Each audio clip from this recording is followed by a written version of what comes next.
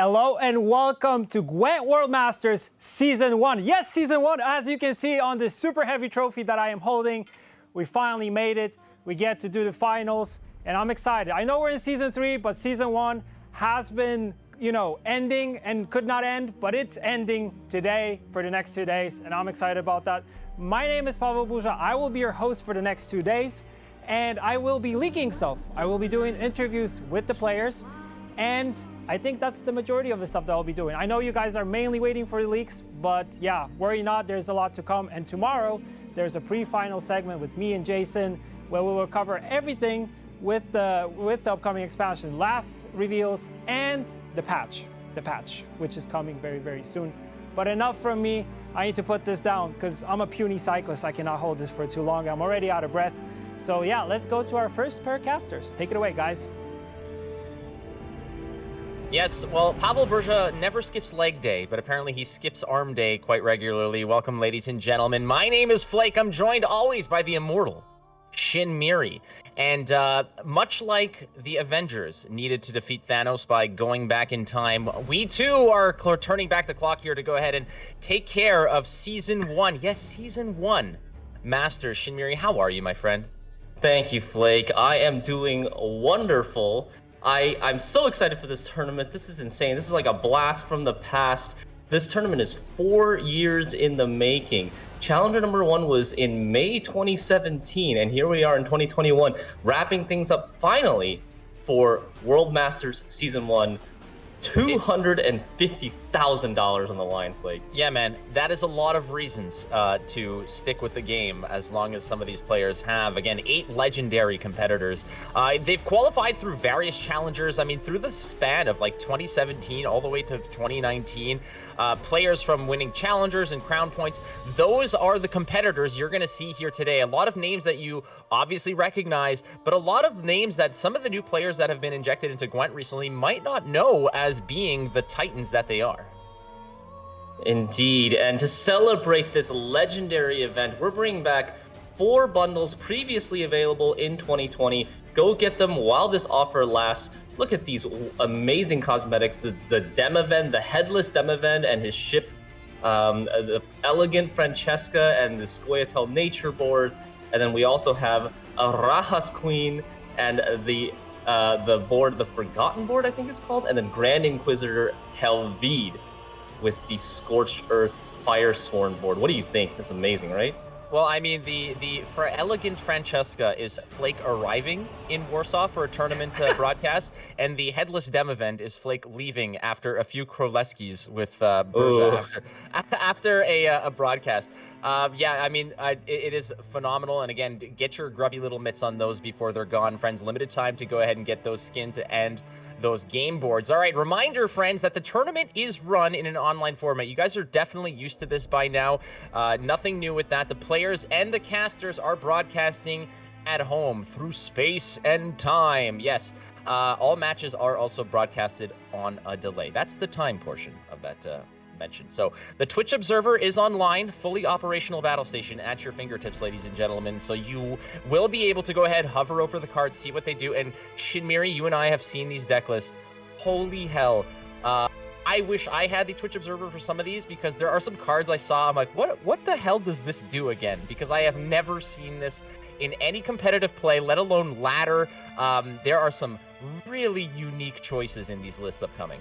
Yeah, I imagine a lot of viewers will be out there squinting at their screens, trying to remember, wait, did they just add this card to the game, or when did this exist? So a lot of exciting stuff coming up for you guys, but we also have some very special rewards for you for watching the tournament this weekend. Let's talk about Twitch drops. For 4 hours of watching, you will get the Beholder player title. And for 8 hours of watching the tournament this weekend, the World Masters Season 1 card back. Look at that beauty. Make sure you guys connect your Twitch accounts to your GOG accounts, and also make sure you claim that Beholder title after watching for 4 hours so that your timer can start incrementing for that second Twitch drop.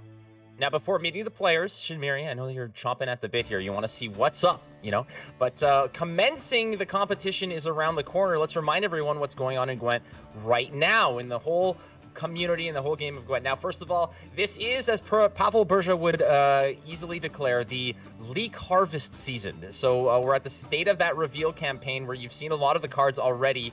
And of course, these cards are for the upcoming expansion, Price of Power. And June 8th, boys and girls, is when it is hitting your screens, and you'll be able to play around in that sandbox. Now, in case you're not up to date about what Price of Power is, well, we got a special video lined up for you just to explain about how this unique style of expansion is available to you, featuring your own Pavel Berja.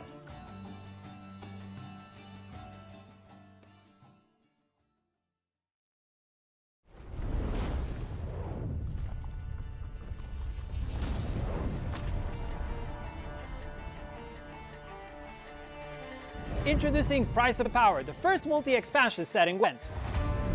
Price of Power set consists of 3 expansions to be released every 2 months. First expansion is called Once Upon a Pyre, which will be released in early June. It will introduce 26 new cards, 4 cards with different rarities per faction, and 2 neutrals.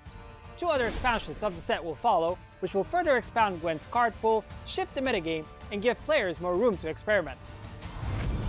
Let's take a closer look at the first expansion. Each faction will be represented by 4 unique cards, 1 of each rarity. It will be possible to get all premium cards from a single faction by purchasing the Once Upon a Pyre faction pack, as well as the avatar depicting a character from this faction's legendary card.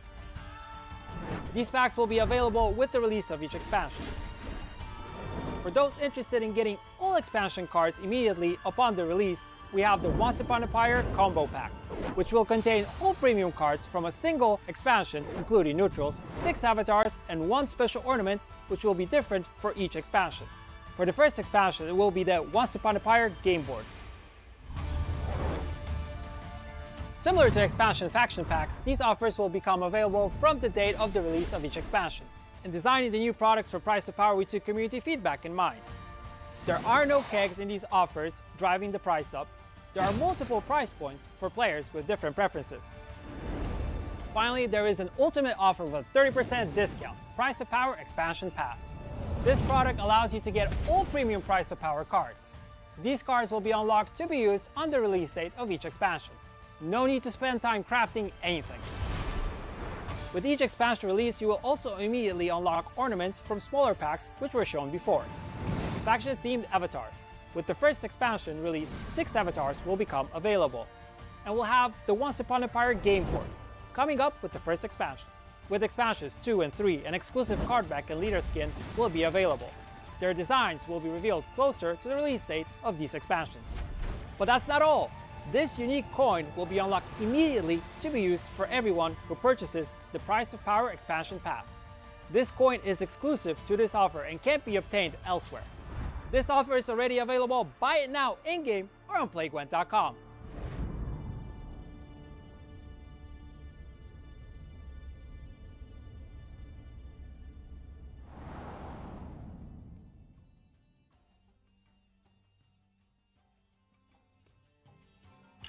Thank you, Berja, for that wonderful explainer. Remember that the Price of Power expansion pass is already on sale and can be purchased now in the shop, and as well as the other 2 products mentioned in the video, the individual faction packs and the combo pack that combines all 6 faction packs, as well as the game board. Those 2 products will be available very soon with the release of Once Upon a Pyre on Tuesday, June 8th.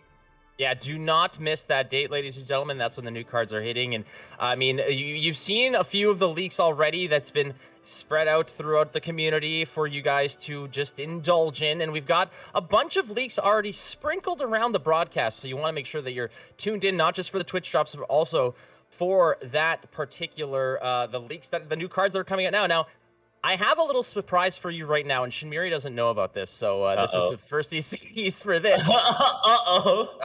Shinmiri, we are celebrating quite a wonderful anniversary today, and I want to just extend to you a happy anniversary to Shinmiri and myself, who actually first worked together about 1,000 days ago at Gwent Challenger 4 in the wonderful Skellige village. Flake and Shinmiri, 1,000 days strong. last week. And but no, in actuality, Shinmiri and his wife are celebrating 10 years of marriage today, ladies and gentlemen. So let's get all the wonderful love in the chat there. Yeah, you thought I was just gonna leave you out and high and dry, buddy, but I got you, man. I got you. And my heart. Thank you guys so much. Thank you, Flake, and thank you to CDPR for the anniversary wishes. Yeah, today is my 10th wedding anniversary with my wife, my love, my sweetheart. So thank you and happy anniversary, babe. I mean, 1,000 days with me is also pretty damn. Just gonna say, all right, let's just, but again, happy anniversary, my friend, and yeah, all the best to you and your wife. But we got 8 players and a prize pool, my friends, and yeah, that's a lot of money up for grabs right there, friends, that can be used to purchase Shinmiri and his wife a wonderful anniversary gift. If we take a look here, Shinmiri, every name here is a headliner. Indeed. We've got 8 legends, old school to new school, starting with Lifecoach, the OG, the winner of Challenger 1, and a person who probably has gotten a lot of players into the game of Gwent, including myself, all the way back in February 2017. And we have Tailbot, a legend in his own right, Tail God, also known as Tobliat, winner of the most recent Gwent Open. And then Magpie, very famous for bringing unique off-meta lists to tournaments. And Kolemoen, just a methodical tournament player, one of the most prolific Gwent players in history. Yeah, on the bottom half of the bracket, we've got Adzikov, and this is somebody who has terrorized the ladder scene and the tournament scene early on in Gwent's competitive seasons, and he'll be playing against Captain Smiley himself, one of the happiest and most jolly people I have ever met. Game King, always with a smile on his face, always up for a laugh. That is the bottom half of the bracket. And then, of course, Damorquis, winner of Challenger 4, where Shinmiri and I met, actually. That is the notable part of that. But no, he won Challenger 4, and he also said that he did not like my Han Solo socks. So him and I have some beef. But he'll be playing against Freddybabes, one of the early tournament mainstays, and somebody who has really, the Gwent acumen on Freddybabe is... he's somebody that a lot of players respect for just how well he plays in the tournament meta, micro meta. Somebody who is also known for bringing some spicy cards.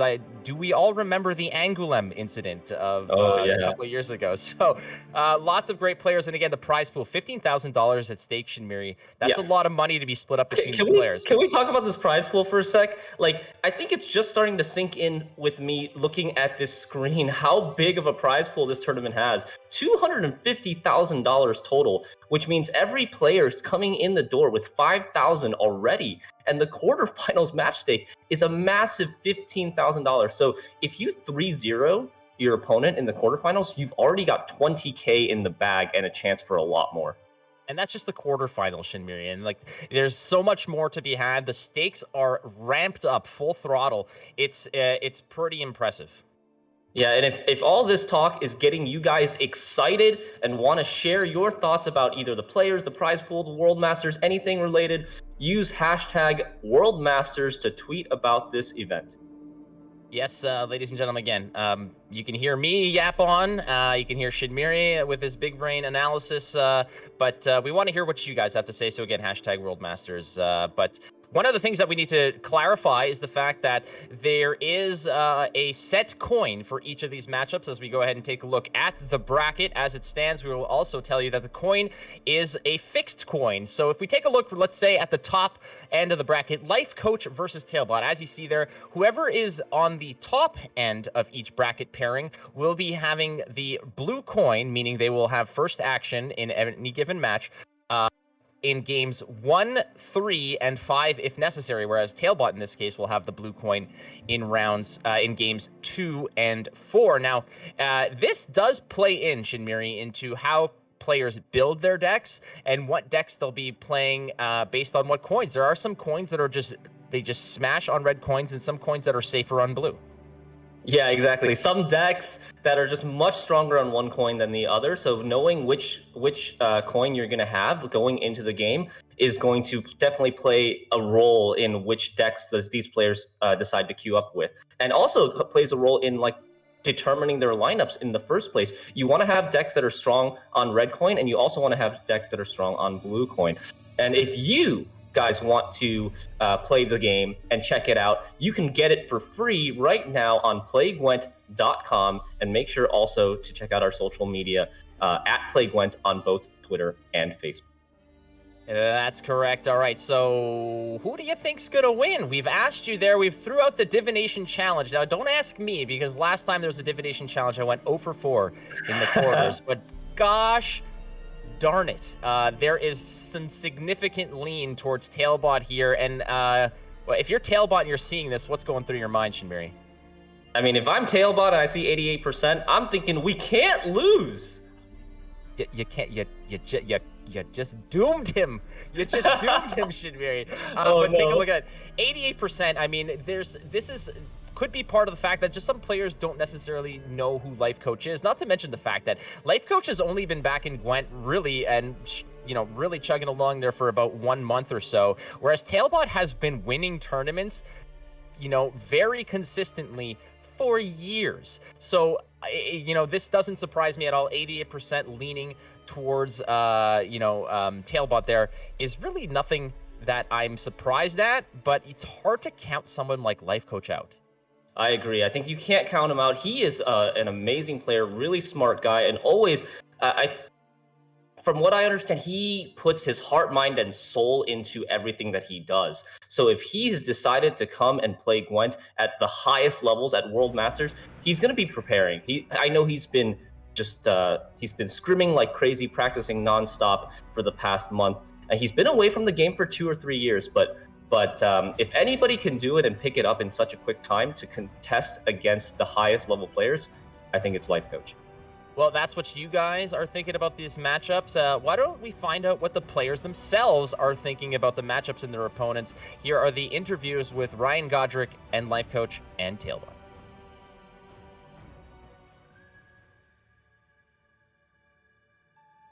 Hello and welcome back, Lifecoach, to yet another Gwent official tournament. It's been a long time coming, but finally it has arrived. Gwent Masters Season 1 final is here, and you are taking part. I think the community couldn't be happier. So first of all, thank you for taking the time for this interview, and in general for taking part in this tournament. Yeah, thank you very much. I'm very happy to be part of that tournament. All right, let's get straight into it so you can go back to practicing as well. My first question is, you have taken I'd say a rather larger break from the game, but you've come back now to take part in this tournament. So what are your impressions and your feelings when playing this new version of Gwent? Yeah, the game became quite more complex with a lot of micro activity on the board or micro interaction. So beforehand, the Gwent I knew, you played a card and then whatever happened because of that card happened, and now you have to do a lot of micro interactions, which is interesting for sure, and also increase the complexity. And I actually quite enjoyed it a lot when I played it the last few weeks. Awesome to hear. Now coming back to the tournament, specifically you're going to be facing off against the winner of the last Open and also a very known figure in the Gwent community, Tailbot. So I would love to get your thoughts on the matchup versus him. Well, I mean, it's not a secret that I will be a huge underdog anyways, since I have just played this new Gwent for around 3 weeks now. And I mean, what can I say, right? I mean, Tailbot is an extremely strong opponent, and so would have been the other 7. So I'm not hit by a surprise or something. I mean, I honestly don't expect much from this matchup, and if I win a game, I'm happy enough. Yeah, that would be great. All right, one final question. You've also taken part in different games. You've been very successful in all kinds of genres. So my question would be, do you have any advice for players that want to participate at the highest level of competition? Well, usually that's dedication coupled with a lot of work. It's a lot of hard work, and whoever wants to compete at the highest level in esports in any area has to have both talent and the willingness to put in a lot of hours, a lot of hard work. And those who do, and where this combination hits, they also usually can be very successful. Awesome. Thanks so much for taking the time, and then good luck in your upcoming games. Absolutely. Thank you very much.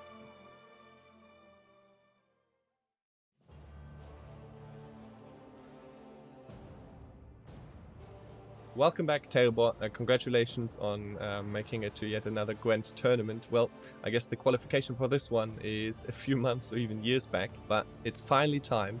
It is Gwent Masters Season 1 finale time, and you're coming in hot from a Gwent Open win for the last Gwent Open in Season 3, obviously playing as your alter ego, but now it is time for the main guy to come back on stage. So I'm excited to have you. First of all, thank you so much for taking the time for this interview. And my first question is, I just want to get a feeling on how you approach this tournament. What do you feel like when you now are finally able to play this tournament that you have been waiting on for so long? And also, what are your thoughts on making it maybe all the way and your chances to win it all? Let's start from the beginning. I just want to say that I think I have a decent chance to win this tournament. I'm feeling pretty confident. And when it comes to how I feel, when it comes to emotions, I don't think I'm gonna feel much different. I don't think I'm gonna be more stressed than usual. I don't think I'm gonna focus more than usual. And also. Winning this tournament would mean a lot to me, because this is basically my grand goal at this moment. At first I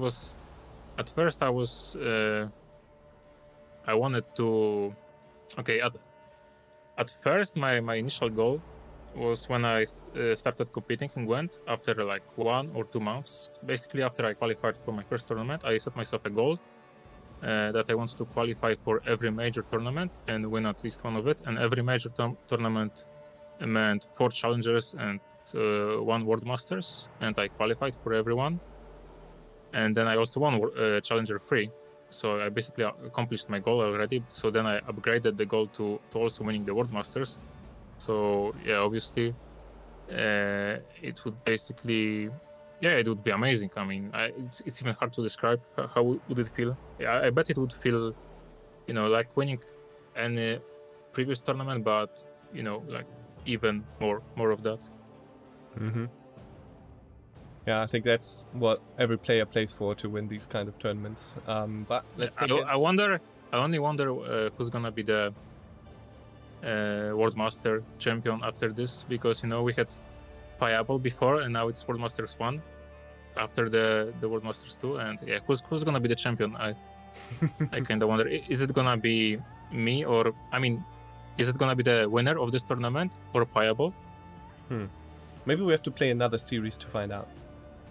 Yeah, maybe we should make a World Masters 2.5 to determine the champion after this. Exactly, like a World Masters, for example. All right, enough of this brainstorming session. Question number 2, let's take it step by step. Your first opponent is Lifecoach, who's also quite the legend in the Gwent community. He's been here right at the start of the competitive circle, but he only recently came back to the game, and maybe some people expect him to be a little bit more rusty than the competition. But I think he's always good for a surprise, but I would love to know your thoughts on the matchup. As you said, Lifecoach is definitely a legend. I have nothing but respect to him. I think he's very smart. He's very funny as well. I love his streams. He used to be my favorite streamer back in the day. But yeah, he also he didn't play the game for I don't know how long it was, 2 years, more than that. So yeah, he's rusty, and yeah, he had only 1 month to prepare. So I think it's not a surprise that he's an underdog in this matchup, and I'm the overdog, if you can call it like that. I think we can. Yeah, thank you so much. One last question. I think this ties back into the first question a little bit, because I think we covered it just a small part. But what is your favorite part about competing in Gwent, or maybe in general in life when you have a target and a goal, and what drives you to that point? Yeah, that's a simple one, and the answer is the same for both Gwent and real life. It's a feeling of improvement for me. Like, I think there is nothing better than, you know, the feeling of getting better at something, and that's basically what drives me to do things, to, you know, continue grinding. And yeah, if not for this feeling, I probably wouldn't compete in Gwent. Wow, thank you so much. This was a wonderful interview. Thank you for taking the time, and obviously good luck in the rest of your preparation. Thank you. Well, I mean, these interviews were very telling in terms of each player's. I mean, Tailbot's got rock solid confidence. We've seen that rock solid hair and rock solid confidence to boot as well. And it's no doubt that he would go into this, you know, assessing the situation, despite the fact that he's got immense respect for someone like Lifecoach. He has basically dubbed himself my new favorite term, an overdog. Yeah, the overdog. And yeah, I can't wait to get into the first match between these two players. First of all, we're going to take a look at the decks, right?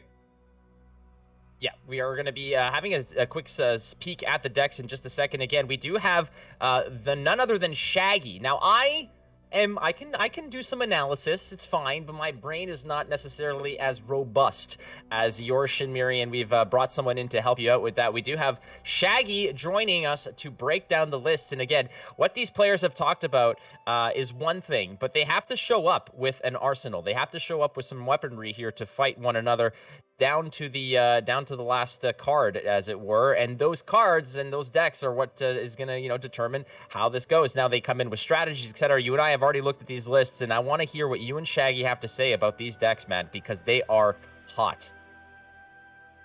All right, let's go take a look at the deck list. First up is Lifecoach Shaggy. Hello, welcome to the analyst desk for the first time. How are you doing, Shaggy?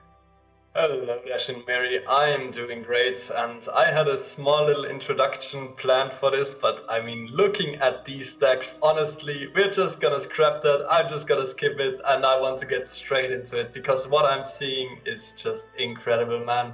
Look at this lineup. Let's start off with the first deck right away. Pirates Cove has been terrorizing the ladder in recent history. This season, really one of the strongest meta decks, and Lifecoach has chosen it for his very first deck. But I see a very spicy card already at the very top of this list. Like you said, it looks, at first glance, it looks like a pretty meta list, but it has a Tin Boy in it at the high end, a 12 provision win condition. Tin Boy is a row punish card that can damage all units on a row by 2, or if you tribute him for 8 coins, damage all units on the enemy side of the board by 2. So how do you think Lifecoach is going to be utilizing this card? Why is he putting this in his deck? Well, it's a card that we haven't seen in competitive play in quite a while, but Tin Boy is very telling that Lifecoach might be going for a targeting strategy where he tries to target all kinds of swarm decks, like elves, like Arachas Swarm, that just try to fill the boards, where Tin Boy can really reach an insane point potential and really push that matchup over the edge. Syndicate already a very, very solid deck, but with that tech, if Tailbot has any swarm decks in his lineup, he's gotta be scared of that Tin Boy.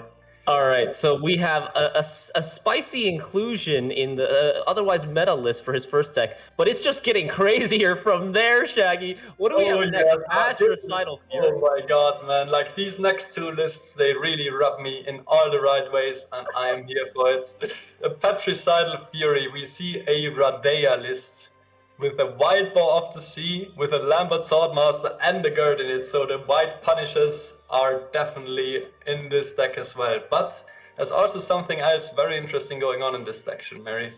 Yeah, there's an Ice Torshek in a deck that's not Blaze of Glory. I think we're all used to seeing Ice Torshek in a Blaze of Glory leader combination because the leader can activate him on the same turn.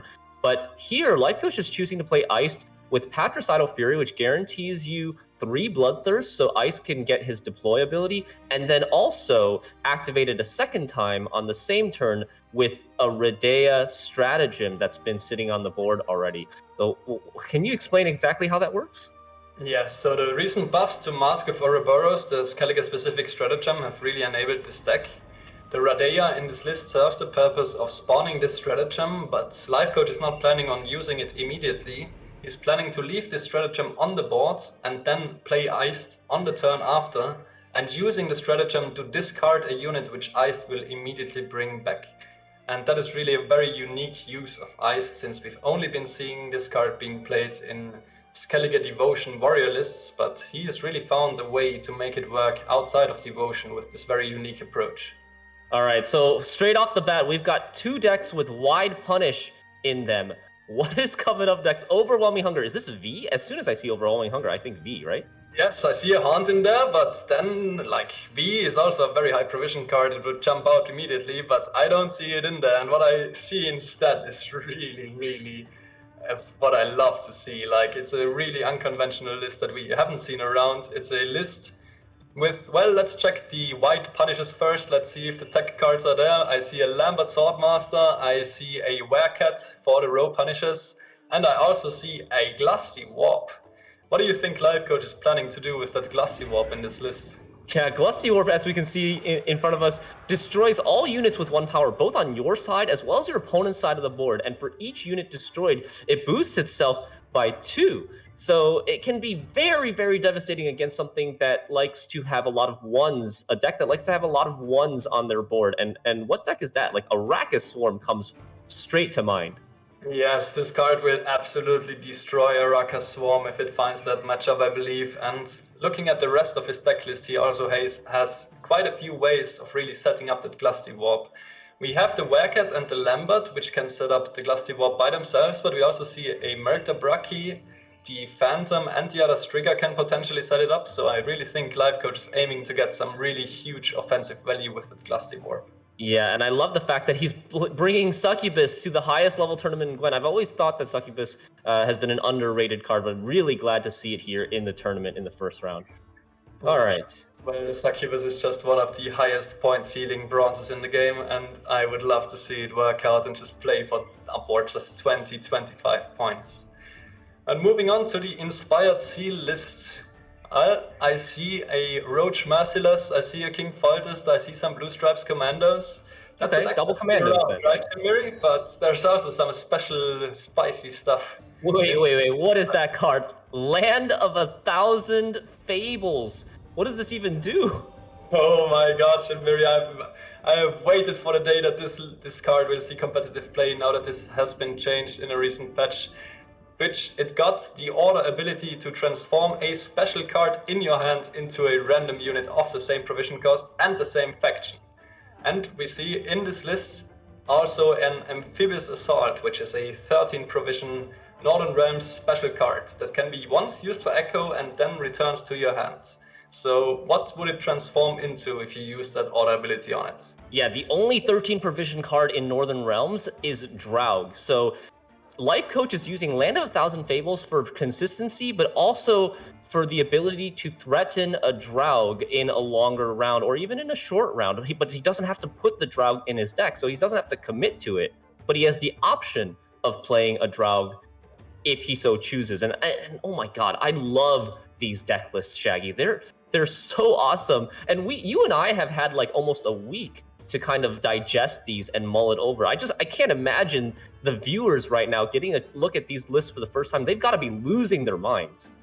Man, I've been losing my mind over these lists for ever since I first saw them, and I still cannot believe my eyes.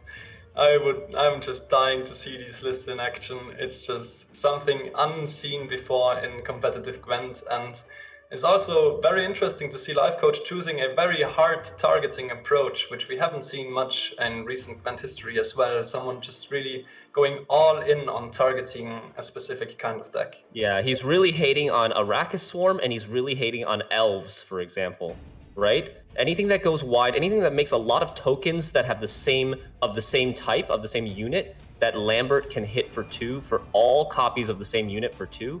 So let's take a look at Tailbot's list and see if Lifecoach is able to hit his target. Oh no, Shiveri, I just read the deck names, but I see Arachas Swarm popping up immediately. Oh my god, is Lifecoach really hitting this target right away in the quarterfinals?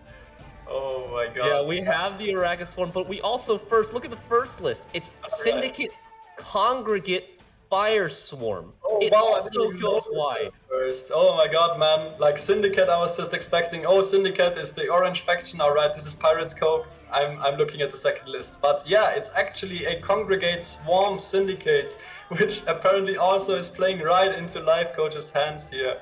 This is crazy. What do you think made Tailbot choose this Congregate deck over the standard Pirates Cove list? I mean, my guess is that he thinks that everybody expects every other player to bring Pirates Cove, which is typically a deck that doesn't have that much control or plays a certain type of way, and he maybe wanted to avoid some sort of targeting strategies on that and decided to go with Congregate. Congregate is no slouch of a deck. It has a ton of points, and I think it's underrated right now.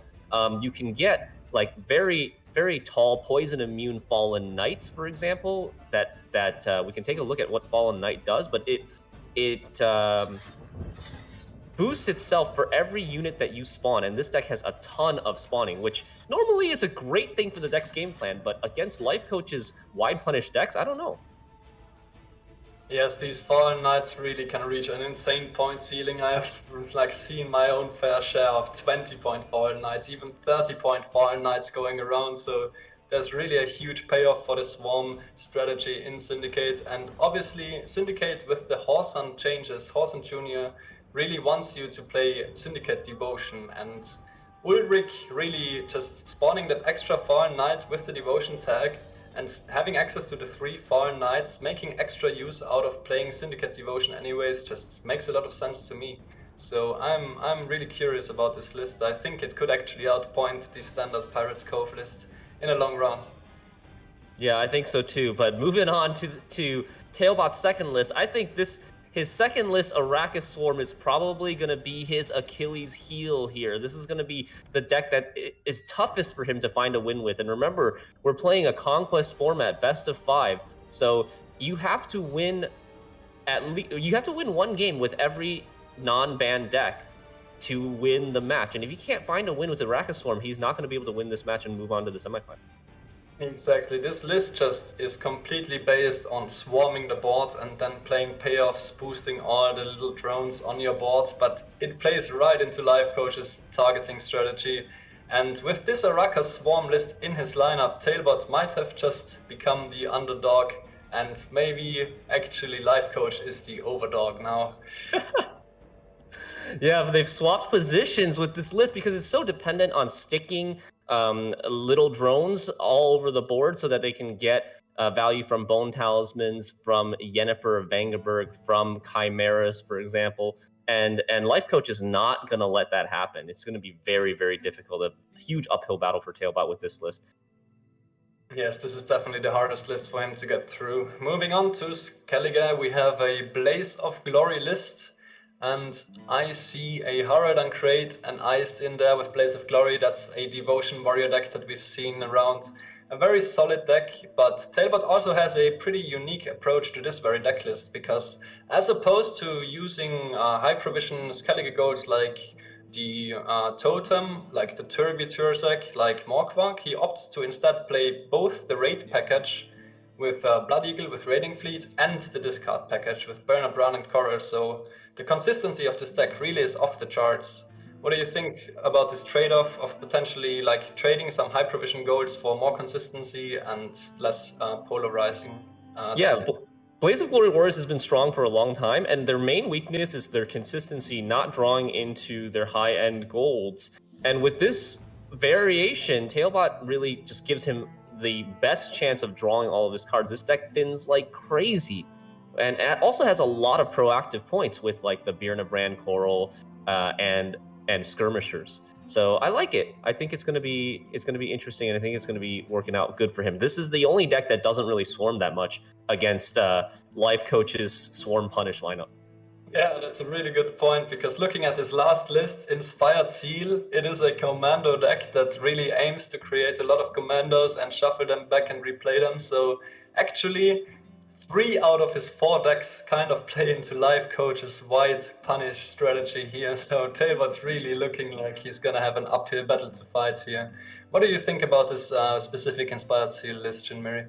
Yeah, I think it's a little bit unique. We don't see that many Inspired Zeal lists running the Defender Donamir. Donamir here is for King Foltest because it's just such an important engine that gets you 5 points a turn with Devotion, as well as carryover in the form of Commandos for the next round. And he also Tailbot's also playing Erland here, which is, I would say, unusual at the moment for Inspired Zeal Commando lists. We can take a look at Erland. He is a card that can be used as carryover if played in round 1 or round 2, but he can also be used to play for immune value if you play him late in a round with Adrenaline 3. Yeah, exactly. I really like this card choice for the Commando deck. Erland just a really flexible card that can either play for a lot of points in the same round, or can be used, as you said, as carryover. And every Blue Stripe Commando in round 3 coming out at 5 strength instead of 4, already boosted for cards like Scytheman, is really potentially an insane extra amount of carryover that some decks just cannot deal with in a shorter round. Yeah, normally Erland, you don't want to see him in round 3 or round 2 even, because there's not that many units in your deck. But in this specific double commando deck, you can Pavetta all your commandos back into the deck before you play the Erland. So you even in round 3, you'll have like maybe 10 to 15 units to boost with that Erland. Exactly, and the last little interesting point about this list is that it seems to be a blue coin focused list with using the Cursed Scroll as your consistency tool and not really running any other tutors, instead opting for the devotion payoffs in form of Carrack Marine, a really strong bronze, and King Foltest with the extra devotion tag, obviously also creating some extra points. So I really like this approach to the commandos as well. It's a different approach than Lifecoach had for sure. All right, Shaggy, final thoughts on these two lineups. Oh, well, man, I think Tailbot, obviously way more experienced. He had a lot more time to prepare and get comfortable in this meta than Lifecoach did. But with these lineups, I really think Tailbot is gonna struggle very hard. I think the Inspired Zeal and the Congregate are a little bit more resistant to the White Punish lineup, but the Arachas Swarm is really gonna make or break this series for Tailbot. This list is gonna decide whether he's going through to the semifinals or whether he's getting eliminated in this round. If Arachas Swarm doesn't go through, this tournament might be over for Tailbot in the quarterfinals, which would be a huge upset. Yeah, I totally agree. Thank you so much, Shaggy, for sharing your insight with us. You and I will be back at the end of each best of 5 match to talk about the most interesting and crucial moments in each matchup. So I'll be seeing you on the analyst desk a little bit later. I'll see you then, and let's send it back to the casters and get into the match. I cannot wait. I am just super excited. All right, there we have it. Flake, did you see those deck lists? What do you think, man? Oh, I mean, we've had some time to digest those over the week, like you mentioned, but just seeing you guys break it down is, I mean, it's a thing to behold. Now, again, I do appreciate you and Shaggy and what you guys do on the analyst decks, and I wanted to contribute. So, 1,000 Fables, Land of 1,000 Fables. I did my own analysis. So, that is about 2.739726027 Fables per day in any given calendar year. So, that's some Flake analysis for you. Just make sure that you got it. Some NA math. I love it. Definitely some NA math, but like you said, I mean, those interviews that we saw earlier with all the confidence on Tailbot's side there, that was before the deck lists were released to them. So I think now, I mean, given the fact that, Lifecoach might have been going through this, getting into this tournament as the underdog, it is clear he might be the updog now.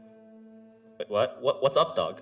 Nothing. What's up with you? Oh, got him. Got him. All right. So we've seen the deck list. And again, things can change dramatically on the battlefield itself. And each player does have access to one ban of their opponent's side. And we'll see what those bans are right now as we take a look at each player. Again, reminding you what each faction and what leader ability each player, Lifecoach and Tailbot respectively. And as we saw, Lifecoach has a variety of lists and strategies tailored to just dominate Tailbot's lineup. Let's see what the bans are.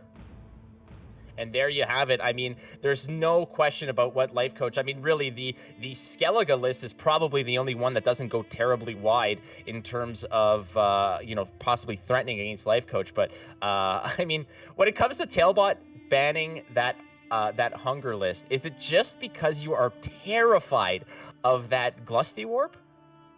Yeah, I mean, I think basically Tailbot recognizes that this is an Arachas Swarm targeting lineup that that Lifecoach has brought, and he knows that he needs his best chance to find a win with the Arachas Swarm. And the hardest matchup, in my opinion, is probably that Glusty Warp list. With Glusty Warp, Lambert, and Werecat, there's very, very little chance that his Arachas Swarm list will make it through. So that's a good ban from Tailbot, and we'll get to see some Syndicate play from both players here. I mean, I'm looking forward to that. I think a lot of people thought that Syndicate would just eat all the bans in this tournament, and straight off the bat, first quarterfinal, we've got 2 Syndicate lineups against each other. I mean, this is a great exhibit as to how a tournament meta differs from a ladder meta. And we see different cards, different strategies. You're targeting a particular archetype or a particular strategy. Go wide, go tall, control, etc. And in this case, it looks like Lifecoach's strategy of targeting going wide decks has really paid off. He's playing against probably, arguably, the best player in the game. However, that prognostication, just that sitting down and studying and getting a list that is so, like you said, coherent, and just targeting it. He hits the nail right on the head in this case, and it's going to be really difficult for Tailbot to just navigate his way through. But honestly, if anybody can do it, it's Tailbot. Yeah, indeed. Like, let's see if Tailbot's experience and expertise with Gwent, the tournament games over all these years, can help him pull him through this massive underdog status. I mean, I think with 88% of the divination results favoring Tailbot, I think a lot of people might be shaking in their booties right now, Flake. Well, that's it. Once you see the lineups and the deck lists, etc., I mean, this could be the initial bracket buster right out of the gate. And it's hard to count Lifecoach out from the get-go. And now, just the fact that I'm sure that when Lifecoach saw what Tailbot's bringing to the party, it's just, all right.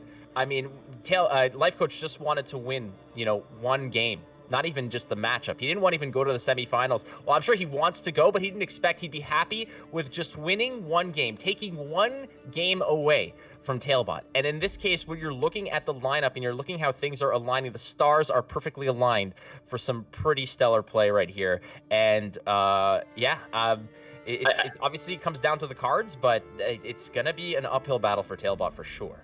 I think Lifecoach has to be ecstatic to see his first opponent's lineup, because not only did he find the specific deck that he was targeting within Arachas Swarm, but even collateral damage onto the Syndicate Firesworn list, as well as the Inspired Zeal Commando list. Yeah, a little bit of that splash damage, that AoE for that targeting. I mean, when you're going in looking to just shut down one deck, being able to find that peripheral, that value is spectacular. And again, the confidence just might be shifted here. But again, like if you're counting Tailbot out in any way, shape, or form, we've seen him pull rabbits out of his hat before. And not that he wears hats because it ruins his hair, but he's got a hat somewhere, exactly. And there's a rabbit in it, and it's well fed and it's taken care of. So don't get angry at me.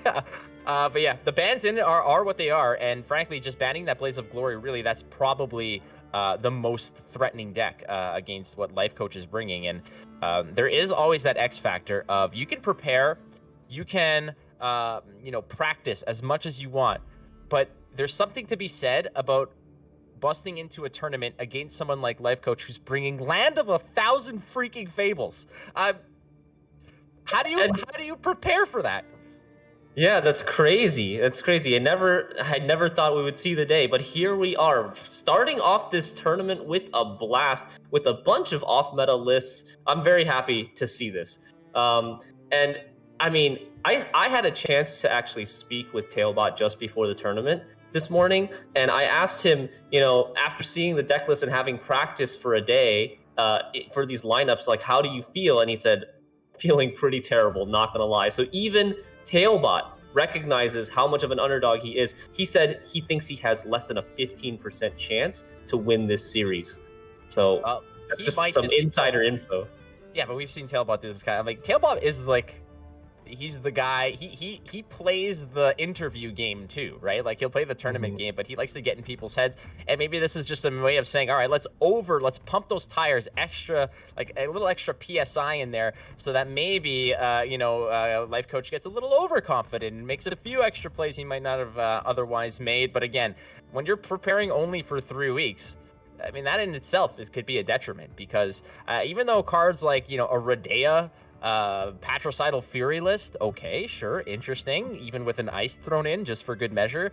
You know, it's tough to practice against cards that, you know, it's like coming in and seeing your opponent's first play is like a wolf pack, and you're like, all right, okay.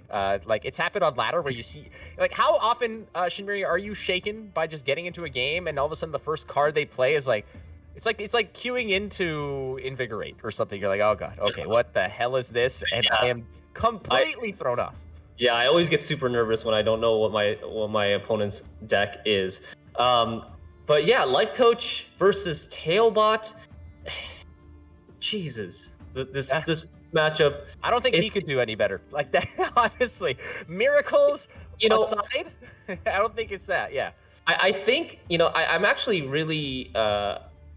I think I kind of expect Lifecoach to come in with this sort of hard target lineup because he's been away from the game for so long, and he knows that his skills and his experience maybe are not up to par to somebody like Tailbot. He wants to give himself the most advantage possible in the deck builder and have a chance at just being very favored in the lineup, so that even if he, you know, doesn't find the most optimal line, he's still able to find that victory. Yeah, it's basically my baseball strategy. You just go up to the plate, you close your eyes, and you swing like hell. And if you connect, well, it's going to pay off. And in this case, it looks like it's going to pay off. Now, the players are just getting ready. They're doing their final stretches and preps. They're getting plugged into the matrix, ladies and gentlemen. So it's going to be just a couple more minutes before we get the games underway. We promise you. Trust me, we no, you're not here to listen to us talk. You want to see the games played with the best players in the world, and they are getting ready. They want to make sure that they're in the right mental state to get into these games. And if you're Tailbot, I'm sure, staring down this list, this arsenal that Lifecoach has brought in, I mean, it is just hand grenades of like left, right, center against Tailbot's lists, man. And, you know, like that overwhelming hunger list, like you mentioned, is it V or Vi? I don't know. Someone correct me. But you know, you see, I say V, but I've heard Vi, I've heard Vey. It's all up in the air. We'll just I don't know. Well, it's Raphael. We'll just call him Raphael. So overwhelming hunger. Okay, like you see that and you instantly think, all right, maybe it's the V list. And then you look, all right, maybe it's just more of a traditional, you know, OG OH list, you know, an OG overwhelming hunger list that we have seen dominate metas a long time ago with cards like, you know, Maruna. You've got the Dettlaff Fire Vampire. You're getting a lot of that was more of just a lot of tempo, a lot of points value spread over a lot of units that are hard to really deal with because of the Death Wish value. But no, this is none of that. And cards like Werecat, I loved Werecat when it was printed. I played a lot of it. Murktebrak is another one that we rarely see, and just tossing in a Knickers for fun, extra thinning, you know, a nice little surprise here and there. You know, the resurgence and the change of Foglet now, you know, spawning Fog. There's a lot of wild cards in here, and you know, the strategy here is like it's not necessarily super clear cut, because you can look at Haunt with some of the Death Wish units to get you going with the Succubus, but there are also so many secondary ways that this deck can punish you that you might not be able to dodge, you know, like Werecat and cards like Murktebrak lining up just a massive Glusty Warp can pump the brakes even on a non-swarm list. Yeah, for all those reasons that you said, I love this. I love this deck for so many different reasons. And I really wanted to see it in action, but unfortunately, Tailbot has banned this list. So maybe what we can do is we can dive in a little bit deeper and try to get into the mindset of these two players. Lifecoach has Pirates Cove, Patricidal Fury, and Inspired Zeal, and he is on Blue Coin. So the first game, he's going to be bringing one of these decks on Blue Coin. Meanwhile, Tailbot has Arachas Swarm, Congregate Firesworn, and Inspired Zeal, and he will be on Red Coin. So maybe we can try to predict what these players will try to bring to game number one. Any thoughts on that? Well, Tailbot on red coin, right? Going into game number 1, you're going to have to play Arachas Swarm. This might be your best option right out of the gate to just get this through. You have red coin advantage, so maybe you just got to pump this one through as soon as possible and take the L if that's not the case. I think that might be, knowing full well, like you mentioned, Conquest rules state that you're going to be left with 3 decks and you got to win with each of them. So it's not like you can just save Arachas Swarm for later because it's your best deck. It's your weakest deck. It's got to win. So why not give it the best opportunity to do so, which might be on red coin. You might get a favorable pass, win on even, and then bleed out some good cards. It's going to depend. Sometimes when you are in a dire situation, when the matchup is just not in your favor, Shinmiri, the best option is just to try to 2-0 on red coin, given the fact that you're giving your opponent less options, or less opportunity rather, to go ahead and dig through their deck for a lot of those answers. If Tailbot gets a little lucky here and he tries to 2-0, for instance, maybe Lifecoach just misses some of those key cards, and if Tailbot can squeak through with this on that, I mean, that is a huge undertaking. Yeah, I totally agree with your analysis, by the way. I think it is official, ladies and gentlemen. It is published here on CDPR's channel. Bam. Just Flake has great analysis. Hell yeah. Look at those so math. many fables. So many fables. But yeah, I think Tailbot is in a desperate position here. He probably believes, as I do, that the Arachas Swarm is going to be his most difficult deck to find a win with. So he's going to, I think, give it 3 tries on red coin. On red coin, he can maybe try to swarm out in round 1, threaten to win on even, and force Lifecoach to play one of his many wide punish answers to not lose round 1 on even. And then perhaps with a little bit of luck, Lifecoach doesn't draw his other answers, and then Tailbot is able to win that match that game going from there. And yeah, you want to give yourself the most chances. If you're aiming to win the series, you want to give yourself the most chances to win with your weakest deck. Right, and the other thing there is the fact that Congregate does have the Fallen Knights, right, and those can go really tall. So you're going to be able to house a lot of your point value within those, and they're protected with Veil. I'm trying to see here, in terms of tall punish.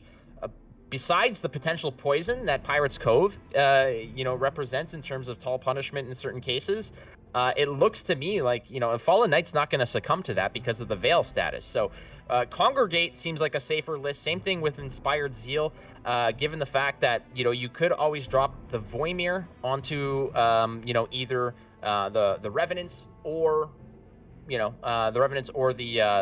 Commandos, whichever are out there, and that'll protect against a one-row swipe with a Werecat, let's say. So there are options there. Again, like we said, giving the Arachas list as much opportunity in the most favorable circumstances is the best way. And I'm getting it directly from Space and Time here that there are some slight technical difficulties because apparently the prize money has been basically it's gold bars, and they fell and they hit the server. Okay, this is pure facts. Gold bars do weigh a lot, so those gold bars currently are being sort of sorted out as the server and the hamster, which is going through the concussion protocol right now because one of the gold bars hit the hamster, which is on the wheel turning to get the servers going. So we're just giving it some water, giving it some space. We've got a backup hamster, so we're just getting it out of the trailer right now. And this is Hollywood, ladies and gentlemen. It happens. Just saying. Yeah. And thanks for your patience, for sticking with us. But we've got a lot more Gwent to talk about in the meantime.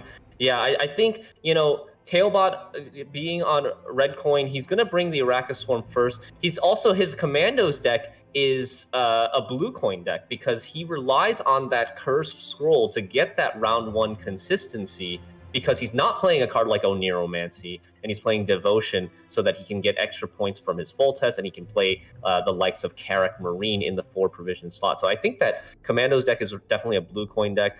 The Congregate deck, on the other hand, I think maybe is a little bit more flexible.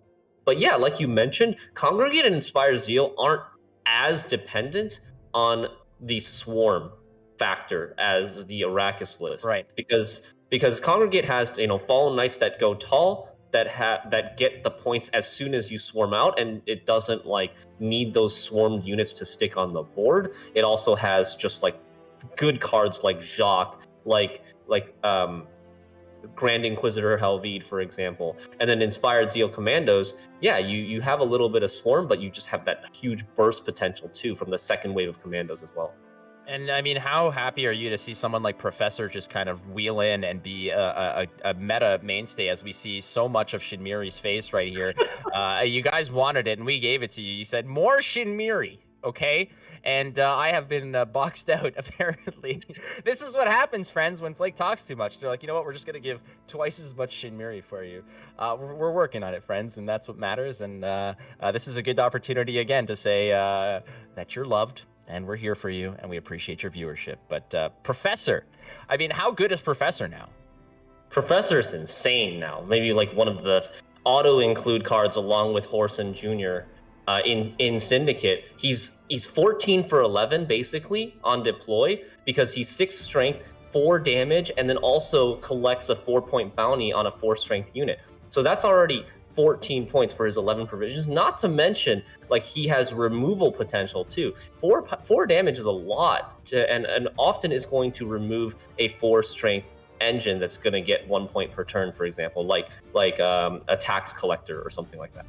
Right, and you could pair that up again with you drop it in, maybe you set up some damage with the Horson, and then you bring something down, finish it off with Professor. That can really fill the bank, get a lot of things rocking and rolling in that way. There's no boat in this list because I don't think you're really looking to hoard coins necessarily for the most part, but for the otherwise, I mean, Congregate was probably one of my most hated decks to face because it could go tall, it can go wide, it can just smash you with points, and just the addition and the or rather the buffs to the cards like Horson Jr. and Professor makes it so much better in terms of control options as well, because this used to be a situation, Shinmiri, where Congregate would just have to sort of go wide, outpoint you, and if your opponent was playing a similar strategy, it was just a matter of who can get the better value out of what they've got.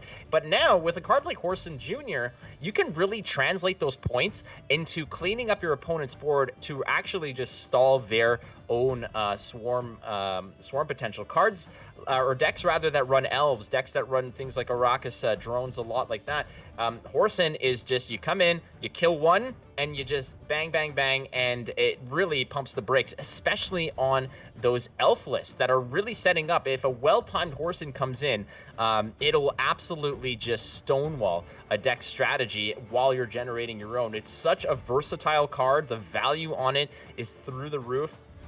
Buy on Horson Jr., especially with the wonderful buffs it got. So, I mean, what else is there to say? I agree, and I think Congregate Firesworn list is also a deck that originally was seen as just a long round list. Like, you want to spend a long round to build up your bodies to swarm the board and then get payoffs. But over the months, over the patches, it's kind of evolved into a list that actually can do quite well in a short round as well. You can push round 2 with your first copy of DSE Ray, and then have a shorter round 3 with the echoed copy of DSE Ray, as well as like a Sacred Flame, a Jacques, and a Helvide to quickly swarm your board, and not to mention the 3 leader charges that also gets you 3 tokens. I'm just taking a look to see if there's like any squirrels rolling around to just sort of eat that. Yeah, there's one in the Inspired Zeal list that Lifecoach is running, so that's obviously likely the best target there against that. And so friends, if you're playing the Gwent Bingo that was published by Ellis, you probably have stamped about 3 or 4 different squares purely by this past 10 minutes exchange that we've had. But if not, one of the squares is casters will have to stall. So yes, we're having stalling. This is clear-cut, grade A, free range, no BS content. Okay, intentional additional bonus content from Flake and Shinmiri. Oh, 100%, and that's what you want. I also, it's given the fact that it's World Masters Season 1, I wanted to bust out one of my favorite ties. You've never seen this tie on any other broadcast, but check it out. There it is, the Dark Lord himself. He is there as this is one of my favorite ties, and I figured, you know what? might as well bust it out. And the real reason I never wore it was because I am god awful at tying ties, and this took me about, it was like 1 a.m, and I was watching 14 different YouTube videos trying to tie this thing. But yeah. Nice. Okay, so I think we talked a little bit more detail about Tailbot's list. Well, I think we could have a few more words to say about Lifecoach's lists if we can bring them back up here on the screen, because I think Lifecoach has extremely interesting lists that none of the viewers have seen before, because just nobody plays these decks on ladder. So No. He's going to have Pirates Cove with Timboy. Okay, that's kind of standard, and I think that is a big reason why Tailbot didn't ban this Pirates Cove list, because it's probably the deck that has the least wide punish. It's got the Tin Boy, right? But that's just one card. And then against like an Arachas Swarm list, he's also got the Ewald Borsodi. While normally you don't think about Ewald Borsodi as a wide punish, in that particular matchup, if Tailbot is trying to stick additional 1-point drones on his board, you can play Ewald Borsodi and then give the bleeding to all the ones to force Tailbot to buff and use his like his swarm payoff, like a Bone Talisman, like a Yen, earlier than he wants to, in order to save those drones from dying to the bleed. Well, that's precisely it, because when you're bleeding them all and they're only 1 health, it really, it basically paints you into a corner, like you said, to buff them, to protect them. So it locks out a lot of cards that you otherwise might have played, such as an Arachas Nest or something else, you know, or more board developing cards rather than buff cards. So it is definitely a target or a very good pressure element against a swarm list. Now, it's not like you're dealing 1 damage, so you're just cleaning up. This isn't the nightmare that Arachas drone players or Arachas Swarm players used to have to face against something like Line Pockets, when the drill would come out and absolutely just crush your hopes and dreams. No, this is a whole different story. This is going to be a little bit more greasy to get through, but it's still pressure. And I mean, it's just added hate for a list that is already just public enemy #1 when it comes to Lifecoach's strategy. Yeah, and I'm getting word right now from production that due to the technical difficulties, we will have to return shortly. We'll be putting you guys on a quick waiting screen, and our stream will be back right after this.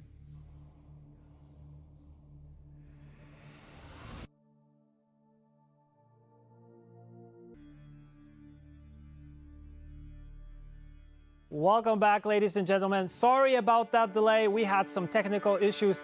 Funny story, actually. Our team today decided to change the main power switch, and everything would be fine if it wasn't the main power switch, which main already with the name makes it problematic. But we're good. Everything seems to be working, and the players are here, the casters are here. So I will throw it back to Shinmiri and Flake. Guys, take it away.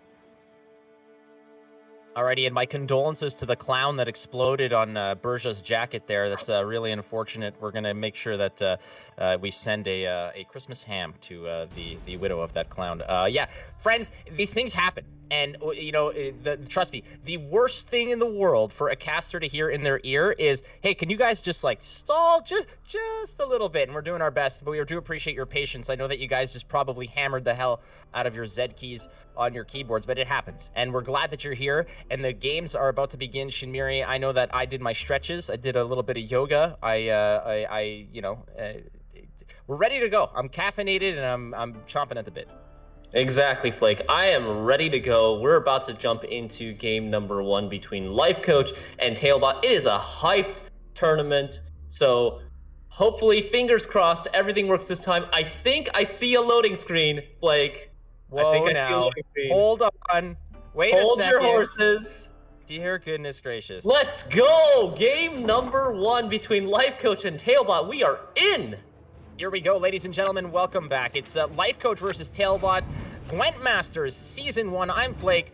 That's Shinmiri. We have grown beards since we began this broadcast, but dear goodness, have we grown also wiser as we looked at the decks and broke them down even further, and our premonitions were correct. Tailbot is going to be taking that Arachas list on red coin. Again, the best opportunity to push the weakest deck through. That's probably what you got to capitalize in a Conquest format. Yeah, I totally agree with you here. And on red coin here, Tailbot's got a decision to make. Does he try to commit some stuff, maybe even threaten to win on even with some tempo, or does he just try to save his swarm for later? Yeah, he's going to have to also find ways to create that swarm, as right now, Spontaneous Evolution in hand is one option. Excuse me. You also have the Arachas Behemoth as well to go ahead and spawn and boost some more of those drones. And you always have the leader charges, but those I feel are just exceptionally valuable for the most part. You don't want to just free deal those whenever they come through, as we do see the Fish Flapper. I like it. Yeah, there's the Fish Flapper. There's Knickers coming out of the deck on turn 1. Good boy. And I love the look of concentration on Lifecoach's face. I wonder how long it's going to be before he starts getting his famous tunnel vision pose going here. That full concentration mode for sure. Again, the money's on the line here. There's no tomorrow if you lose this set these matches here. So Tailbot again evaluating what's the deal, how do we get through this. And it's worth noting is I believe that's Gerd in hand. There is some punish as well. And again, Gerd, with the Adrenaline 3 is gonna sort of limit the value from that card, but you're probably going to be playing that well in advance of that particular event. Right. In this matchup, Lifecoach definitely wants to play Gerd before the negative Adrenaline 3 activates, which means he'll need to play Gerd with 5 or more cards in hand. So that's the key here. You'll see that Gerd is highlighted in red here. That's the UI. It's a way of telling the player, hey, you've got the positive, you've got a good time to play this Adrenaline card right now. It's got its positive effect. If you wait too long, it will no longer be highlighted in red, and you won't get the full row damage. You'll only get the 1 damage on the Siren that Gerd spawns. The Dorgari is going to come in and go ahead and lock up the value from there, which leaves Coral on the board. Now, there is an answer for Coral. Obviously, you do have the Parasite. So if people are wondering, well, why would you waste the lock on that when you can go ahead and lock the Coral? Well, there's your reason, and there's your answer. Tailbot had both answers in hand that he can freewheel. Not to mention, playing the Parasite also drops a drone on the board. But Lifecoach is going to get as much value out of that card as he can, probably knowing that is a card he wants to, or he's likely going to have addressed ASAP. Yeah, and we also see the Lambert in Lifecoach's hand. This is a big threat for Tailbot, being able to do 2 damage to all copies of the same unit. In this case, it's going to be a Arachas drone, the one that we see just spawn on the board. Tailbot has a ton of cards. Every single organic card spawns one of these. His leaders spawn 5 of these, and then he's got cards like Arachas Nest, Spontaneous Evolution, and Location, Doldu Lock, that also spawns multiple drones. So these are the big control tools for Lifecoach. It's Lambert, Swordmaster, Gerd, as well as Wildboar the Sea, which is currently in Lifecoach's deck. These 3 cards combined gives him a huge upper hand in the long round 3 because of all the wide punish that he has. He can actually, I think in this matchup, Lifecoach can actually allow Tailbot to just fill his entire board and then just punish with 2 damage to pretty much everything on the Lambert, 1 damage to pretty much everything on the Wildboar the Sea, and then 1 damage to an entire row with Gerd.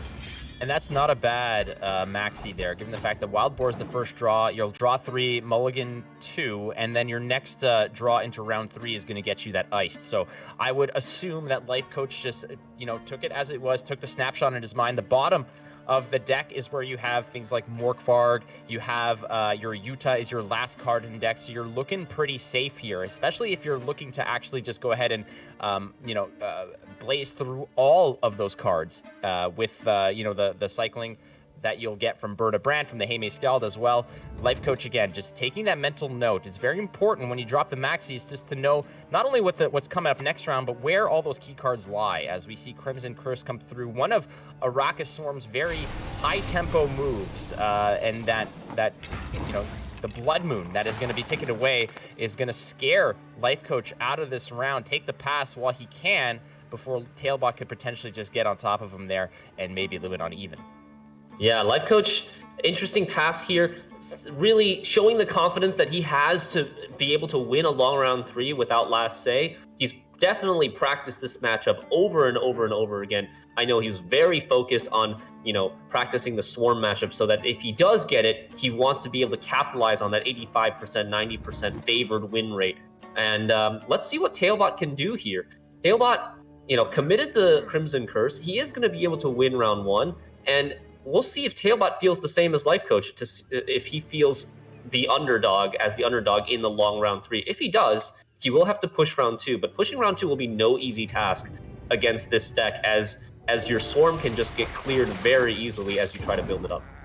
And that's a tough card to commit. That is one of the swarming cards, one of the board development cards, Spontaneous Evolution. They're using it this time just to boost the knickers, which is perfectly fine. But yeah, options are relatively limited when you have a lot of the key pieces that you want for the rounds that matter. Something like Yennefer, something like the Behemoth as well. Those Bone Talismans, if you could manage to keep the board healthy and alive, that's certainly something you'll want to use to just maintain the board health. But I mean, we saw what Wild Boar of the Sea was going to be coming up. A lot of those big cards are. There's no Wild Boar of the Sea in this draw, so Lifecoach must have shuffled, I guess.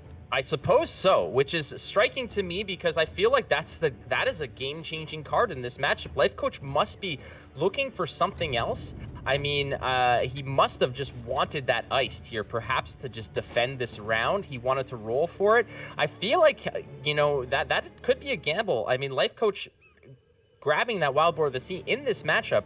Worth noting again that the base strength of those drones being 1 means that Wild Boar is not going to get a second win or a second roll if any of those drones are boosted up by 1 if they're 2 or greater.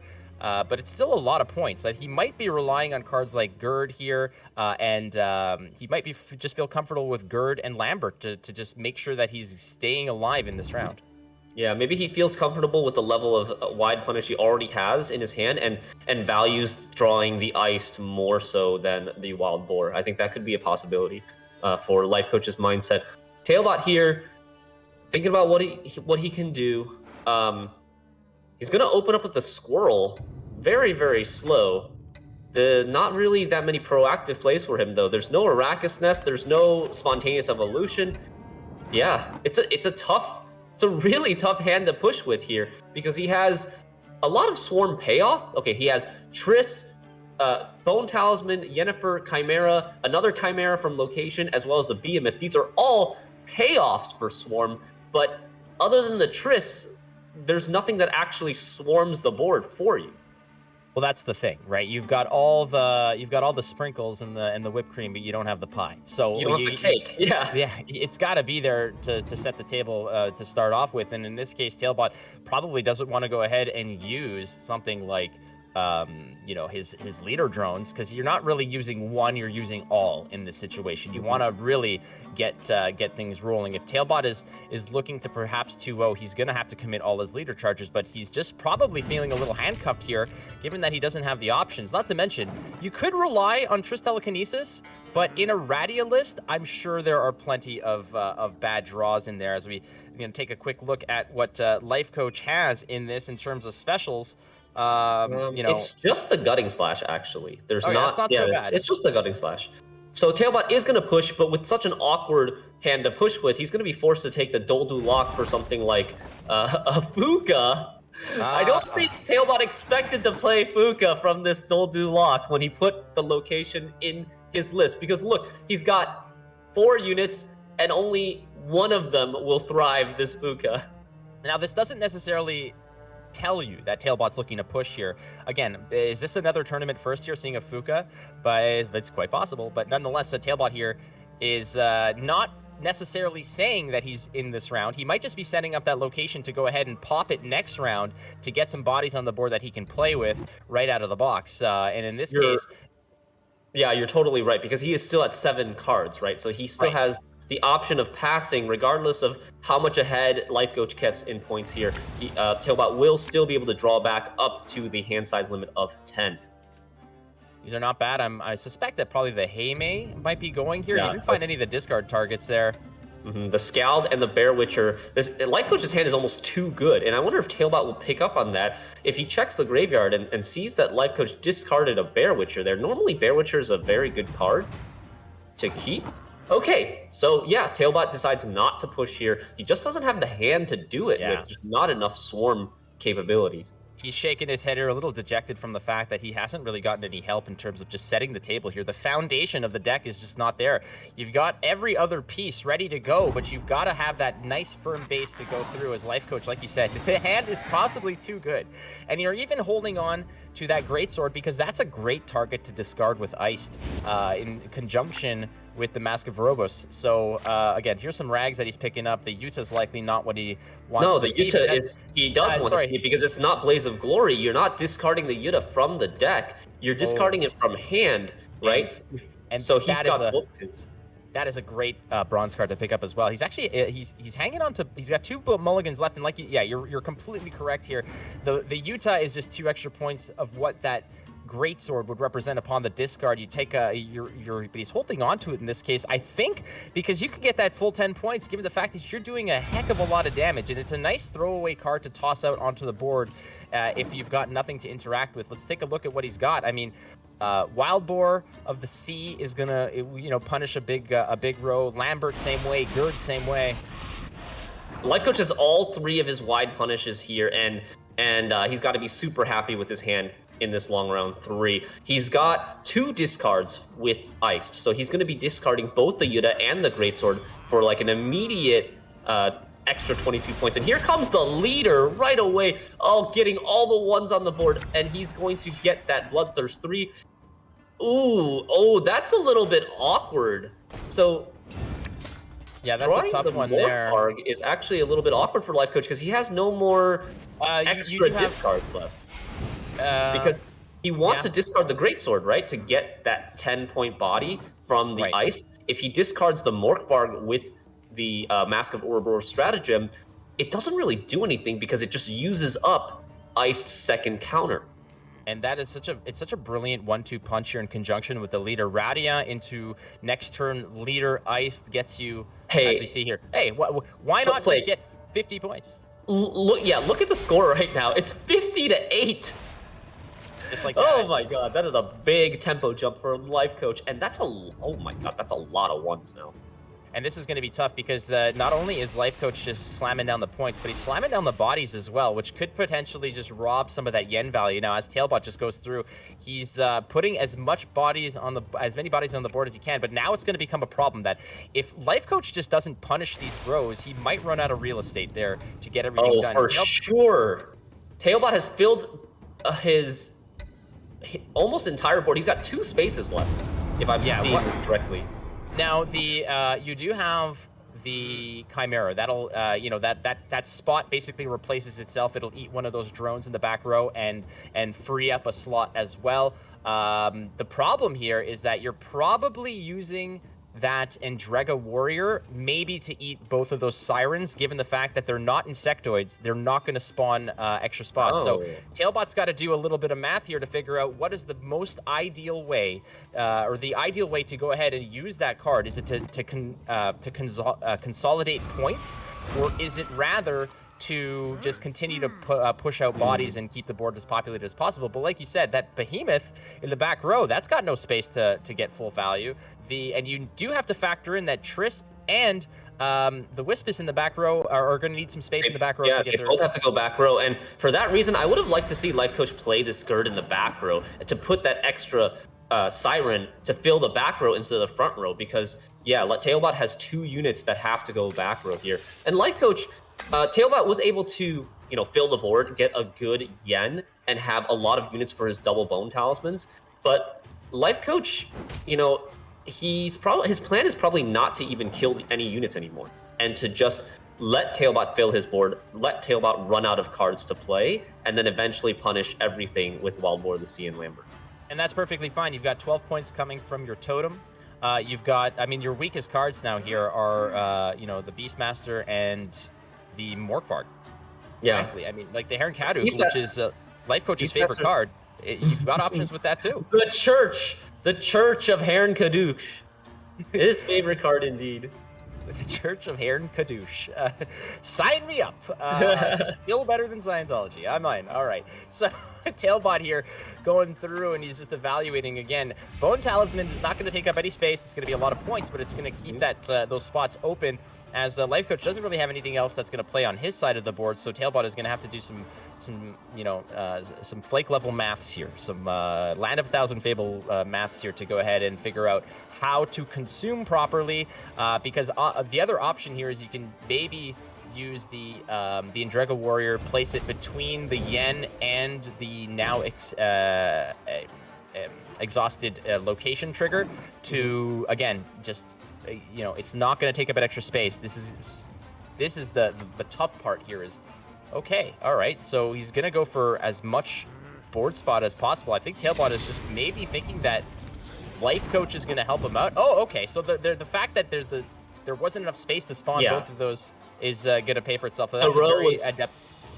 Exactly, the row was already full, so the Endrega Warrior that normally would spawn drones for eating insectoids doesn't spawn anything. So that actually helps Tailbot in this case, now having 2 spots available instead of 1. And now if you take a look at this, that once 42-point lead has dwindled, as at the end of this turn with the ping from the Brockvar Hunter, the extra vitality coming through, that lead has diminished. Tailbot is doing a phenomenal job of making it close. It has diminished, but you see Lifecoach still has his Wild Boar of the Sea and the Lambert, the 2 really big finishers. And Tailbot might not even find a Bone Talisman from this Triss. He could low roll, get unlucky, and find something like Arachas Nest, Spontaneous Evolution, and Lifecoach's Gutting Slash. I think Tailbot's list only has 3 bronze specials, but with that Gutting Slash also muddying the pool for Triss, he could miss it. I think it's a 25% chance. Yeah, there is definitely some room for failure there, and we'll see if Tailbot can pull it off again.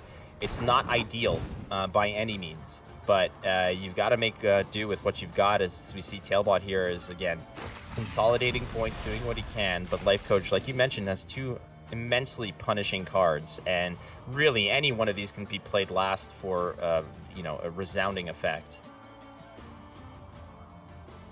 Yeah, okay, so the Lambert comes down. That's 8 drones. 8 drones that he hits, so that's 16 plus 6, 22-point Lambert. Not too shabby at all, and the lead is back up to 30 points. And it was going to happen that way. I mean, Tailbot has finds the Bone Talisman on the Triss. That's huge. Could this actually win it for him? It's not the most that you could possibly get here. Again, he has been holding on to that leader charge, because if that card that he picked up, if he had to play something like Spontaneous Evolution, or if he didn't roll the Bone Talisman there, that would have rolled into, it would have been another organic, which would have put another body on the board, which means he wouldn't be able to play that last that last Wispus to pick up a Spontaneous Evolution, perhaps to boost a beast, or to get as much as he can going here. Yeah, I think Tailbot still has a Spontaneous Evolution left in his deck alongside an Arachas Nest. You definitely don't want to be playing the Nest. And Tailbot gives up. He gives up, knows that he's got no chance, and Lifecoach plays the Wild Boar of the Sea just for good measure, showing Tailbot that he never stood a chance in the long round 3. So Lifecoach winning game number 1 against Tailbot. 1-0 for Lifecoach. Did you guys expect to see this? I mean, prior to seeing the deck lists, perhaps not. But after seeing the deck list, I think it was a shoo-in that particular list was going to absolutely just crap all over Arachas Swarm. And like we mentioned, we're beating a dead horse here to say that Arachas list is obviously the weakest link. So we're not going to talk about it anymore. But we'll see it come up again on Red Coin because that's the best opportunity that Tailbot has to win with it. Well, Tailbot could bring it in game number 2 right away on Blue Coin, because maybe Tailbot's thought process is, my best chance with this Arachas Swarm list to get a win is actually against maybe, let's say, Pirates Cove, and he doesn't want the Pirates Cove deck to squeeze out a win somewhere else and miss his chance to find that win with the Arachas Swarm. So it's possible that he will just keep taking Arachas Swarm until he can get a win with it. It's completely possible. Again, you might be at a more significant disadvantage, obviously, with the blue coin on that. But if you're hunting for a particular matchup, and Tailbot's kind of thinking, again, this is where the mind games come in. If he's thinking that Lifecoach is, or if Lifecoach is thinking that Tailbot is not going to play that list on blue, then he might go in with the Pirates Cove, knowing that's the weak link against that Arachas list. Whereas then maybe Tailbot goes in with the. All right, game number 2 is starting. Tailbot is not elected to take the Arachas list here on blue coin. Instead, going with his dedicated blue coin list, the Inspired Zeal Commandos, really needing that cursed scroll for that extra consistency. And we've got a commando mirror, Flake. Well, we're going to see a lot of those, that's for sure.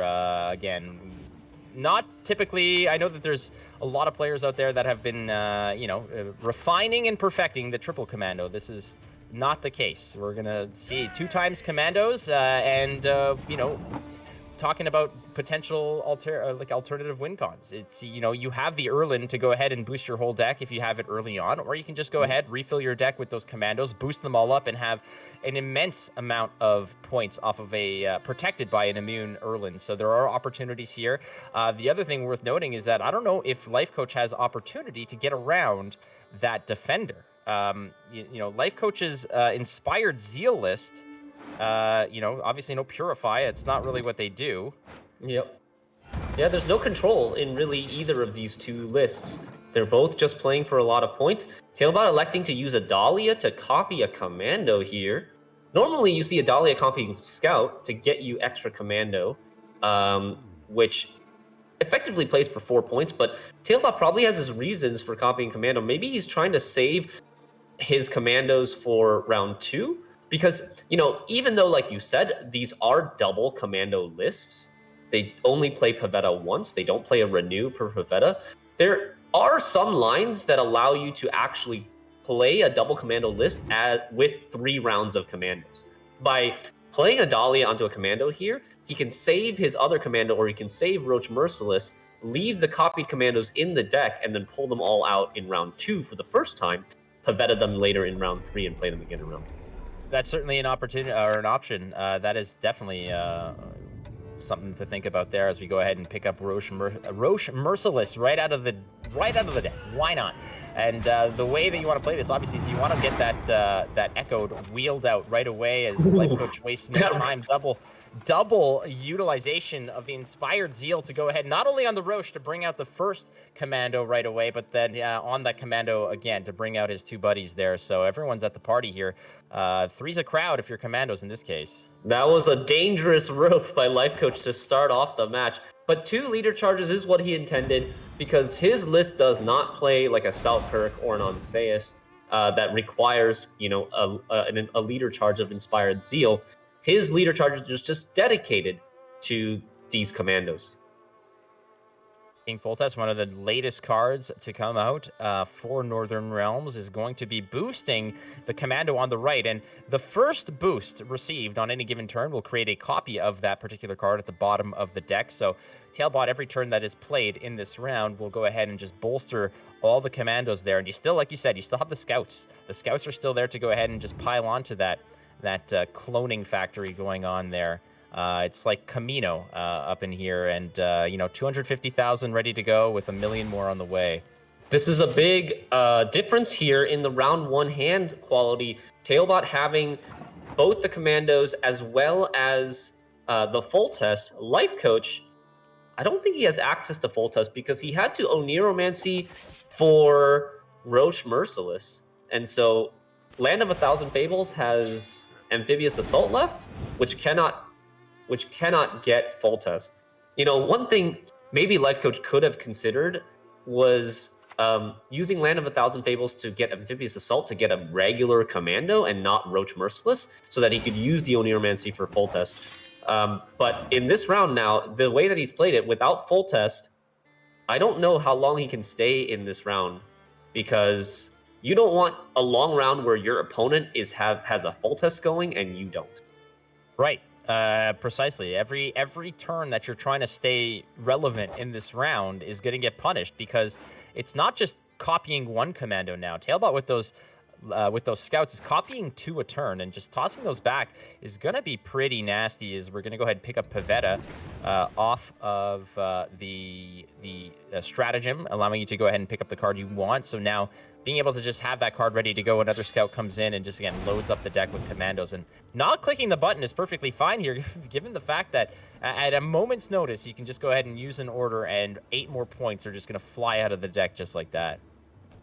Yeah, indeed. This fall test is really doing a lot of work here, and Lifecoach recognizes that, decides to get out of the round before the fall test can make more, but I think the damage is done. Like, Tailbot has 5 commandos on the board, 1 in hand. He still has Roach Merciless, and there's, I think, 3 commandos in Tailbot's deck right now.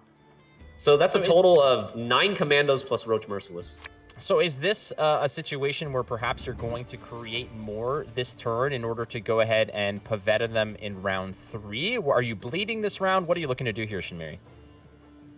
Yeah, I think Tailbot might think about doing what I mentioned earlier, is like playing his commandos. Because he has 3 commandos in the deck right now, he can kind of play commandos in this round and then play commandos again in round 3. He can kind of go for the triple commando strategy. Where Lifecoach, I don't believe Lifecoach has any commandos in his deck. He's pulled them all out, didn't copy as many as Tailbot. So I think that gives Tailbot a distinct advantage in this game right now.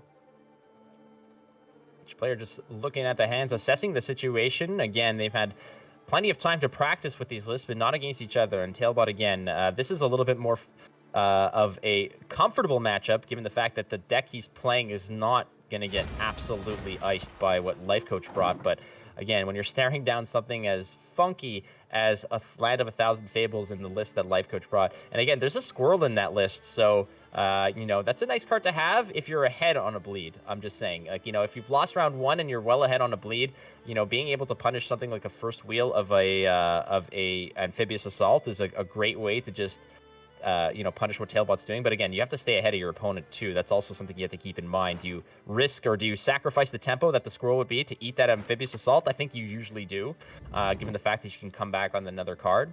So Pavetta's going to come through and go ahead and refill the deck with those commandos. And that, you know, it's not the most amount of commandos I've ever seen, but it's still enough to give Erland a nice, you know, a nice beef. A beefy... Yeah, so Lifecoach has 5 commandos. Kind of wimpy compared to Tailbot's 9 commandos and Roach Merciless. Not gonna lie, I think this one is very favored for Tailbot at the moment. I wonder how Lifecoach, if he has a plan to dig himself out of this hole. He's still got the Land of 1,000 Fables. So Lifecoach has access to a potential Draug that Tailbot does not. That could be the difference maker. Action here to Lifecoach, who's just, again, assessing the fact that the defender's set up, which is usually a telltale sign that we're going deep into this round and there's going to be some big pieces committed. Roche comes out, which is that big piece exactly, and that is a card. That defender, Shinmiri, is a card that Lifecoach pretty much has almost no answer to. I don't think he's got really any way to just go ahead and get that out of the way, so we're just going to go ahead and, again, I don't think Tailbot, there's no way Tailbot's bluffing here, but again, playing the Erland here, buffing the deck, as we see immediately. We're going to go ahead and pop the order on Roche. We're going to lock up the Erland just in case, again, putting another option out of reach for Lifecoach to get ahead here. Yeah, exactly. Tailbot has a couple of control tools, right? He has the Margarita lock, and he has the Selkirk duel. So he's looking at Lifecoach's deck list, because we are playing in an open deck list environment. Both players know exactly every card that your opponent's playing, and sees, okay, what do I need to answer? I can answer this Erland, and then I can save the Selkirk to answer the full test.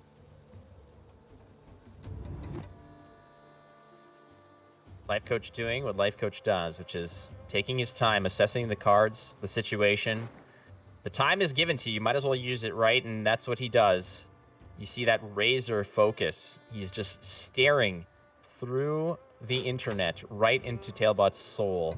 And Maxi's going to come through, just to sort of, again, these are cards that are you want to play in earlier rounds, obviously, to just go ahead and see what's going on. But man, there is no hesitation from Tailbot as he just goes ahead and calls in the cavalry without the horses, apparently. The commandos come through, and that's a lot of them. And we still have not seen, Shinmiri, we have not seen the, that's just half the story. Yeah, that's just half the commandos. There's still 5 commandos in the graveyard right now. So, like, Tailbot hasn't even played the Pavetta yet.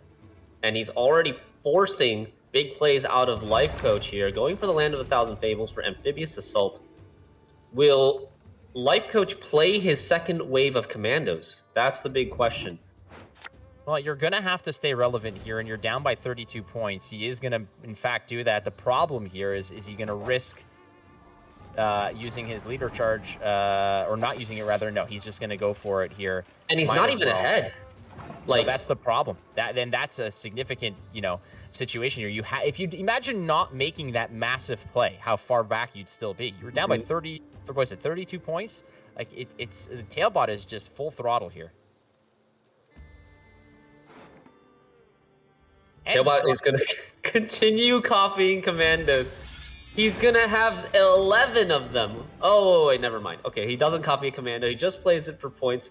I mean, how many commandos is too many? I think Tailbot puts 11 at too many because you can only fit 9 units on a row. So later on, with no movement card like Siege Ladder in Tailbot's deck, he's not going to be able to really take advantage of any commandos in excess of 9.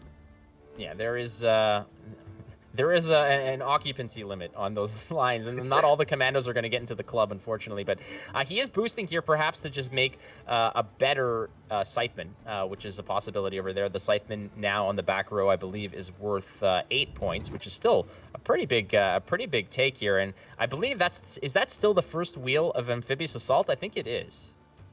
For Tailbot, yes, I think it is. He hasn't played it yet because maybe he's thinking that there might be a squirrel in Lifecoach's hand, which there actually is. So Tailbot could be considering saving this or playing it when he's so far ahead that the squirrel is too much of a liability and too slow of a play for Lifecoach to consider. Boimir's another great way to catch up here. The Boimir coming through for 5 points, boosting the back row, but still not enough. Not enough. Day late, buck short here. Tailbot taking a swig of that confidence juice and assessing, do I push? Why not in this case? If you drop a Scytheman, a 4 provision card on a row for 8 points, you're forcing another card out of Lifecoach. But like we said, that Scytheman is also worth a lot on a boosted row full of commandos. But are there too many commandos at this point, Shinmiri? I don't know if there's such thing as too many commandos, but Lifecoach will be wishing that he had some more. But he can get the squirrel on one of these commandos, I suppose. It's kind of like a small silver lining, but yeah, he's only taking the countdown from 10 to 9, so I don't think it's going to end up making a huge difference at the end of the day. Well, no. I mean, you're going to put all the commandos back in your deck, all 9 of them. You're going to play one, boost it. Basically, yeah, you're going to put them all in your deck. Now, there's another opportunity is for Erland there, but I suspect that if you're going to be playing commandos, if with Pavetta like this, with all 9 of them, you're likely going to play them. You're not going to leave them in the deck, obviously, for Erland to boost. That's not how you want that to happen. Well, Erland's a nice additional option. Yeah, you will boost them with Erland before pulling the commandos out, but then you'll pull the commandos out afterwards, and you'll probably still click Erland in this round, as this is round number 3. There's not going to be that much boost on Erland, since there's only 6 cards in the deck for Tailbot right now, and the commandos are going to get their value pulled out anyways. Lifecoach does have his second copy of Amphibious Assault, so he does have a Draug available to him. It's a 7-card round 3. Lifecoach has no commandos versus Tailbot's 9 commandos, but will the Draug be able to carry this round? It's gonna be a tough fight. He does have 2 PFIs, to get a bunch of ones, a bunch of human bodies.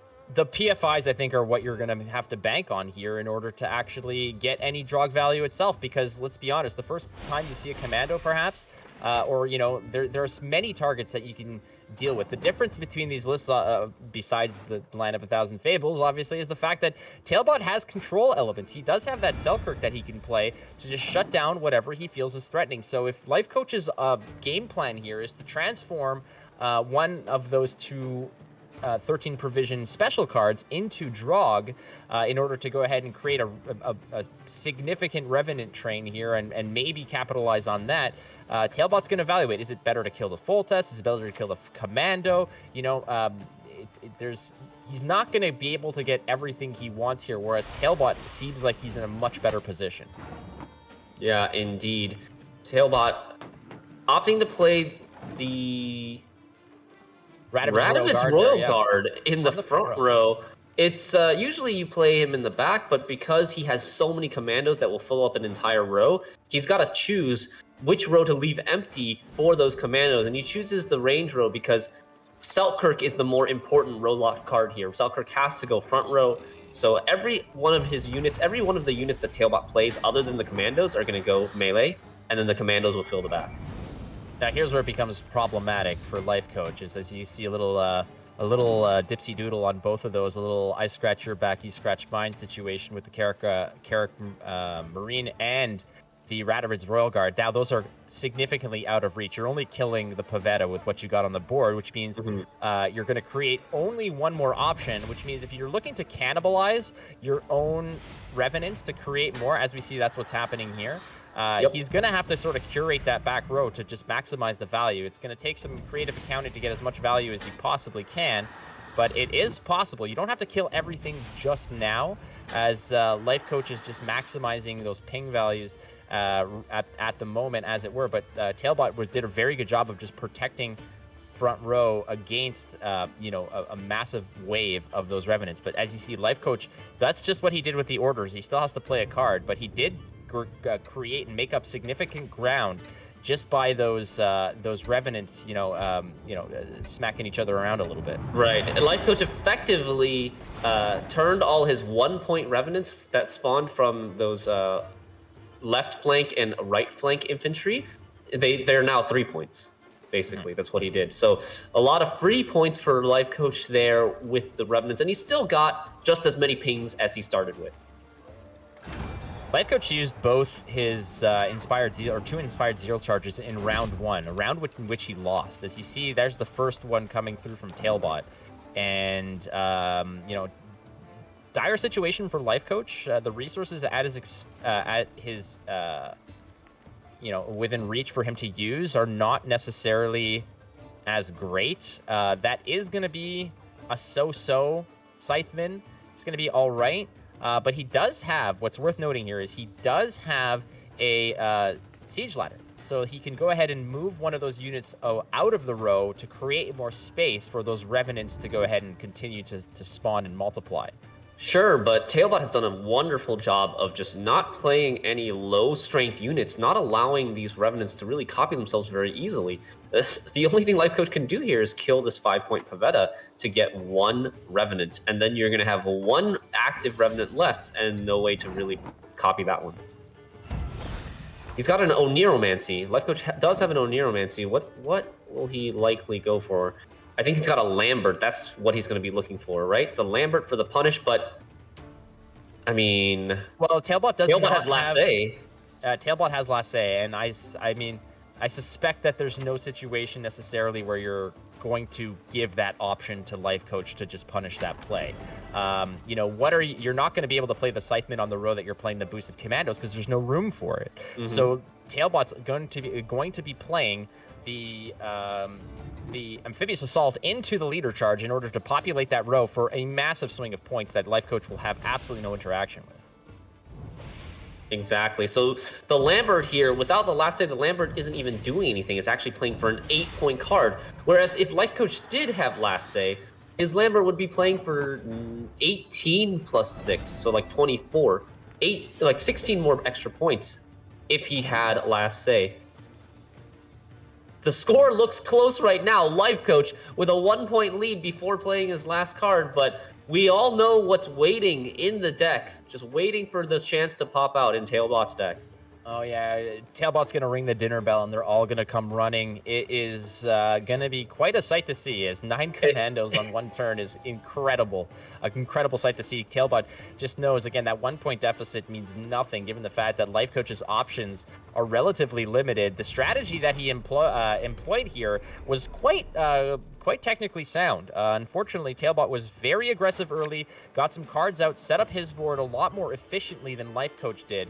And, one Lyrian Scytheman is not necessarily going to punch your ticket through this game, but Tailbot is going to probably... No, he's absolutely going to come I think through the here. biggest difference was Lifecoach not having access to full test in round 1 based on the way that he used his Oniromancy. And here we have it, 101 Dalmatians, 101 Commandos for Tailbot with the massive victory. Tailbot ties up the series 1-1.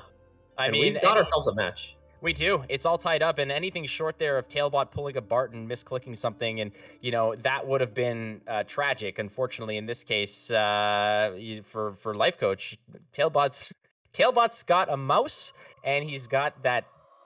He set the sensitivity ultra low so he doesn't accidentally slide it over. And there's the power of those commandos lists, ladies and gentlemen. We've seen it as memed in the past, triple commandos, this, that, whatever, but the deck actually has got some significant legs, and a lot of people are already on this list, and that is... we've seen 2 unique ways to actually play this. In this case, I think the tail of the tape here, Shinmiri, is the fact that Lifecoach had to use up those leader charges just to get set up, and ultimately did not win that round. It's a tough thing to digest when you've committed so much of those resources and you still have to walk away with an L in that round. Yeah, agreed. But that's not really the matchup that matters. Lifecoach is okay with Tailbot's Inspired Zeal list getting a win. All he has to do is shut out this Arachas swarm 3 times, and he's got it. So here we go. Game number 3 getting started soon. Will Tailbot bring Arachas swarm again on red coin? I think that there's a good chance that he's not going to be playing... Lifecoach is not going to be bringing that Inspired Zeal list on this side, because there's no way to deal with... Not as many ways, rather, to deal with those... to deal with the swarm that Arachas is going to bring here. So it's likely going to see another list that's going to come through and try to punish the Arachas. Now, again, the mind games are in order here, and is Tailbot again going to take advantage of red coin to try to play the Arachas list and try to get it through? He has to do so to get through. It's 1-1 in the series, friends, and it's all tied up, but it's certainly leaning one way. Yeah, so if Lifecoach doesn't want to bring commandos versus the swarm list from his blue coin, then he'll bring... There's only one list left. That's the Tin Boy Pirates Cove list against Arachas Swarm is likely what we'll be seeing coming up. This Tin Boy list... Yeah, go ahead. Yeah. No, I was about to say, not as many ways to deal with the swarm that, let's say, the Patricidal Fury list did, but there's still some major threats. Things like Tin Boy, like you said, an expensive but immensely impactful card to play, but also something like Horson Jr. You fill the bank, you drop Horson Jr., and you can just go to town cleaning up the board, as Tailbot again on red coin, leaning on that advantage, that potential last day advantage that he's hoping for. But Lifecoach does have tools in his arsenal, as we already see Tin Boy just chomping at the bit. It's there, it's ready to go. Now, unfortunately for Lifecoach, a card like Professor in this matchup isn't really going to be all that fantastic. Yeah, it's going to be okay. It's really just going to be okay. There's not much to remove, but you can maybe still get, you could potentially just kill your opponent's Archaspore for them, knowing that they're going to consume it anyways. Larry is offended by that statement. He just got back into viability status, and you're already just putting a target on his back. How dare you? But you're right. Again, Squirrel potentially is just a one-shot kill if necessary. The Archaspore as well. But it's gonna be a tough one here, as Lifecoach just right out of the box is gonna drop Siggy, and there comes the boat. The Flying Redanian is some thinning and some bodies. All right, so this matchup, unlike the Patricidal Fury matchup against Arachas Swarm, is not as favored for Lifecoach in the long round 3. I think the long round 3 actually is pretty close because you only have the Tin Boy as wide punish. You don't have anything like, you don't have a second and third card like Gerd and Wild Boar of the Sea, right? Horson, but it's expensive. Yeah, and there's no Lambert in the list. This is the only list of life coaches that doesn't play a Lambert, and because it's a devotion list to get value from Horson Jr. But Horson Jr. isn't that great of a punish for Arachas Swarm, because if you use this order ability if you use this fee ability to kill drones, they're getting 3 points of value anyways. Triumphant return of the Archaspore to the tournament scene, friends. There he is. Now here's the power of Pirates Cove. Being able to just spawn a Jackal before you even go ahead and gain coins is a nice way. Clicking a lot here. We're gonna go ahead and see what we can find. I believe that was Eavesdrop. Eavesdrop, played by Lifecoach here. He's going to decide what he wants to toss back. I don't think Poison is something that you want to have in your hand, and that was it. Fistek gets tossed back into the Pontar. This is very committal from Lifecoach here, though. Both a Siggy and a leader charge in round 1 from Blue Coin, where he has no real chance of like winning on even. He's at best going to win down 1, but Lifecoach obviously values round control a lot in this matchup, and if he's doing this in round 1, he means he really wants to win it and push round 2. Yeah, Lifecoach looking a little bit perturbed here. You could see there's a little bit of concern, a little bit of stress pumping through those veins right now as Tailbot seems a little bit better off-suited. Again, this is a complete 180 from what we saw in game 1, where Tailbot was just lacking these options to develop the board. Something like we just saw right now, like the Arachas Nest, which puts down 5 bodies and just plays right into that swarm mentality. That is the great foundational card to get your strategy off the ground, as everything after that is just gravy. As you have something like Spontaneous Evolution, you can go ahead and maybe eventually get to something like Chimera. You have the location as well. There's options now. Tailbot, knowing that he's feeling a little bit better, and Lifecoach has an answer, but you're never going to play Tin Boy now. There's no way. There's no way. You got to save Tin Boy for a round that Tailbot actually has to win. Tailbot can just pass whenever he wants here. So, whoa! What is happening? Is Lifecoach okay? So Lifecoach must be worried about the heat wave, because Tailbot has some control in his Arachas Swarm list. He has a heat wave, he has a Dora Gary, and Lifecoach just doesn't want all of his points to get eaten up by a heat wave. But this is insane overcommitment, I think. I mean, he's got options. I think he might just be banking on the fact that, this is a massive committal.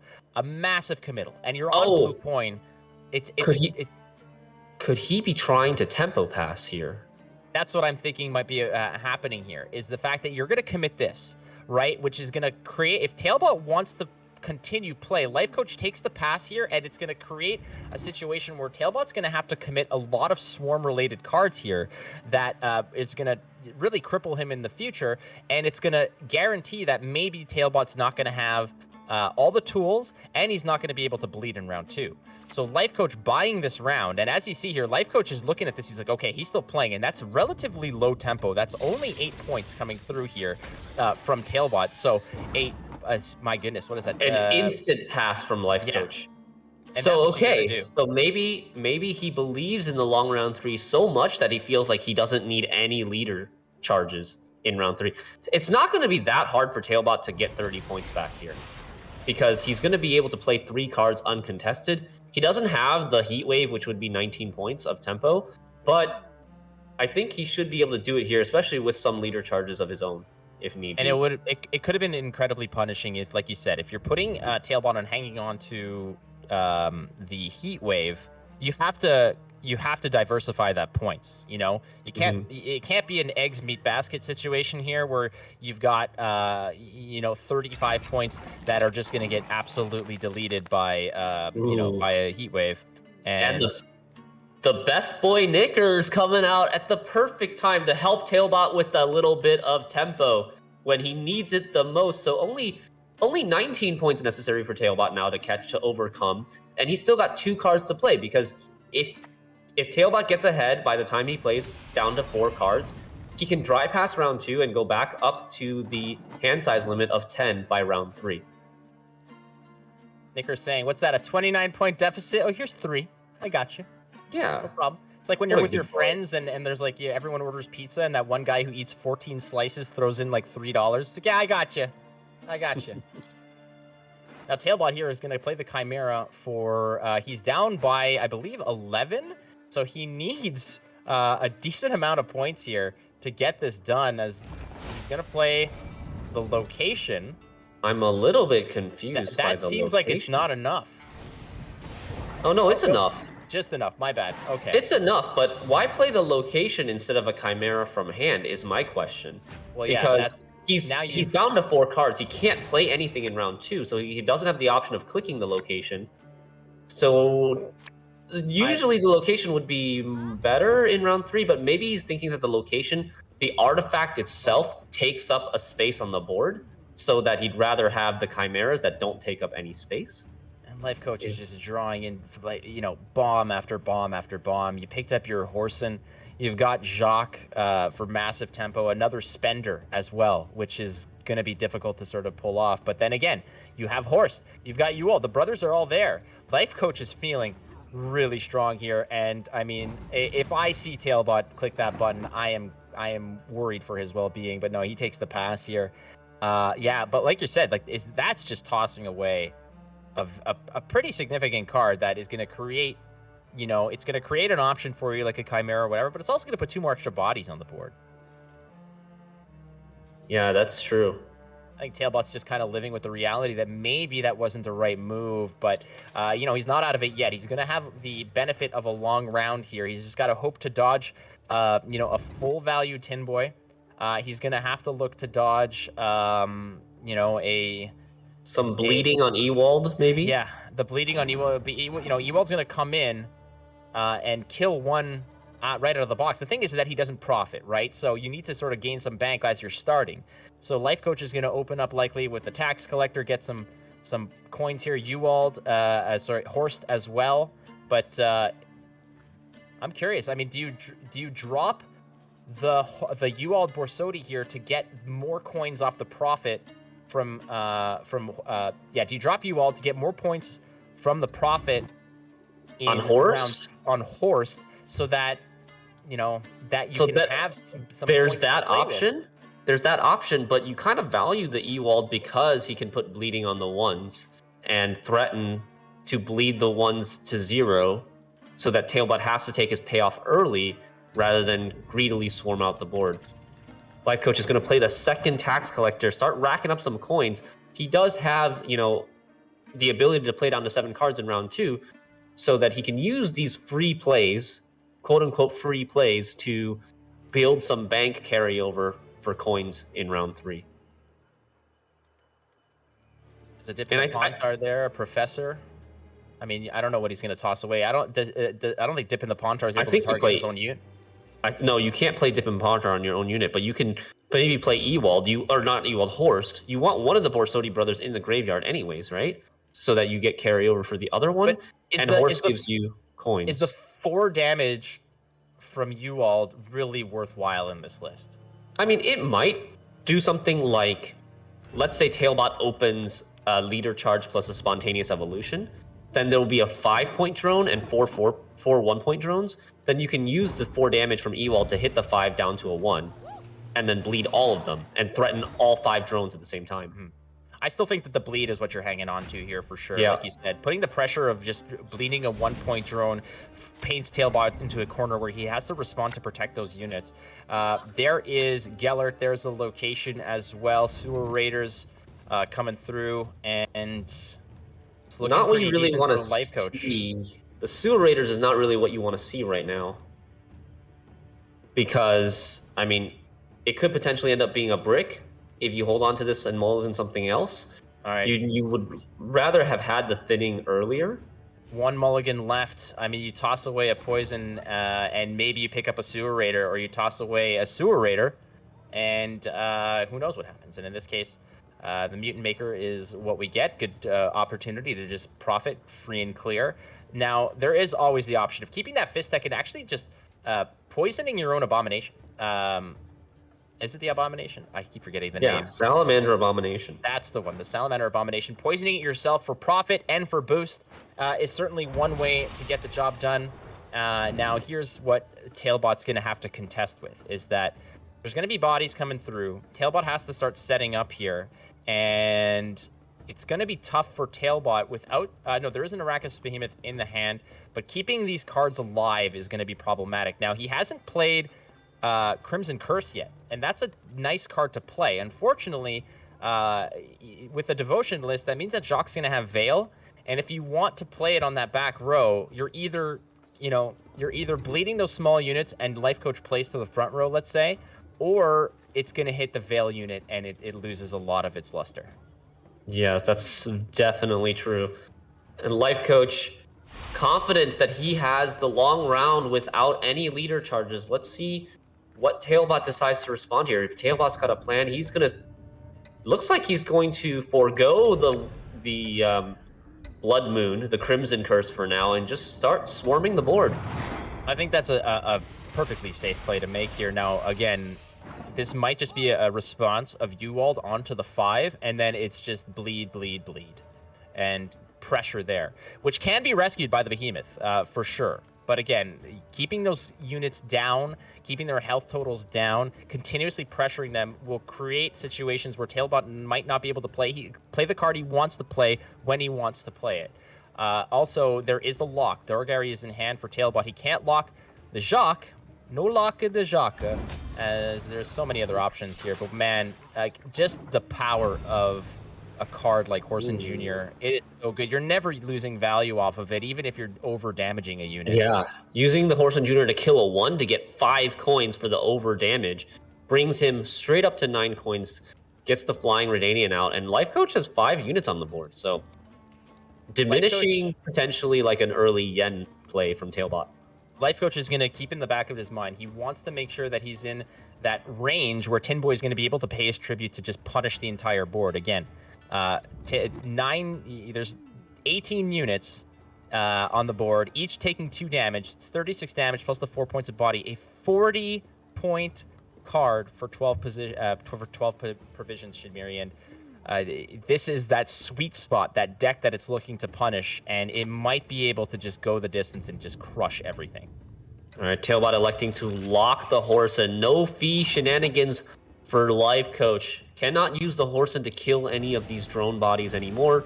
Lifecoach spending a couple coins, and it's getting close to the point where you kind of have to play the Blindheim brothers, because Gellert does have adrenaline. You want to play the Gellert before his adrenaline runs out so that you have no cooldown on his ability, and you can just poison everything on your board, even poison the Jacques multiple times, and gain 2 coins for all your troubles. Now, I don't think... So if you're poisoning your own Jacques, I believe that you're not going to gain the coins from the Roland ability. That's as true. Karathi Heatwave here is taking out the Roland. Again, a nice engine piece to just keep... the Gellert Roland combination is... when you use the Gellert ability, you're not only boosting by 2, but by paying the 1 coin. So it's a 2-to-1 conversion rate, which is the best you're going to get. But you're also gaining a coin on top of that. So you're gaining a coin boost by 2. It is the best trade deal in history, as we see Gellert comes through and does what Gellert needs to do, which is go ahead and boost the whole board, poison everyone. You can only do, obviously you're not going to kill your own unit, but might as well use the coins as they exist here. As we see, there are still enough coins in the bank for Lifecoach to get a full Tin Boy.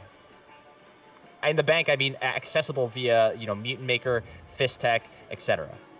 Yeah, Mutant Maker with the Jacques unkillable now, since the Heat Wave from Tailbot has been used. Mutant Maker is going to get you 3 coins and an extra coin from Jacques for being a Firesworn card. So that'll bring him up to 4. The Fist Tech will bring him from 4 to 8, and then he'll have exactly those 8 coins to play for Tin Boy's tribute. But I'm also wondering what he's going to do with the Salamandra hideout, because if you take Salamander Abomination, that costs tribute 1 as well. You could also consider taking the Salamander Mage that damages 3 adjacent units. That could be used to kill drones as well. That's definitely there's a lot of versatility in that card. Triss comes through here. Now there's a lot more pollution into what Triss could potentially offer you. It's going to be a spontaneous evolution. That's what you want to see if you're Tailbot here. You know, it could have been a Fist Tech. It could have been a Dip in the Pontar. These are really bad ways to pollute what Tailbot is looking for, but he does nail what he wants to find, and Lifecoach can just go with the Mutant Maker here, get the 3 coins, follow up with the Hideout if necessary, but also keep in mind that there's a Uwald still waiting in the wings that could pair up nicely with the Professor. Perhaps the Professor even now going to go ahead and crush that Triss, but if you want to get greedy, you can Uwald, let's say, the Dorgary, and then follow up with the Professor to get even more coins if that's how you want to spend your money. That's true. Lifecoach is going to take the guaranteed 4 coins. Doesn't want any shenanigans. Those are the worst. He's going to be poisoning every single unit he puts down on the board for 2-to-1 coin ratio, which is pretty much the best you can get in the game right now. It is. It's on par with cards like Philippa, right? Philippa's going to go ahead and convert 2-to-1, although, you know, not necessarily as free and clear. It's a one-shot deal, right? You got to really line that up properly, whereas something like Gellert is just every turn, it's and against the right lists, you know, it's just going to go ahead and convert those coins magnificently. Paired up with Roland, it's beautiful. Tailbot had already heat waved the Roland, though, so that's an old story, but Lifecoach definitely has plenty of ways to just you know, make do here. Now, we need to keep in mind that he does want to make sure that Tin Boy does hit the tribute. Tin Boy does, I believe, profit by 2, but the tribute is a full 9. You got to empty the bank here. Everything goes into dog coin in this case, if you're Tin Boy, if you want to make a splash. So Tailbot taking the early yen. Normally, like, you know, if he was just playing Solitaire, he could have gotten more units on the board with, like, his last leader charge with the Arachas Behemoth, but he takes the early yen to put everything to 3 minimum so that Lifecoach cannot wipe the board with the Tin Boy. Right. Or wipe a row.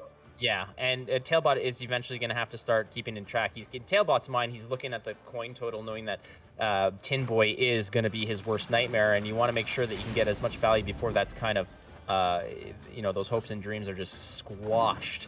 It's a tough go here for Tailbot, down 20 points, but there's still a lot of points to come as you have 2 Chimeras and 2 Bone Talismans with the Behemoth coming through to repopulate some of these units. There's a ton of payoff left for Tailbot, and he's already catching up.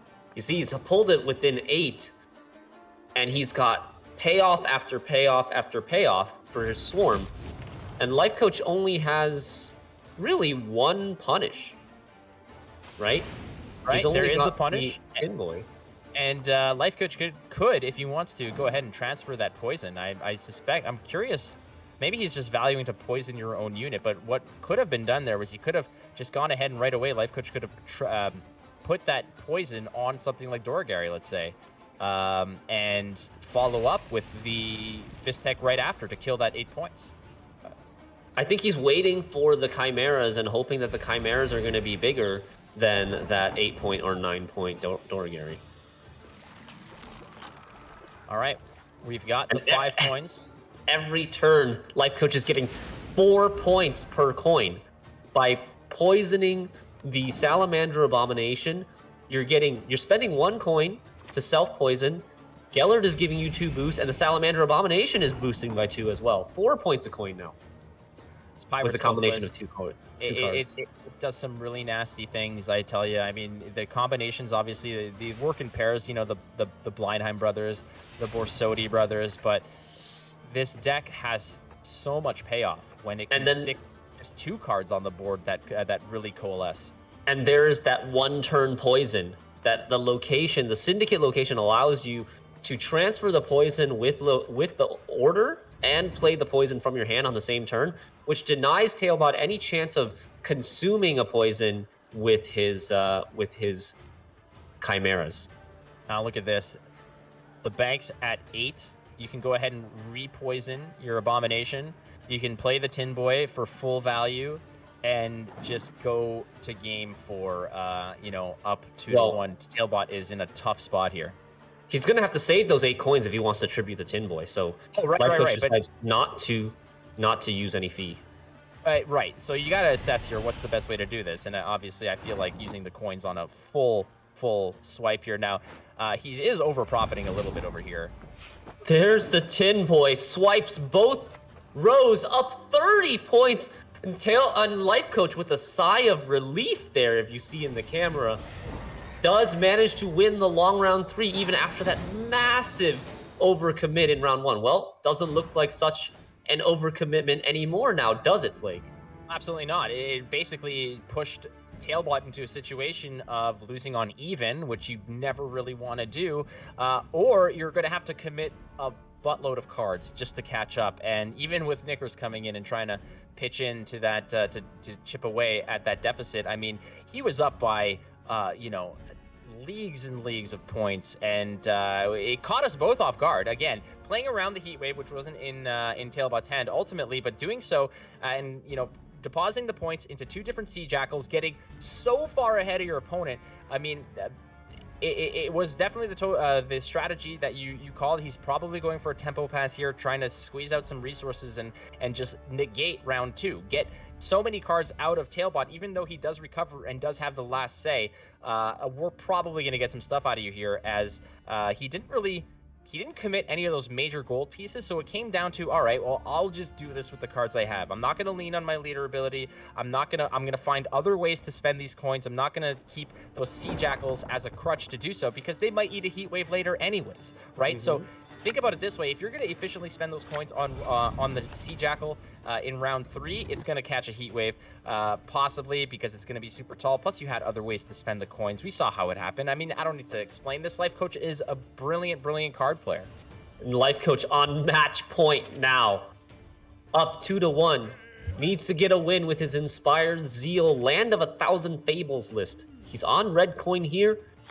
I think he likes to see the red coin with this deck, because he has the additional consistency tools like Land of 1,000 Fables, like Oniromancy. He doesn't care as much about having the Cursed Scroll for consistency, and red coin affords him the possibility of threatening to win on even. Trying to look at control opportunities here for Tailbot. There are not many, to be honest with you here. Professor's not really going to get the work done that it might want to. Horson is certainly something to consider, but when it comes to dealing with problematic cards, I mean, it's going to be an expensive move. Let's say that Full Test comes in, and you could protect it if necessary with something like an Inspired Zeal charge, but I don't think Lifecoach wants to do that. But, if Tailbot has that Horson Jr. in a hand, I think that it's got one prime target, which is going to be that Full Test. Yeah, but Tailbot does not have Horson Jr. In fact, he has Vivaldi Bank, which you could technically try to dig for Horson Jr., but I don't know if he's willing to use that in round 1 without even a guarantee of getting that Horson. Look at that. We saw this again. We saw this before, rather. Lifecoach is using both of those leader charges, those inspired Zeal charges, to boost the unit, but also allow it to use its ability, its order ability, right away, as 20 points of tempo on the red coin and 3 targets to potentially clone is a pretty safe way to go. It's a tough thing to look at when you're not playing. If you're not playing a leader ability like Precision Strike or, Imprisonment or something where you can go ahead and use your leader to answer one with a card to answer another, 2 commandos is a tough thing to stare down, especially when you basically just walked into this round. You've barely hung your hat and you're staring down this threatening board that is only going to get worse. Yeah, so Tailbot committing the Ulrich into the Firesworn, the Fallen Knight here. Getting ready to put up a fight, I guess, for this round. And Lifecoach has a great hand. He's got Full Test. He's got Scout. He's got Reinforcement. Maybe looking for the Oniro into Land of 1,000 Fables. A tutor for a tutor for a tutor. I mean, they did play in beta. Lifecoach was a beta player. I mean, tutors into tutors into tutors was essentially the identity of Gwent for a while here as we go get a. Is that on the bingo chart anywhere today? 3 tutors. It should be. It absolutely should. Tutors into tutors into tutors. Neuromancy into Land of a Thousand Fables into Amphibious Assault to get a Cintrian Knight. This is not a card that you see very often. A 4 provision Northern Realms Bronze that does 2 damage and gives himself Vitality if you get a death blow. Cleaning up that Tax Collector very nicely. Now, this is going to be a tough answer over here. How are you going to kill that full test? You're down by a load of points. Tailbot's only option here could be just to get out of the round, but he's already committed 2 Fallen Knights. That is an indication that you might want to stick around, and Lifecoach is going to take advantage here and commit a big piece like full test to go ahead and continue to clone those commandos. Again, full test is typically a card that you want to play earlier on to just populate those commandos, get them going, as well as it's just it's a tough engine piece to contest with when it, that point generation is unrivaled off of one card. It's going to put a body on the board. It fixes or helps establish and reinforce the strategy you're already going with here. As we see, there is Gellert. He doesn't only appear in Pirates Cove, friends, but he comes through and finds value, especially on those Veiled Fallen Knights. Yeah, and Tailbot kind of deciding not gonna even try answering this full test. He does have like the 2 poisons in hand, but he values getting the 0 cooldown adrenaline effect of Gellert first. The problem with that is that if you're going to be poisoning the full test, you have no payoff in terms of coin spending, right? So you're gonna play 2 cards, take 2 turns to kill full test. And then you're still way behind. You have no way to spend those coins. And yeah, cool, you can carry them over to the next round, but you've already committed a lot of cards for no tempo, only to lose this round on even. That's true. He's not playing something like Pirates Cove that can just at will convert those coins into points at any time. I suspect, if Lifecoach sees that the full test gets poisoned, he might just have taken a pass. The tempo on that would have been bad. This might be the pass for Lifecoach. We'll see. That's kind of how I evaluate this, but we'll see how this goes. He could continue to play and just, say, all right, well, if you've got another poison, does he play? He plays 1 Trafficker, so at the worst, it's a 9-point tempo play with no spenders, really, to convert those coins into anything. Right. I think with Lifecoach still having a reinforcement in his hand that can potentially get him an extra copy of Commandos, I think that he's going to keep playing here, at least copy that Commando an extra time, see if this is a bluff or not with the poison, and then decide afterwards. And look, this row is already full. He's got 7 Commandos on the board with another 1 Commando that Fultz has just created in the deck. So total of 8 Commandos for Lifecoach here. Looking pretty good. Still up a comfortable 16 points while it's his turn up a card. Right, and you could easily pass here if you want to and just put it on your opponent to find a way to spend those coins efficiently. And if he does manage to just pull this out, it's going to come at a significant cost. You do have the Vivaldi Bank in the right spot on 6 coins to just go ahead and maximize the value for Vivaldi Bank. You're not over profiting, but you're getting full reach into your deck if necessary. The Lifecoach is just going to go for it, and that's perfectly fine. But Voimir I feel like that's a big card to commit on such a favorable position to be in. Mm-hmm. He already had a big lead, and he's just made the lead. I think that's what Lifecoach is trying to do, though. He's trying to make the lead insurmountable to get a pass from Tailbot. Lifecoach really wants to win this round on even. He's not happy. It seems like he's not satisfied with just losing the round up 2 cards and having card advantage. But he's running out of things to play. Can't play the Pavetta. Technically you can play the Lambert, I guess, but Lambert is a great card for later in this matchup because of how many Firesworn Zealots Tailbot is going to make. Right, and you've seen 1 Congregate, but you've seen no leader charges. You haven't seen something like Sacred Flame come through, which is going to really get extra value out of those.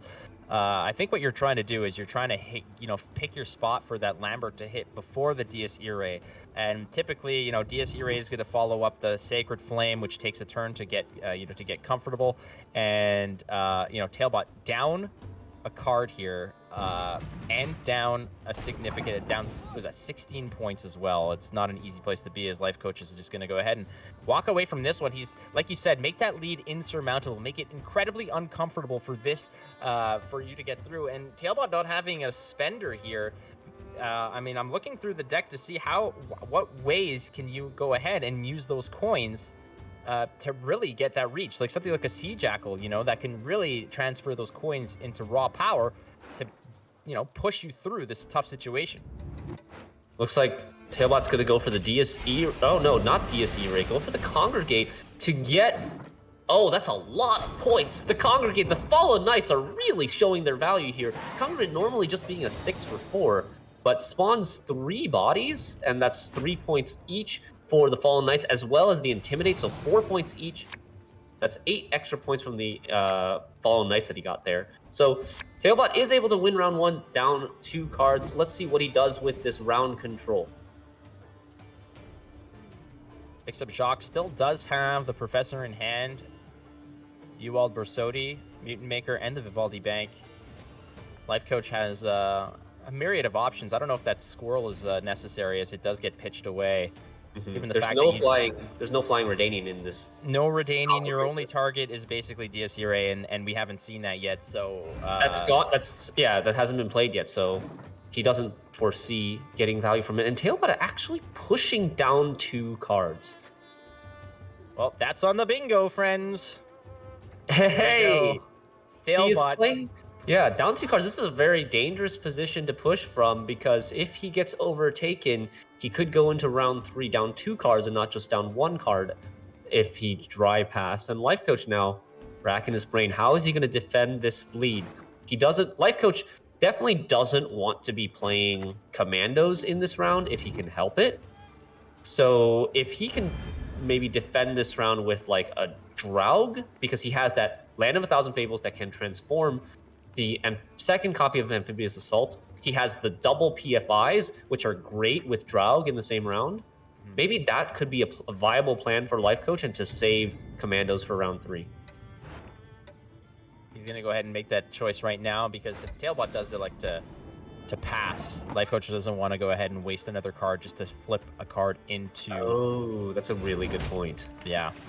Whoa, both Borsodi brothers coming down one after the other, not waiting for the first one to go into the graveyard, because Tailbot just needs to play. I guess he's planning on playing most of his cards here, setting up for that Professor as well to get a lot of coins from this bounty. They never really see each other together, but always 2 there are. A master and an apprentice. In this case, you see Horst feeding Ewald, who then is going to take out his wrath on Lifecoach's side of the board. Just like you and me, Flake. Master and apprentice, right? Yes, we'll let chat decide which one is which. I know which one I am. Okay. Lifecoach looking like he's just peering through the game down at Tailbot, trying to figure out what he's doing. But he's got a plan, and the PFI ×2 is a great way, like you said, Shadmiri, to just populate the board very efficiently. And even though those points are not phenomenally impressive, 5 points, it's the bodies that matter. It's the presence on the board, and having 2 1s there, again, to self-cannibalize with those Revenants off the Draug transformation is, we saw it earlier, it's a great way to just go ahead, do some spring cleaning on your own board and get things organized so that they can start going ahead and crushing their opponent, as Tailbot now has to evaluate. I mean, this could be potentially a play where you drop the Professor onto the Pavetta. It looks really good here. Yeah, and then you could also bleed. You could bleed the 1s to force the Draug this turn. Yes. Or yes. Yeah, miss out on the PFIs, right? You're either, he's kind of forked Lifecoach here. Lifecoach either has to Draug now to prevent these 1s from dying and get rid of the bleed, or he has to play PFI now to get the bonded and get the extra bodies for the Draug. So he can't do both. Well, he's going to have to make a decision here. I think playing the PFI is correct. It's an extra body. You're losing those bodies, sure. But it's also the fact that, those go poof. No problem. You're still winning on your next card, I believe. Oh, no, Draug's not going to be enough. You might actually have to use a leader charge on a pass here if Tailbot does so, but... Ooh, and that would be expensive for sure. But Tailbot's going to keep going. Tailbot, like, I think at this point, Tailbot has accepted the fact that if he doesn't get commandos out of Lifecoach in round 2, he will not be winning round 3. Because there's just too many commandos to contest with. So Tailbot, I think, is committed to going all in here, but he doesn't know exactly what this Vivaldi bank is going to get him. Perhaps we can take a look into Tailbot's deck to see what's left there. The Draug does come down here, getting extra value from transforming the 2 bleeds. Has 4 Revenants and a couple of 1s. Still 12 points behind, though. Lambert looking a little shaky here because there aren't any of those Firesworn on the board. None of those tokens are really appearing. You do have the 3 strength, 1 armored, but that just basically robs the value out of what Lambert would otherwise do. But here it comes. He's already playing it. No, wait. Just 1 charge to get to 8 coins to give himself some consistency on finding Horson Jr. Awesome play here, able to erase these Revenants, 2 of the Revenants, and he has the choice of erasing all of them if he wants to. Well, he could bleed 1, because there's no real easy way for Lifecoach to get it done here, because there's no way to just tailor a one damage situation. Lambert is going to kill something or bring something down to 2 like Horst. I'm trying to think of how this can happen. Lifecoach is probably going to have to dig in with the Ownermancy. What can he find here? He can take Commandos if he wants. He can take Erland, potentially. He's going to go with Commandos. I don't know. He did this very quickly. 38 points is a lot, though. But, I mean, Lambert's 12, so you've got 26 left. And Scytheman is not very much because you've got no units on the board. So I think Lifecoach might have made the only decision possible to get ahead here to use Commandos. And Tailbot's got to be pretty happy to see this. Well, at that juncture where you're at, I mean, take a look at this. Tailbot did make a favorable bleed here because are we going to see those Commandos again? No, we're not going to see the Commandos again. So let's just evaluate what Tailbot got out of them. We've got Draug gone. Land of 1,000 Fables combo is now wiped out. You've basically eliminated the threat of Commandos. Lifecoach needs the final leader here too to get enough points to play the Scytheman. But yeah, go ahead. Sorry for interrupting. No, you're spot on here. And that Land of 1,000 Fables is kind of just it created too much situations. But yeah, you're right. We're gonna have to use that last little bit there, one last ping. It's fine because the Commandos are gone. There's nothing else that really needs the Zeal, but you'd like to hold on to that 2-point carryover if you can. But what does Tailbot have left to hang on to? Lifecoach has card advantage here. He'll have last say. He still gets to save this Lambert. Tailbot has, I think, Grand Inquisitor Helvide. He's got Sacred Flame, and he's got DSE Ray as his golds left. But doesn't see any of them.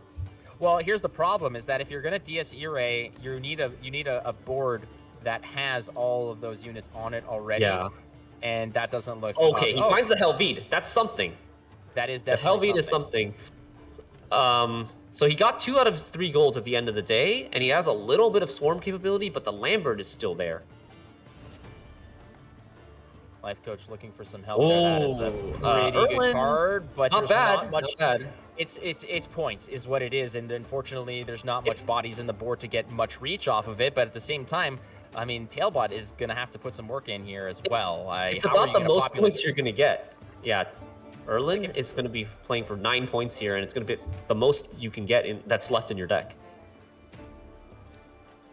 I mean, Maxi's just 6 points. Erland, I'm wondering how many of those cards in Lifecoach's deck are specials? There's 1 special, so I think Erland is 9 points. Siege Ladder is 4 points. Maxi is 6 points, so these are really, really low value cards. What Tailbot can do here is actually play Helvide, not click anything, because there's no threat in Lifecoach's deck that kills or locks Helvide, and then he can wait. He's going to have to. I mean, the second that all of those Firesworn hit the board, they're going to be met by... Right, so he can... Okay, I got it. Tailbot can wait to use the order to get all of his swarm on the same turn that he plays the DSE Ray, right? Right. Well, that you have to. I mean, that's Yeah, the only you way to have do to. it, to protect those points. You have to go ahead and do it. The fact that those Firesworn are coming off of fees, right? They're not showing up from. They're not being spawned off a deploy. They're not being spawned off of a special card. They're not left out in the dust. They'll be able to go ahead and show up, and then DSE Ray will be able to hit immediately. There's no margin there for Lifecoach to go ahead and play that Lambert. He'll still be able to play it for decent value. Let's not, discount that fact, but check it out. That's the best you're going to do. Unfortunately for Tailbot here, Lifecoach has a Lambert. He has come through. The guy who was just happy with winning one game has dethroned arguably the best player in Gwent. Lifecoach is back. Ladies and gentlemen, the fire still burns. Lifecoach is back, Oh, boy. wins 3-1 in the first quarterfinals over Tailbot. Who would have thunk it? And taking a well-deserved swig. Oh, well, I mean, the relief, frankly, I don't think it's surprise necessarily as it is relief. Tailbot is a phenomenal competitor, but Lifecoach is in him, in his own regard, a legend of the genre. And when you're facing a high-end opponent like that, obviously Lifecoach is a realist here. He's not going to be there and think that he's got a free ride. He knew that this was going to be difficult. He tailored his decks in a certain way that if they connect, it was going to be a grand slam. And he did do his best here, and it was more than enough, as the strategy that Lifecoach brought to the table was ecstatically beautiful. And boy, did his strategy connect. Getting not only Arachas Swarm, but also the Commandos and the Firesworn list perfectly planned by Lifecoach and very well executed by both players. You can only feel for Tailbot, but we've got Lifecoach ready for an interview. Paul Berger is going to speak to him right now. Hello, Lifecoach. Congratulations. First of all, can you hear me? Yeah, absolutely. Yeah, awesome, man. Congratulations. You wanted to win at least one game, but you won the whole series. How do you feel? Like, what's your first feeling here? Yeah, it's pretty great. A big relief. Big relief for sure. I mean, you were going against the favorite because, Tailbot won the last open, and people were saying that maybe you're the underdog, but never, you can never count out Lifecoach, and I think you just proved that today. Yeah, thank you so much. Yeah, awesome stuff. Get some rest, and we'll see you in the semis. Okay, awesome. Thank you so much, mate. Bye. Thank you, bye. All right, and before I go, I also have a leak for you guys. The first one for today. Let's show it. Teleportation. This is a neutral spell, and the ability is reset an allied unit's power. If it's a bronze unit, replay it instead. Art by Anton Nazarenko, and this card has 4 provision, and like I mentioned, it is a spell coming with Price of Power, Once Upon a Pyre, our expansion, which is launching on June 8th. Don't forget that. There will be more leaks today and more leaks tomorrow, so don't miss that. But enough from me. Let's move on to the analyst desk and let them talk about this match.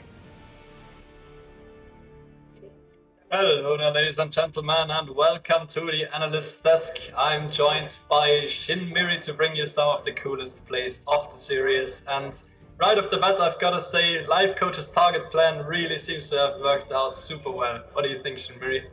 Yeah, indeed. First of all, it's great to have you here on the analyst desk with me. Yes, this lineup paid off massively for Lifecoach, getting probably an ideal opponent. Exactly, and the first clip I want to show is something that really surprised me, and as I heard, also surprised you casters. Lifecoach in the Syndicate game on Blue Coin. He plays Dijkstra as first play, and then jams one of the leader charges, and 2 plays later he jams another leader charge and just goes all in, spends all of his coins. He just creates like 60 stats in 3 cards, man, and that's like an unseen commitment on Blue Coin.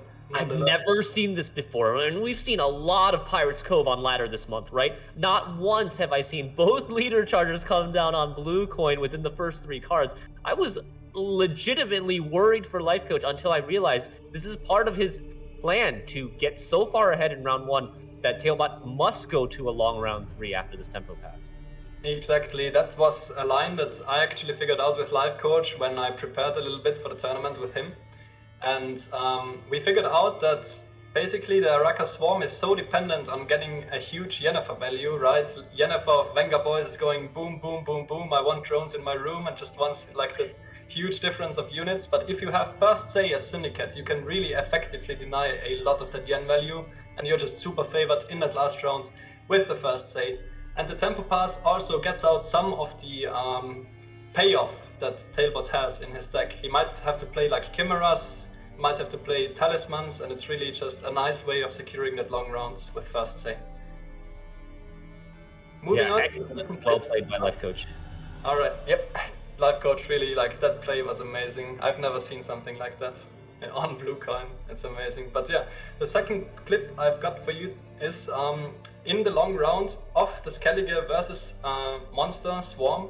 I was actually super surprised when Tailbot went for so many leader charges before his yen, right? He maximized his yen value, but when I counted his board space, I was like, no way this works out. Tailbot is completely over-swarmed. Yeah. A really interesting play a little bit later in that round, and that is using the Andrega Warrior in a very unique way. Andrega Warrior eats both of the units adjacent to it, and if they are insects, it spawns new insects, 1 power drones. But if you use it on a full row, actually the drones do not spawn, because the drones actually spawn before the other units get eaten. So in this clip, Tailbot managed to free up some of his own board space by using the Andrega Warrior in a very unique way and just clearing up 1 extra board space and being able to maximize the yen value and also play more units than he otherwise would have been able to. That's a great point, because in this long round 3, board space is a real concern, especially with Patricidal Fury putting 3 Sirens onto your board in addition to all the units that you want to be playing yourself. Exactly, and that's all I've got for you from this match. What an insane series. Lifecoach really upsetting everyone and taking it home against Tailbot. What an unexpected result. But yeah, after looking at these deck lists, Tailbot really had a super tough battle to fight, and he did his best. Yeah, so thank you so much for joining me in the analyst desk and getting these wonderful clips ready. We'll see you guys again at the start of the next best of 5 where we go over the deck list, and afterwards when we do the analyst desk replay again. All right, let's go to the brackets here. We have Lifecoach advancing 3-1 over Tailbot, going to the semifinals. Flake, are you with me? I am with you, and I am with this tournament, man. This has been it's hard to say it's a surprise when Lifecoach wins a card matchup. I mean, I'm just. It's going to be nice to see if maybe this just reignites that fire for future tournaments. I mean, we've seen him just be really enjoying Gwent nowadays, and putting a little extra cash in your pocket is also a nice incentive to keep playing. And if anybody can do it, it's certainly him to continue to win tournaments. Shinmiri, this entire situation here has been unfortunate, given the fact, that we're from home and the tournaments are not live anymore, and it would have been nice there to be all together, but that's coming around the corner sometime, maybe soon, who knows. We're all crossing our fingers for everyone to get healthy and the world to get back to normal. But for now, hey man, that was just the first quarterfinal matchup. We got 3 more around the corner, and again, thank you everybody in Twitch chat for the support and the love that you guys have shown. And we're doing our best, and the players are just blowing these things out of the water. Yeah, let's take a quick look at the prize pool, the updated prize pool after Lifecoach taking it 3-1 over Tailbot. Lifecoach is already at $16,250 in prize money and can increase that further on day 2. Tailbot, not too shabby, walking home with $8,750 despite getting eliminated in the quarterfinals by a very tough matchup. Yeah, I mean, walking away with $8,750 is that's a lot of price of power expansion passes that you can buy with that, which is now's a good time to sort of wheel back into that whole thing. The fact that price of power expansion pass is available.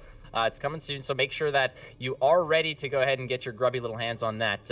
It is around the corner, and new cards are coming, so I'm excited. But look at this. That was just the first little bit here. We've got 3 more iconic matches coming up: Magpie versus Kolemoen, Adzikov versus Gamekingat, Damorquis versus Freddybabes, CDPR versus servers. This is crazy. It's nuts. I mean, it's just the first quarterfinals, and I feel like we've watched the pinnacle of Gwent, and we've got so much more coming for you guys. Don't forget. I do have to say, I now have to change. So that also, I believe, was a bingo card. Unfortunately, I don't know if this was gonna happen, but I did have the Tailbot shirt on. Man, the commitment, wearing the extra layer of t-shirt under your button down. As hell outside, and my air conditioner's off to not make noise. It's a whole thing, but literally there was gonna be a moment where it was just like, bam! But no, that wasn't gonna happen. There's such a commitment. There's no caster bias here at all. So don't forget, guys, you can get the Price of Power expansion pass right now, and it'll get you all 117 cards from the Price of Power expansion, the exclusive animated Pyre coin, as well as the game board, card back, and leader skin still yet to be revealed. Right, but before we move on, there are still much more to do. There's much more matchups to play. That one, while that one's still sort of gestating with us, we've got Magpie versus Kolemoen, and we've got Tia and Lionheart around the corner as well to bring you those matchups. Before we get to those two lovely casters, let's meet the players.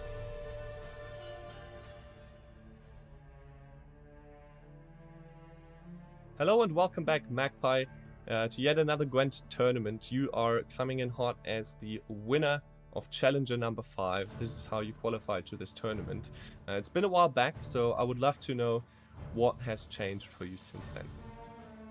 I'm a part of the Vendetta team now, as you can see. Yeah, so it's a big change for me because the preparation for tournaments it has changed. The approach it has changed too. So yeah, I guess it will help me to win Masters. Awesome to hear. It's I think different to prepare on your own, or if you've got people you can train with and compete in a team setting. I would love to find out more on that later, but now let me get your thoughts on your matchup, because you're going to be playing against Kolemoen. Some people think that Kolemoen might be the best Gwent player there is at the moment. Certainly was very consistent in the past, but you already showed that you can beat him, and he's not this immovable object that some people thought he was. So how do you feel going into this matchup? I think it's going to be easy, like easiest quarterfinals and easiest semifinals and easiest finals. So my hope is my lineup will easily go through his, and if it's going to happen, it's going to be pretty fast. Nice, I like the zero, clap, tack, tack. Suck. Okay, I love it. So you must have a pretty good read on the meta then, if you're feeling so confident. So maybe can you share that with us? I hope so. Like the meta, I think, is very diverse right now. All the 6 factions are playable, and it's hard to hard target city deck or faction. So I believe that I read the meta properly and predicted all the decks that players are going to bring. Okay, so one follow-up question that I didn't prepare you for, but do you think it makes a big difference then if a tournament isn't easily predictable, or like if there's not one faction you can target, does that change the whole flow of the tournament? Yeah, definitely. Because if you can predict one faction or deck, you can just hard target it and easily win. But when you can't, the line changes, or the deck changes, and the approach also. All right, I think the viewers are going to be looking forward to that. So thank you so much for taking the time for this interview, and good luck with the rest of your preparation. Thanks.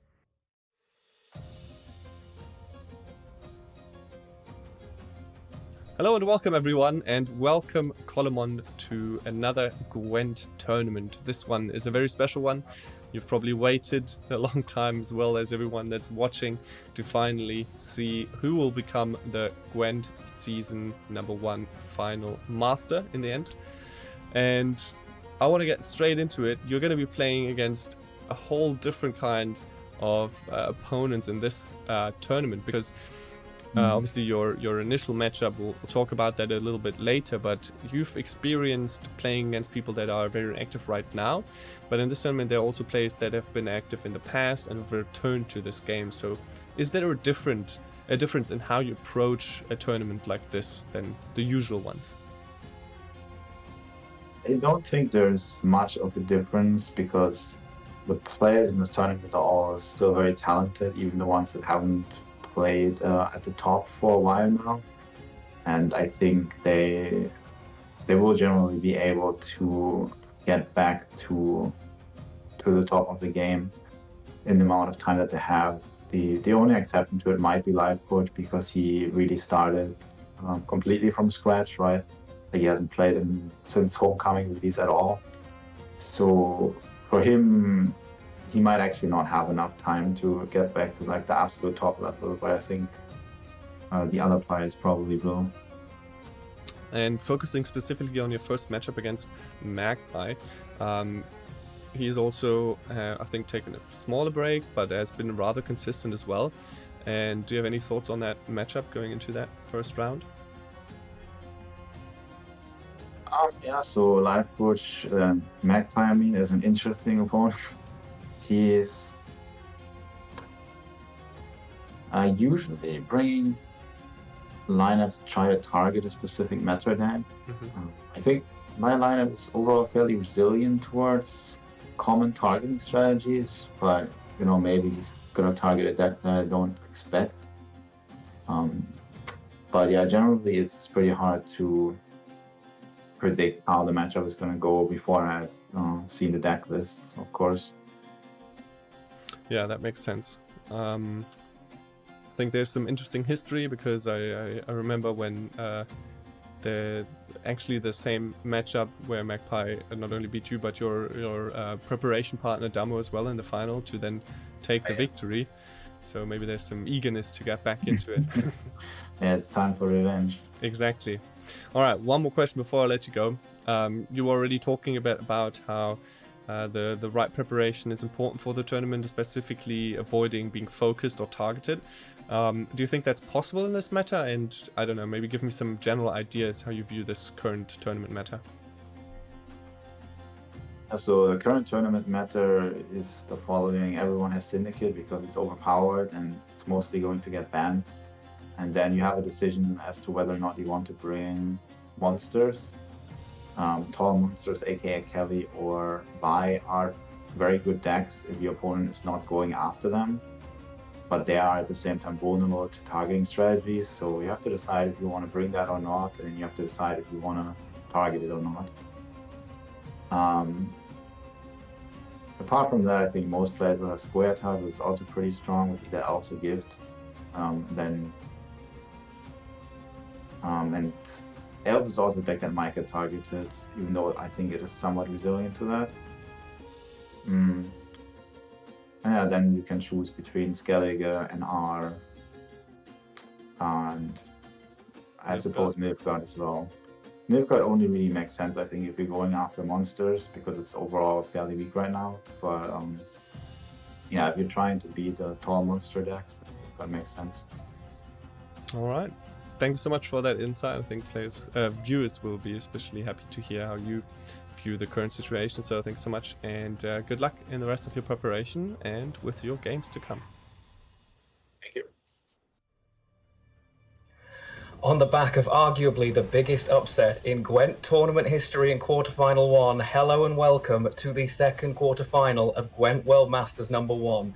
This is the biggest tournament in Gwent history, and I've got to be honest, it feels incredible to be a part of this event. My name is Lionheart, and joining me for this momentous occasion is Tia Beastie. So Tia, how are you feeling?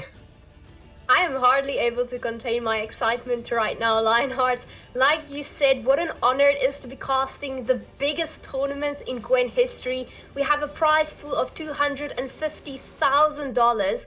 We just witnessed Lifecoach and Tailbot face off in the first series. Lifecoach going through to the semi-finals, putting all of those divination results to shame. What a day we have ahead of us. But right now we are going on to Magpie versus Kolemoen. Now, the last time we interviewed Magpie in Season 1, he indicated that his favorite faction was Northern Realms, and he did not disappoint. It appears that Magpie has decided to go Commando. He is definitely renowned for his spicy deck building, fondly known as Magpiles, and there are some commandos amongst them. He certainly doesn't look like he is going to disappoint us here. He qualified for Masters by winning Challenger 5, amassing over $60,000 in Season 1. Now, we spoke to him earlier this week, and as you saw in the interview earlier, he is quietly confident. He is calm, collected, even though his opponent is in fact the legendary Kolemoen. He is fine. He is completely ready. Coley, on the other hand, qualified for Masters 1 via Crown points, but he has got vast tournament experience. In Season 1 alone, he appeared in 8 different tournaments. That's just phenomenal. Yes, and it's worth noting that in Season 1, he played more than 10,000 matches, and he still managed to retain an overall win rate of 67%. Now, if that is not impressive, I don't know what is, but I think it's time to go ahead and take a look at the divination results and see whether our community agrees here.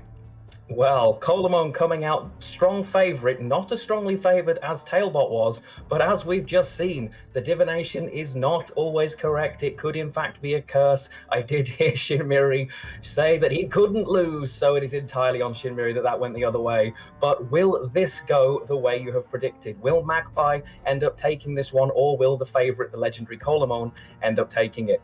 Now, while we wait to get underway, there are Twitch drops available. Yes, we have some very special rewards for those of you who are watching the live event today on Twitch. Now, we had a little bit of a delay, so that's good for you. It means you're one step closer to getting that first title at 4 hours, the Beholder. And if you stick around for 8 hours, you'll receive this beautiful card back of Kaer Morhen, the place where witches reside. That card back is something I have been waiting for a very long time. As much as I've been excited for Masters, I have been very excited for acquiring that beautiful card back. After 4 hours, make sure you guys do claim your drop for Beholder so that the next 4 hours and the card back can potentially be there for you. It's going to be so nice to finally get those in our inventory, and it is always good that you can get something for being a part of this incredible event. I really want those drops, I'm not going to lie. And I do believe we are ready to go across. Masters is a special occasion, and there is an analyst desk, as you have seen. Shaggy and Shinmiri are ready and waiting to take you away and look through the deck lists for this one. All right, we got Magpie's list straight up. Hey, Shaggy, how's it going? We are back, man, and I can't wait to dive into Magpie's lineup. This is one of the lineups that I've been most excited to see in this tournament. Let's see if he disappoints or if he lives up to the name and the reputation of the famous Magpies. Yes, let's do it. First up, we have Line Pockets. A little bit of a blast from the recent past. The last meta had Line Pockets as the most popular Syndicate archetype. What has changed since then, Shaggy?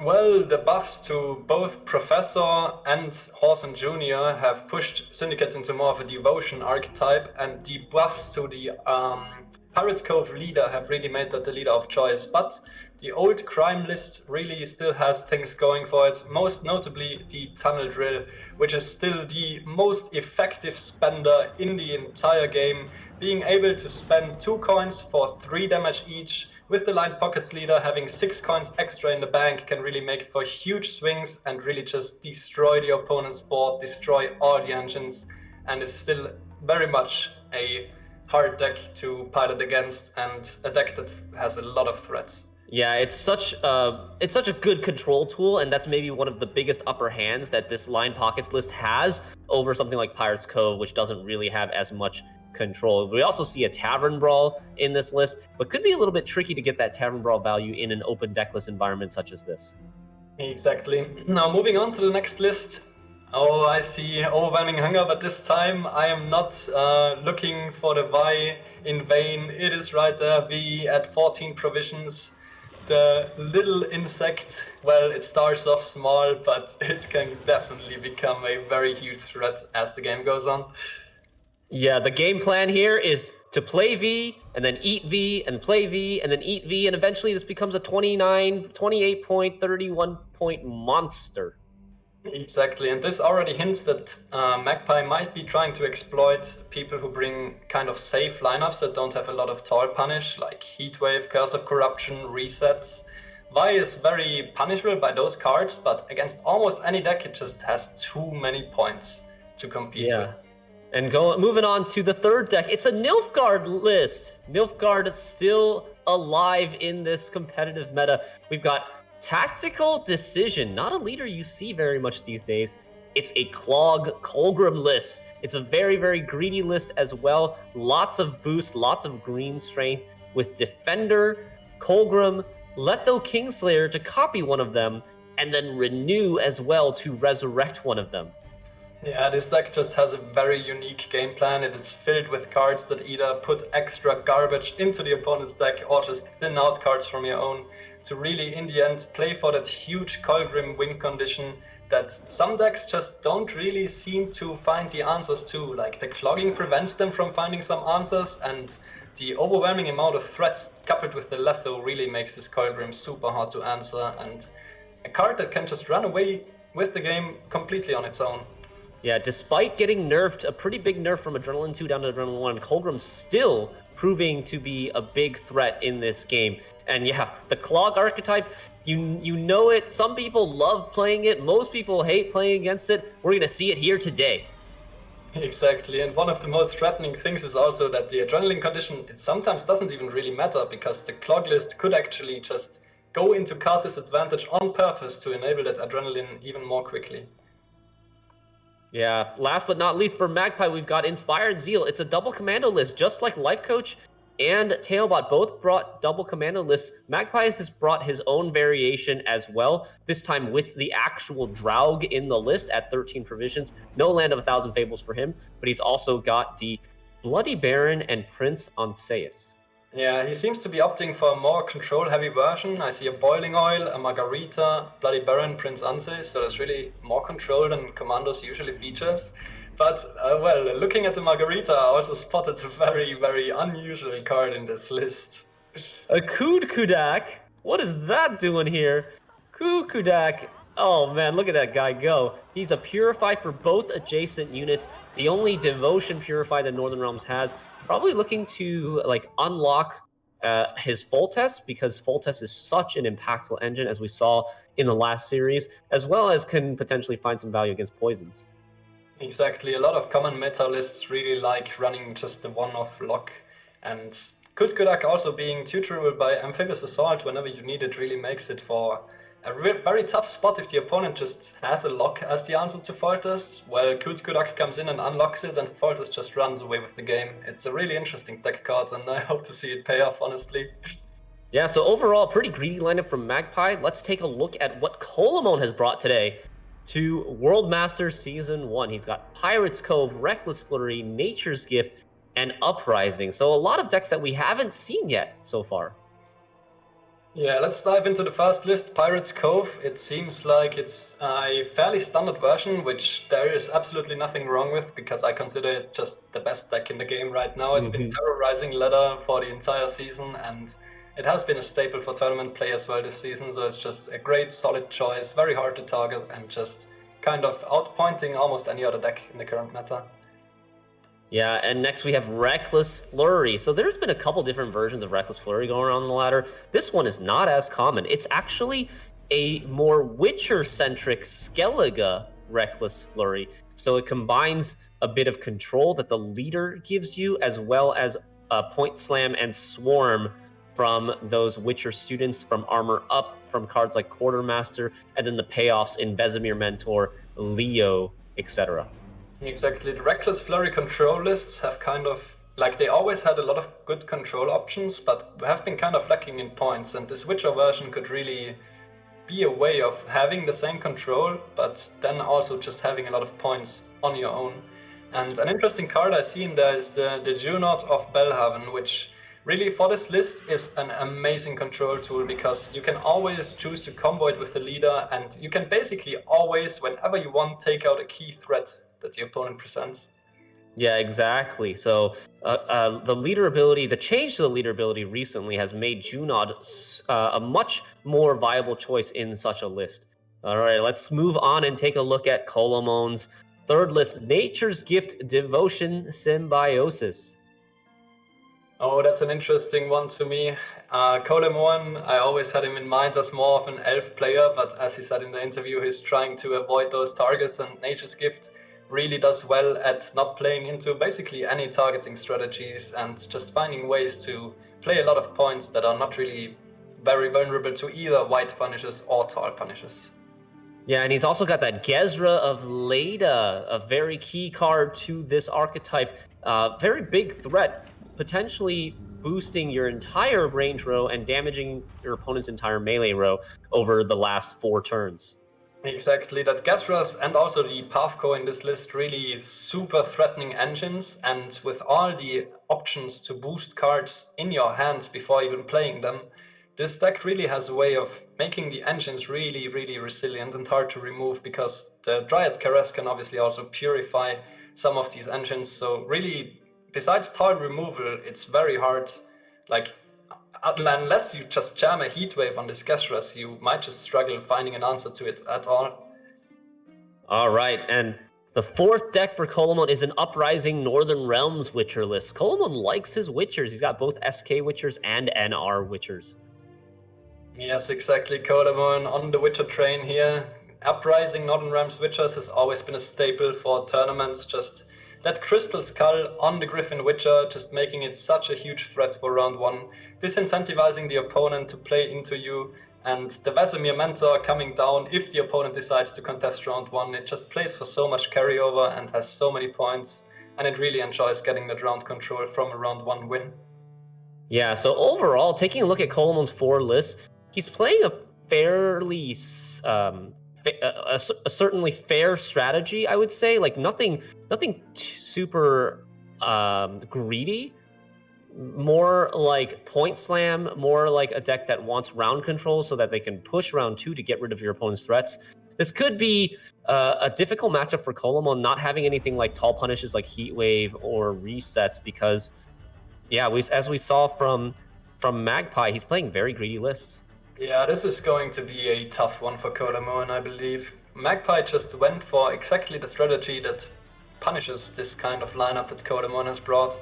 Magpie really forces the opponent to have answers, to have tall punishes, to have good removal options, and Kolemoen opted more for a point slam safe lineup that really might just not be able to deal with all the threats that Magpie is going to put out. Yeah, but I would say that compared to the first matchup between Lifecoach and Tailbot, Kolemoen's got a much better chance in terms of just like the deck matchups. But that's pretty much it for us in terms of analyzing the decks. We'll see how these games play out. I'm excited to watch. We're going to send it back to the casters, Lionheart and Tia Beastie, and Shaggy and I will be joining you guys after the best of 5 is over to talk about the most interesting and pivotal moments. Thank you very much, Shin and Shaggy there for that analysis. This one looks like it could be an uphill battle then for Kolemoen. His point slam lists having potentially not enough answered against the greedy lists that Magpie has bought, including possibly one of my least favourite decks in history. It's Nilfgaard Clogger's Colgrim.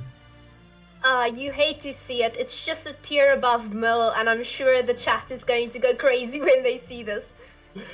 You either love it or you hate it for sure. The people who know me know which camp I sit in, but there's no getting around the fact that it is an incredibly strong list and a really interesting call from Magpie to bring it, knowing just how greedy it is. I mean, when we spoke to him earlier in the week, he said, ultimately, I went for greedy lists that I thought people would struggle to answer. There are so many threats that you've got to deal with across his lists. It could be a real issue. Ironically, we spoke to Kolemoen as well, and he said his strategy is to completely ignore lists that go tall so he can focus on point slamming himself. And ironically, that's exactly what Magpie targeted. And this is going to be a problem for Kolemoen. I don't know how he's going to deal with these units that go so very tall. Well, I guess we'll find out when we get to see his bans. We will see which of the lists that he has decided to get rid of. And if they are up and ready on the screen here, we're going to see what has been banned for Magpie. It is V, so Magpie does not have access to V. If you're looking to ban greed, well, I think that is the greediest insect of all. That definitely makes sense. Now, Kolemoen is going to have to deal with triple Colgrim instead. We'll see if he's able to do that. Magpie instead opting to ban Kolemoen's Syndicate Pirates Cove list. Of course, this makes sense. It is a tier 1 list and perhaps the strongest out of all Kolemoen's lists. Yeah, definitely. You can see it is a pretty simple ban. I think a lot of players bringing it were expecting not to be able to play it if they did go down that line for sure. Although we didn't see it banned, we saw no Syndicate bans, in fact, in Series 1. And Coley has had the decision. He had to get rid of that V. His strategy, of course, was basically a tall monster ban. The Nilfgaard list is going to be the one that I am both excited and terrified to see when it comes through for sure. Oh, certainly. That is definitely the case. And a Magpie here starting off on blue coin in the series. Now, what do we think he's going to take? I have a feeling that going Commander is definitely the right choice here, particularly because of his stratagem, which is Cursed Scroll. So he's able to get access to Foltest off the bat, just in case he doesn't draw a card like that. And it's quite a pivotal card. It's not something you can miss, especially since Magpie only has one tutor in his commander list, which is quite scary. Yeah, it is. It's definitely looks like a blue coin list, as you say. That it is a devotion list by the look of it. So no Aneromancy in there to find what you're looking for. There is the Amphibious Assault, but Amphibious Assault's only downside, it doesn't draw cards above 9 provisions. So the Curse Scroll there to make sure you find that Foltest. I agree. I think perhaps picking that one up on blue coin would make sense for him, and it's probably the list that he opens up with. And then I suppose you need to work, what do we think Coley takes if we go that way round? It's a difficult choice, isn't it? I have a sneaky suspicion Kolemoen might try to bring in his Northern Realm Witches, as you definitely have some lists that you need to take through on red. He doesn't have access to his Pirates Cove anymore, and I have a feeling he wants to take Nature's Gift on blue perhaps, maybe keeping Reckless Flurry for a red. Yeah, it's quite possible. NR Witch is, of course, traditionally a blue coin list, but we have seen it may well be that it needs to get through against the NR list. Does he worry if he ends up keeping this list against some of the other options here for Magpie? That's one of the biggest worries. In my opinion, the biggest question is here, what list are we going to take in order to deal with Colgrim? Because you're going to need some significant removal, or you're going to have to play in such a way that you aren't able to be clogged. And in order to not be clogged, you can't play any bronze cards. You need to be able to win round 1, push round 2, and prevent round 3 at all costs, because we can renew Colgrim, and that's very scary. That is scary indeed, and it looks like we are going into game 1 here. And game 1 has just loaded up, and we do in fact see players have taken entirely different to our expectations.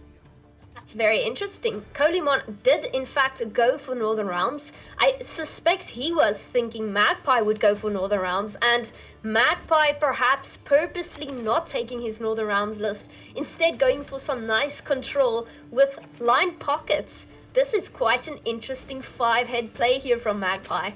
Yeah, Magpie may be anticipating that potential queuing and has thought, no, I'm going to push my pockets here. I'm going to make you queue and counter queue. It is incredible how many times that it's not just winning in the deck builder. You can certain matches can be sniped certain ways, even if they are not their ideal coins here. And this could be a case of out 5-heading each other. Exactly. Now, it's very interesting that Magpie brought a line pockets and not Pirates Cove, and we did ask him about it, and he said, well, simply he hasn't really played Pirates Cove this season, but also he's expecting others to bring it, and he thinks a line pockets might be a nice alternative to that, and might be something that not a lot of people are expecting. And I mean, it's still a very powerful deck, and I see he hasn't drawn a single Halfling Safecracker here, which might be for the best, seeing that they have significantly been nerfed and now play for almost half of their value. Yeah, they were definitely popped in half there. As you say, hasn't got them in hand. Ideally would like it, and it's certainly not an ideal opening play there, but he does have the lamp for that very reason. Coley now looking over his choices, thinking, okay, I have to do NR Witcher things here, has drawn both of his carryover cards. One of the things that NR Witchers does struggle with, now having to stay in for the Adrenaline 4 for that Vesemir, of course, something that Magpie may consider playing around. And we see the Erland come down. He's just developing his carryover as early and quickly as possible here. Yes, that's a very nice proactive play. Adelan's boosting every unit in your deck. That's of course going to carry over in later rounds, and it's going to make that end Scytheman just so much bigger. Now, Magpie having an interesting hand here. It would have been nice to have a Safecracker in hand, seeing that they only get boosted with the amount of crimes you currently have in your hand. But right now, he's in a bit of a tough position. He needs to play a unit here, unless he decides to instead go for crimes and begin poisoning Adelans. I don't think you ever want to commit your Professor in round 1. Yeah, I mean, it is a Professor target. It's not a terrible Professor target, but as you say, it's a big card to decide to use here, and it may be that that is in fact what he is deciding to do. Decides, I'm going to make sure that I get into a situation here. You're not going to pull those boosts out if you want to. Also takes the leader charge, fills up the coins, gets the boat out. Doesn't look as happy as he'd like, but that could just be a face of concentration. I think both players are definitely concentrating here. It's a problem because when you're playing crimes, you have a lot of tempo, and it's normally a great list to bring on red coin, merely because of the fact that you have so many strong cards that can tempo your way into having round control. Now, the problem here is Magpie might gain round control, but he might also overcommit significantly. Kolemoen has only played Adelan so far, which has a lot of carryover value, and he's simply able to opt out of the round. And Northern Realm Witches, we know, are very strong in a long and a short rounds, but having round control is still quite significant here. Yeah, definitely. The round control will be quite relevant here, which is certainly like having that. Coley dropping out the Amphibious Assault, making sure he stays within touch here when we go through and see what he's having. What is he going to take? Does he go for the pure points? No, he tries to set up his Witcher engines with that Griffin Witcher Adept. Can be quite scary with the shield and the potential engine it can develop. You can see he does have a couple of options in hand as well to find the value from there if he uses those target practices.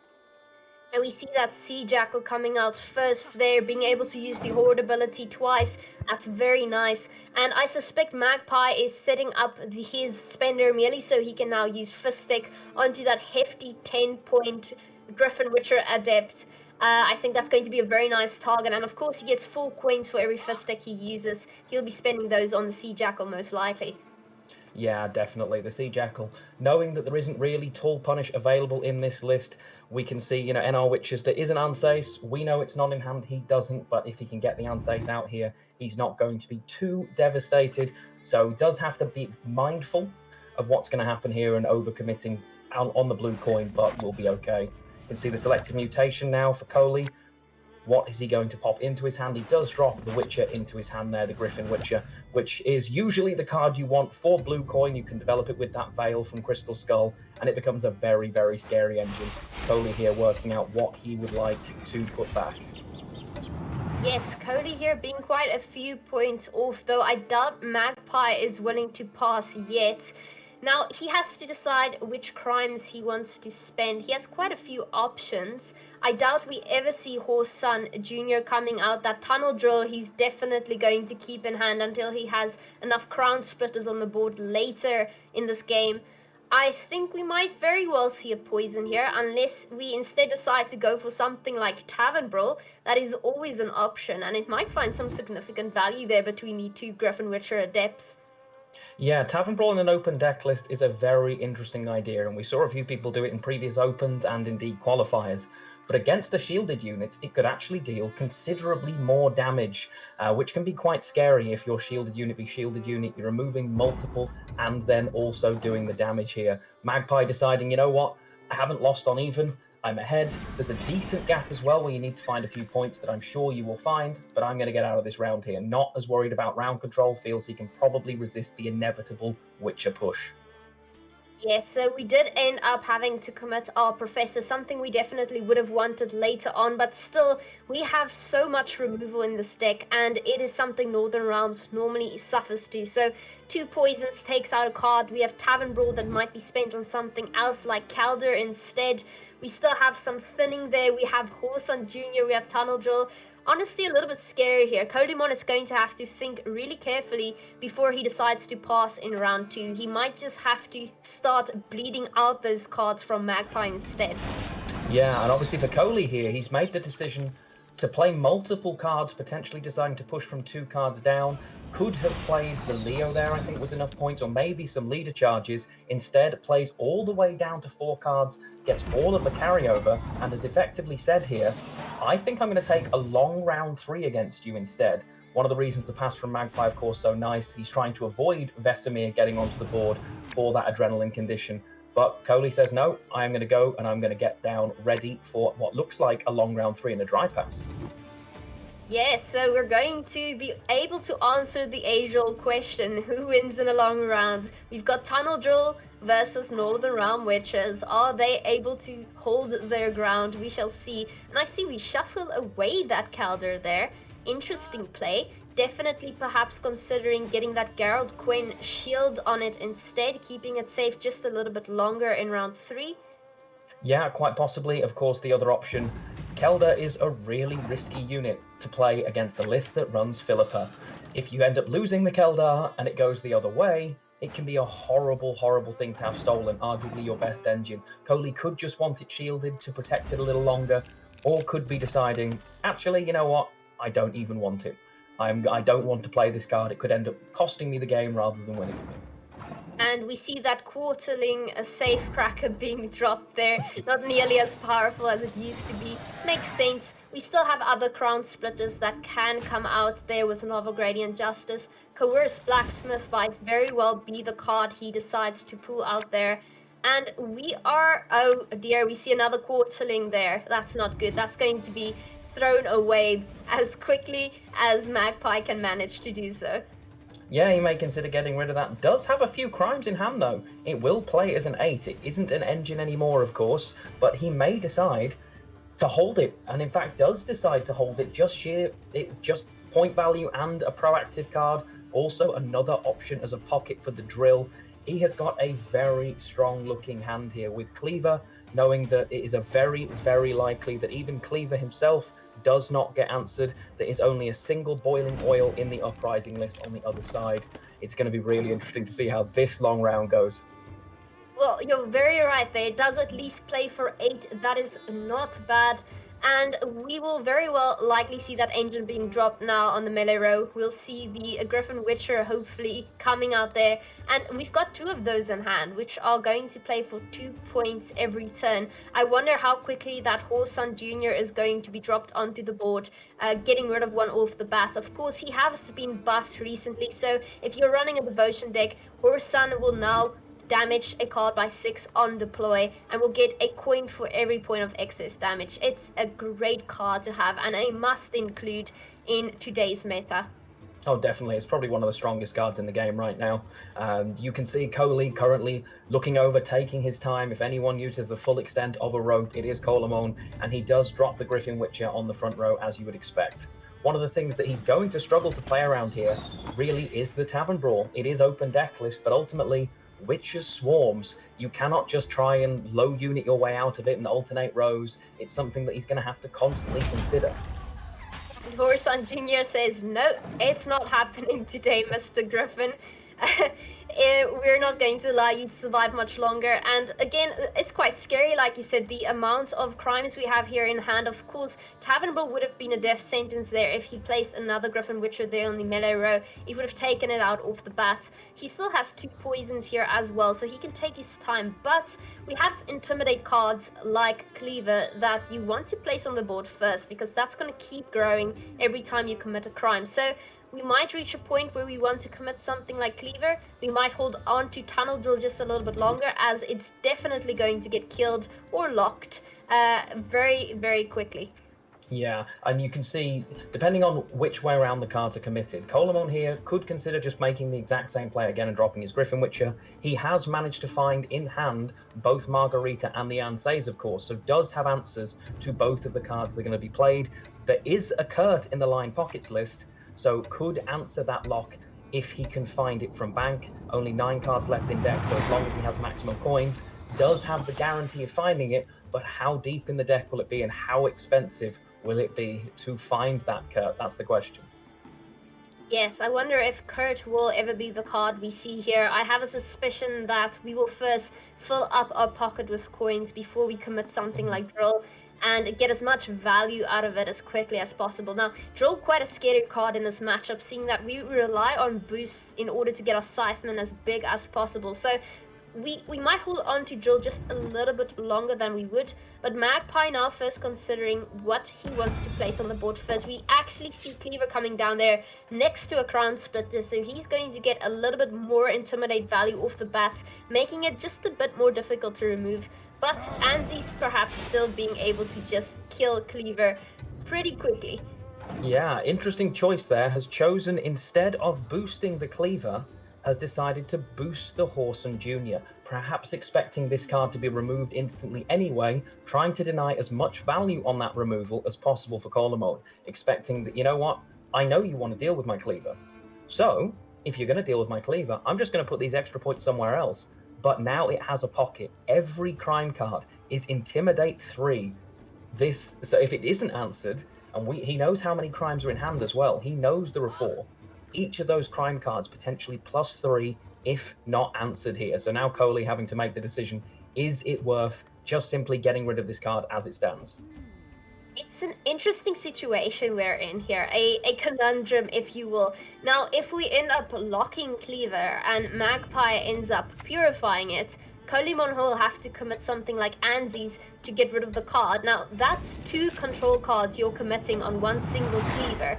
That's not something you want, right? Because you want to be able to get rid of that Tunnel Drill instead. So if Magpie decides to purify Cleaver here, Kolemoen will have to sit with the decision if he wants to hold on to his Anzi's for later, or if he wants to get rid of Cleaver instead.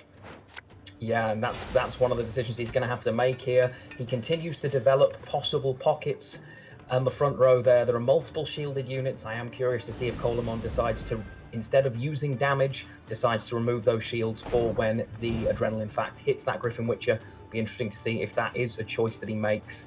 But the single coin spender in this list that the Blacksmith offers is actually really nice. The ability to over-profit. Remember, all of your crime cards give you an additional coin in this matchup. So when you're looking at that poison thinking, oh, nice, that's nice, 4 coins, it's actually 5 here and could result in over-profit. Having a single coin spender feels really nice.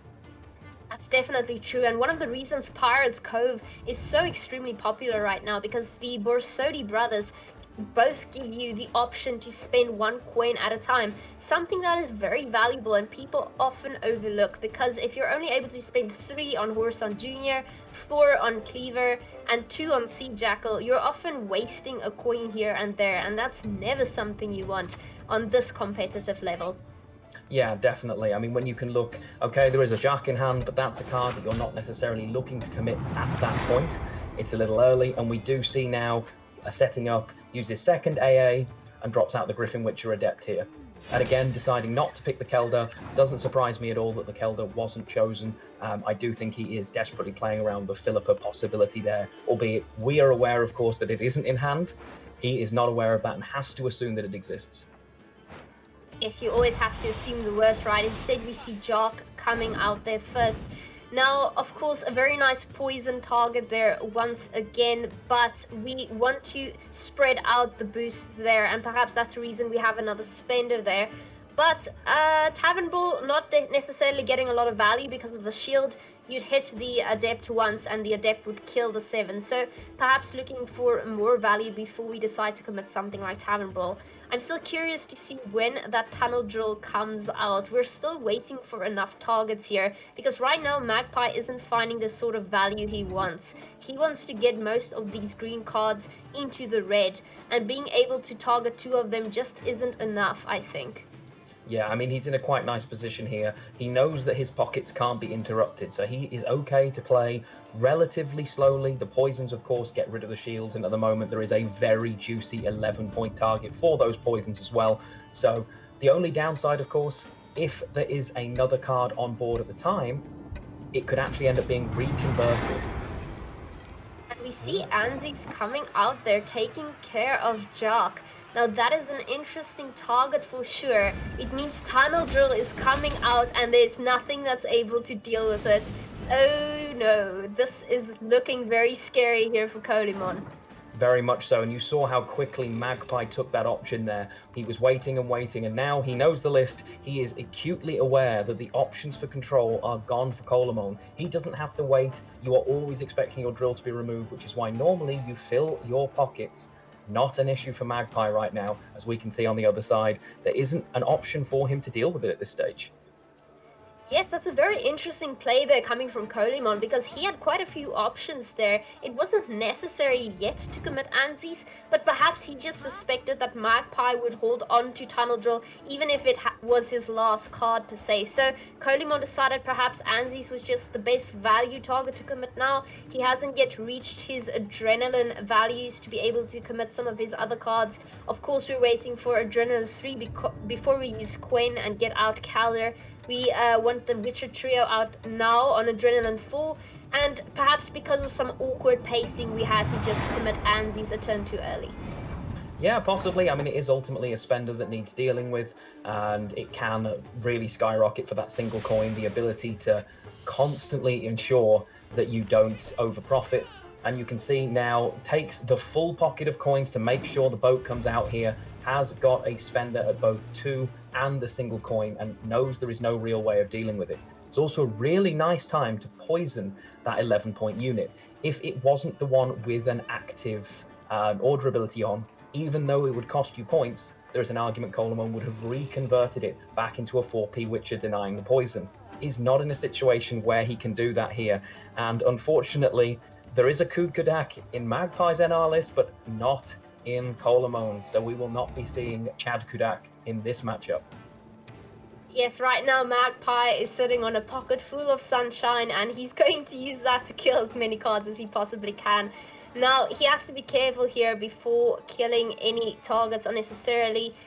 We're waiting for Kolemoen here, actually. Kolemoen needs to decide what he's going to commit here. He is taking quite a bit of time here to figure it out. He's not certain at all, because he's being threatened by that pocket full of 9 coins here, and instead he decides to boost Anzies. Now he's losing some value there on Calder, which isn't going to help, because Calder essentially just makes Leo so much stronger.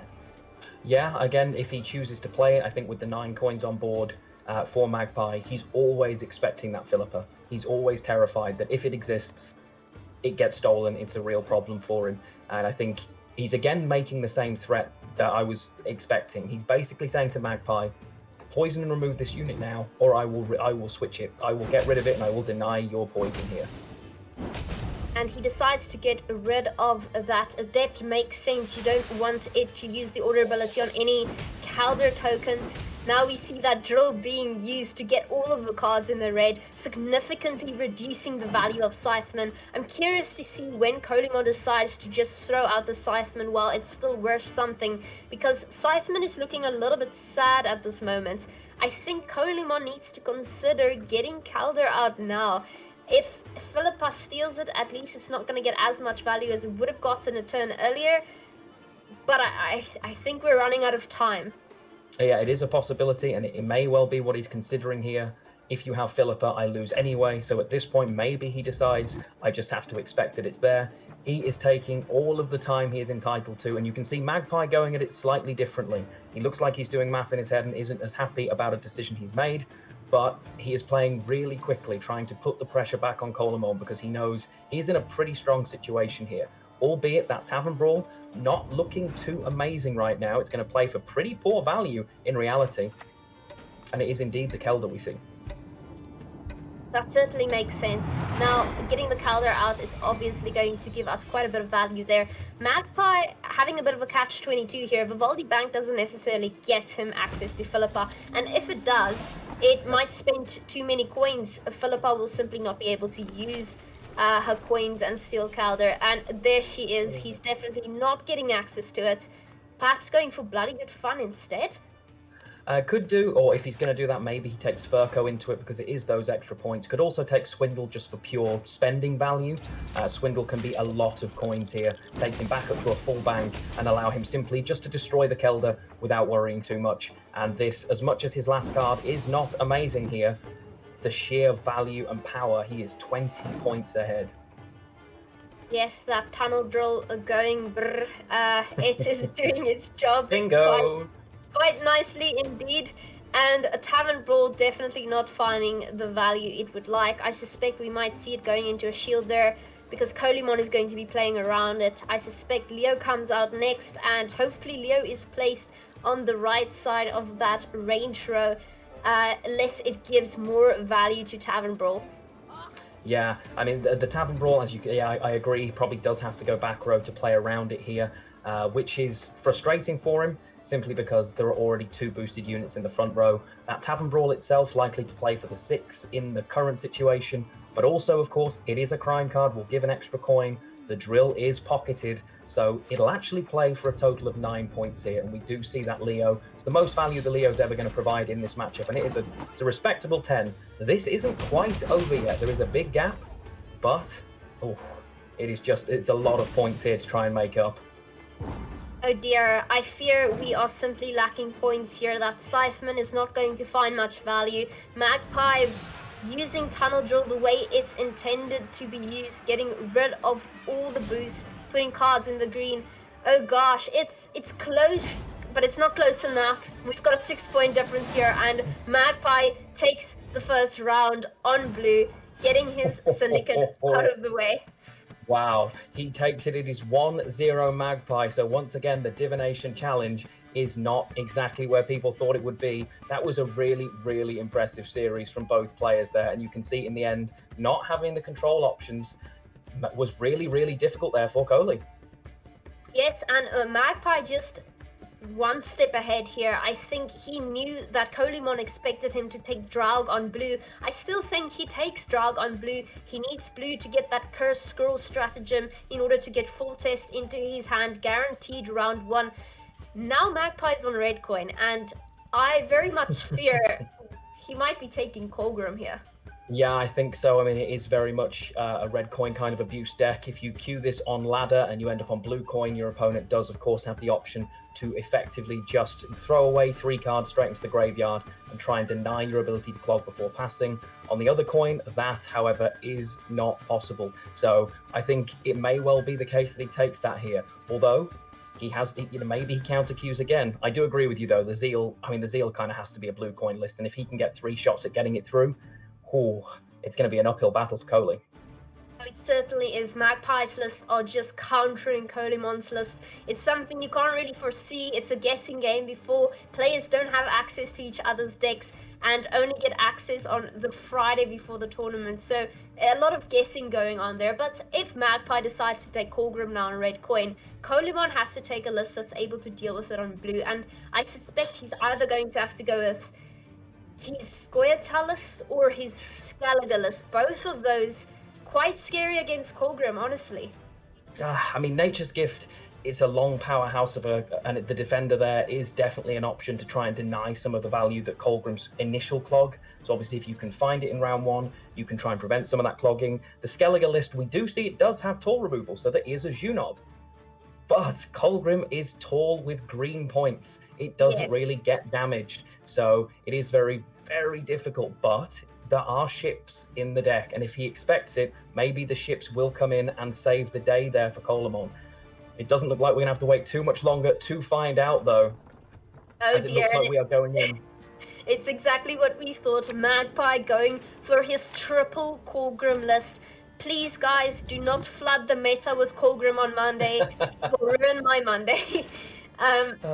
Let's hope Kolemoen proves that Colgrim is not as strong as we think it is. Let's hope this is the case. But Kolemoen here having access to his stratagem, at least on blue. That's very nice as he gets to draw a card and discard one as well. He has both of his boats here in hand, which will brick raiding fleet. So I suspect he mulligans one of those away right off the bat. He could decide to keep it here because the boat likely gets killed. If the boat gets killed, it's possible it goes straight back into the deck if it has been killed by the coated weapons. So actually he could end up with 3 ships, not 2. So it might be an interesting, nice take there from Coley. And Mulligan's on the other side from Magpie. He's drawn really nicely. He's found his portal. Has he managed to brick his portal there, actually? I'm just going to check. He's actually got a bricked portal right now. 3 of his 4 portal targets are in hand, so not nice at all. He had to mulligan away the dogs because he'd drawn both of those mulligan portal targets into portal targets, so not going to be too happy here.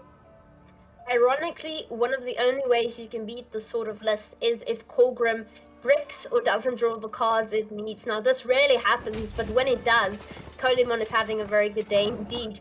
Now, the problem here is you either have to win round 1 and push round 2, trying to get a 2-0 out when you're facing Colgrim, or you simply have to prevent clogging altogether. Now, this isn't an easy feat. We've seen these players prep beforehand. Playing a bronze on the board is something you unfortunately have to do. You can't just commit your golds. So clogging is going to happen whether you like it or not. But Magpie, like you said, lacking quite a bit of cards here. He's bricked his portal, and he doesn't have much clogging left except for proactive cards like Cynthia, as well as the Infiltrator.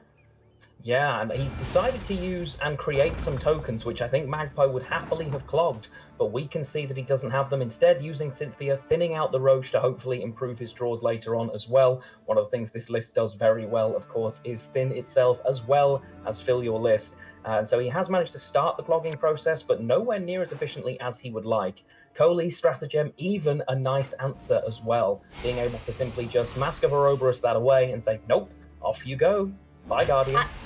I quite like that play. It's not one I would have done myself, but he is able to throw it right in the graveyard where it belongs. And we see that Viper Witcher Death being played. Now, of course, he's going to boost with 1 point each turn, seeing that Magpie has less cards in his deck than that of Kolemoen. Kolemoen here ahead by quite a bit. This might be an advantage of playing Skellige. We have some significant tempo here, and if need be, we can even commit quite a few cards. I see we're considering Junode here. I don't know if it's exactly what Kolemoen does. Okay, we're tempoing ahead here, and we are desperately trying to gain round control. Yeah, I mean, the Cole's going to feel really, really content with the way this is going. With so many tokens on the board and yet to have been clogged, he's going to be particularly happy in the situation that he's in. We do see the Gothra Kaved come down now. Viper Witches, of course, can do some good clogging work themselves, so there is going to be an element, but that is the first card, effectively, that is now on the top of the list, which usually is a lot worse when you're facing off against something like Cloggers. That is definitely true. Now, Kolemoen here having to carefully decide what he's willing to play from here on out. Is his goal to end up playing Leo and opting out of the round? If he does that, Magpie is not going to be able to tempo ahead very easily. He, of course, still has access to his leader and is able to use it if need be. He might even get something like Afan out. He gets Murvran Vuras, which is quite nice. Now, Kolemoen not having played a single ship yet is quite interesting, seeing that's a very nice proactive card. It's a 1 point engine, but he's considering it. He's carefully considering what he's supposed to do at this point. I mean, I think he's saving those ships for the Colgan round. He is determined to keep all of those boats. Instead, looks at the Leo here and says, I know this is a good chunk of points. I'm going to threaten a potential tempo pass. Could have used armor up first to make Leo even better, but instead just says, actually, I'm just going to keep going here. Yes, and Magpie here not placing his infiltrators on the board yet, which is an interesting play, seeing that those will clog, instead opting for engines to get more points, so he can still perhaps get out of this round with round control. Now, Kolemoen suggesting that he doesn't necessarily want to play much longer, as, like you said, he didn't commit armor up before playing Leo, and that's exactly what he does. He's opting out of the round, holding on to both of those ships, seeing that they are deadly if you decide to play Colgrim, because Colgrim is 1 point, and that ship will ping it. Yeah, and that's the thing. The first Colgrim can disappear. Magpie deciding to use the portal here, and potentially going to have to pair that with Leader in order to make sure he gets a decent play. Or, the problem with passing against Colgrim, you can go multiple cards down. It does not matter. And he's gone from a position where nothing was clogged to all of a sudden, there are now going to be 4 cards clogged into the list. Those infiltrators going to jump into Kolemoen's deck. The Guardian that was banished to the Shadow Realm has been returned with Gothra Gaved. So all of a sudden, a difficult spot here. You could see Magpie now, he's drawn particularly well, has managed to get his tutor, has got Renew in hand. Does he decide to keep the Renew when it isn't currently his target? Looks like no. This is quite scary here because I have a feeling a lot of people in chat are wondering what just happened. Why did Magpie go down so many cards? Well, the thing is, Colgrim ticks at Adrenaline 1, and you want him to tick as long as possible, and that's exactly what we're going to see here. Now, that defender is going to come down, and Colgrim will be going off every turn, even if Magpie passes. Now, that means Kolemoen is in a very tough position here, because if he's not able to get past that defender and get rid of Colgrim, we're going to be in a very, very tough position here. Yeah, very much so. I mean, there are multiple ways he can consider doing it. I am a little surprised Magpie mulliganed away in that round there. He did have the 5p removal, albeit knowing it would come on a boat, maybe decided it wasn't going to be worth holding. Coley here has got to be weighing up. Is this defender worth killing with my leader ability? Sounds like crazy overcommitment, I know. But remember, the leader ability ignores armor. So it is potentially possible here for him to get rid of this with his leader charges, or potentially pairing it with another card to ensure it goes. Instead, drops armor up and says, you know what? Let's see what you can do here. Very interesting indeed, because Renew is able to get another Colgrim onto the board, but it's also able to get another defender onto the board. So that's quite a scary prospect, and Kolemoen perhaps not wanting to spend his leader yet, perhaps hoping this isn't a 2-0, but rather just a bluff to go into round 3 and get out all of those boats, all of those removals, as well as all of those leader charges. They're calling each other's bluffs at this point, and it's clear that neither of them are sure where this is going. Yeah, it is definitely high noon, and they are stood there staring each other out, working out who is going to pull the trigger first. Coley trying to hold on to the boats until the exact right turn, because he knows you cannot threaten and leave that Colgrim on board at one point before it grows, because you are very, very aware that my leader ability has a good chance to snipe it behind your defender. So can't possibly risk that. May choose to risk it here. May decide that it is the right decision with multiple units. Still doesn't find the Colgrim though when he goes for that, and instead clogs even further. Yes, not finding Colgrim is definitely not good here for Magpie, but he still has access to Roderick. Now, Kolemoen perhaps considering playing a boat here, because this is one of the final chances for Magpie to get out Colgrim if he wants to use Letho, and that's exactly what we see. We see one boat there, meaning Colgrim cannot be played now. It will die the moment it's placed on the board. Yeah, and that's really sensible from Coley. He knows this is the turn where it's got to come out, and it does draw that pass from Magpie here. So it is going to come down to a round 3. Coley, of course, is going to have multiple extra cards in that round, but that doesn't matter as Colgrim. The adrenaline factor keeps ticking. Will he be able to keep the ship from Kolemon's side alive in order to deny it? That's going to be the big question here. Magpie not looking too happy, and Coley pensively trying to work out which of his cards is the least valuable to him here. This is a very interesting, let's say, play of events, because right now, Kolemoen only has to worry about Defender coming out again using Renew, because if he can get past that Defender, having last say, if he has access to Gerald Axie, he resets Colgrim. But we still have Letho, and Letho is the big problem here, because having 2 Colgrims is not okay. We can only deal with one of them, not both, unless we're able to snipe them, and I'm sure Kolemoen is going to do exactly that with his boat, but we'll see if that boat survives. Yeah, and you can see draws here.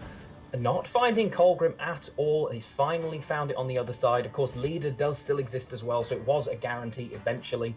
And all of the bricks that Kolemoen has been rapidly clogged with here, he's now having to mulligan away. That 4-point round 3 infiltrator, not a card you love to see, but the stunning blow, not insignificant as a card to pull. He hasn't bricked the Vabiorn yet, because if I'm not mistaken, there is a raiding fleet, although that raiding fleet, not your ideal target when your boats are potentially all dead. Coley will be very, very happy if this boat here is dealt with by Magpie using the 5-point removal in his hand. If he coated weapons this boat to deal with it, it will re-enable. So Coley potentially still has 2 boats here playing old school Gwent with 3 copies of a card. Now he's going to have to deal with the boat. This is the catch, right? He can't leave it, because then Colgrim simply dies. Now, of course, he can renew Colgrim, but then he can't renew the defender. So it's a bit of a catch-22 here, because Kole will be able to deal with Letho very quickly. He still has all 3 of his leader charges. Oh, okay. Now we decide to hold on to that boat instead. Yeah. It's way too early to need to drop it. Colgrim couldn't grow right now. If Colgrim tries to grow right now, of course it doesn't because of the adrenaline factor, and even if the defender were to come out with just 2 units and 3 leader charges, he will be very confident that he will be able to get a single ping of damage onto that. So he can hold this out now until Magpie has got 2 cards left ready to play. So if once another turn, then he is in a situation where it's possible. Magpie, of course, will try and get as much onto the board as possible to deny that, but this is a really, really interesting matchup. I mean, this is like chess. Every single move matters.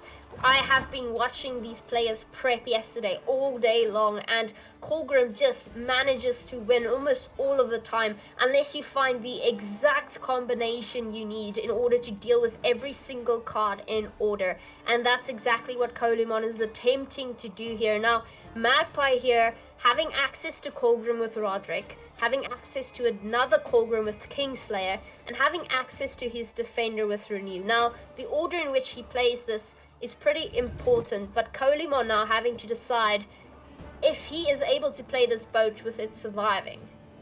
Well, in terms of what's left in Magpie's deck, there is only a single 4-point removal Tawny Joust left. I don't think the boat dies here, in which case this is looking particularly positive for Kolemoen here. He is waiting. Is he working out, do I just drop another Bear Witcher here?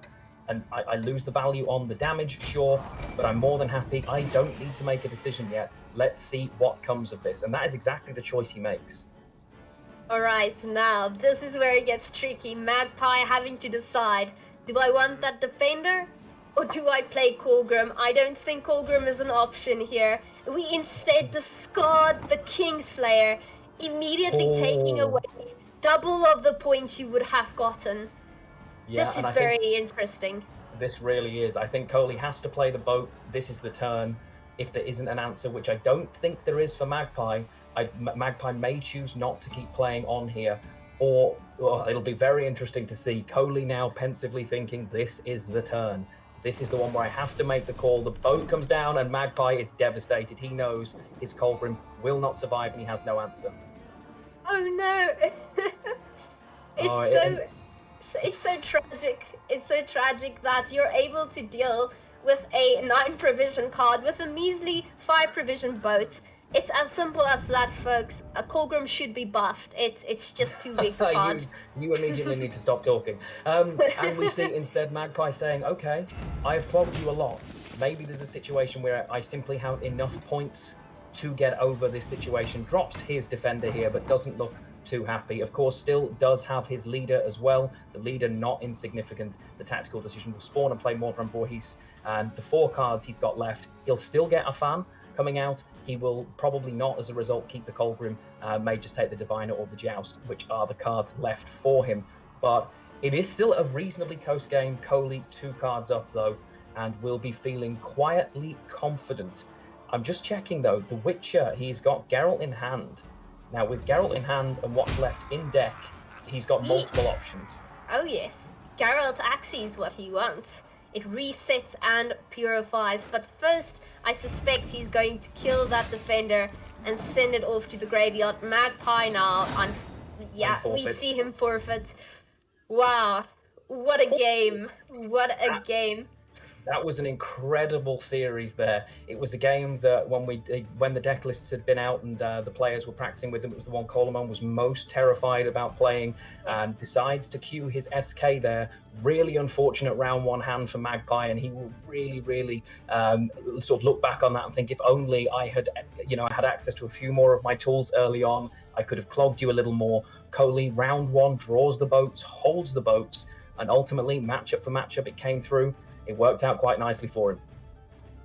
That was a very intense matchup, and I'm sure Kolemoen is very glad he got that specific one out of the way. Now Magpie will have to try and bring Colgrim through again. Of course, that's not going to be the easiest deck to deal with if you're going to try something else like Uprising or Nature's Rebuke. But now we have Magpie on blue coin again. Nature's Rebuke, I meant Nature's Gift, sorry. Of course, Nature's Rebuke is a great card to deal with Colgrim. But on blue coin now, I suspect we might very well see commanders coming through here, especially with the curse scroll being a factor, something you definitely need in that sort of deck. Kolemoen now being on a red coin, he is going to have to deal with that either with his Nature's Gift list or with his Uprising list. Yeah, and one of the big decisions for him really is, which one do I feel I have a better shot of getting through if I end up having to try and make 3 attempts at it? So he's pretty confident here. He's not going to be facing tactical decision again until Magpie is on red coin.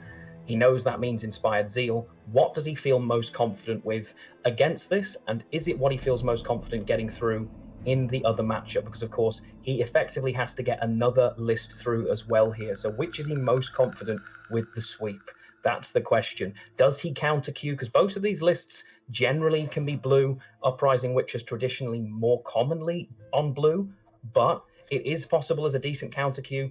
One of the things that NR Witches does so well is round control. It can certainly red coin abuse if it wants to do so with the amount of power, albeit it does deny you the synergy with that Crystal Skull, but it just has so many points here. Not a huge amount of removal or answers, but we did see in the previous game, Margarita, there is also a Prince Ansei, so if you draw them and can answer that Bloody Baron, it's a possibility. Exactly. I think you're very right here. He has to think 2 steps ahead. So if we do manage to get through this Draug list, then we're going to have to deal with Colgrim again on red. Now, Nature's Gift is perhaps something that can perhaps manage to outpoint Colgrim. It's not going to be easy, but it's definitely our best shot here, because with Uprising, the only tool removal we have is Anzi's. We don't have Baron. We have a Margarita lock, but you're going to have to get through that defender in order to use her. So I think we might just see Uprising here on red, Nature's Gift on blue. We always want Dunka on blue. We get to save her with our tactical advantage. And Gezra is a very strong card on its own there. And yes, it is a Northern Realms off exactly the way we thought it would be. Now, can we beat Draug if we are witches? This is the question. Who wins? Well, it's a very interesting question. Witches queued as an attempt at queuing this matchup. He'll be quite happy with this. You can see commandos in hand already for Magpie, and you can see what he decides to do. Has got the scroll to guarantee decent draws, but so far is missing some of those key cards at the very top end. There is no King Foltest. His Court Jester Kukadat may be dancing around in hand, but Foltest has yet to arrive to the party in hand. Thankfully, that scroll is there, of course, to ensure its arrival, but it does mean other cards may not arrive. I love seeing Kutkudak's head pop out every now and then. They're pecking away at the air. What a card to include. It's the Northern Realms Purify card, so of course it's devotion friendly, but it does purify cards on both sides. So hey, if you get someone to lock 2 cards next to each other, Kutkudak would find significant value. Now we see those commandos coming out right off the bat there, not using the Curse Scroll to get something like Roche. Instead, perhaps holding on to it for now, maybe going for a full test instead. Yeah, quite possibly. I mean, Magpie effectively dropping the commandos, using a leader charge instantly, because while there isn't too much removal, floating that on board obviously is way too risky with the options Kolemoen could have in hand. Coley says, I don't mind which coin I'm on. I'm going to drop the Griffin Witcher either way. I don't have much control, but actually neither do you. So let's see if you're willing to answer this or can answer this here. I have a feeling round control is going to be very important here, because if you give commandos round control, you're simply doomed. They will simply bleed you in round 2, get all your cards out, go into a short round 3 and get those commandos out. Now, of course, Northern Realm Witches are quite strong in a short round as well, but not as strong as a row full of commandos. So Kolemoen is going to have to figure out his pacing here. And, oh, he's got a very bad brick there in hand. He is going to struggle there as he wants to use his Amphibious Assault to get out that Kadwani Knight. You never want to play that right out of your hand. Yeah, I mean, he obviously doesn't need to play it into this round and is probably not expecting to have to play it from hand here. We'll certainly hope not. Also has one of the Witcher trios in hand early, which isn't ideal. Magpie using that, grabs the Fall Test early. Coley should have a read on the Amphibious Assault being in hand now for Magpie as well, as Natalis being dropped for anything other than Amphibious Assault, if you don't have it, would be very unusual. So there's a little bit of hand knowledge available. Coley at the moment simply playing a couple of cards. Now has to make the decision. Fall Test is on board. Do I deal with it? I have my Anseys. I have the card ready to develop it so I can drop this front row, and I'd be very surprised if that isn't what we end up seeing here. And you are correct, that's exactly what we end up seeing. We don't even have to use Leader Charge in order to boost Anzi's. Full Test, of course, a very deadly card that has been recently reintroduced into the game and completely changed. He now boosts the unit to his right every turn, and the Bronze Commando will simply keep replicating, inserting one copy of himself into the deck, making for a 5-point per turn engine. Something that's extremely scary. You want to reduce those commandos at all costs simply because they're going to come out once again after Pavetta is dropped on the board. Yeah, and interesting from Magpie there, he's 7 points ahead, and he currently should have 2 of those commandos, has decided not to pull them out here. One of the things this list can struggle with is finding those commandos in difficult spots. He doesn't have the Pavetta right now. The AA may end up needing to be for Pavetta if he doesn't draw it. So, at the moment he's making the decision, I am not going to draw these out of my list. May have to for tempo in the next turn, but at the moment he's trying to keep natural ones in the deck list. That's always an option, right? You don't have to click on it, you can keep it in the deck, and wow, Kolemoen just giving up round control right there. Now that's an interesting play. Yeah, Coley saying, you know what, I don't like my hand here. I feel like if you really want to go into a long round against me, in terms of what you've developed, it's not that huge. You haven't developed enough points that I'm worried. The longer I let this round go, the worse it is. And as you haven't Pavetted yet, I feel pretty content. Now, Magpie will be desperately searching for that Pavetta, and there she is. So a slight little nod there of, okay, that's good. And Coley with a final mulligan available to him as well. Probably looking to get rid of that Witcher trio so that he can go a little deeper. No Erland for him, though. Does have Vesemir, but has not found the Erland. That's never something you want to see, as this deck heavily relies on carryover. That's what's making it so strong in a short round. Otherwise, your measly Witcher trio is not that strong, especially seeing that Scytheman will find little to no value from them. Now, Magpie placing that first commander on the board knows that Kolemoen can't deal with it because Anzi's is the only tool removal he has in this deck. He doesn't have to spend a leader charge to gain Zeal, he can simply wait another turn. I have a feeling Magpie is going to attempt to bleed here, perhaps even go for a 2-0. I doubt it, but it's always something you might see. The bleed here feels really nice for him. Keeping the commando in deck puts him in a great spot because he's now effectively playing triple commandos. He can continue to develop commandos. He has, of course, got the scout and the reinforcements in hand to build more and more and more, and then Pavetta in the third round if he chooses to. Has left this without a Zeal, basically saying, hey, come on, lock me. I have Kudkudak, and you don't know if I have it, but you have to assume I have it. And this is something now Coley is working out. Is this the card I want to choose to give my lock to? And I think he can't turn it down, right? He has to hope that it's a bluff. So you'd expect to see Margarita come down and lock this, but we are aware. No, he doesn't. He says, okay, you know what? Forget it. I'm just going to set my engines up. Decides that if you've not used it, then clearly you have it. I'm not going to give you the value.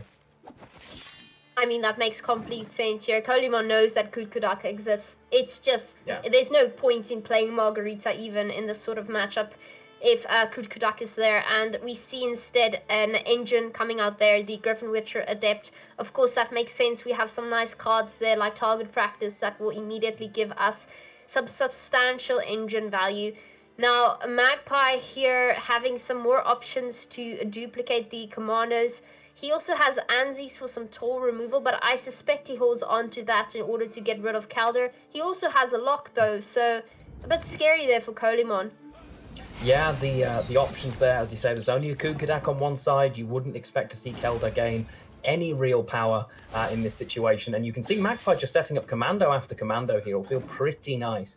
He should be out of ways to create new ones now, of course, but he's got 4 on board already. In Graveyard, there are another 2. So going into a third round here, he potentially has 6 of them dropping out, which is a pretty powerful short round slam. Even NR Witchers might struggle to keep up with that. That is certainly the case, and a Magpie knows that a long round of Northern Realm Witches is quite deadly. Commandos is only as strong as the round is short, and I suspect Magpie will be trying to get out as many cards from Kolemoen as he possibly can. Kolemoen will end up oh dear, he just passes off the bat. Now, I did not see that coming at all. I mean, he's got his full commando set up, I guess, and he's thinking, at this point, I'm just going to trade down with you. You have your engine set up, but if I go into a long round, your engines suffer to my engines. A really nice decision here as well. If you look at, he's thinking, okay, none of your carryover exists right now. You have 0 carryover. If I keep playing here, I play into the Adrenaline of Vesemir, and you know what? I give you the carryover. This is a nice pass. I don't lose my card here, and you have 0 carryover going into that final round. I think if Erland existed, it probably would have been dropped already, so it's a really nice read from Magpie there, and it's going to be really interesting to see how this long round goes. Will a long round with a lot of commandos take it over a long round for NR Witchers with nothing developed? That's the big one. There is nothing developed in terms of that carryover. Well, at least when it comes to engines, Magpie has quite a few control cards that adequately deals with Kolemoen's engines. I mean, we have Margarita to lock, we have Anzi's to duel something like Calder, we just draw Fortist, and we have Last Say as well, so Baron just deals with Kolemoen's largest card. This is a little bit scary looking here. It is, but has not drawn the Draug. So, even though against the shield it's not necessarily a huge amount of value, it is still a big card there that is not available to Magpie. Of course, this list not running a Neuromancy, instead has favoured a stronger high end in the deck with cards like Baron, but against Witches, Baron onto something like a Tall Leo, oh, that's going to be a lot of potential points. Oh, it's certainly going to hurt. And yes, only including 1 tutor like Amphibious Assault, definitely showing here the consequences of that decision, because with the Neuromancy, you'd be able to draw Draug, but unfortunately Amphibious Assault just doesn't draw cards that large. And we see Amphibious Assault, we see Anzi's immediately coming out there dealing with the engine right off the bat. Yeah, very much so. Does, of course, have the Amphibious Assault available to him, Magpie, and there is still a Voimir and a Kud Kadak that he could choose to pull, as well as a couple of bronzes. The siege support still in there, and the Maulers as well, but it is the Draug that he will not be able to access. Yes, it's definitely a pity, seeing that those little pings from the Revenants would have definitely hurt the boost that Kolemoen wants to accumulate. Right now, he's in a bit of a tough position, like you said, with no carryover whatsoever. All of his cards are white. A little bit too white for my taste. You want them all to be green, so those Cyphermans boost themselves. But now, we're instead perhaps going to draw something like Adlant and get as much value out of him as possible. Yeah, it has to come down early in the round here. There's a good chance that this ends up being the lock target, as being able to pull all of those boosts out would feel particularly problematic. And Magpie, again, slamming cards as quickly as possible. He knew full well what he was doing here, and if he can make his decision nice and quickly, put the pressure straight back on Kolemoen, reducing the amount of thinking time that Coley has. Yeah, definitely an interesting play here. I wonder if Kolemoen is perhaps baiting out that lock, because we've already gotten that one control card out, and now we only have a lock to deal with Calder. Calder being a pretty strong engine when being played with something like Leo. And okay, we see John Natalis coming out there. We see Amphibious Assault. What card are we going to go with? Yeah, it doesn't surprise me there. Drops the Griffin Witcher Adept and is thinking, you know what, this is a long round. I want to try and find my engine value as quickly as possible. The lock, not really going to find any value for him here. He knows how many commandos exist and is obviously row stacking to try and find value for his Scytheman later on. I sincerely hope Kolemoen does not turn that Adlant into a Griffin Witcher Adept. Not yet. There is a small chance that he's able to get some boosts out of his deck. I mean, every boost helps at this point. He instead having to decide what he wants to play from this point on. Vesemir not really an option yet. I wonder if you ever play Vesemir early, as he'll have many more points when you have that Calder on the board and those Witcher students come out instead. I suspect we perhaps see that Ranger coming out at some point. Yeah, the Ranger's a card that you obviously want to play this when your opponent has developed. That Ranger could be insane points on a row full of commandos. I don't know if he ever sees the commandos, of course, is the problem. Is he ever going to see them? He's got a juicy target constantly there with that John Natalis to save himself the points that he would need to Zeal Vernon Roche. So Magpie must be feeling reasonably content with the situation he's in here. Access to everything but Draug, and with Last Say and the number of points that those commandos are going to drop, he's got to be feeling pretty happy about what he can deny. Alright, so we see Calder coming out. Now, this is too early as Adrenaline has not yet ticked. We see Margarita immediately dealing with it. Now, this means that Adelant survives. Yes. Now, it's only going to grab 3 points from the deck, the Ireland, but Kelder, it's a really awkward hand stake for Kolemoen. The adrenaline in Witches is huge because multiple of them trigger at the same time. There's so many cards that want to be played when there are 5 cards left in hand, and he hadn't been able to develop anything. So dropping it early, I think he was expecting to lose the value on it and it get locked pretty quickly anyway.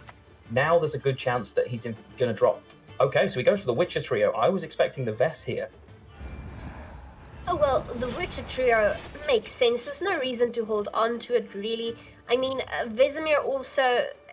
I believe there's no reason to not play them first, because if we play Vesemir afterwards, we can, of course, use Adelant to steal those boosts back into him. Now, I don't know if Baron would deal with that and perhaps ignore Leo instead. I doubt it. But yes, I think the ordering here doesn't matter at this point, seeing that we lack any removal here on Magpie side altogether. Yeah, very true. The sheer amount of... there's no real control left for either player. Obviously, Baron does exist, but that is more reset value. So yeah, from Coley, it's which order do you fancy playing in effectively. He also needs to make the decision at what point is that leader going to come out onto the front row to get as much value as possible. And that's a decision he's currently weighing up. Does he drop the Vesemir now and gain the full value that he is going to get from it at this point? And it looks like the answer to that is yes. A lot of points coming out from this play. He's already up 9. He's now up 20 points and another conversion. Yes, that is quite a bit of points. And I'm seeing a lot of cards in the green.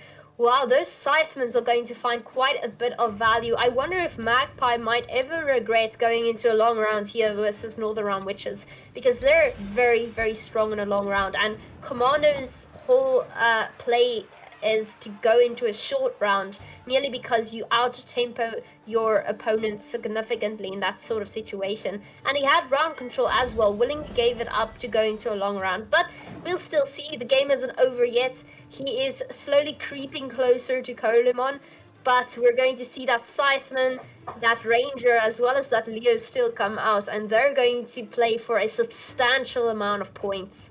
Yeah, I mean, each of them is a lot of points, and a lot of green points, one of which will be nullified by the Baron. There are so many commandos still to jump onto this board, though, that even though it is a big gap right now, 14 points, I think the commandos, that's a lot of points. That is a lot of points to have to deal with. It certainly is a lot of points, although we did have Fultus removed very quickly, so perhaps, how many commanders do we have at this point, Lionheart? Do you know? Yeah, I believe there are 6 commandos. So, that's a lot of points. That is a 24-point slam. Another one created from Roche, of course, as well. Roche will play for 10 effectively and then drop those 6 commandos onto the board. So it is a huge play here. Now we're playing that Baron in the melee row. It's fine because we do give it a boost. Of course, we don't want to overfill that row. We want the commandos all to fit in there, seeing that Roche does play one himself. Now, again, these points are looking pretty scary here. Baron already being used, which is quite nice, seeing that if he is boosted, he gives bleeding as well. So that Scytheman is now going to lose 2 points there as well, which could be significant. Yeah, definitely. There will be a slightly taller card. The Leo is going to play for more than the Scytheman played for, but the bleeding pretty much balances it up. You can see why Magpie has taken that decision there. It's such a huge gap. Obviously, does still have access to both of those Zeal charges, and here they all come. Here is the army of Temeria, and that point gap just vanished. Is this going to be enough on its own? Leo dropping out. There is also the boosts that can be moved and a single conversion, as well as a few buffs coming out here. Coley now having to work out, there's nothing left to work out. Can he do it? Is this going to be enough? He's down by 6. This is a whopping amount of points right here. We're going to see Leo. Alan first draws those out. Okay, Leo boosting himself with every Witcher, giving him 92 points altogether. With the bleeding, that's 91. Magpie now having to see how much value he gets with Boimir. Oh, and he's 1 point. By 1 point, Magpie takes it, being able to grab that Voimir. That is a huge play and a massive win for Magpie. He is a single win away from qualifying for the semi-finals, and the only list he's got to get through is Cloggers. Oh, big win for Magpie there. It's so crucial, the way you play these cards. The mere fact that he decided to play Baron when he did, boosting it first, that single bleeding on the Scytheman just gave him that win. If he didn't have bleeding at all, it would have been a tie. But instead, it would have been a win for Coley. The 2 points would have been a win. Made exactly. Huge the difference. fact that he had 2 turns of bleeding made sure that it wasn't a tie, but instead a win, and that's just quite a game. Wow. I mean, it's incredible how many games at this level come down to a single point. It shows how incredibly close these two players are. They'll have practiced matchups and matchups and matchups. They've played thousands of games, tens of thousands just in single seasons even. And it's incredible that comes down to just 1 point. Really difficult uphill battle here now for Coley, and Magpie will be breathing a big sigh of relief that he managed to get that list through. Yes, and now, like you said, Magpie needing to bring his Colgrim list through on red. Now, that's exactly what he wants. Let's just put it like that. Kolemoen now having to decide which list he wants to bring through on blue. It's either Uprising or it's going to be Nature's Gift. Now, both of those lack significant removal. He's going to have to try and outpoint Colgrim. He's going to have to try and get round control, and he's going to have to figure out which list is better on blue to do that. Now, on Uprising, you obviously get that Crystal Skull on the Griffin Witcher, but on Nature's Gift, you can get a guaranteed Dunka. Now, both of those are pretty nice, and both of those are going to be an uphill battle. Yeah, I mean, both of them, as you say, they are just pretty much raw points lists, engines, and just hope you have enough. But equally, both of them spawn tokens that could clog you. It may end up literally being, do you draw well enough in round 1 to avoid being clogged and then have an answer? Answering that Colgrim is going to be so tough in these lists, not just because you've got to answer 1, you maybe have to answer 2. You've got to get through a defender, possibly more than one defender, because that renew does exist. This is going to be a very interesting here, and Coley will be working out which order do I want to queue. If he can switch coins, if he can get this through, he has a better chance, but Nilfgaard on red with Cloggers, Magpie is going to be breathing a sigh of relief that he won the last game for sure. Certainly, and the problem here is if Kolemoen does manage to win with the one list, he has to face Colgrim another time with the other list. So he has to decide what list here is going to be stronger on what coin, because I have to win with both. It's not a question of which one wins, it's a question of which one wins on what coin. And we'll see here, he decides to take Northern Realms on blue. Alright. Yeah, it takes Witches. We are well aware of how strong this list is and how many points it has. If he can win the opening round and perhaps just simply try and push, he may think that's his best strategy here. We are well aware of how many points in any round length Witches can spit out, so we'll feel pretty happy. You can see Magpie does draw the portal, but this time it is not... No, it is still bricked. He has bricked it again. 3 of 4 portal targets are in his hand again, but does have Colgrim in hand this time. Yeah, I would call it karma for bringing Colgrim, but let's be honest, all these decks are fair play and you can bring any single one of them. Now, at least Kolemoen having blue coin like he'd like, he can now use Crystal Skull on his Griffin Witcher, making it just a little bit stronger there when it hits Adrenaline 3. Magpie here already having Colgrim in hand. He has his defender. I'd say he'd be pretty happy with the hand he has, but like you said, a brick is never something you want. Yeah, I mean, the brick will be frustrating for him, but there's no reason he can't use Leader in round 1 to potentially switch his card order up if that's something he decides to do, if he really feels he has to pressure this round a lot. Coley going to have to make a decision, which of my cards am I willing to commit and potentially be clogged with? Obviously, the Griffin Witcher is out of clog range right now anyway, so it is definitely a standard NR Witcher's opening play here, and does crucially have access to the Erland this time. You know full well you are not being given more Erlands, and developing some of that extra carryover will feel really nice for him, as it cost him not having it in the previous rounds. Oh yes, it certainly did cost him, and now we're in a pretty good position here. Of course, we also have our 2 control cards. We have Anzi's as well as Margarita. Now, we're going to have to be very careful when we spend these, as both of these are pretty crucial when dealing with Colgrim. You cannot commit these earlier than you need to, as it's that little misplay that will cost you an entire game. Yeah, quite possibly. And you see the thinning there from Magpie, just a nice simple opening play, reducing the number of units in his deck, and does turn on, of course, the Adept engine should he decide to drop one. It is also what's guaranteed to be pulled from the first portal target as well, with what's left in deck. So we'll be trying to work out here. He is having a definite think, and you can see Coley's position now. He is thinking long and hard, has developed both of the Griffin Witches. That is an aggressive round 1 line. Oh yes, and it's exactly what you want to see if you're playing Northern Realm Witches. That's going to be a 2-point engine here, and the moment the 1 reaches Adrenaline 3, it's going to start damaging by 3 points instead, so that's quite nice, and it's going to make it a little bit difficult for Magpie to out-tempo Kolemoen in this position, and Magpie might not have that option of going down like 4 cards simply to win the game and gain round control, so Kolemoen here perhaps in a good position for now. Yeah, quite possibly. Magpie trying to work out what is my best option. Takes the defender early here. Has said, you know what? I want to reduce the value that you're getting from these witches. I don't want you playing into this round. Roach jumps out as well and is basically signaling, I'm going to play here. We know Renew exists, so there is obviously the possibility that he can just pull that defender back. Doesn't have to worry. It's a really nice position to be in, to be able to access those cards again. And as good as nullified the individual pings there for at least 2 turns.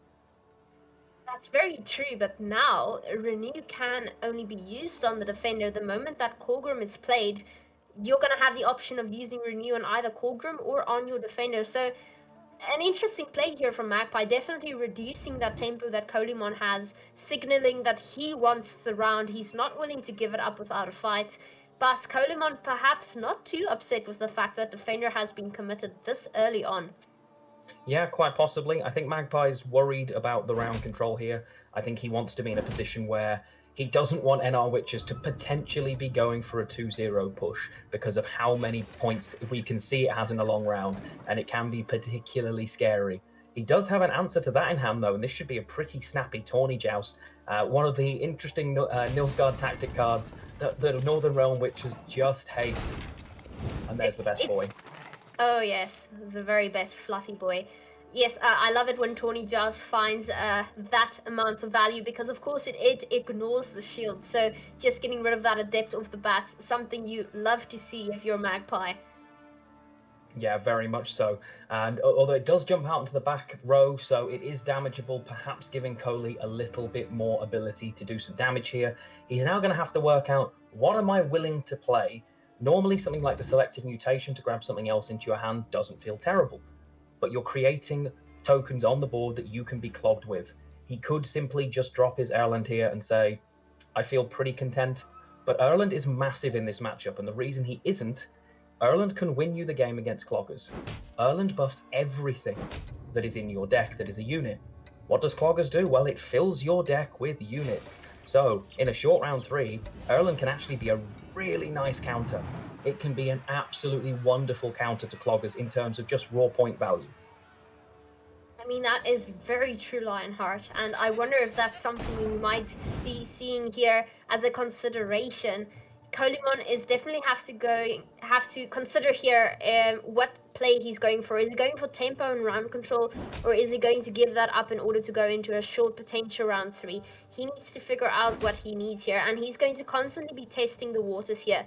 Magpie, of course, can't commit Colgrim now, or else he has to use Renew on Colgrim, and he has no defender to protect Colgrim with. That is not something you ever want to see if you're playing this sort of lineup. No, definitely not. We do see, I think the selected mutation brings the Vesemir into hand. Coley having access to that, he's going to be in a position sitting thinking, okay, I can use this without using my Quen. That feels pretty nice for me. But it means Magpie will have to consider this, because if this round does get down to that point where carryover can be developed in round 1, Coley starts feeling a little bit better. And of course, one of those engines, there he is again, a little bit more value. Also, Coley did use a single leader charge, worried potentially about the second Tawny Joust denying his engine, so did use a leader charge a turn before just to ensure that it survived. Yes, and we see that Witcher student being clogged, definitely not something Kolemoen necessarily wants in his deck. Now, Coley wanting to go down to 3 cards so that Adrenaline 3 can start ticking. I'm wondering what 3 cards he's going to hold on to if he decides to pass. Now, with your theory, Adelant perhaps, Anzi's as well as a lock, I can see that as being a potential hand you want to keep for Colgrim, and instead using Geralt Quinn now as well as Vesemir. This is just a theory, but that is if Kolemoen is prepared to pass here. Yeah, it's quite possible. I'm not convinced Coley's ever looking for a pass. I think he knows the importance of winning this round, and we do see the Vesemir. When you play this deep against NR Witches, the risk is that it is accessible.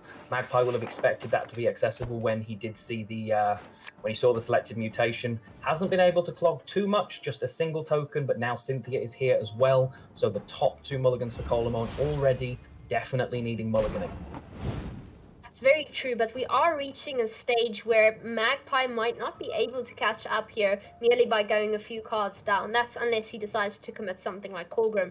Now, Kolemoen here might be taking that into consideration with this next play, calculating exactly how much he needs, because he has a 3-point engine going off from this point forward. Now, the first time, of course, it's going to hit with 6, because we do have another Griffin Witcher on the board. Now, I have a feeling we could easily outpoint Magpie with those engines alone. Yeah, and obviously the 3-point damage engine a turn at the moment, it will almost always find value, because the only thing it can hit that won't find it value is the single armor for Knickers, which is definitely interesting. Decides to drop the lock here and decides to float it, you would imagine. A little surprised to see damage onto that defender there to drop it down to 1, because he has just lost 2 points on hitting that. But you know what? Has decided that's fine. Defender is now gone and a good chunk of points ahead. For Magpie, if he's going to play here, you'd expect it has to be Portal, and he has to lead it as well. Instead, he plays the Infiltrator, saying, I'm not worried about card advantage. I'm just going to play things that get in your way. Are you going to keep playing against me here? Because, of course, the leader does find nice value. It seems to be an interesting thing that Kolemoen likes to do. The moment you have Purify in your list, Kolemoen just assumes you already have it, and you're going to have it the moment he uses Margarita. So the same with Kutkudak. He just decided he was not going to use Margarita, and here he throws Margarita away. He thinks, well, even if I lock your Colgrim, you're just going to Purify it, so what's the point of holding on to it? But seeing Anzi's come out here, to me that's a very shocking play, because that is the control you need to deal with Colgrim. And there it goes. Yeah. I don't think he's expecting to actually be able to answer Colgrim. I think his expectation is to simply have more points than it at this point. He has removed that Infiltrator, which is basically stopping a portion of Clog. It doesn't jump into your deck and get in the way of your mulligans. And wow, that is a lot of points. Both players take the pass. Coley here now going into what could end up being a round 2 push for a 2-0 against Magpie. Could decide, if you clog me, you know what, I can just take the pass and have more points if I can find my cards, because the risk of a push against cloggers, you let them clog you more. That's the real risk. Ooh, and he's found a Witcher trio. Oh my goodness. You know what? I have a feeling we might be looking at an attempt at a 2-0. I have a hunch, because we have Adelant in hand with a lot of cards that are going to get boosts. We have access to our Witcher trio at full potential, seeing that we have Adelant. This is looking interesting. Yeah, and it's going to come down to what line does he take here? Does he feel that this is a potential for a push, or is it simply not safe to do so? The Natalis will draw a Boiling Oil, you would imagine, and you can see while the Afan is in hand, it isn't really a brick for Magpie in this situation because the leader happily shovels it away. In fact, if anything, you're quite happy to have it there to guarantee those points right now. Magpie not thinned anywhere near as much as he would like. And there we do see it. There you go. There is the Erlen. That, to me, signals Coley might just be thinking to himself, I might play this round all the way down here. Now, he doesn't use it on Adrenaline 3, meaning he doesn't get immunity, but perhaps thinking, well, Magpie's not going to clog my Adlants, because then I get another Adlant, and that's never something you want to see. So that working. Now, Kolemoen here having to decide what his move is. Am I going to pass here eventually, or am I still testing the waters here with some cards? It's going to be interesting to see which line he goes down. Having committed the Erlen there, normally, okay, that is some carryover. He has the Witcher trio in hand. There are a lot of buffs available. He is also sitting on that second Amphibious Assault, as well as Geralt Quen. Geralt Quen here could be an option. He could develop something like his Kelder if that's what he chooses to go for. And I mean, this really is Coley saying, you know what, if I'm going to win this game, I don't feel like it needs to be in a round 3. Yes, this seems like a push for a 2-0. I'm almost certain now. This is definitely what it looks like. And he is perhaps relying on the fact that Magpie hasn't drawn all of his cards, which is the case for now. Of course, we still have access to that leader. But right now, Letho Kingslayer isn't accessible. So we won't have another Colgrim necessarily. We will have a defender, but the defender means little now. We already use our Anzis as well as Margarita. Defender does little to nothing except giving you points. We'll likely be holding on to that in case we go into a round 3 and want another Colgrim. Yeah, very nice option here. Takes the Boiling Oil when it can deny the engine, but significantly, while there are more cards in Kolemoen's deck, every card in his hand will actually help him thin, which is huge to deny some of that Colgrim value. Obviously, there will be more thinning as well from Magpie, but the Witcher trio pulled 2 more cards out. Amphibious Assault, another one. So Witchers here and their ability to thin themselves quite well, actually playing against the Colgrim here. Wow, this is looking like a very scary matchup because we're playing Colgrim right now, and we don't even have to boost it because I don't believe we have a single card that can deal with it right now. And that's the joy of the open deck list scenario. He will have looked through the whole deck list and realized all of your control has gone. I can literally just drop Colgrim, no problem. I can drop it there as a 1-point card, and there is literally nothing you can do about it. That is something you would certainly never do in a closed deck situation, and it's one of the things that makes open deck tournaments so special. There are very different lines you can choose to take. Yes, and Kolemoen now knowing Colgrim was in hand, he knows what's about to happen. He's definitely doing some calculations here, and he has done them. He's decided, you know what? Bring it on. I can face your 1-point Colgrim. There was a possibility there that a pass might have been the option. He knows Defender's gone. This Colgrim going into the graveyard would possibly have meant he could only bring it back once. The risk, of course, with that line, he also has no control left, so it's definitely something he dismisses quickly. But there's a huge point gap with an Amphibious Assault left right now. Coley up a massive amount, and I'm not surprised we see Mordran dropped here, and all 3 of those cards probably going away. He is going to desperately hope he finds Kingslayer. Oh yes, and oh wow, that's exactly what he does. What a hand. Gets location, Roderick, as well as Kingslayer. That Afan comes out at 5 points. That's definitely the ideal hand you want if you're in Magpie's position at this point. Kolemoen now having to decide if this is it. Am I 2-0ing? Because if I am, I'm pushing Adelan's order ability and I'm taking all of those boosts out with me. Yeah, most definitely. And this is only going to play here for a 7, the Leo being the card that has been missed here. Coley currently up by 20 and is going to slam down. What's he taken? He's taken the Scytheman because it is considerably more points. That is huge. Is a double Colgrim going to be enough to catch Magpie up? You would think no, and yet I have seen the power I have seen how much it can do. Can the Witcher's self-thinning be enough to deny double Colgrim here, or are we going to get a game 5? Well, let's see here. Right now, from what I can see, the gap between the two decks are it's 7. So that's going to be 14 a turn. We still get a 2 point from the Calder. You see that coated weapons making it 1 more. And Kolemoen takes it. What are the odds? Wow, that is twice in a row. This was a list he was worried about. He has faced it twice. He has beat it twice. And you only have to effectively beat one of your opponent's lists. You have to make sure it beats it 3 times. And we are going to have a game 5 in this series. What a series. Coley decides to take the push, use the advantage that NR Witches can have in terms of thinning, carry over, and just sheer point slam to say, Colgrim, no. Colgrim, no. Hashtag Colgrim, no. I like it. Well, whoever thought Colgrim would be Magpie's Achilles heel? I personally was of the belief this would be the deck we struggled against the most, but perhaps because of that fact, Kolemoen prepped against Colgrim the most because it just looked so scary. And now we're in a position where we're going to be seeing Colgrim on blue coin and Nature's Gift on red coin. Now, again, this can go either way. Still, it's not easy to beat Colgrim. Nature's Gift, though, has the ability to point slam. And it's going to rely on whether we can clog a deck with something like Defender in place. We have a card like Siren. We have Pavko Gale to perhaps ping off tokens so they don't get clogged. We have many options here, and it will be very interesting to see Kolemoen's take on this sort of matchup. Yeah, for sure. I mean, Magpie, his worst case scenario is having to queue this list in on blue coin.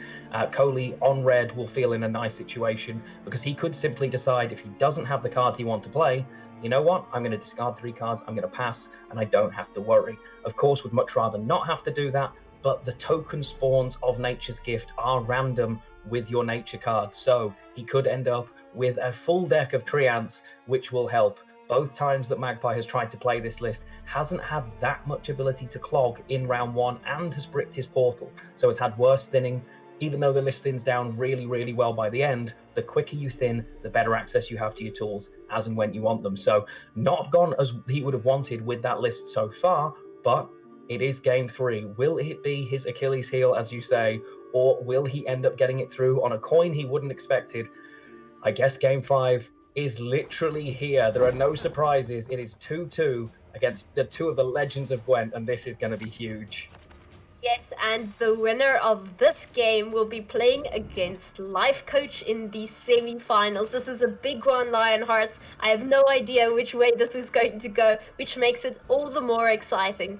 It really is. I mean, the Divination Challenge was already turned completely on its head when Lifecoach was out, but if Coley goes out as well, I would safely say that we will have a 0% success rate.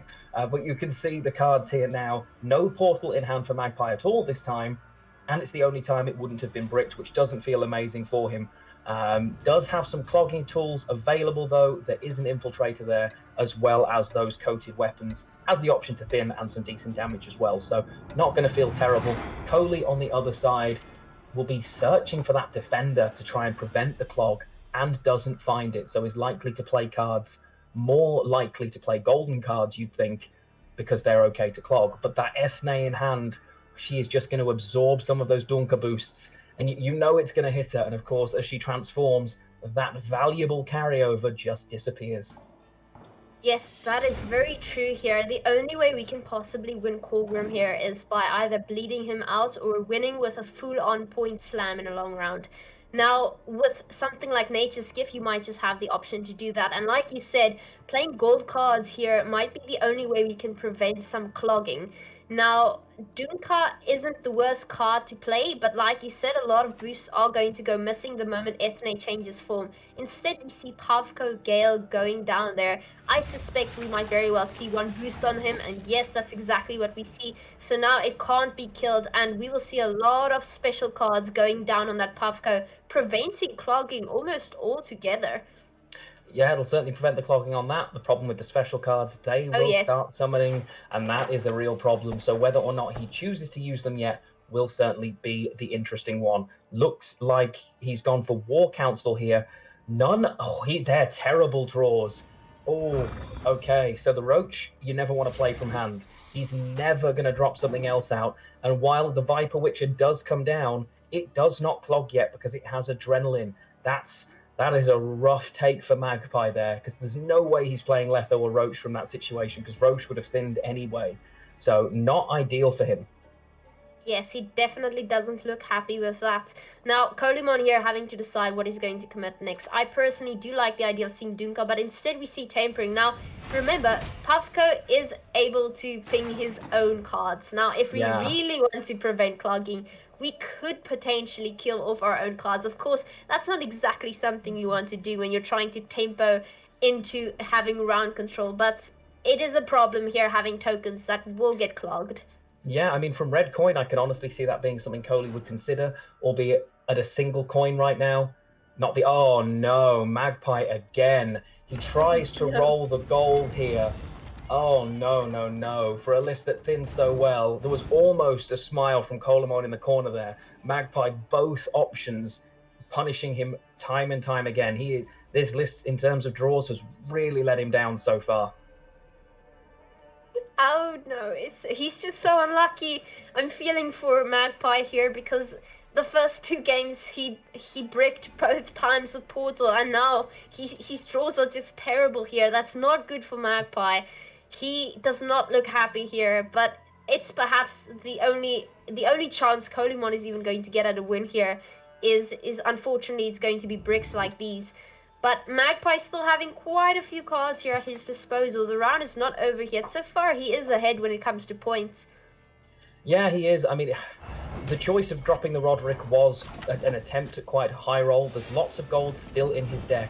Nicker's obviously still there. Letho he knows and doesn't want to use. He was trying to find Cynthia, the Portal, or possibly the Defender, but could easily have drawn Renew. So it was basically a 50-50 on finding good cards against bad cards, and it's one that definitely hasn't gone the way for him.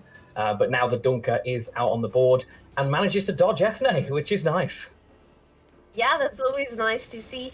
And that's also one of the reasons you want to keep quite a few units there in hand. It gives you more chance to boost something that isn't Ethne.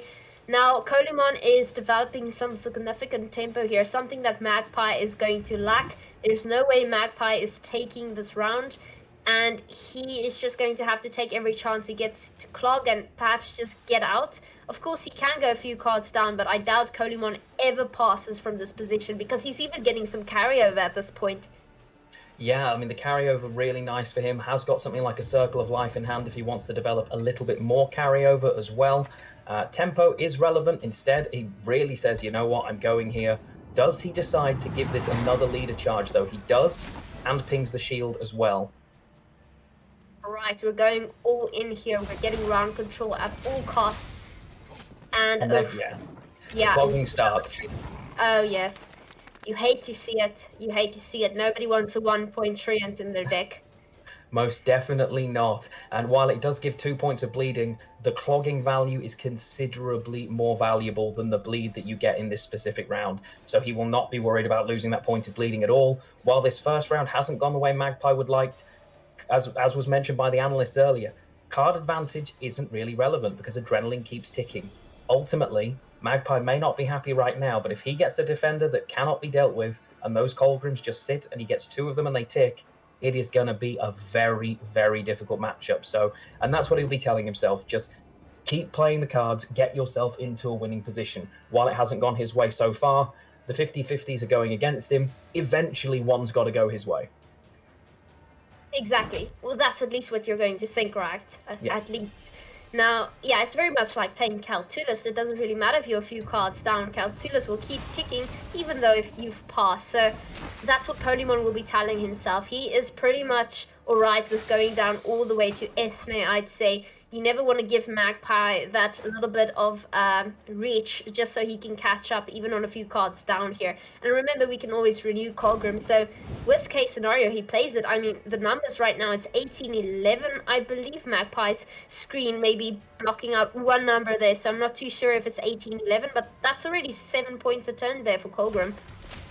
Yeah, there are definitely a lot, and it is, as you say, 18-11. Heron Kaduk was used to drop in one of the nature cards back. It's a card, quite simply, that you're not going to want And all of a sudden, now there's a big, big gap, and there is so much on the top of Coley's deck here that he has got to potentially draw into. There are 3 Wandering Treants, also a Tempering that has been put on the top as well. So already Coley's mulligan's almost exclusively removed, and he hasn't found his tutors yet. He has not. Yes, that's the problem, right? If you don't draw your cards round 1 when you're playing against clogging mechanisms, you're not going to draw them later. That's the thing, right? Because these cards just get placed on top of your deck. You are going to draw them, and you're just going to have to hope that you draw your other cards after mulliganing them all. Now, Kolemoen deciding how much he needs to push here to get ahead and pass. Yeah, and can he keep? How much further can he keep playing will be the question. The amount of this carryover that ends up on Ethne could end up being game-winning, and another point does ping the other way. So far, just the 1. He has a decent lead with that Hammer Dryad there as well.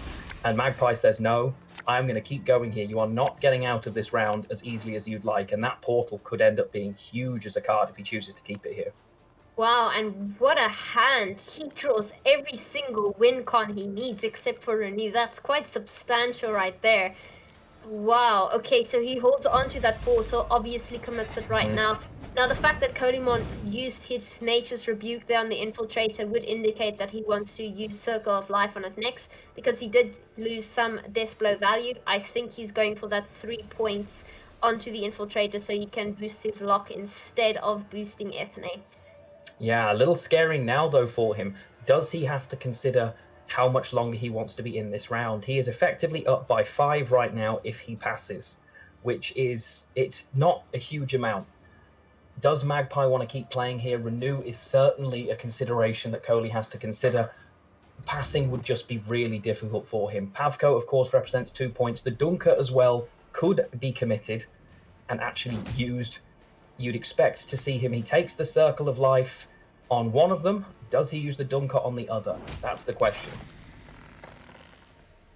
Okay, so we're getting rid of that engine instead, still trying our very best to maintain round control. Now, the problem here is there's a lot of boosts that went into that card, and that's really something you want to hold on to when you're going to try and point slam yourself into a win when facing Colgrim. Playing that 10 points now is not something you want to do, but it might be something you have to do in order to guarantee round control.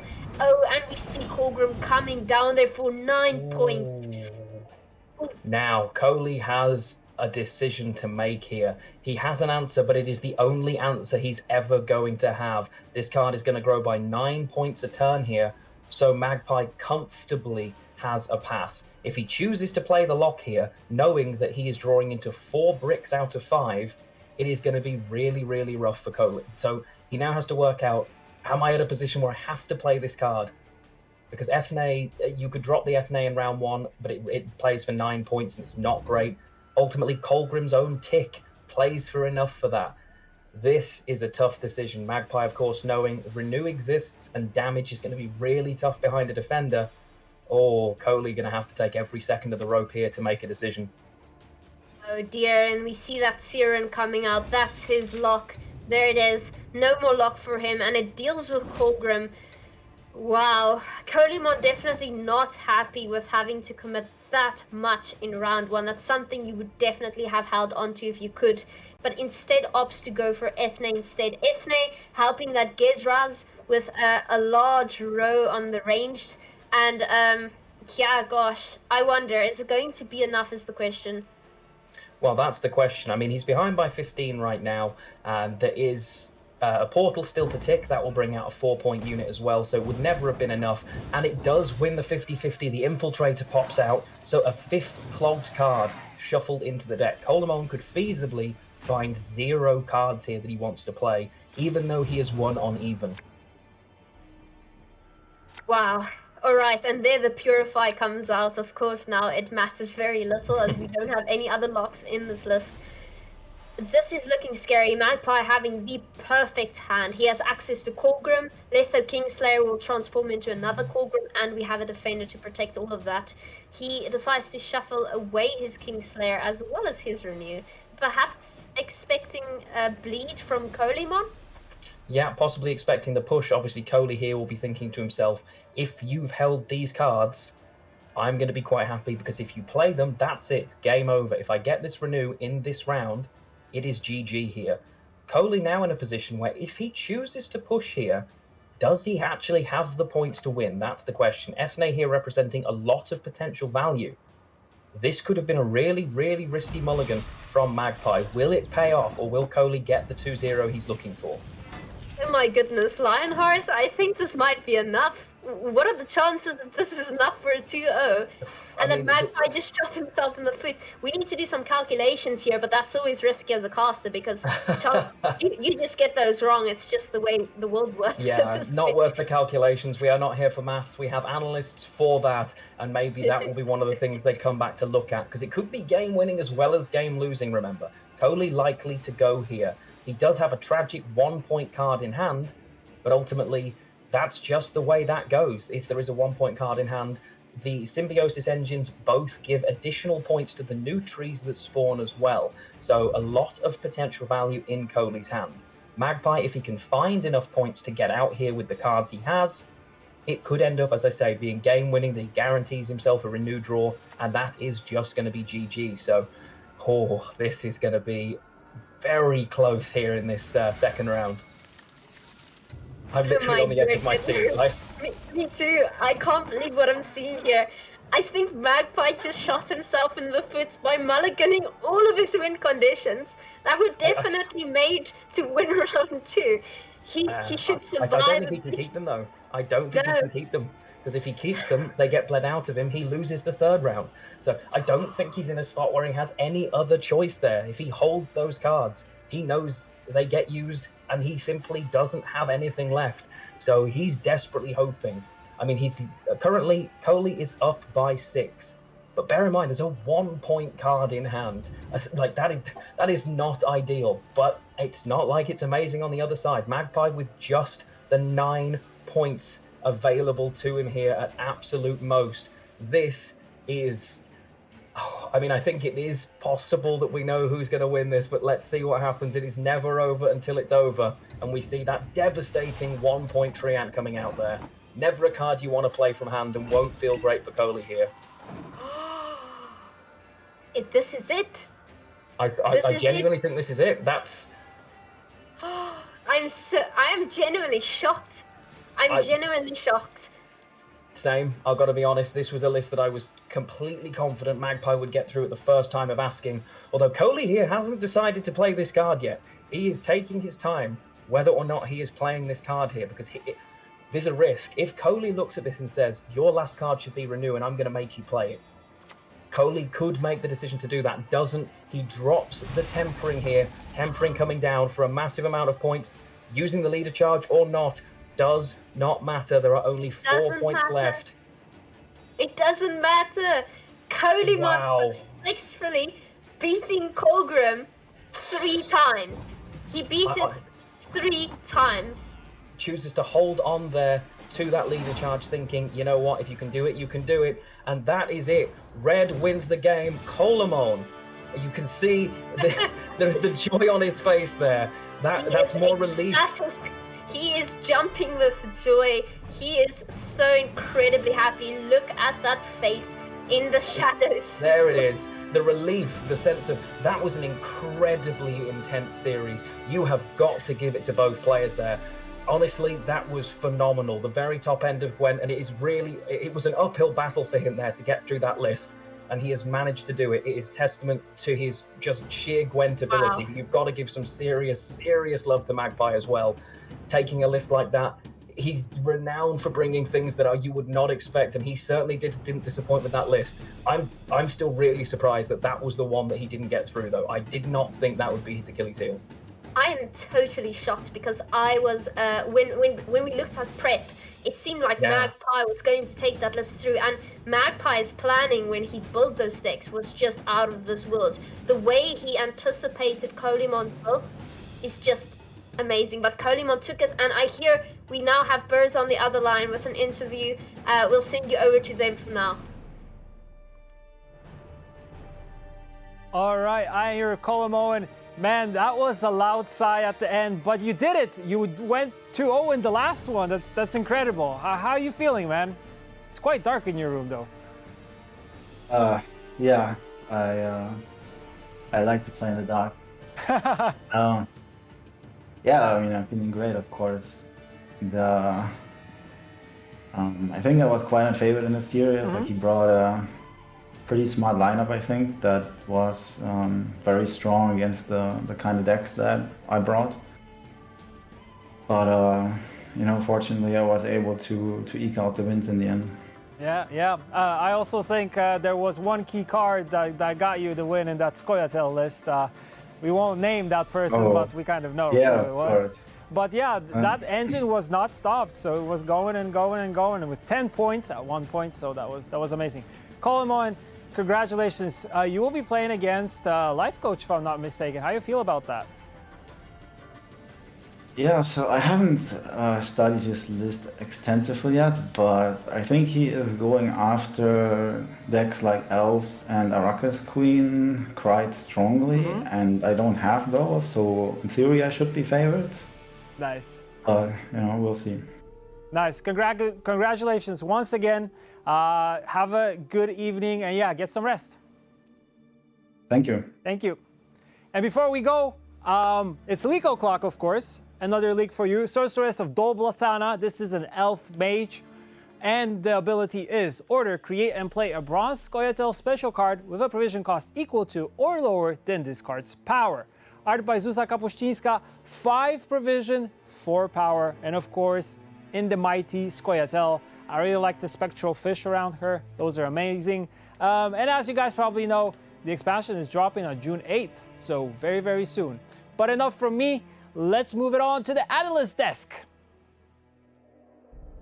Yo, Shaggy. Hi everyone. I am the Nuts and Shinmiri is quite alright too, and we're here to bring you some of the best moments from the last match. Cloggers going 0-3 Shinmiri. Dude, I gotta say, it was so satisfying to see Cloggers get beaten 3 times, and also in very, unconventional fashion, as we can see from this first clip here, right? Exactly. So in the first clip we can see Kolemoen in the Skellige game versus Cloggers decided to hold both of his boats in his starting hand, and he held them patiently waiting for the exact moment to drop them at the end of round 2 and at the end of round 3, because Kolgrim at 1 base power just dies immediately to the Metal Rowboat. So Kolemoen was just able to lock Magpie out of playing his key card, the best card in his deck, completely for the entire game.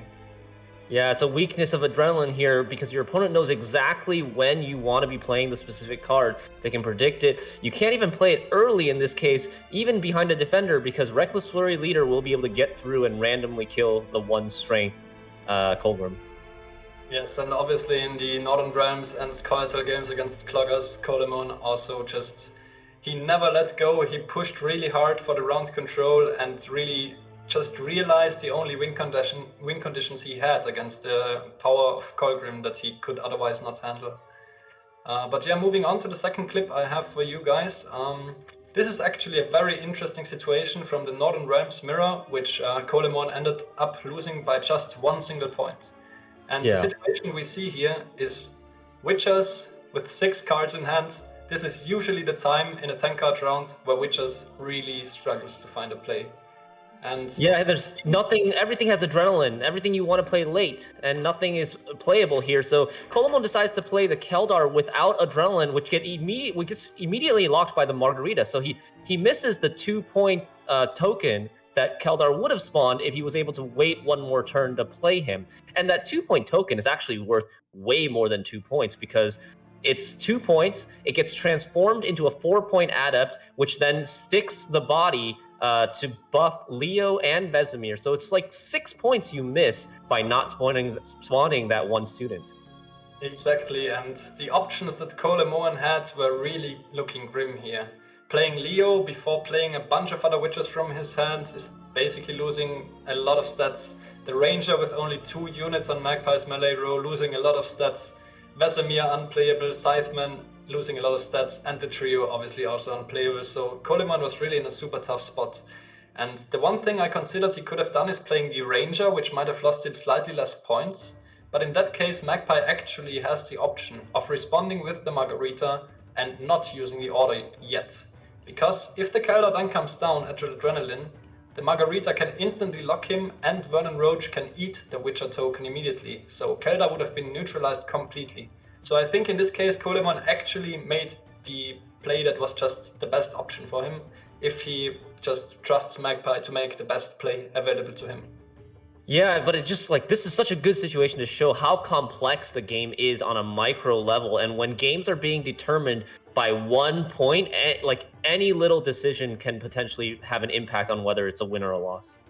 Exactly. On the very next play of Kolemoen, we also saw that he decided to maximize his points there by a little bit as well, by dropping the Witcher trio, because one of the Witchers was still at 3 points, so he managed to squeeze out that 1 extra point from the trio as well from the transform on the Adept, but it ended up just barely not being enough for him.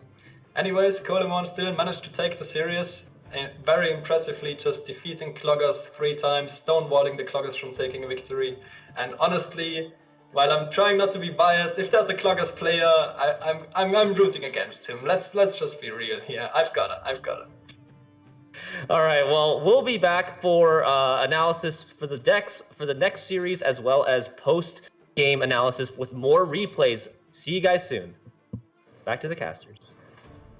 And you can see we have the updated bracket, and it is the semi-finals for tomorrow. The first game you will see, Lifecoach Kolemoen. Oh my lord, that is probably half the way people thought it would go. That is one incredible final. That really is. Yeah, and both of them are from Germany, so well done, Germany. We're going to have some friendly play here. Lifecoach versus Kolemoen. That's going to be just as big a game as Lifecoach versus Tailbot, in my opinion. But let's go ahead and perhaps take a look at the prize pools and how these players are progressing. I mean, it's just so much money on the line. The quarterfinal match stake was $15,000. And just for turning up, the players got 5. You can see the more games they won, the more they took home. So while they may be going home in the early rounds, Magpie has still managed to take home an incredible $11,000. That's just phenomenal. And Kolemoen progressing on to day 2, $14,000 in his pocket already. And there is a lot more to come for sure. Wow, you can buy quite a bit of kegs with that amount of money, and none of these players have any excuses not to have a full-on premium deck at this point. But there's also one more thing here for people who are watching. If you like Gwent Esports and you perhaps want to contribute to the next World Masters, you can of course purchase this epic prize bundle. It's the Year of the Great Oak bundle. Now, this is a very beautiful card back, one that Lionheart already has, and you know what? You can even gift this to one of your friends. And well, Lionheart, I don't have it yet. I don't know how heavy your wallet is feeling right now, but you know, there's always the option. So it's possible to buy for yourself, ladies and gentlemen. You can gift it for a friend as well, and I'm sure I will have to now look into possibly gifting it for Tia Beastie. And joking aside, it is a stunning card back, and the avatar border is one of my favorites, until someone reminded me that it looks like someone peeling back whatever is inside. So it is a particularly impressive one to go on with the monster avatars that you can possibly find in game. But this is all from us in quarterfinal number 2. Quarterfinal number 3 is coming up, and the legends and incredible players just keep on coming to you. Yes, it has been extremely fun casting the series, but right now we're going to have to send you over again to Shinmiri and Flake. They will be casting the 3rd series of the day, Adzikov and Game King. We're almost halfway there, folks, and remember to keep watching so you'll reach that 8-hour milestone and get that beautiful, beautiful card back. Most definitely. We will be back for the final quarterfinal of the day for Damo and Freddybabes, but we're going to send you over now, and it's going to be Flake and Shinmiri taking you through the next one. See you soon, guys. Bye. Bye.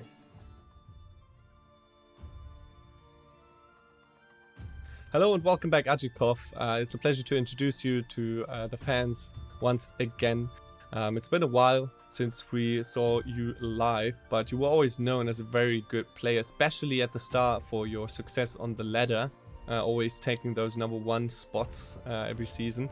Eventually you also turned that success into success in the Gwent tournament scene and qualified for this tournament through your crown points as well.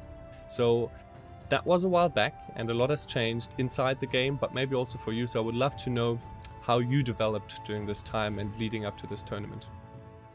Hello. Yeah, on the start of my Gwent career, I was the only ladder player. I think I didn't really know how to approach the tournament, and I don't think it was only about like my skill in Gwent itself, but also about stress and things like that. I was always very stressful before tournaments and stuff like that, and I would not say that I changed like through the time, but there was one time where everything changed, and it was the Challenger 2 in the castle. I don't remember the name of the castle, but I lost 3-0 to Kolemoen, and after this game I was really sad. I went to a room and spent all my evening in the room. I even cried a little bit, and when I woke, I was still sad, but I opened the Twitter and I saw the many words of like support of me. And after 10 seconds after reading that, I like changed my approach. I don't know what happened really. I just like next tournaments I didn't stress at all, and that was the point when like everything changed for me. Wow, that's amazing. Thank you so much for sharing that insight. My next question would be how you feel about the current meta. If there's anything that you specifically like or dislike, please share that with us. I think there's the one thing, and it's I like it and dislike it at once, because I feel like the meta is like Gwent, right? Like Gwent in general. Yeah, the meta is just very diverse, and it was problematic with like preparation to the tournament, because like every lineup we tried felt like it's bad against some lineups and good against some, so there was hard to find like the balance between that. So yeah, you can say it's something to like, but as a tournament player I dislike it in one time. All right, one final question before I let you get back to your prep. In the weeks leading up to the original date for this Masters, before it was rescheduled, you were asked what your favorite moment was in the first season of Masters, and you said that it was Open number 7, where you actually didn't expect to go far, but eventually made it up to the finals. And I think that's also a big turning point, because people saw that you can actually achieve a lot of success in tournaments. So I would love to know if there's anything else you would like to say about that. I didn't expect reaching to the finals this Open, because I played 0 prep matches. I even was considering like taking some memes, like ultra memes. I'm not saying like casual memes, but like really meme decks, because I didn't prep. It was the last beta tournament, so for me it was more like having fun on this tournament and not really going for win. But in the end I went kinda tryhard lineup, because I went for consume target, and it paid off, because I played like in quarters and semis I played against consume players, so yeah, it paid off in the end. It's awesome. Even though I must say it would have been exciting to see what a full-on meme lineup would have looked like, or I don't know, maybe in the future someone just brings the starter decks. That would also be kind of fun. Anyways, thank you so much for taking the time, and I'm excited to see which decks you bring to this tournament. And all the best of luck in your games. Thank you.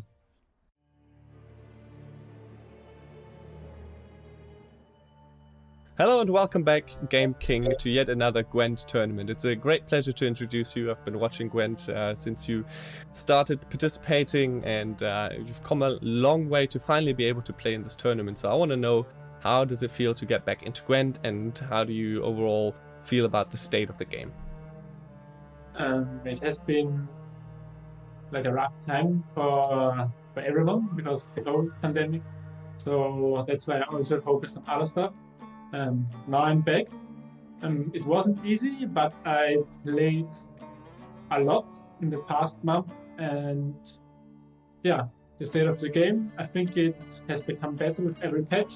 I really liked, for example, the stratagem changes of the last patch, and yeah, I also like that the low provision cards now are stronger, so that if you are unlucky and draw a 4 provision card instead of a 10 provision card, you get less punishment. So I think the game got better. Yeah. Awesome to hear. So immediately my second question, how does it feel then to finally be able to participate in this tournament? You've waited a long time for this to happen, and I think everyone's eager to finally get into it. But yeah, what are your feelings when you are now able to prove yourself? It feels great, especially with all the old names, all the legends of the past. And it's like a real nation, like Adzikov, Lifecoach, Freddybabes, Kolemoen, all the good players are back. And once again, now for the biggest tournament ever. And yeah, it's great to be able to play in this tournament. Yeah, speaking of Adzikov, he's going to be your first opponent, so I want to get your thoughts on the matchup. Do you think it's going to be an easy 3-0, or do you think it might be a close one? I once said Adzikov that I once made a prophecy that Adzikov won't win any tournament, but he will win World Masters. So that speaks against me winning, but I have some really spicy stuff prepared. And yeah, I think Adzikov is gonna have a really hard time winning against me if he has the right deck. So yeah, I wish him good luck, and yeah, I think it's gonna be very tough for him because I have some really special decks prepared. All right. Yeah. I can't wait to get into that. So thank you so much for that interview. I think people are eager to see which decks you're going to bring and how it's all going to play out against Adzikov. So best of luck, obviously, and thank you so much for taking the time. Thank you. Looking mighty familiar, that background there that Game King is conducting that interview in. It's almost as if maybe he was practicing a little bit with Lifecoach. It's completely possible. Welcome back, ladies and gentlemen. We're halfway through Gwent Masters of Season 1. I am Flake. I'm joined by Shinmiri, and we've got another half here and another fantastic matchup to cast. Yeah, we've got 2 more series. We already had 2 extremely exciting and intense series. We had Lifecoach with the hard targeting strategy hitting its mark against Tailbot, and then Kolemoen able to shut out the Nilfgaard Clog deck 3 times in a row to win a Nailbiter 3-2 in the second quarterfinal. And next up, I was just gonna say that's it. Like, you get shut out 3 times with the Clogless. It's just testament to the fact that you have to bring 3 solid decks. There's nothing's gonna just sail through, right? You have to win with all 3. Yeah, exactly. And so let's take a look at our next matchup. It's Adzikov versus Game King. What did you guys think on the Divination Challenge? Who did you favor? And 70% for Adzikov. Now, this looks mighty familiar, Shinmiri. I mean, it was even more lopsided in the Lifecoach versus Tailbot series, so we're not going to actually rely on these numbers because they mean nothing. There was a massive bracket apocalypse that occurred in the first quarterfinal. Yeah, I'm just not going to say those curse words ever again. At least not for this broadcast. Maybe on live stream. It was like a dual kind of cursing here. Me with the shirt, you with the we can't lose, and actually sprinkled on with the 88% of people that thought Tailbot was just going to cruise through that one. But yeah, divination results are what they are, and but it's the decks that do the talking. So I think it's time to go ahead and go and leave it up to you and Shaggy to decide to dissect these bad boys before we get into the matchups. All right, let's do that. Taking a look at Adzikov's list first. Hello, Shaggy. Welcome back. These look very familiar, don't they? Hello, Dash and Mary. Well, yeah, something rings a bell right here. I seem to have seen very similar decks before today. And yeah, well, I mean, I've got to say it does not come as a surprise that Adzikov and Kolemoen, both being part of Team Arachas, have brought almost exactly these same deck lists here, starting off with the Pirate's Cove, but featuring a Morels instead of some other value cards, maybe as a way of punishing some tall strategies. Yeah, he's got a couple of different tech cards, but for the most part, it is the Pirate's Cove meta deck you guys are already familiar with. We've got Nature's Gift, which is almost exactly the same card for card. I think the only difference is 2 Pyrotechnicians instead of 2 Marauders for the 4 provision Dwarf slot. These Pyrotechs are actually pretty useful, especially on blue coin, to make to be a very big annoyance for your opponent because they're not easily dealt with and they also threaten removal. Yes, exactly. And we've already seen the power of Nature's Gift in the last series where Kolemoen beat Cloggers relatively handily with it. Moving on to the next list, we have Reckless Flurry. Although in this list I do see a few differences, most notably the Hernkaluch is missing, but I do see a Doragari as a lock option, and I also see a Singleton Bear Witcher Mentor in this list. Yeah, we can talk about Bear Witcher Mentor for a sec. It is a very interesting card that pays off based on Mass Wound. Normally, if you play him early, he only boosts for every damaged allied unit, but if you play him later with Adrenaline 3, he boosts for not only damaged ally units, but also damaged enemy units. So this card for 5 provisions can get upwards of like 15, 18 points, depending on the board state. Exactly, and this Reckless Flurry list is also very capable of setting up a lot of damaged units on the opposing side, but also on their own with armor up, spawning 3 damaged Witcher students at once. So the Mentor could really be playing for like a good gold's worth of value, which is just a very valuable bronze to have in quite a few spots. Yeah, and last but not least, we do have the Uprising Northern Realms Witchers list. I think it's the same card for card as the one Kolemoen played. Just a very strong, powerful points deck. Not that much control, just the Margarita and Anseus. No way to really get through Defender, but you do have just points. Your goal is to win round 1 and push round 2, get to that short round 3 with Silver Witchers and leaders still intact. Exactly, but just with so many cards being tied to Adrenaline or the number of units on your board, it's just very hard to find the proper sequencing in like a 10-card round, as we saw Kolemoen struggle with as well. But let's move on to Adzikov's opponent, Game King. What lineup will Game King bring to this tournament?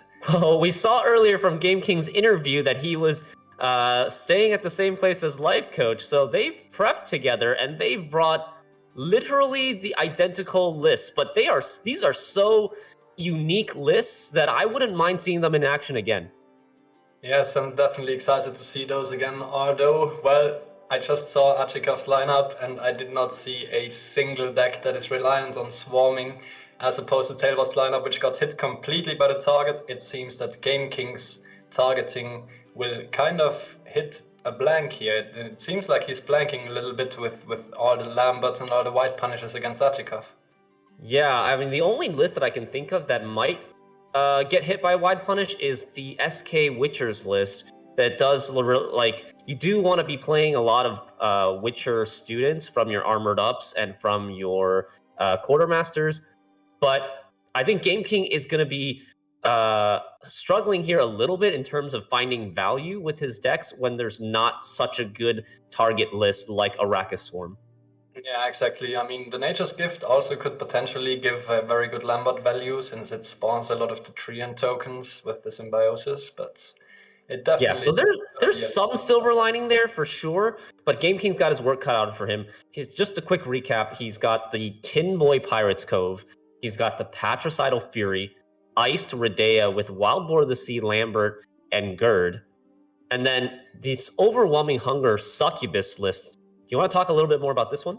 Yeah, I would be very curious to see this one in action, since in the first match, Tailbot actually chose to ban this Overwhelming Hunger list, seeing it as the biggest threat to his swarm. But maybe in this match we will see the Overwhelming Hunger show its true power, and maybe we will see some Succubus action in this match. Succubus obviously being one of the highest power ceiling cards in the entire game. For 5 provisions, it can really play for a ton of points. Yeah, it's another adrenaline card. We've seen a lot of this adrenaline mechanic so far today in this tournament. And with Adrenaline 3, so late in the round, if you consume the Succubus, if she dies, she will come back from your graveyard as long as there is another copy of Succubus in the graveyard alongside. So you have to play her once early on to set up the carryover, and then she becomes 5 points per consume later on. Exactly, and she can kind of function as a bronze version of the Deadeye Fire Vampire, which provides 5 points per consume but is limited to 3 charges. And having a bronze card that basically can fulfill the same job is really a big threat. She's like a bronze Ruhin, actually. Better value, actually, than a bronze Ruhin. That's true. But last up, we have the same inspired Zeal that we saw Lifecoach take his last win with against the Syndicate Swarm list of Tailbots. Going really for a very aggressive round 1 strategy and having that Land of 1000 Fables to potentially transform the Echo card into a Drog, as we already saw in the first match. But I'm super excited to see these decks again. I did not get enough of this lineup in the very first match, so I'm also curious to see how it performs when it doesn't exactly hit the correct lineup that it's teched against. For sure, and I am excited to see what Game King can do as well with these lists. Thank you very much, Shaggy, for analyzing the decks with me. We're going to head on back right now to me and Flake, the casters, and we'll see you at the end of this best of 5 for more replay analysis.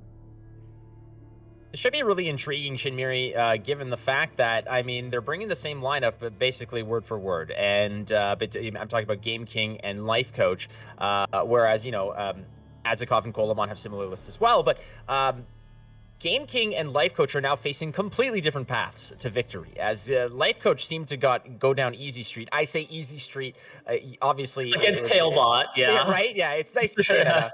Exactly. I'm selling my Tailbot shirt, by the way. Lifecoach is now my new friend. But in reality, this is going to be a test of the versatility of these lists. And targeting one particular strategy, as you saw in the first matchup, worked wonders. It was almost never in doubt, even from the get-go. On paper, it was rock beats paper. It was hard to argue that rock beats paper, Blake. Okay. This is why my application to Team Aretuza is still in stasis.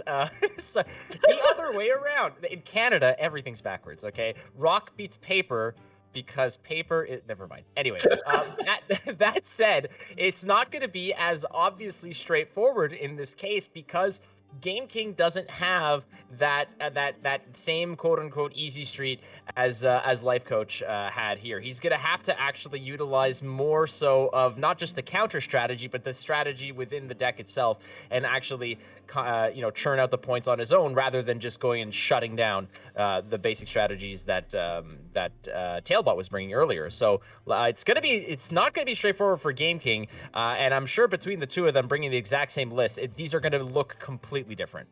Yeah, totally different paths. They probably practice mostly against their target lineup, like Swarm, AQ, as well as Elves. So this is going to be... Game King's going to have to get a little creative here to try to find enough value from his super tech lists in order to overcome the more standard point slammy lineup that Adzikov has brought. Yeah, rock beats paper. Just saying. It makes sense physically, okay? Rock crumples the paper, obviously. Oh, easily. All right, so here we go. We're going to the bans, ladies and gentlemen. Adzikov of Poland, Game King of Austria. What are they banning? There we go. We're going to be locking out both of those Pirates Cove lists, as Adzikov is going to be bringing Nature's Gift, Reckless Flurry, and Uprising versus Patricidal Fury, Overwhelming Hunger, and Inspired Zeal. This should be pretty fun.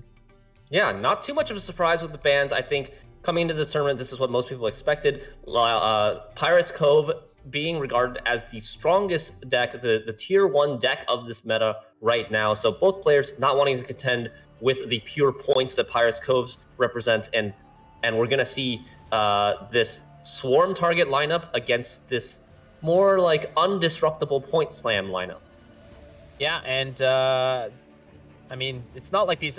The strategy is what it is, and Lifecoach and Game King obviously had a game plan going in, and Lifecoach was able to execute on that. And looking at this list, I like you, I'm not surprised that this list is getting the respect it did. The Pirates Cove list, the double ban on both sides, no syndicate in this matchup, is perfectly fine by me because we've seen it in action, and we've seen it played rather, cavalierly by Lifecoach, just dropping both Jackals in round 1 just like that, and creating massive amounts of points and being able to have an instant, efficient use of your coins when needed. So respect of that deck, it does not surprise me. It's nice to see Scoia'tael that isn't an elf list, in this tournament. Like Nature's Gift is going to get some love. Reckless Flurry it's nice to see that as well. We've gone through this cycle of seeing a lot of Patricidal Fury back in the day, and now we're seeing a lot more. We saw a lot of Ice and Blaze of Glory in several tournaments, and now Reckless Flurry is getting its shot, and it's nice to see that there is certainly still some variety to be had within the factions themselves as we're diving in to the third quarterfinal match here at Gwent Masters Season 1. I am Flake, joined by Shin Miri. It's Game King versus Adzikov. It's nice to have you, ladies and gentlemen. Here we go. Here we go. Game number 1 of the third quarterfinal of World Masters Season 1 is afoot.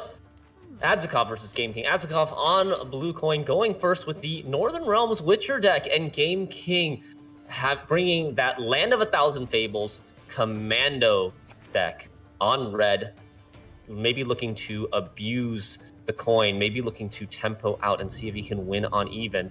But does he have the cards here? He's only got the Land of 1,000 Fables so far in his hand.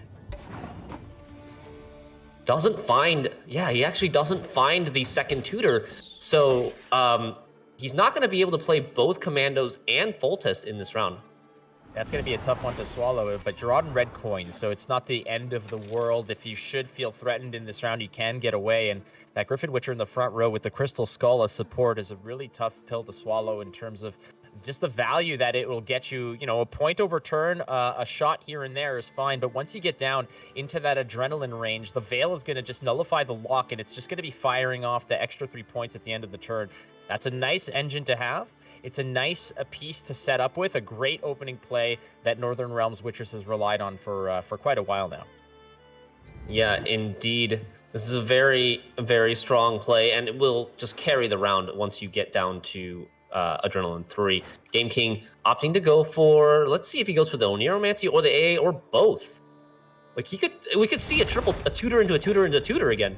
I mean, that gets them all echoed out and back into your hand for later. I think that's perfectly fine to do as you see him going to look for what he wants to do. No, he's just going for Vernon Roche here, and he's going to go ahead and likely use those pings right out of the gate. I'm just taking a look here. Does Adzikov have any way to go ahead and disrupt that?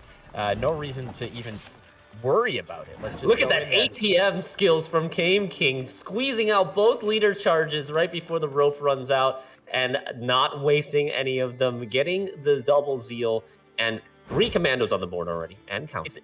And that's just not about knowing about the play that you want to make. It's knowing the time that each animation is going to take and sort of just squeezing out every extra millisecond that you possibly can there. But that's an opening we saw Lifecoach use twice in the first setup, which was basically, you go in and immediately use 2 leader charges to set up your commandos and get that big tempo swing on red coin. Yeah, but going forward, without the Foltest, Game King's options are a little bit limited here. He can copy the commandos a couple times with like this Blue Stripe Scout and possibly reinforcements. But I don't feel like the threat of winning on even is really here anymore without that Foltest. Foltest is just such a nice thing to have on the board, especially when it's paired up nicely with, you might play some bronze cards. You could really slow tempo your way through the round 1 if you do have a Foltest set up there. Again, Foltest boosting a unit on the right and then creating a copy of it on the bottom of the deck. It feeds in so nicely to what a commando list wants to do. Exactly, and Game King notably not clicking his commandos. So thinking about keeping his copied commandos in the bottom of his deck, maybe deciding, I don't have Foltest here. Maybe I should be trying to play for a 3-round commando strategy so that I can utilize the Foltest in round 2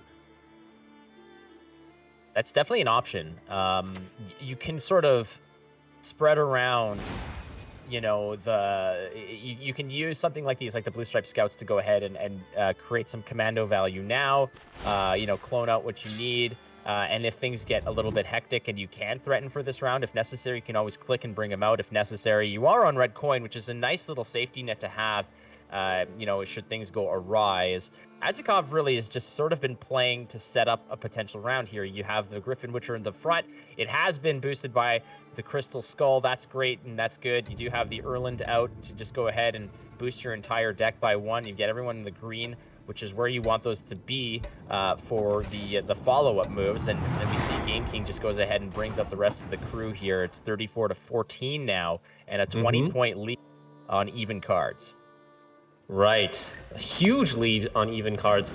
But Game King might be looking to take a tempo pass at some point, because if he stays in the round too long, Adzikov's going to start being able to catch up and not lose his card advantage, not have to go 2 cards down to win the round. So Game King is going to slowly run out of steam, and Adzikov's going to pick up steam as this round progresses.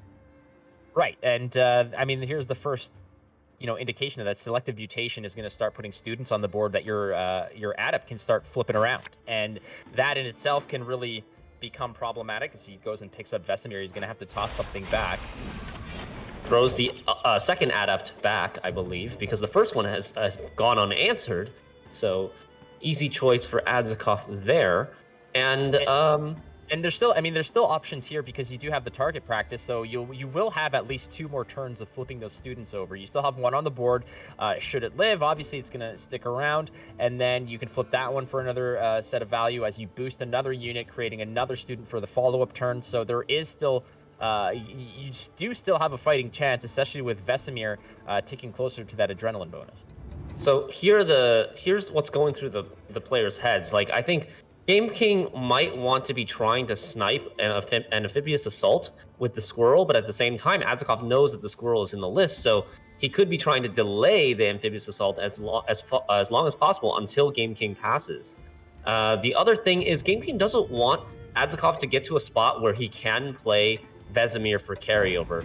So that means that he should pass now, because Vesemir, while he can't come down this turn, he can come down the turn after. Adzikov with a 13-point deficit needs to get ahead. 14 points will do it. Just how do we get there is the question here. You can always go ahead and flip the student. That's 2 points right in the bag. 1 ping from your Griffin Witcher is another point. That's 3 already free and clear. So you need 11 points here, and let's just go for it. And you know what? That's a nice, safe way to do it as well, because that's just going to go ahead and recycle your AA and put it away. Keep it away from that nasty squirrel. Adzikov still thinking here. He hasn't passed, using the most of his time. This is still the same turn that he played the amphibious assault into the knight. And Adzikov deciding, okay, I'm already 2 cards down in this first round. Am I, like, if I'm not going to push, I might as well just play the Vesemir now while the adrenaline is active and just go to a long round 3. But am I happy with a long round 3? Do I maybe want to consider pushing round 2 despite being down 2 cards? These are the things that he must be considering right now. And to the inexperienced eye, you might be thinking, well, he's ahead. Why doesn't he just pass? You know, get on with it.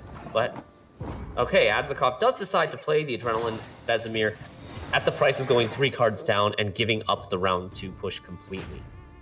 Yeah, that's an astute point there. And I mean, sometimes the experienced eye rock beats paper too. And, you know. But yeah, no, that's a very, very good point there, especially since the fact that that Vesemir is only going to be really super useful once it gets to that adrenaline range. Why not use it? If your intent is to go to a 10-card round 3, an extra card being played there in round 1 is not really going to matter. Why would I hang on to that Vesemir in my hand when I can just play it now, get all the benefit of it right now, and then go ahead and hunt for more cards through my deck that way? And I mean, that's kind of how this is going to go. The difference here is that, I mean, the benefit I'm trying to think here is that should the Keldar, let's say, be able to tick several turns, you can maybe get extra value based off of the spawned units, for instance, from target practice or the Keldar. The students that are coming out of there might be able to create more value for the Vesemir, but I think that it's a perfectly fine play, as you mentioned there, to go ahead and play the extra card when you're already up on a round that Game King already passed. Yeah. And Game King here has a decision to make because he has a Land of 1,000 Fables only for this round. It doesn't have Resilience anymore after being played in round 1. So if he wants to transform that Amphibious Assault into Draug, he's going to have to do it in round 2. And he'll never get a chance to play the first copy of Amphibious Assault. But knowing that it's going to go to a long round 3, Draug might be more worth it than playing Amphibious Assault. The decision here is, would it be Amphibious Assault that he flips? I would imagine that's probably the best option. You want to keep the free and clear tutor, you know, the no nonsense tutor that is Oniromancy to just be able to. Oh yeah, you can't flip Oniromancy. You can't transform Oniromancy with the Land of 1,000 Fables because it is faction locked. There are no 13 provision neutral units, or I mean, well, there are, but you don't get Draug with it because Draug is Northern Realms. Big news, ladies and gentlemen. The amount of times I've played Land of 1,000 Fables in my decks has been exposed as a big fat 0, much like myself. All right, here comes the Oniromancy. That's going to go ahead and flip through. What is he looking for here? This is the second use of Oniromancy. He's going to play Erland to buff everything in the deck, including the commandos that he just placed back. And now he has decided to transform the Amphibious Assault into the Draug. And here we go. Long round 3, 10 cards versus 10 cards. Draug commandos versus Witchers. What do you got? What do I got? I got an itchy tie. My shirt is not fitting right, but gosh darn it, am I enjoying this Gwent action, my man. But I know the decks are unique, and that's what I'm really enjoying about this, because there have been matchups in the past where basically 90% of the lineups were relatively identical. Even within the factions themselves, there was very little wiggle room. It was just, this is the list you play for this faction, and this is it. So the fact that there's multiple different types, the multiple different archetypes within each faction itself is just brilliant. Look at that top deck skill. Game King, with 1 mulligan left, risks mulliganing away Squirrel to get a bricked commando, because those are randomly in the deck from Pavetta, but draws the Lambert instead. Lambert going to be huge, potentially huge in this matchup, if those Witcher students stay as Witcher students. They're looking for upgrades. They're in school for a reason, Shinmiri. They want to improve themselves. And there's the last charge of Inspired Zeal, bringing out the rest of the boys. They're all there, 5 strong, 5 of a kind in the back row. And that's going to pay dividends. And, the question here is, you're going to have to make space. You do have a siege ladder if necessary. When are you looking to flip with Draug here? That's a really good question. I think perhaps you may want to get a couple more humans on the row, because you want to be able to threaten to kill like either a Keldar or an Adept, in my opinion. And right now, with only 5 Revenants, you don't really threaten to kill either. Maybe with the help of Centurion Knights you do, but we'll see. We'll see what Game King decides to do here. Well, I think the first order of business likely here is you're going to be playing that scout to go ahead and create a new commando, creating a 6th one that is going to show up. That would be enough. With all their powers combined, they summon Captain Anti-Keldar, and that's basically how that's going to happen should it go that way. It's looking like the Blue Stripe Scout is being hovered over. Game King just sort of evaluating the other options. Sometimes it's straightforward to you and I, us pedestrians, us civilians here, but the pros know what they're doing. So Blue Stripe Scout is going to hit the melee row and go ahead and create another one. And there they are, the Bad Batch, all the way in the back row. Not clicking yet. I guess there's no reason to, I suppose. You've got 4 different options for the panic button there to go ahead and bring the buddy out. Exactly. And you got to also keep in mind that Adzikov has leader charges with the Uprising to potentially put these threats out of the damage range. Game King now, potentially 6 humans on the range row if he clicks the commando. Is he going to go for the Draug here? I think it would be a good time to go for it. I think this is a good time to go for it as well, and if necessary, you can always just go ahead and maybe follow up with the Voimir after if necessary, and then you have plenty of opportunities, especially even with there is that Sightman that's going to go ahead and take benefit from the boosted units, as you see over there. There they are. The Revenants are on parade. They have shown up to the party, and you've got basically six bullets at the chamber here, and I do see basically vulnerabilities all along the front row. Yeah, yep. Adzikov's got to be careful here and decide how he wants to limit the potency of these Revenants that can copy themselves, that can potentially even be moved to the melee row if the range row ends up filling up. Now the issue here, yeah, sorry, go ahead. No, you go. Oh, you're so kind. The 10, sorry, well, I see 10 here, but there's the 6 points of damage there, which is perfectly fine. The thing is that if you're looking to kill one unit, you're using up the majority of those charges, and in this case, you do have 5 points of effective defense on that last adept. If you use 5 of those, there is one Margarita in hand for Adzikov. So should it come down to a situation where Game King basically expends all of those charges, leaving only one Revenant left, it can get gobbled up by Margarita and the lock charge on there, which might just sort of pump the brakes on that whole Revenant strategy. But the fact now that there's something that's 5 effective defense, which there is still over there, the fact that Adzikov did not elect to use those leader charges to put some of those out of range means that Game King will have potentially 2 more charges left to go. Yeah, that is true. And I mean, he still has the Centurion Knights to help Deathblow as well, to deal more damage. So Game King decides to get the Deathblow on the Centurion Knight rather than the Revenant here. Adzikov, speaking of Margarita in Adzikov's hand, Adzikov normally would have reserved her for a full test because we haven't seen Game King play a full test yet. But the fact that Game King transformed his commandos before playing a full test might give Adzikov the read that the full test is just not there. And eventually, Adzikov might decide, okay, there's no full test. I'm just going to lock one of these Revenants instead. And no access to it either, as we saw Game King already just went ahead on the second wheel of Owneromancy, so options to go ahead and pick it up are limited as well, so that card's kind of gone. And here we go, there is a Boiling Oil is going to go ahead and get rid of one of those, and it's a damned if you do, damned if you don't situation. You want to get rid of those Revenants, but now you're just creating more space on that back row for more Revenants. And I mean, we're taking a look here, we're approaching that Keldar the Keldar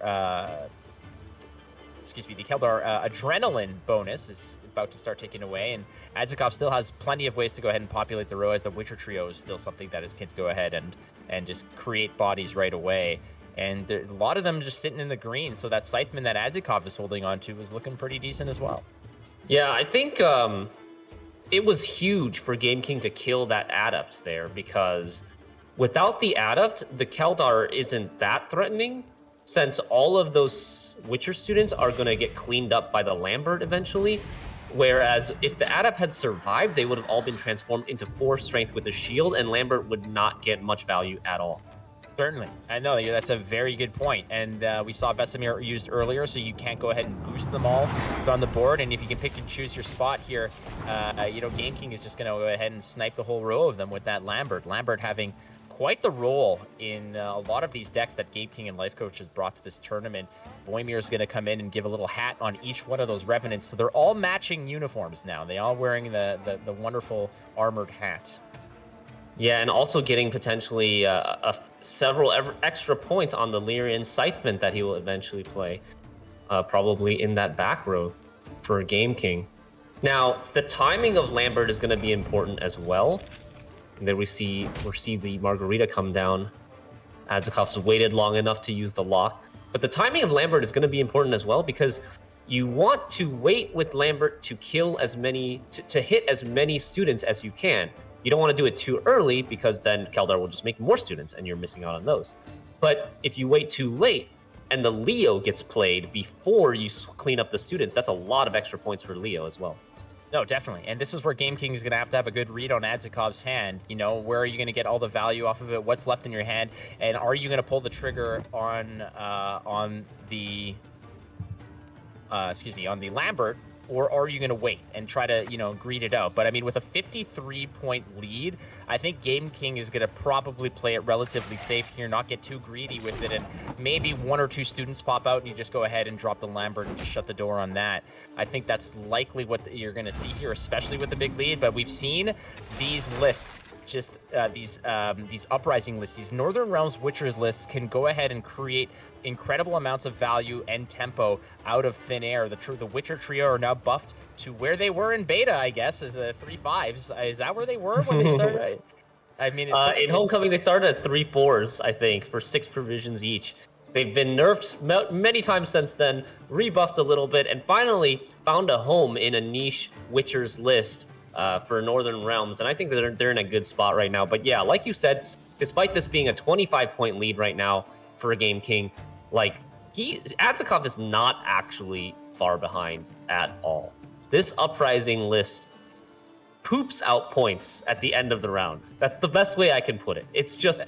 This is what's the rating on this game? It's like MA. We could have used a different term here, especially since there's a PFI that we were played in this list, in this tournament that we're not going to talk about. But it's all good. There's still a Century Knight in Game King's hand as well, which could get value off of one of those 2-point bodies, right? So there's definitely opportunity here to just capitalize and be patient. But like you said, the Witcher list, it really, in previous seasons, it kind of took a little bit of time to get rolling and to get chugging along, but ultimately it did a lot of work, and it was certainly a force to be reckoned with. And now it's facing off against a completely different opponent within the same faction. So but I mean, the strategies are relatively similar. You want to put bodies on the board, keep them healthy, and get those points chugging along. The difference here is that the Revenant train has essentially reached the final stop, and with that lock on that one solo Revenant, that's all you're going to get. And Game King now has essentially run out of steam a little bit, as the Century Knight, the Scytheman, yeah, those are okay. The Scytheman more so than the Century Knight, but the Lambert doesn't look like it's going to get an immense amount of value. It's still going to put in work, but it looks like Adzikov has basically put all of the eggs in the front row basket here for the Scytheman and the charges. I don't think he's really too upset if those students in the back row get clipped. Yeah, Lambert only end up going to be trading roughly evenly with this Keldar, and let's see if Game King decides to kill the student. He does, kills the student, gets the death blow, extra vitality. So I mean, that makes up the extra 2 vitality makes up for the lost points on Lambert, and possibly denies a point on Leo. So Adzikov going in with the full leader here, gets the boost, and these are massive Scythemen. 4 provisions, seeing 11 points and 13 points from the leader, and all of a sudden, that huge lead you were talking about, it's gone. Adzikov ahead by 11 now. That Scytheman looking at its buddies across the equator there and wondering where it went wrong. And Adzikov, like you said, those points come late, but they come heavy, and that is a big push as well as we continue with the Keldar. And I guess if you're going to get greedy with that card there with Lambert, he's going to come through and actually convert for a decent amount of points. 13 points there, also shutting down some of that. Another one is going to get, to quote Shinmiri, pooped out by Keldar. But too many points is... That is a big Griffin Witcher Ranger as a finisher from that amphibious assault. Adzikov taking a little nod there, feeling good about his chances, feeling like he got that solid first win. Was never really too worried after winning round 1. No, he was relaxed, cool, calm, collected throughout all of that as... the Lifecoach list, that interesting Fables list, suddenly is showing some weakness. It did have a lot of success earlier on today, but now it's sort of showing a little bit of, showing its weaknesses in this matchup here. There's still plenty of Gwent to be had here. It's just a 1-0 lead. We've seen this before. It's no big. It's still anyone's game. Reverse sweeps, I believe that's on the bingo too, ladies and gentlemen. So we're waiting for that to happen. But as it stands right now, Adzikov is, I would say, comfortably, only because he was just so comfortably reclined in his chair, or poor posture is what I gotta say. He's got that gamer thing going, that gamer sit. You gotta just focus, and that's how you draw your cards better. Exactly. And speaking about drawing your cards and consistency, despite the extra high level of consistency in the Land of a Thousand Fables list, with Land of a Thousand Fables, Oneiromancy, and Amphibious Assault. We've seen a couple times this list now not drawing the Commandos plus full test combo in round 1. And it might be a very different story if that list is able to assemble that combo in round 1 on red coin. Yeah, and we've seen full test pair up nicely like the Dumb Bananas. Just those coming out constantly. It's just a self-sustained engine of, you put one in the deck and it just fires right off right again. Whereas this is a completely different game plan here as you're trying to, create a multitude of those commandos. You had to do it the old-fashioned way this time, which was with the Blue Stripe Scouts, with the reinforcements. Keep those going. There's a lot of work in this instead of just dropping something like full test there to do the work for you while you just go ahead and deal with other issues and set up other strategies. And didn't quite work out, and that could just be because full test never showed up to the party, as Game King is going to go ahead and see if he can't even up the series here using that Patricidal Fury list versus the Reckless McFlurry of Adzikov. And I've had him Reckless McFlurry. I went to McDonald's very late at night, and the person was very, very liberal with how they just threw together an ice cream for me. And I mean, I still ate it, but it was quite reckless. All right, so we've got, yes, the Patricidal Fury list, Redea Iced on blue against Adzikov's Reckless Flurry Skellige Witchers. And this is actually, like we mentioned earlier, a bit of a swarm list. It's got Vesemir, it's got Leo to benefit from swarming the board with Witcher students. So Game King's lineup might actually like this matchup with the likes of, Wild Boar the Sea cleans up those armored up damaged Witchers very well.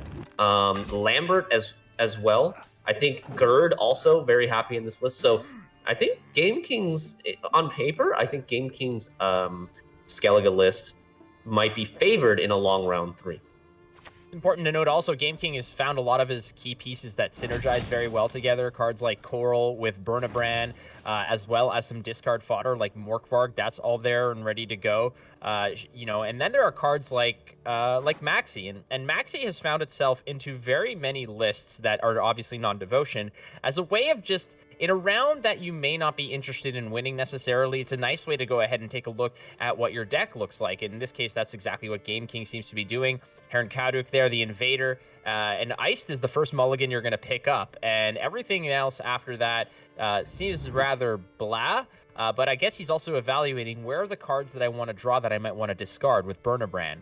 But Burnabrand is going to put you closer and closer and closer to a lot of those important cards. So we're going to see how far Game King wants to go into this round. I think he's just waiting. He's waiting for bodies on the board so he can go ahead, use Coral, use the stratagem, get some damage off, fix the hand a little bit, and go from there.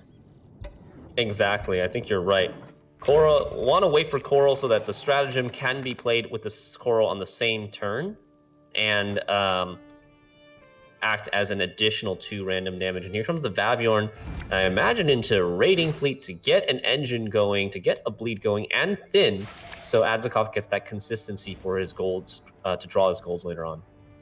The Onkrite Longship has been a thorn in many players' side, both on ladder and in tournament, as we saw in the previous matchup. The masterful patience of Kolemoen to hang on to those ships to just shut down a Kolgrim is a beautiful thing, and you can add so many others to the self-help group that exists for cards that are just absolutely punished by that. And Cleaver is now one of those, and it's sad to see it, but certainly a troublesome thing to stare down here, as everything that Game King is going to play now is going to take a 1-point haircut in while facing down that boat. Yeah, so Game King elects to just soften it up a little bit with that Gutting Slash, bringing it down to 1 strength, maybe thinking to finish it off with a Gerd or trying to get lucky with like some Coral Pings to kill this engine. Right, because you're basically out of I don't want to say non-interactive plays, but you're out of plays that you can make now that are not going to jam a body on the board, right?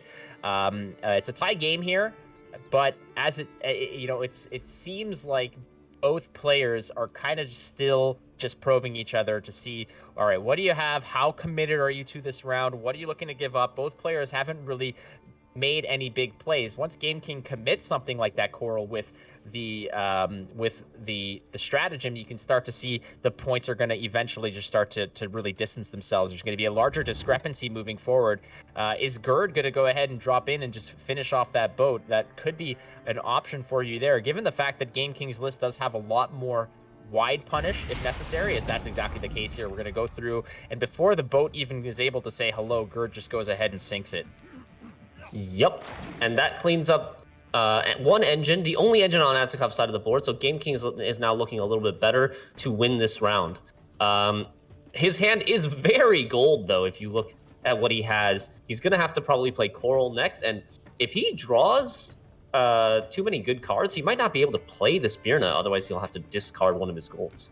That's a good point over here, and you might get punished for the fact that you're going to be picking up cards that you want to play. You don't want to toss them away. As much as the tempo might be great and the extra help with the coral could be something that you're into, it's not a good thing in this case. We'll see how it goes. It's Adzikov taking a 1-point lead, and when you factor in the bleed for Game King here, no pass available for Game King.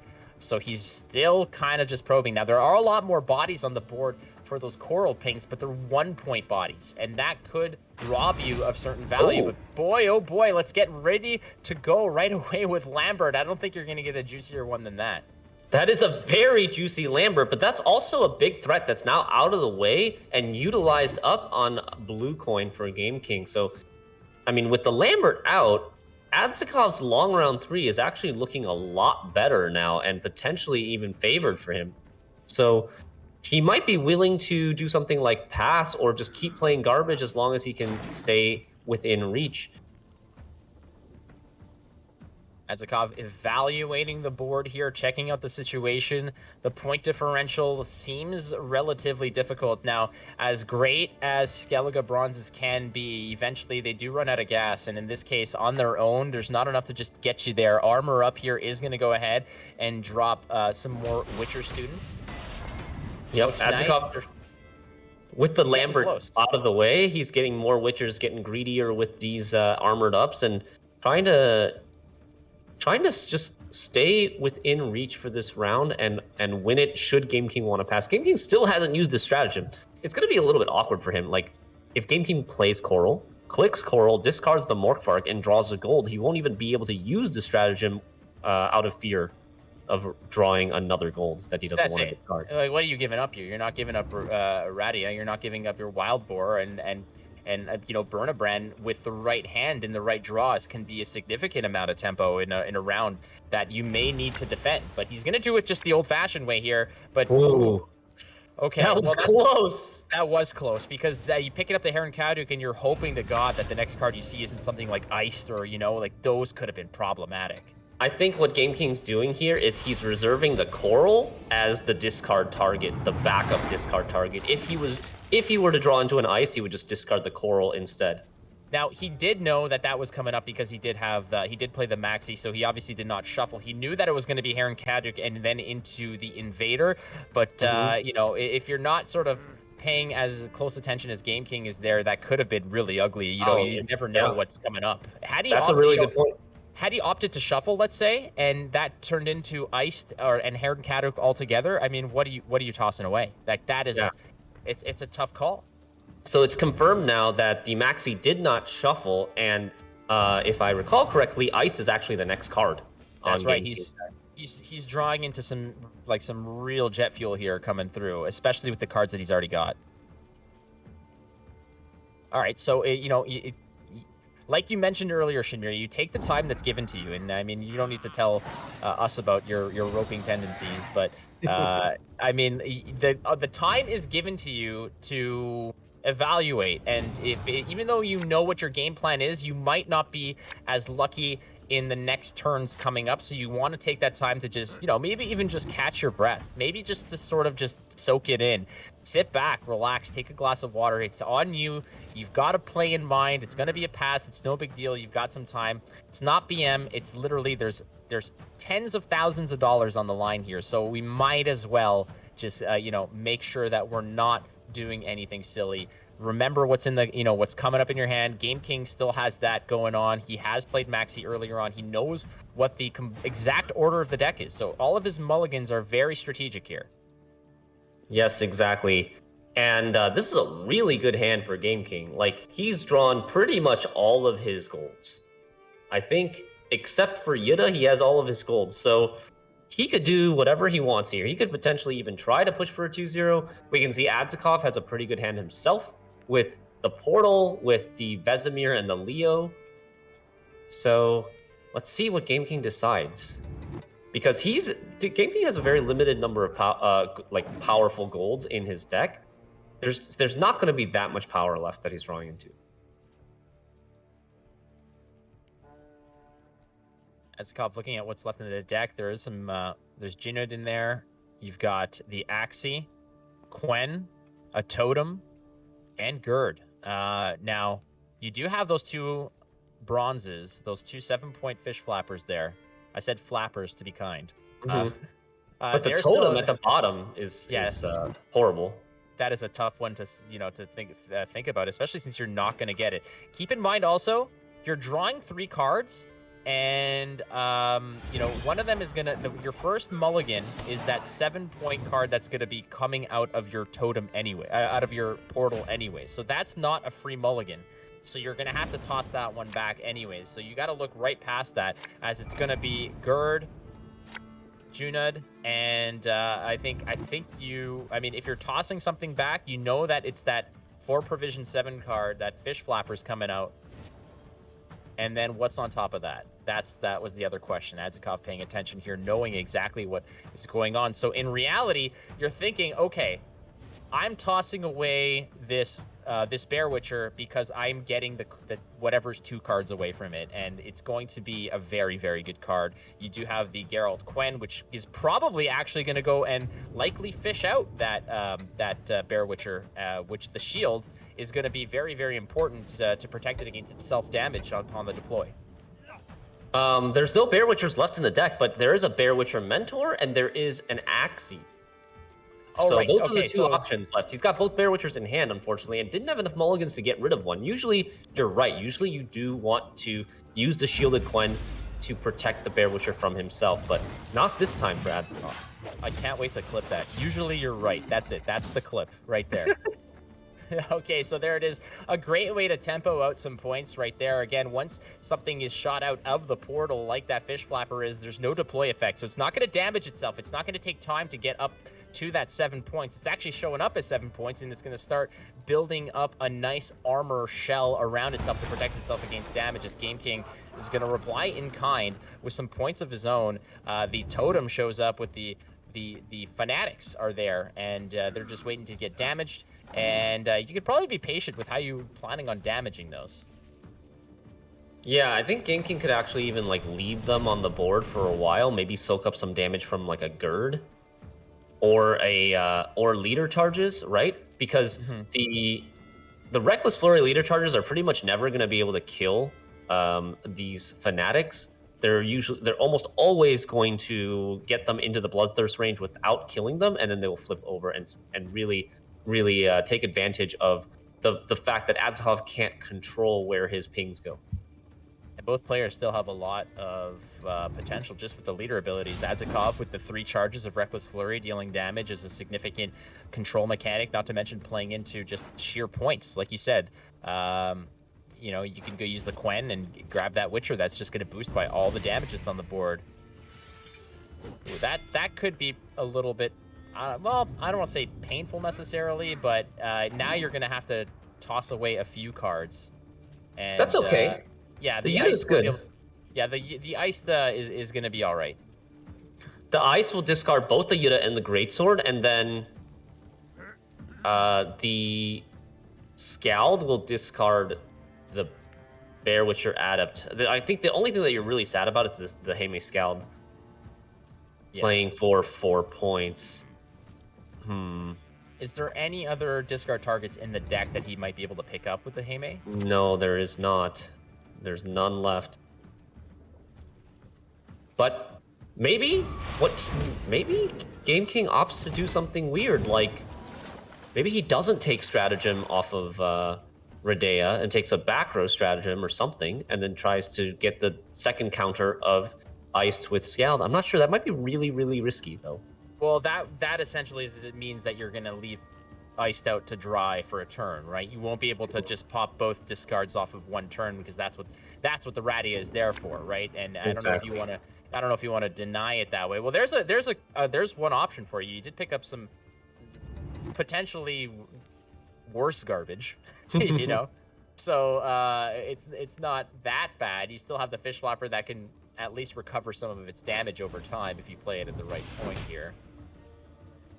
Okay, hitting the opponent's Fish Flapper, as you like to call them, is not what you want to see, because they will heal themselves over time as well as give themselves armor. So not happy to see that for Game King, but we've still got a lot of this round left to play, a lot of strong, powerful cards for both players. Yeah, those cards are those. Well, I say Fish Flapper on this stream. On my stream, they're called something else, which I won't say. But you know, having them sit in the back row, even just to soak up damage, it's a really good way against a deck like this that is just going to randomly ping with that coral to just eat it up. Either on to the armor, which is essentially nullified, or it's just going to take it to the face, and then it's just going to recover at the end of your turn anyways. So that's a really good way to just make it so that Game King has a more uncomfortable discard here, because Adzikov hasn't really developed much of a board, you know, over these few turns. It's pretty hefty, but on some unfavorable pings, some bad RNG has left those 2 damages onto that Fish Flapper, and as you see right there, at the end of the turn, those points just come roaring back, and eventually it's going to turn into armor, and that's going to become a little bit more annoying. Yeah, for anyone who might be confused as to what that black card is on the board, it is Lambert Swordmaster that Adzikov has just played. Just taking 2 points of damage on the coral. This Lambert Swordmaster, unfortunately, not finding a lot of value. This is a Redea list after all. He could have been a little bit more patient with that, perhaps, because Redea will spawn 2 crows, so he could have maybe gotten 2 more points if he was a little bit more patient. But Skellige Witchers, like NR Witchers, has a lot of adrenaline units, and you see everything left in his hand basically wants to be played late. The Bear Witchers and the Vesemir have adrenaline 4. Quen is looking to get something that wants to be played late in Axie or Mentor. Leo definitely wants to be played late. And Junod, I think Adzikov wants to save Junod for something like a Yuta. Try to snipe a 12-point Yuta with his leader charge to hit it once or twice and then kill it with Junod. So every card wants to be played late, and that's why he has committed this Lambert a little bit earlier than usual.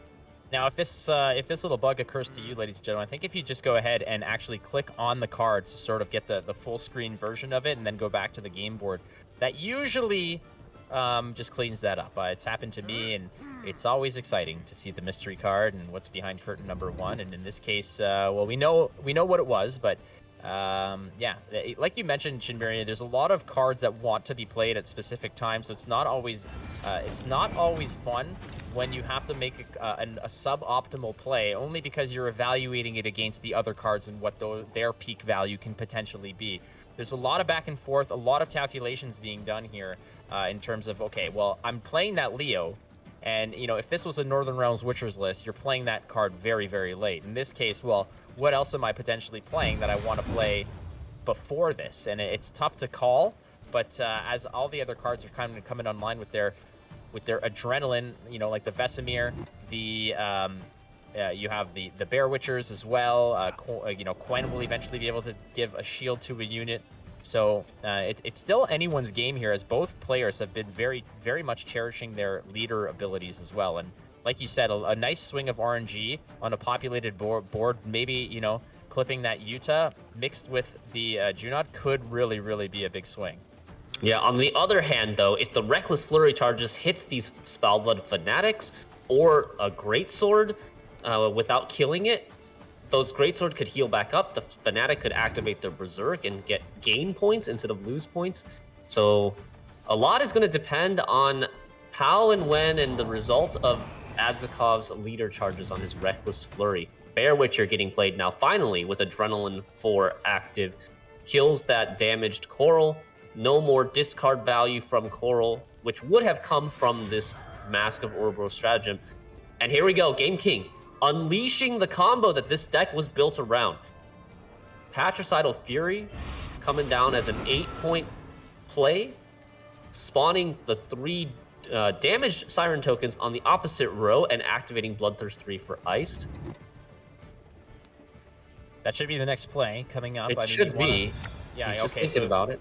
Here comes the Ice. It is going to populate the back row here as you're going to be discarding 2 major cards here. It's going to be the 12 with the Utah and most likely is going to be the 10 there. You're kind of trading up to some so-so cards, but you're at least getting a bunch of value on the way there. And I mean, talk about it. Talk about an upgrade. Well, I mean, remember the old school way to do this was you play Patricidal Fury into Trampion's Charge to kill 1 unit. I mean, this is a much better way to play it. It just takes a couple, it takes a Radia to support you there, and an Ice to just give you that supercharged tempo move. As we see, Game King has accumulated a 20-point lead. Yeah, a 20-point lead.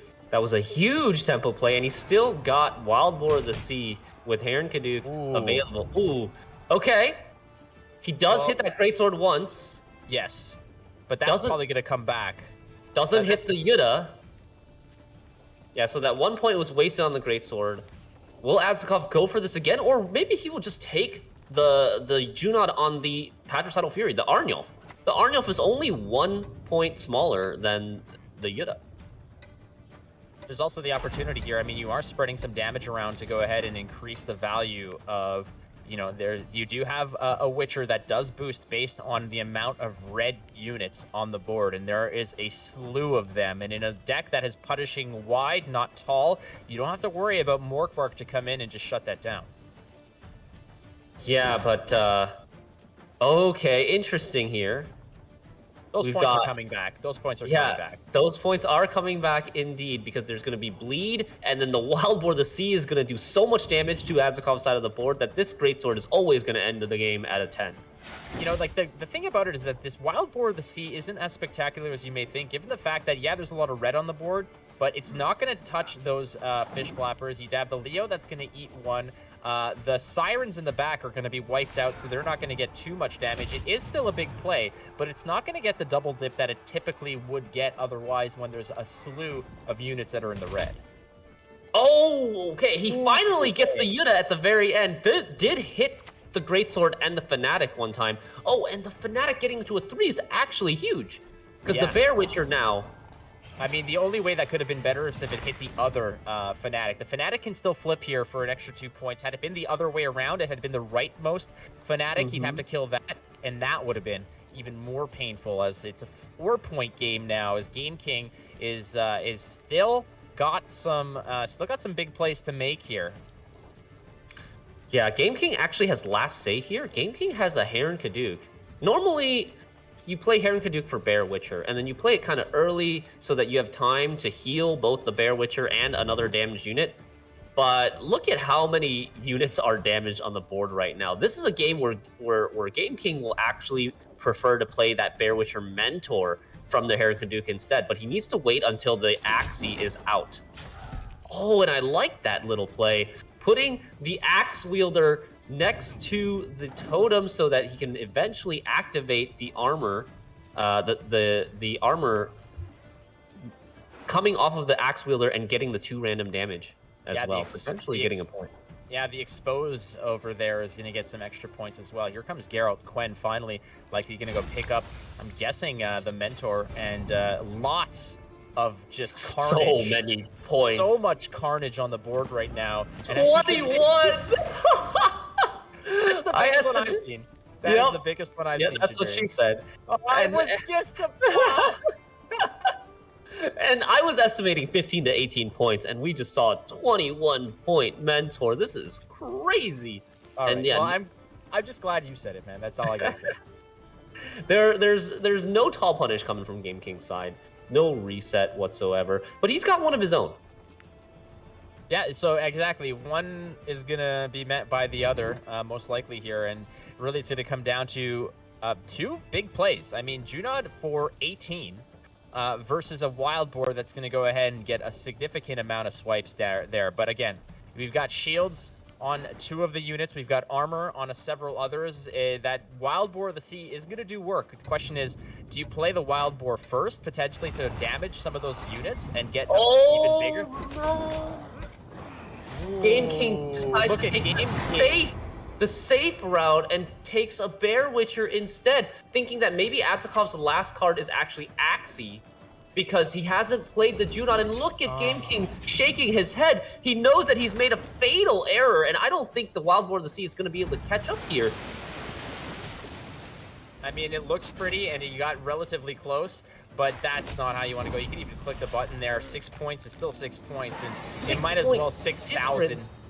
Now, I mean, there's some strategy to be had here. I mean, you could take the safe route there and lose as it was. I mean, it's tough to sort of, if you're putting your opponent, if you are a Game King in that situation, and you're putting your opponent on their best card, what is their best card? What is their most amount of points that they could have? It's likely Junon.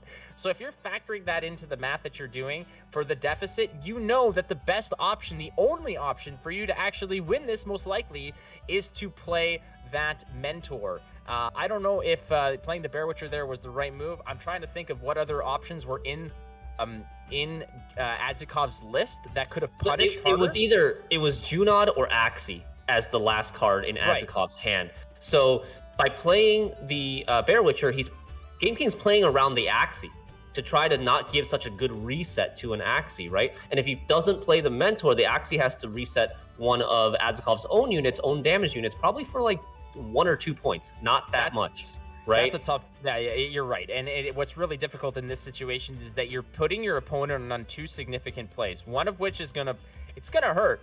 The other of which is if he is, like you said, if he's playing on the Axie, what is he gonna do? He might be able to reset one of his own units for a few points, and then you're still winning that game. That is a tough one. That is tough one. Yeah, that is definitely one of those end game situations where you have to do the math and think about what are your outs. Which cards do you beat? And I'm sure Shaggy and I will be analyzing that at the end of this series. That is going to be a pivotal moment in this series. We're moving on, though, to game number 3. Adzikov up 2-0 against Game King. Now just needs to win with his Nature's Gift list. Now, depending on how you're going to be looking at this, it's possible that this is the weak link. But the thing about this list here is that it typically dodges a lot of targeting that occurs, because this list can go tall, it can go wide. There are certainly various ways that this list can kill you. It could be dangerous in a short round, it could be dangerous in a long round as well. So Game King using that commando list, likely looking to maybe say, all right, in a short round 3, if I could just burst out a row of commandos, there's really not that much that you can do here. So we'll see how each player plays it here. Adzikov is on blue coin. He does have Dunka in hand, and there's no Ethne there to go ahead and soak up and nullify some of those buffs. And I'm trying to think, what is the punish that you can have against Game King opening up? With Adzikov, having that Dunka on the front row. Yeah, there's not much punish at all in this list for Game King. Not even a Boiling Oil. There's no Unseus, for example, or Selkirk. So Adzikov is able to just kind of freely play this Pavko Gale, and it's going to be shooting for 2 damage every single turn. All right, Deja Vu, we've seen this before. We're going to go ahead with the Vernon Roche double-inspired Zeal, and the Bros are back in town. 20 points straight away. We got the Commandos out, and it's going to be tough for Adzikov to fight this here. You do have 2 engines going on, the carryover engine as well as Pavko, who can go ahead and really, start picking away. 2 points a turn it's nothing to shake a stick at here. But looking at the hand, Adzikov is, you have the Hamadryad. That's in your hand. You do have ways to go ahead with the Dryad's Caress to really stretch out the value and make a lot of points off of that ability that it has, where every vitality is worth 2. I'm just taking a look here at Game King's list. Is it Run Bloody Baron? I do not see. No, it's a Lambert. Remember, it's Lambert for wide punish instead of Bloody Baron for tall punish. So Lambert can hit those treants. All those little symbiosis treants that Adzikov makes from playing nature cards, that could be potential Lambert value. Yeah, that can certainly be Lambert value. Another option is as soon as Ethne is played, you can just go ahead and take out those two units that really provide extra reach with your Symbiosis. So that is certainly an option there. Here comes Full Test. And this is where I always struggle to really, be a fan of Scoia'tael Devotion. The lack of answers for tall units or problematic units. Now, you obviously have, if you are Adzikov, you do have a Karen in your hand that can lock that up. And then, is there really a better option than that? Or like Adzikov's doing here, you're probably going to have to, work at it, so to speak. Yeah, combine two things, the order ability from Pavko Gale, softening up the Foltest and cleaning it up with a Fove into Nature's Rebuke. I like that option more. I think it's a lot more economical to do it this way than to dig for the Ciaran with Call of the Forest or Isengrim's Council. So I like Adzikov's chances right now. He's able to answer the full test, and he's got 2 engines on the board. He's not only getting hand buff every turn, but he's also getting 2 points of damage from the Pavko, and he's got Hamadryad with a bunch of nature cards coming up. What's tough here is that really the cards that Dunka is buffing in hand are these sort of low value bronze cards, something like Pyrotech or even Hamadryad. Maybe the Hamadryad is valued a little bit more than the Pyrotech, obviously, but the fact is you're eventually going to have to play these at some point, so that value, that carryover value, is going to be basically used up on cards that you might have otherwise mulliganed away in certain situations, which is tough. This kind of paints you into a corner to have to keep these cards in your hand, and as time goes by, obviously they're going to be better and better and better, but these are buffs that you would have probably wanted to see on something like a Forest Protector, a Gezrus, let's say, a Figus. Seeing those all fall onto a Pyrotech feels kind of bad. Well, this is going to be the biggest Pyrotech in the West. You believe me. You just wait. But us East Coast folk have some pretty damn big Pyrotechs too. Okay? East Coast versus West Coast. What's up? All right. That's it. I'm done. All right. Game King does come out to a huge lead here, but he's done copying commandos at this point. And we're going to see if Adzikov is going to stick in this round. I have a feeling that Adzikov will not give up this round very easily. He'll probably go all the way, if not down to at least the second to last card, because he knows that if he loses this round on even, there are going to be consequences to pay, because his deck is one that really prefers a longer round, being able to set up multiple units in the range row and then get value from engines such as Ethne and the Young Dryads and Gezra. Whereas Game King's deck has just such a strong short round burst potential with cards like Erland and Commandos. Mm-hmm. Yeah, you have, and like that burst is coming from various different origins, and a 9-point Pyrotech, pretty cool card to have in your hand, not gonna lie. But other cards that Adzikov has been playing and still floating around, like Circle of Life.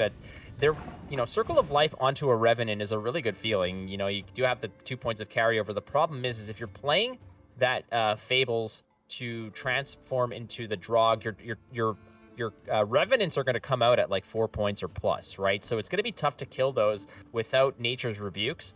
And you've already expended one. The Forest Protector can bring it back, but you're going to have to pick up use a card like Call of the Forest to get it, and later on. And as we see here, Adzikov is there's no reason to really pump the brakes here, given the fact that Dunka has gone unchallenged and has really just been beating that Pyrotech. This is the magic number, though. Adzikov at 4 cards now. If he doesn't stay ahead from this point onward, Game King could take a pass and let Adzikov go down 2 cards. But that might be still favorable for Adzikov. We'll have to see. Adzikov does need to use the Dunka order in order to stay ahead. And there are some cards that Game King can elect to just toss away here if he wants to. There are some bronze, quote-unquote throwaways that are going to put him ahead if necessary. Ooh, I like this Karak Cutthroat in the front row with Zeal to overwrite the Vitality that was on the Hamadryad and not giving too much value to a second Purify. Because there's only 1 bleed that you're purifying away and not something like 3. Yeah, oftentimes, I mean, in certain matchups that you can't punish that 19-point unit, just deleting the vitality is good. You don't necessarily want to bleed it because the bleeding is then going to get re-nullified by a Dryad's Caress. It's just going to sort of cancel itself out. So oftentimes the bleed to nullify vitality in a Hamadryad is much better than bleeding it itself. So good play there. Adzikov now has 2 more ticks of vitality on the Hamadryad, representing 4 points. So the lead is effectively 44 points here. If Game King wants to sort of get ahead, he's going to have to make a fairly significant play, an 11-point play to get ahead of Adzikov here. Oof. I mean, the Voimir doesn't quite do it. Voimir's only a 10. Erland is a bit slow. So nothing gets him necessarily ahead, but Game King is on red coin. He wouldn't mind playing 2 cards. Right? Well, the question could be, are we going to 2 rounds? Are we going to take the gentleman's pass? Well, you can't pass here if you're Adzikov, actually. You can't do it. That's my bad. I was thinking about the 4 points that represented. I forgot about the clapback here. That Voimir will get you ahead. Because should Adzikov pass here, he's just at the 42, right? No, you're right. Because you got me. Because Adzikov had already passed his turn. He wasn't getting 2 more turns of vitality right away. Right. He's only getting 1 more at this point until he plays another card. Ooh, I like this Dragoon play. Filling up the range row because Game King could have a Lyrian Scytheman. He plays Lyrian Scytheman in the list. There's 2 of them, in fact, so the chances are actually pretty good that he has one in his opening hand in round 1, and by moving the unit to the back row, filling it up, that Scytheman has nowhere to be played, and there's no boosts in the front row. Adzikov using that Dunka order ability a couple turns ago has really paid off, given the fact that it kept him ahead and kept Game King pushing here. And now it looks like Adzikov's in a very comfortable position. Still has 2 of those leader charges left if necessary. He can always just go ahead and, put another 2 points of vitality on that Hamadryad. The question is do you play Call of the Forest here? I don't think so. You're going to really surprise Game King when you slam down 9 points of Pyrotech beauty on that board. But the thing about it is that if Game King is eventually going to be like, is that where all the buffs went? Like, what is left in your hand? Yeah, the Erland now comes out. This is dangerous now because if Adzikov continues playing, this Erland could be clicked for another, I think, probably 11 points. I can check real quick how many units. Oh, there are actually 3 non-units in the deck remaining for Game King. So it would only be like 9 points, but Adzikov does elect to take the pass. Is going to keep his hand buff on that big Pyrotech and keep his very valuable nature card Call of the Forest for consistency and for symbiosis later. But this is not enough. The PFI is not enough. You do maybe have to use either the Erland ability or you got to use your... I think you use the Erland. Yeah, you got to use the Erland. You cannot spend your final leader ability. Otherwise, your commandos will never get their order off. Because there's just no way for you to... I think there's no way for you to protect them. Maybe with Amphibious Assault, but you're also looking at the option of transforming your Amphibious Assault into a Draug, and if you do leave it on the board as like an 8-point commando, it can still get locked. There's still Ciaran available. I mean, at the end of the day, it's like if you can't get your commandos off, it's just going to be, nobody's happy. And as we see Adzikov wheeling some more of those cards come through, finally find there's some more nature cards. The hand that he is holding on to here is fairly ideal. The problem is here is you're going to have to drop a card, and it could actually be that nature card, because given the fact that it's on Echo, you will be able to see it again. You'll play the card, which gives you the 3 choices, and given the fact that your leader ability offers 1 symbiosis, should Game King elect to just dry pass here, you can play that Echo card, which will put a Treon on the board, and you'll see that Echo card come back. Yeah, I don't think Game King's going to dry pass because he does want as short of a round as possible. Even at the cost of losing card advantage, I think he's going to try to make round 3 short, as long as he can guarantee commandos. Hey, there it is. The 9-point Pyrotech with 2 armor getting Adzikov ahead. All that hand buff paying off here in round 2. Just standing tall there, 2 points of armor. He's got a prime grenade in his hand. Life's good, man, if you're a pyrotech these days. Yeah. And Adzikov looking to maybe close out this series in a 3-0 sweep. We're going to have to see how the rest of this game plays out, but it is intense. This could be the last game of the 3rd quarterfinal. So Game King still does have some special cards in hand. If he wants to go ahead and fish out another one, we're going to play Amphibious Assault here on the first wheel, meaning that we're just going to go pick up a card again. I think this is just a matter of seeing how short we can get round 3 to be. Game King does have a significant edge here if he can just go ahead, clone a whole bunch of commandos, get them all out at once. But he did already expend some pretty significant pieces. Cards like, Voimir have been used, but keep in mind that Land of 1,000 Fables with the wheel of that Amphibious Assault means that all those commandos that show up are going to turn into Revenants, and there is going to be nature cards that are going to have to be played, I would suspect, which gives a lot of easy targets, easy pickings for those Revenants to go ahead and feast on in order to really make some dangerous situations for Adzikov to have to navigate. Indeed. And just to check here, the only special left in Game King's deck is Reinforcements. So he'll be looking to play the Reinforcements on a PFI, get that bonded ability, and oh my, that is really the biggest pyrotech now. The biggest East pyrotech. or West? East or West. We finally have a centralized pyrotech emperor sitting there, tall, fearless, no bloody baron to ruin his day as the Land of 1,000 Fables comes up, picks out just one fable, just one single fable. It's going to be Reinforcements on the PFI, just some more bodies if necessary, but the resilience factor of that artifact is what really is key here, as that is going to go ahead and survive to the next round. Game King only looking here to just sort of dump some more cards, get some more resources out of Adzikov's hand if necessary, maybe pull some big cards here as Adzikov now. The problem here, Shinmiri, is the fact that Adzikov is down by 6 points. You know what? Okay, so you can play the defender here, but the problem is the defender might be able to protect, the defender might protect the Ethne against some of the Drog, the Revenant charges, the Revenant Assault. I mean, you could... The Lambert, potentially, as well. Young Dryads. His hand is too good right now. Adzikov's hand is too good right now, and he's going to have to play something very important to him in round 3 in order to just stay alive in this round, and that's what Game King is banking on with this bleed.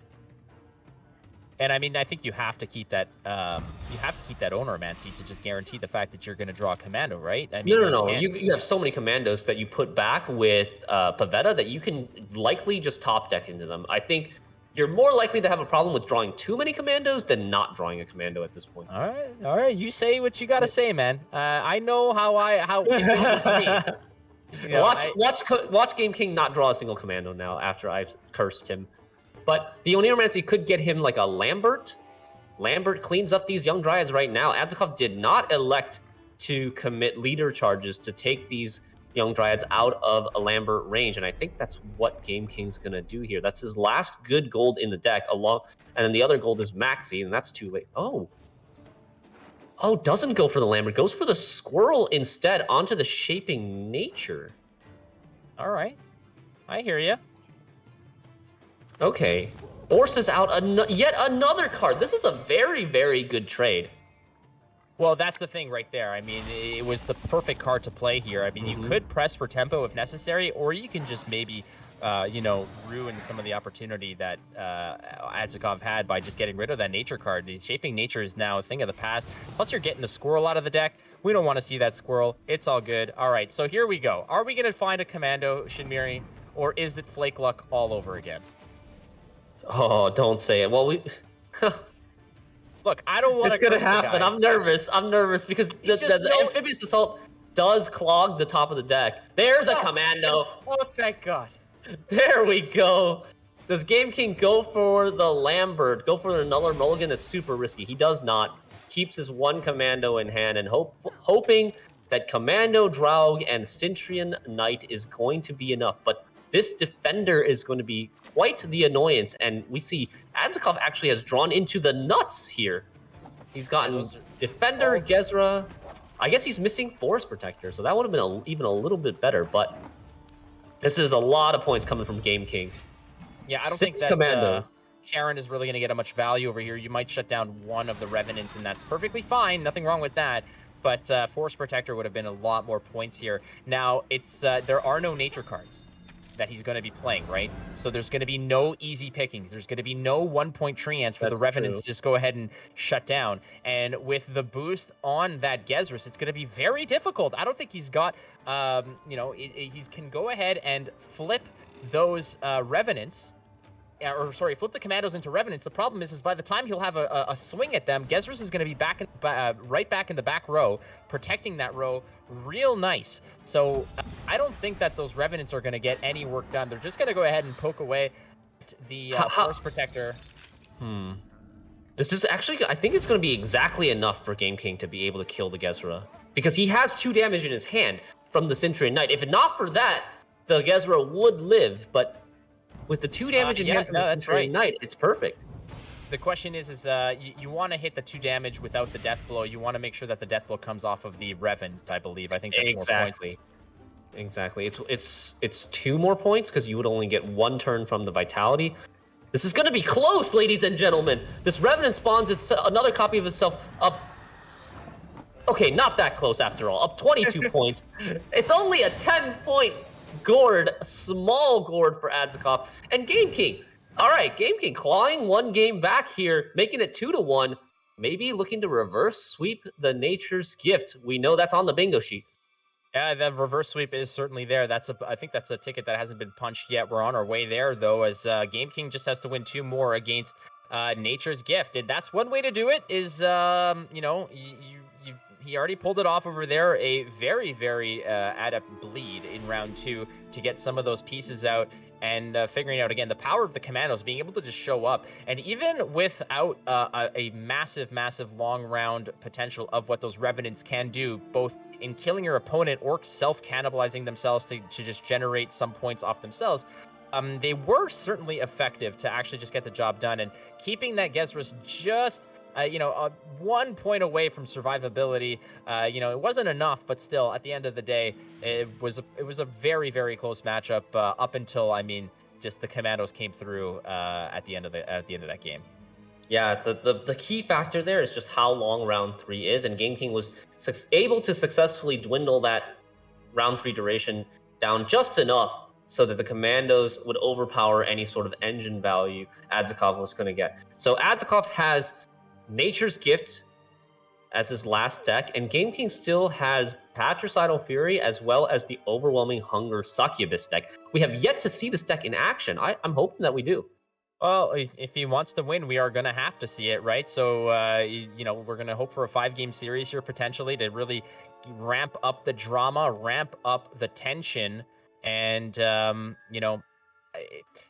I just wanted to say, I've said this in the past, at least, in my stream and such, that the days of the dry pass in round 2 seem to be relatively over, save in certain situations where you have to really play down a lot of cards to catch up in round 1. But we see that the art of the bleed has really changed the dynamic of what competitive Gwent looks like. The dry pass of, beta Gwent is no longer the way to go. The last say, as important as it is still, is not the end all of the games, as we see a lot of players have been really fine-tuning their bleed techniques and exploiting the resource trade that occurs when you're giving up really low provision cards for value to try to get those important gold cards out of your opponent's hand.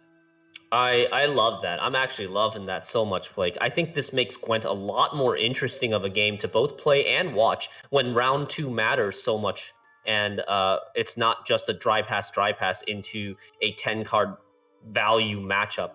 And so, there's so many big threats now in the game, like Gezra, like Foltest that we've seen, that it does become monumentally important to bleed those threats out if you do not have an answer for them in the long round.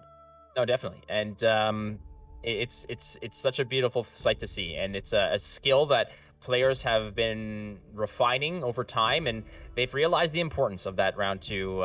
Just from a bleed perspective or a defensive perspective, that is a skill that needs to be really honed in, especially if you want to get to the ranks that these players are, not only on ladder, but on the competitive scene as well. There was a time, Shinmiri, when players used to just drive past round 1. That was a thing back in the day. And I mean, it is Season 1 Masters, so it's okay to reminisce about these things that occurred back in the day when you were, some Scoia'tael decks, just if they got blue coin, they'd just be like, see you next round. That just happens. Yeah, but now with the introduction of stratagem, with the introduction of the 10 card hand size limit, it's changed that dynamic, and dry passing round 1 is no longer an option. And now I think this is a change for the better. I think Gwent started as such a passion project to translate the mini game from Witcher 3 over to a standalone multiplayer project. It was very, very ambitious. A lot had to be rebalanced and reworked to make it viable for a multiplayer setting. But now I think this many years into Homecoming, we've really reached a spot where the game is much, much better than it used to be. We're off to game 4. Adzikov needs to get through with this Nature's Gift list, and Game King looking to just exploit this as potentially his weakest link, as he is coming through with the Patricidal Flurry list, Patricidal Fury list, I apologize. And the hand that he's representing right now, no Coral just yet, though you do have that Burnabrand, and there is the Lambert. And Lambert, it will find at least a little bit of healthy targets, be it the Treants or the Fledglings. I think they're called Fledglings. I keep forgetting what they're called. The young Dryads? Those are what they're called. I was going to say, if Keldar can poop out students, then Ethne can poop out children herself. Oh, God. I'm just saying, leave me alone. All right. Game King over here is going to be on blue coin, and without that Coral, some of the cards like Burner Brand are going to be a little worse for wear, but beyond that whole situation is the fact that, unfortunately, there's no discard fodder for that hand. No skirmishers in hand from what I saw, and also there wasn't a Morkvarg. As we look at the hand over here, he is going to be drawing into that Coral coming soon, but you're going to have to filter through a lot of garbage to get to the good stuff. Yeah, especially with the Wild Boar of the Sea stuck at the bottom. Maybe not something that you like to see.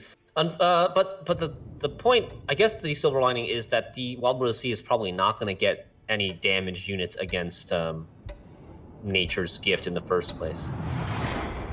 So Game King taking a good long look at the order of his deck, memorizing everything, and making sure to note down what's the importance of the cards that he's going to be drawing.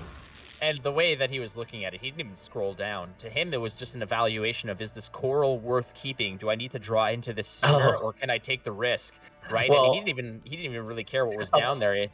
About that, I think the scrolling thing is not Game King himself. It's actually the spectator, the person who's running the spectator client that didn't scroll down. So No, I'm sure Shimiri. Game King took a good long look at that.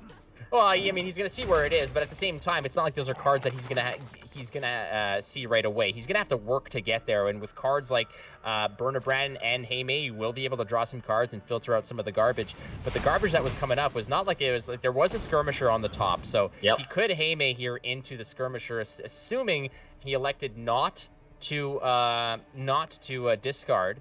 But yeah, he's gonna have to figure out whether that was worth a shuffle. And it looks he did like shuffle. He certainly did shuffle. That Wild Boar of the Sea went all the way from the very bottom of the deck to right to the top. So that's a pretty good maxi so far. We'll see what else he gets in. That's the thing. I mean, it could be the first chapter is great and everything else is complete garbage, but we'll find out here as Game King right now goes ahead, pops a stratagem. We're going to follow that up with Burnabrand, and there are the other cards that picked up. Gutting Slash and a Greatsword. You're going to have to toss two of these away as the Gutting Slash gets popped off, and I believe, was that a, what else went there? Was that a skirt? Foulblood Butcher. A card that you haven't seen in a while, I bet. Well, me and Skelligar are like best of friends, so. Oh yeah, that's right. Exploring the fringe, not necessarily meta cards. It's something I do on weekends. Foulblood Butcher.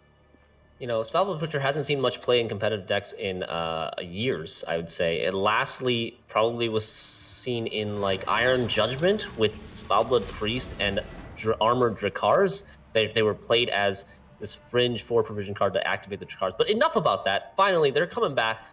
They are seeing play in these Redea decks now that have to find those one-of bronzes to fill their deck with. And Adzikov already committing 2 leader charges here. Looking to stay ahead. Adzikov threatening to win this round on even on red coin by using these leader charges.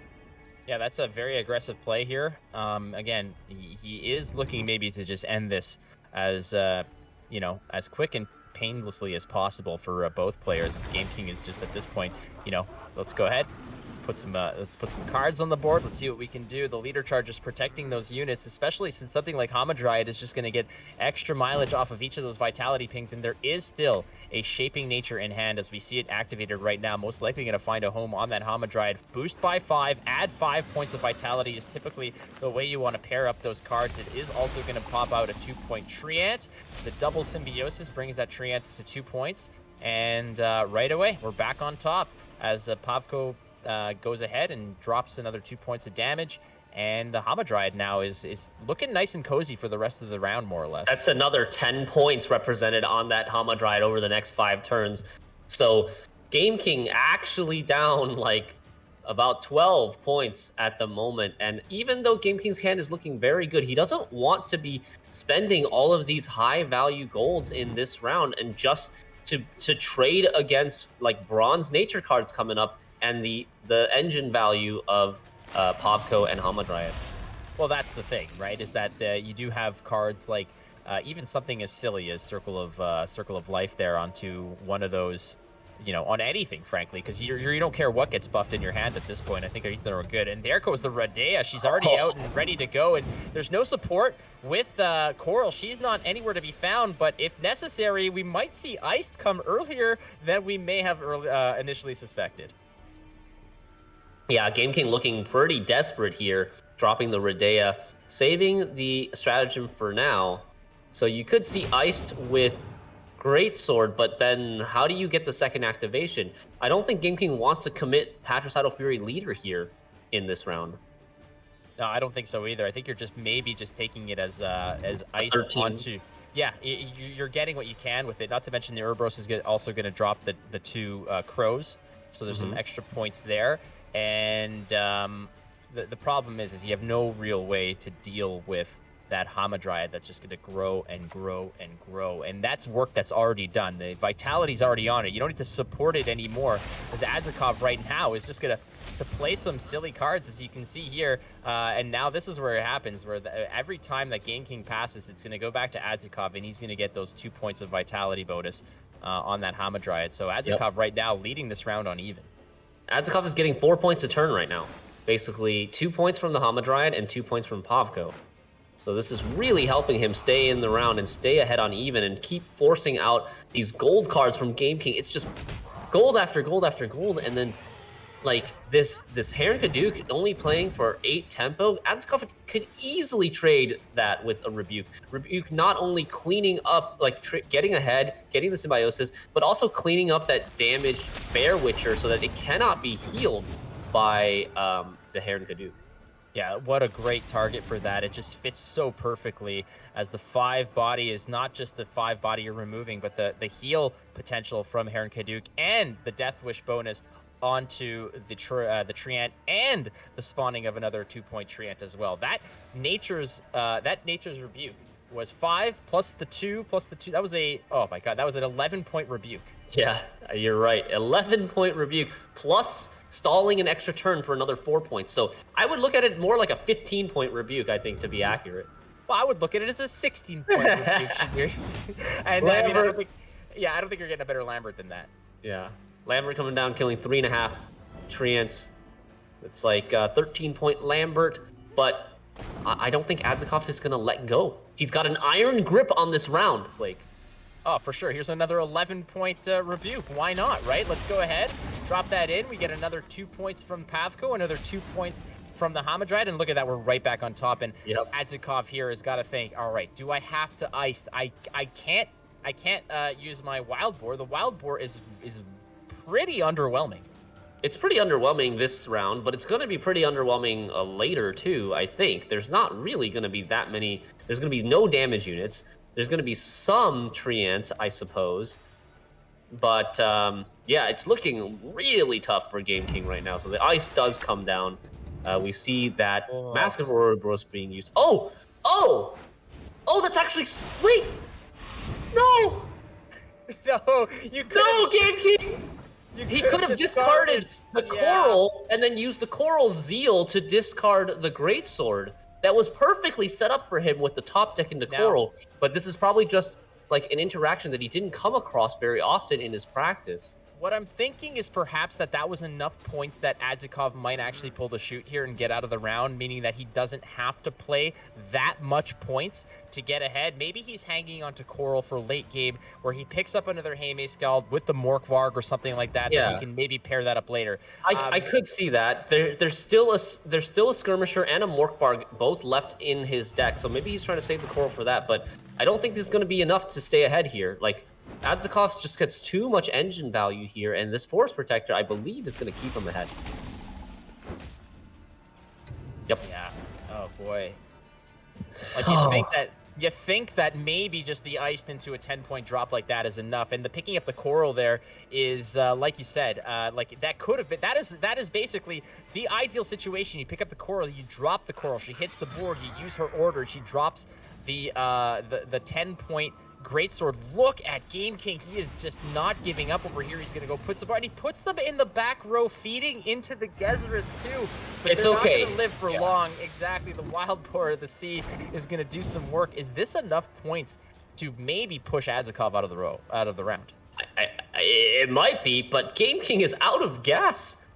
Game King has a Gird and a Coral left. That's literally all the power he has left in terms of golds in his deck. He's got the Yuta, but the Yuta is probably going to end up playing for a 6.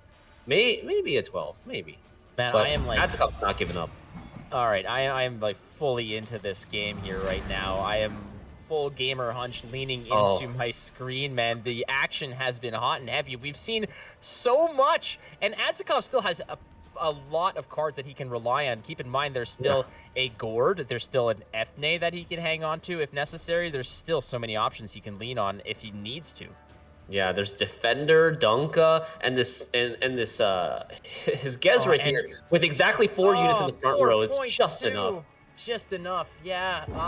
Okay, Game King's gonna take the pass in such a terrible situation for him as he sees he's lost that even. He's used Leader, he's used Iced. Yeah, it's not looking good here for Game King, but we're not going to count him out yet. There's still some cards he could potentially pick up here and maybe chain a few things and some good luck together, but there are some big cards coming through for Adzikov as he has picked up the Gord and a Defender as well on top of it.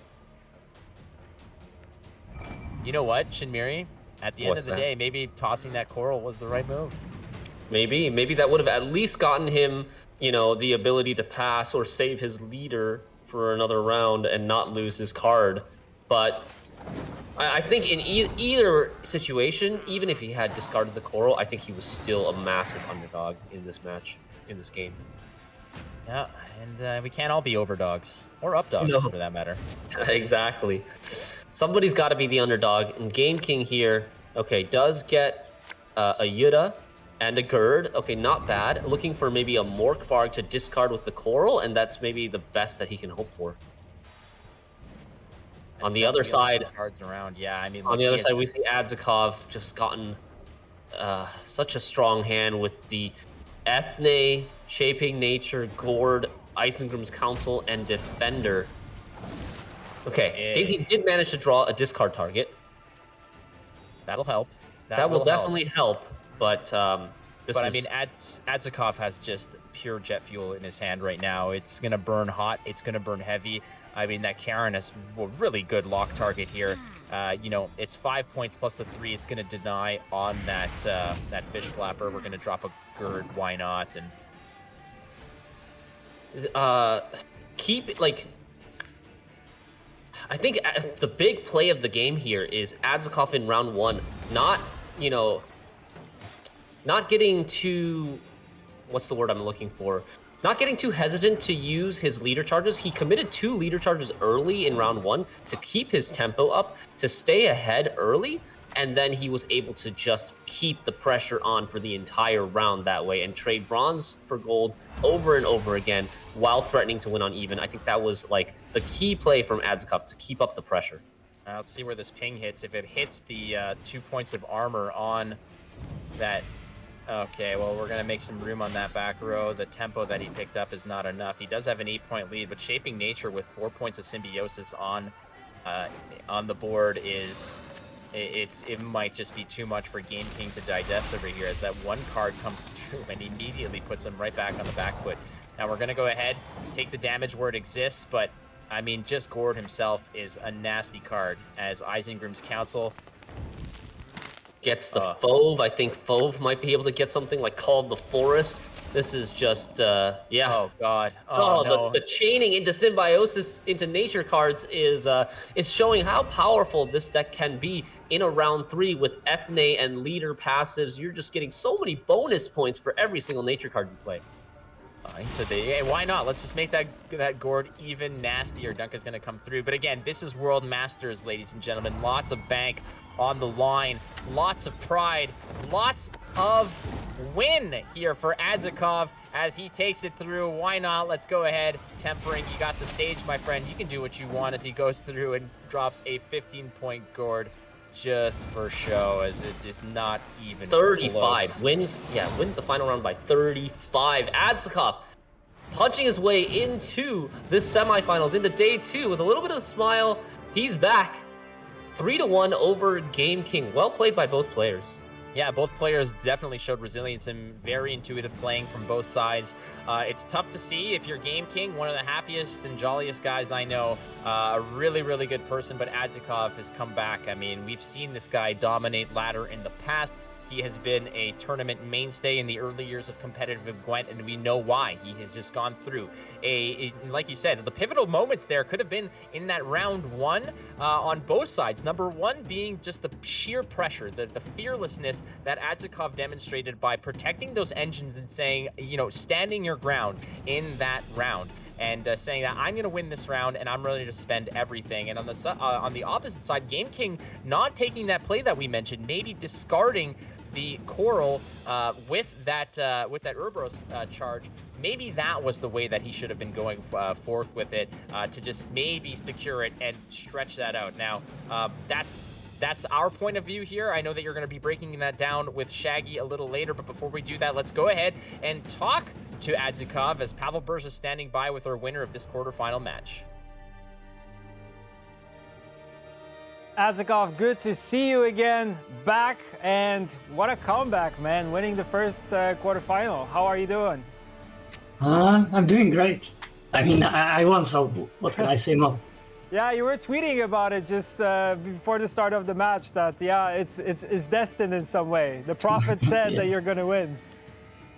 Yeah, and also I played, like yesterday I played like 10 matches on 2 accounts against myself, but with Game King decklist. Oh, okay. And I won like 10 times with my decklist, so I was really confident. Oh, nice. So you actually took his lineup and you played on 2 accounts, 1v1, to kind of see all the possibilities. That's incredible. That's crazy. Yeah. Yeah. Tell me one thing. Why is your Pafko Gale not premium? I forgot to ask you guys to make it, because I think there is no option to make it myself. I mean, I had no option to do it in game. Okay. Yeah, let me know. I'll hook you up with a premium I Pafko. tried. Always. I tried. One last question. Damorquis or Freddybabes? Who you want to go against? I prefer to play against Damo, because Okay. we prepped together, and also I think Freddy decklists are not really nice to play with my decks. Yeah, agreed there. All right, Adzikov, thank you very much. Enjoy the rest of the evening. Get some rest. And before we go, one more leak for today, and yeah, let's just show it. Let's talk about it. Vanadane. This is, of course, an elf. Deploy. Move 2 cards from your hand to the bottom of your deck. Add Waylay to your hand for each card moved that way. Whenever you play Waylay, spawn an elven Deadeye in this row. Art by Astor Alexander. 8 provision, 6 power. Yep, Price of Power, Once Upon a Pyre, coming very, very soon, so get ready for that. And that's it for the leaks for today. But there will be more leaks coming tomorrow. But that's it from me. Let's move on to the analyst desk to talk about this last match. Welcome back to the analyst desk, everyone.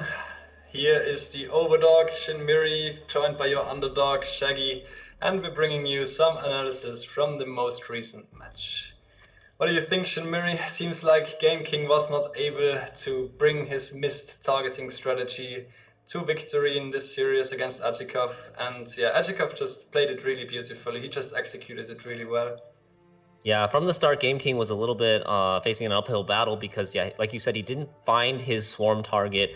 And when you're hard targeting something that hard, you're making a lot of sacrifices in your deck building, right? To include cards like Lambert, like Wild Boar of the Sea, that might not be that efficient for their provision cost against non-swarm decks.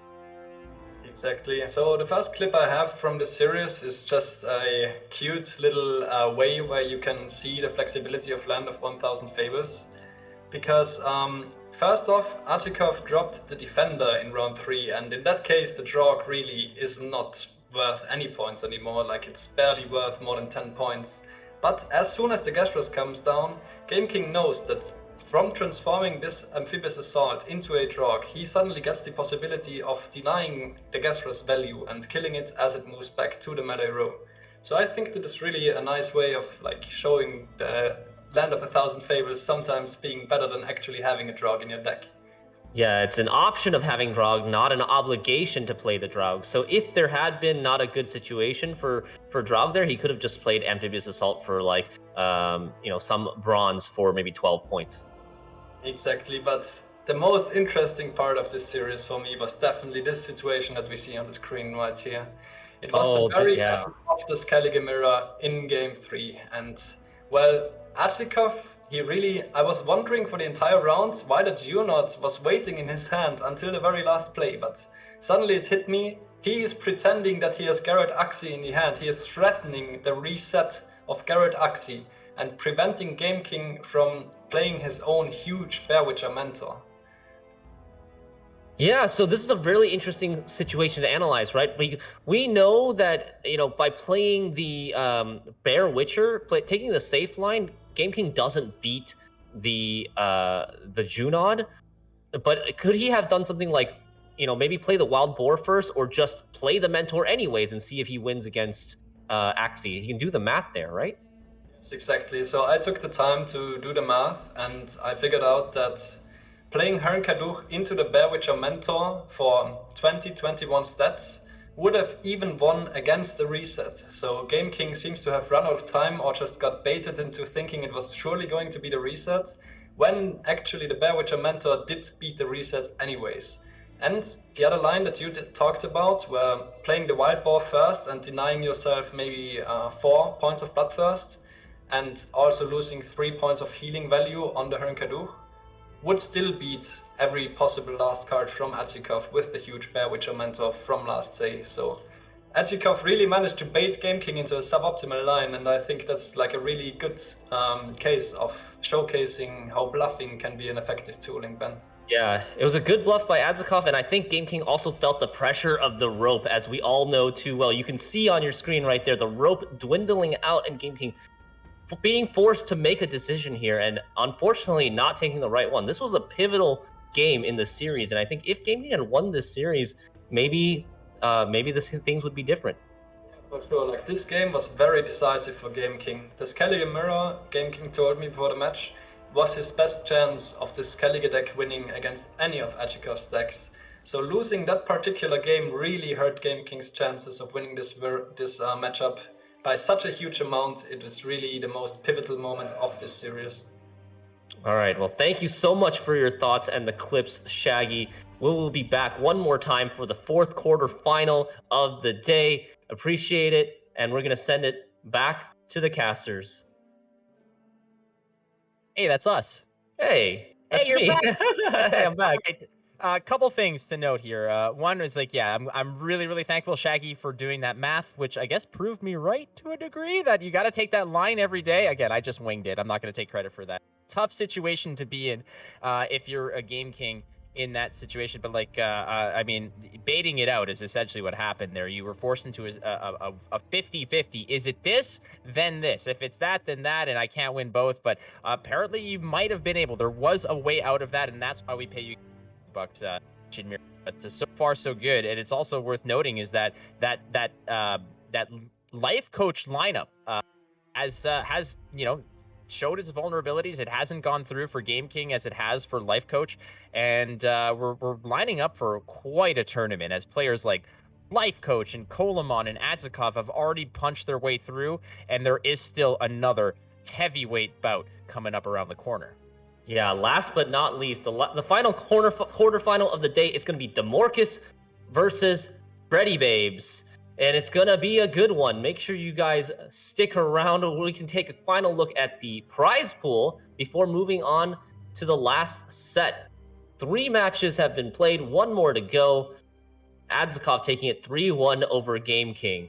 And no sweeps to be had yet, whether it be just straight up 3-0 or reverse sweeps. But there's still a really good matchup through as Freddybabes, one of the original tournament winners from way back in season 1, has come back to show up here at Gwent Masters, playing against Damorquis, the winner of Challenger number 4, the Skelegon Challenger, the day that Shinmiri and I met. And Damorquis took us on a tour of Warsaw and made us march for like 5 kilometers after we had not slept for easily 36 hours. We love him, but we'll never forget it. And that's kind of how it goes. But again, these are 2 players. I know that Freddybabes has been back to practicing somebody whose name pops up randomly on the ladder and has really put some in. But Damorquis is like, I mean, he is the technician when it comes to this stuff. He is really cold and calculated when it comes to competitive Gwent.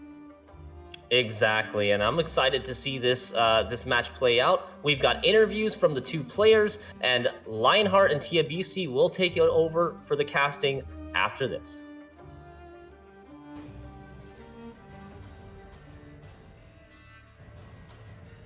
Hello and welcome, Damorquis, to this interview. Thank you so much for taking the time during your preparation phase. It is my greatest pleasure to introduce you as a participant in this tournament. You've qualified since quite a long time after winning a very, very special challenger against your teammate Andy, basically forcing you back out of retirement in a way. And so I want to know, what does it mean to finally play this tournament? Yeah, it's a great feeling to compete again in the esports scene in Gwent. So many histories that I can look back upon, so many great memories. I have to say I'm really sad that times forced us to do this online, as we miss out on the opportunity to spend time together and see many familiar faces again. But it is what it is, and I'm looking forward to compete against the old and still ongoing legends of Gwent. In the end, there can be only one, so it'll be sad to beat some friends on the way. But yeah, it's a great feeling. The preparation was intense, and I'm looking forward to be performing in the tournament. Awesome to hear that. That's the spirit I like. So you already mentioned that the preparation was intense. Maybe you can give us a little insight on how you prepared for this tournament.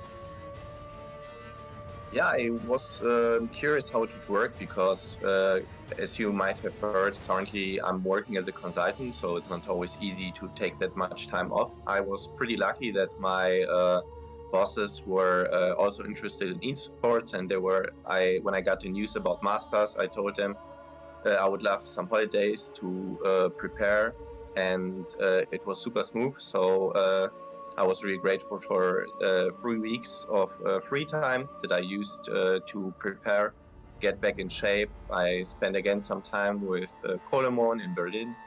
Last Challenger we prepared together, and I think that we came to the tournament in a shape that was very good. And in this tournament in particular, everyone will be on the top of their game. So I decided to use the opportunity again and step up my game with a good prep together. Awesome to hear.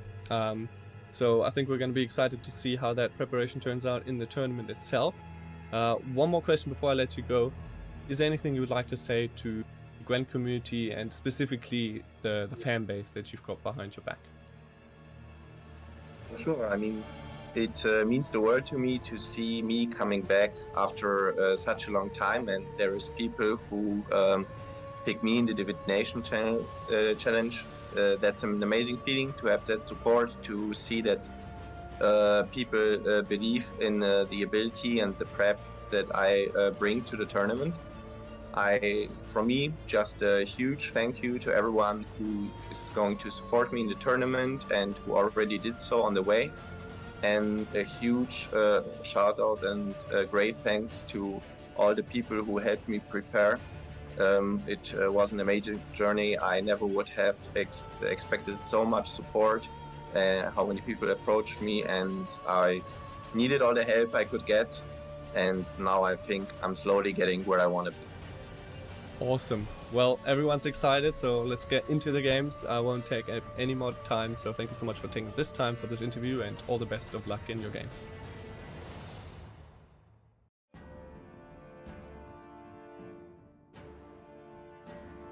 Hello and welcome, Freddybabes, to another Gwent tournament. It has been a long time, and I've been waiting to introduce you. It's been, I think, over a year, over maybe even a bit longer since you've qualified for this tournament. Actually a lot longer because you qualified rather early, right? So first of all, thank you for taking the time for this interview. It's wonderful to have you. Yeah, thanks for having me. It feels very good to be back.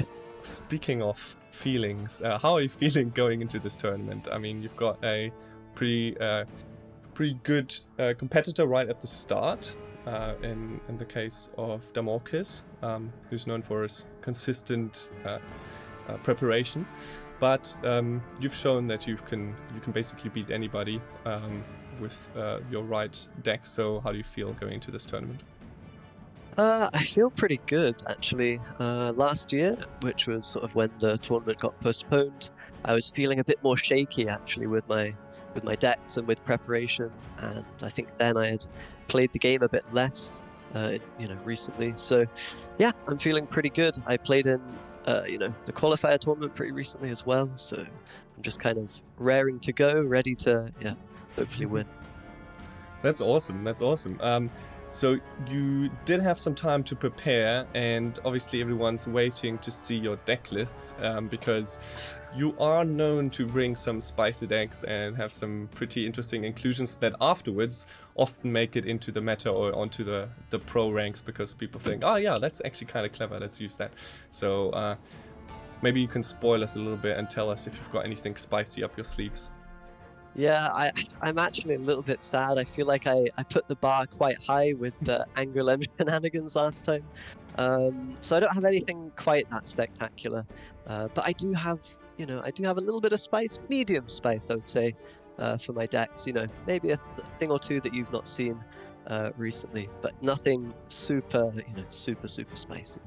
I think that's very kind of you. Medium spice, I think, is already the highest everyone here in Europe goes. So I think we'll be ready for it. One last question before I let you go.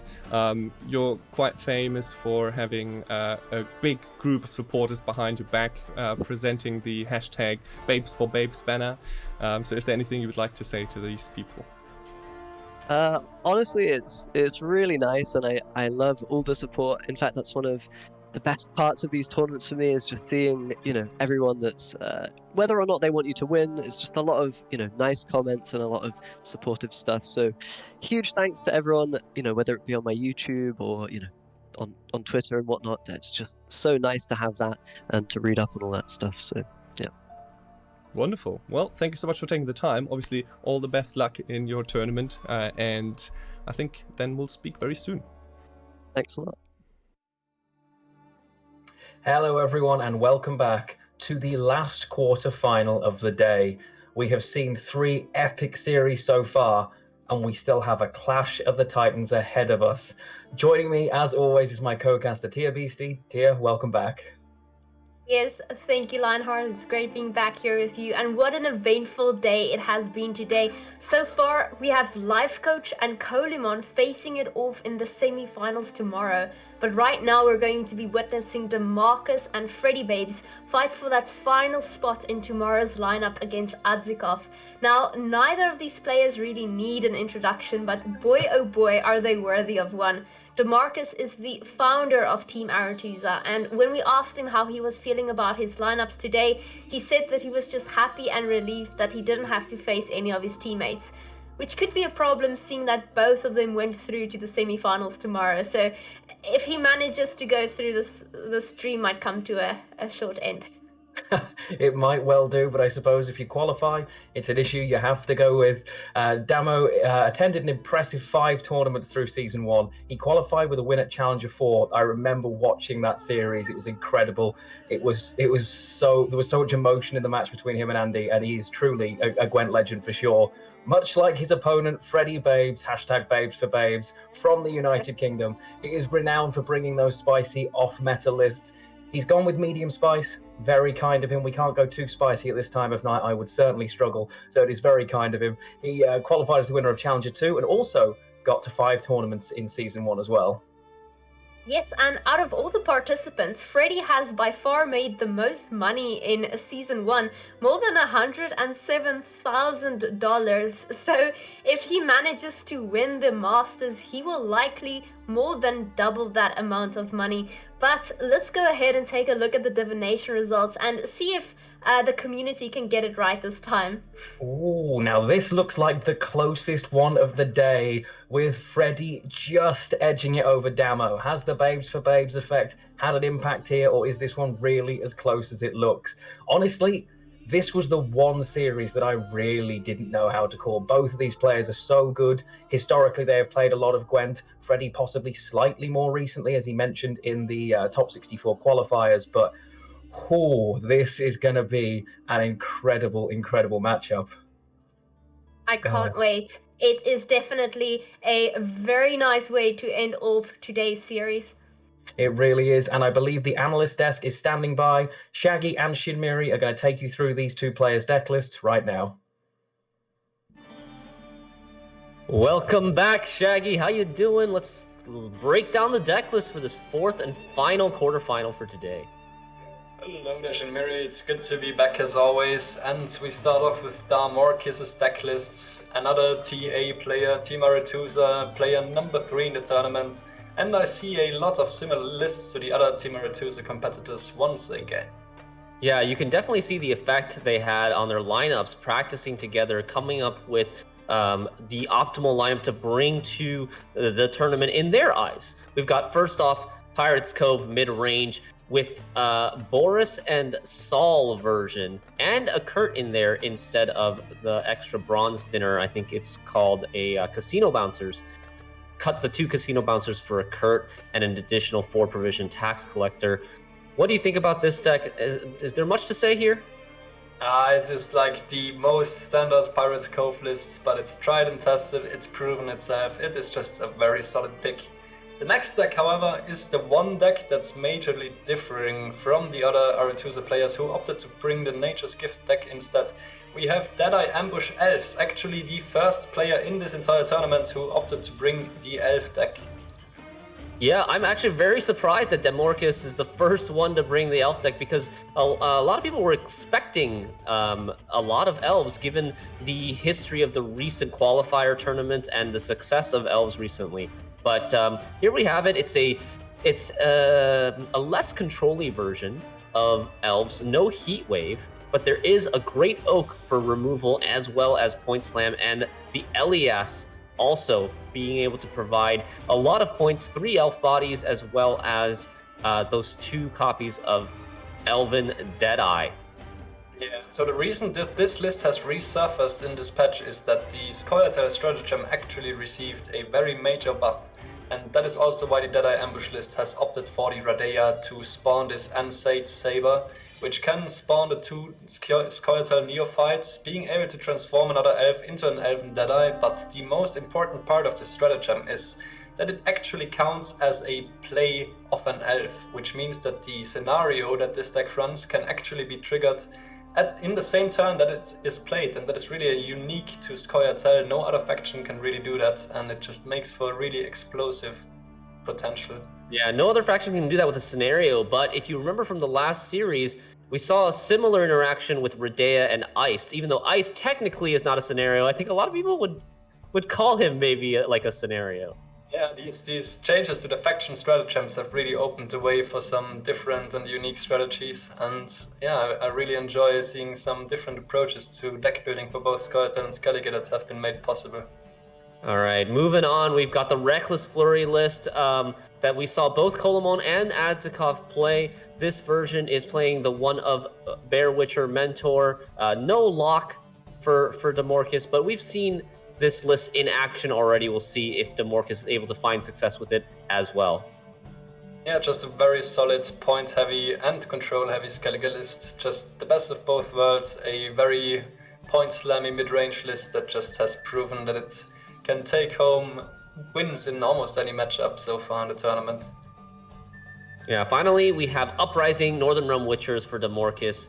The Anseus Keldar version, very powerful, lots of points at his disposal, but yeah, pretty standard, I think maybe exactly the same as Kolemoen and Adzikov's version. So we can move on and take a look at Freddybabes' list, because Freddybabes known for the spice, for bringing the spice to tournaments. And he's got Pirate's Cove, Deadeye Ambush, Nilfgaard Imprisonment, and Shieldwall Northern Realms. Hell yeah.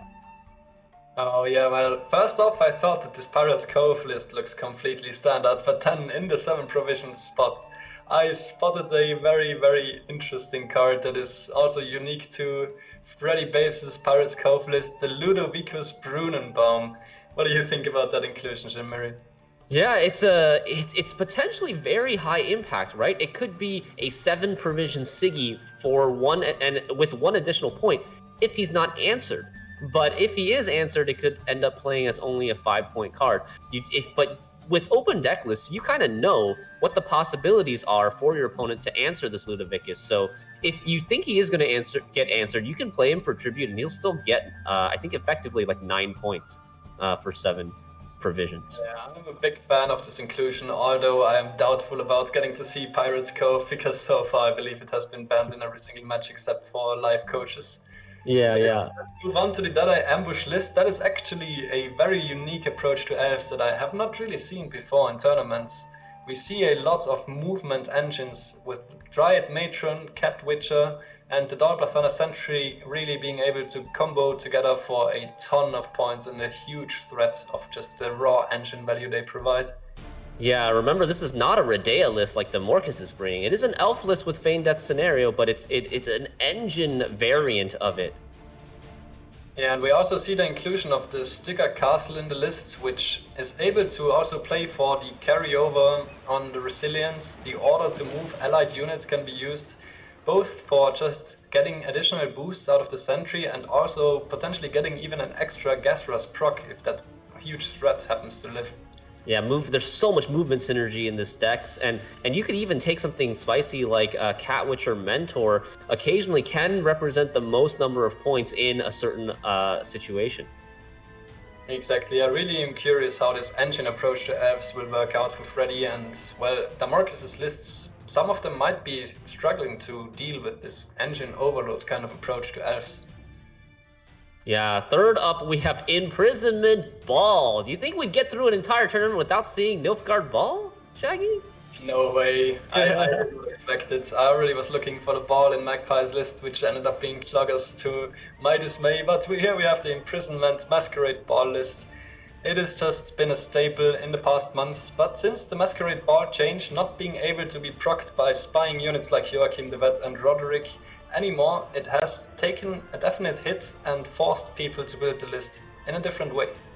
Yeah, now you need to add additional loyal aristocrats, and we see here Freddy has chosen to include Vincent van Morlehem, Fergus var Emrys, as well as Anna Henrietta, one of my favorite cards that has been recently added to the game. Hasn't really seen much competitive play before this, but I love the fact that he's bringing Ana Henrietta. I want to see some really creative ways to combo and synergize enemy leader abilities with cards like Yennefer's Invocation or even Brothens to copy enemy bronzes.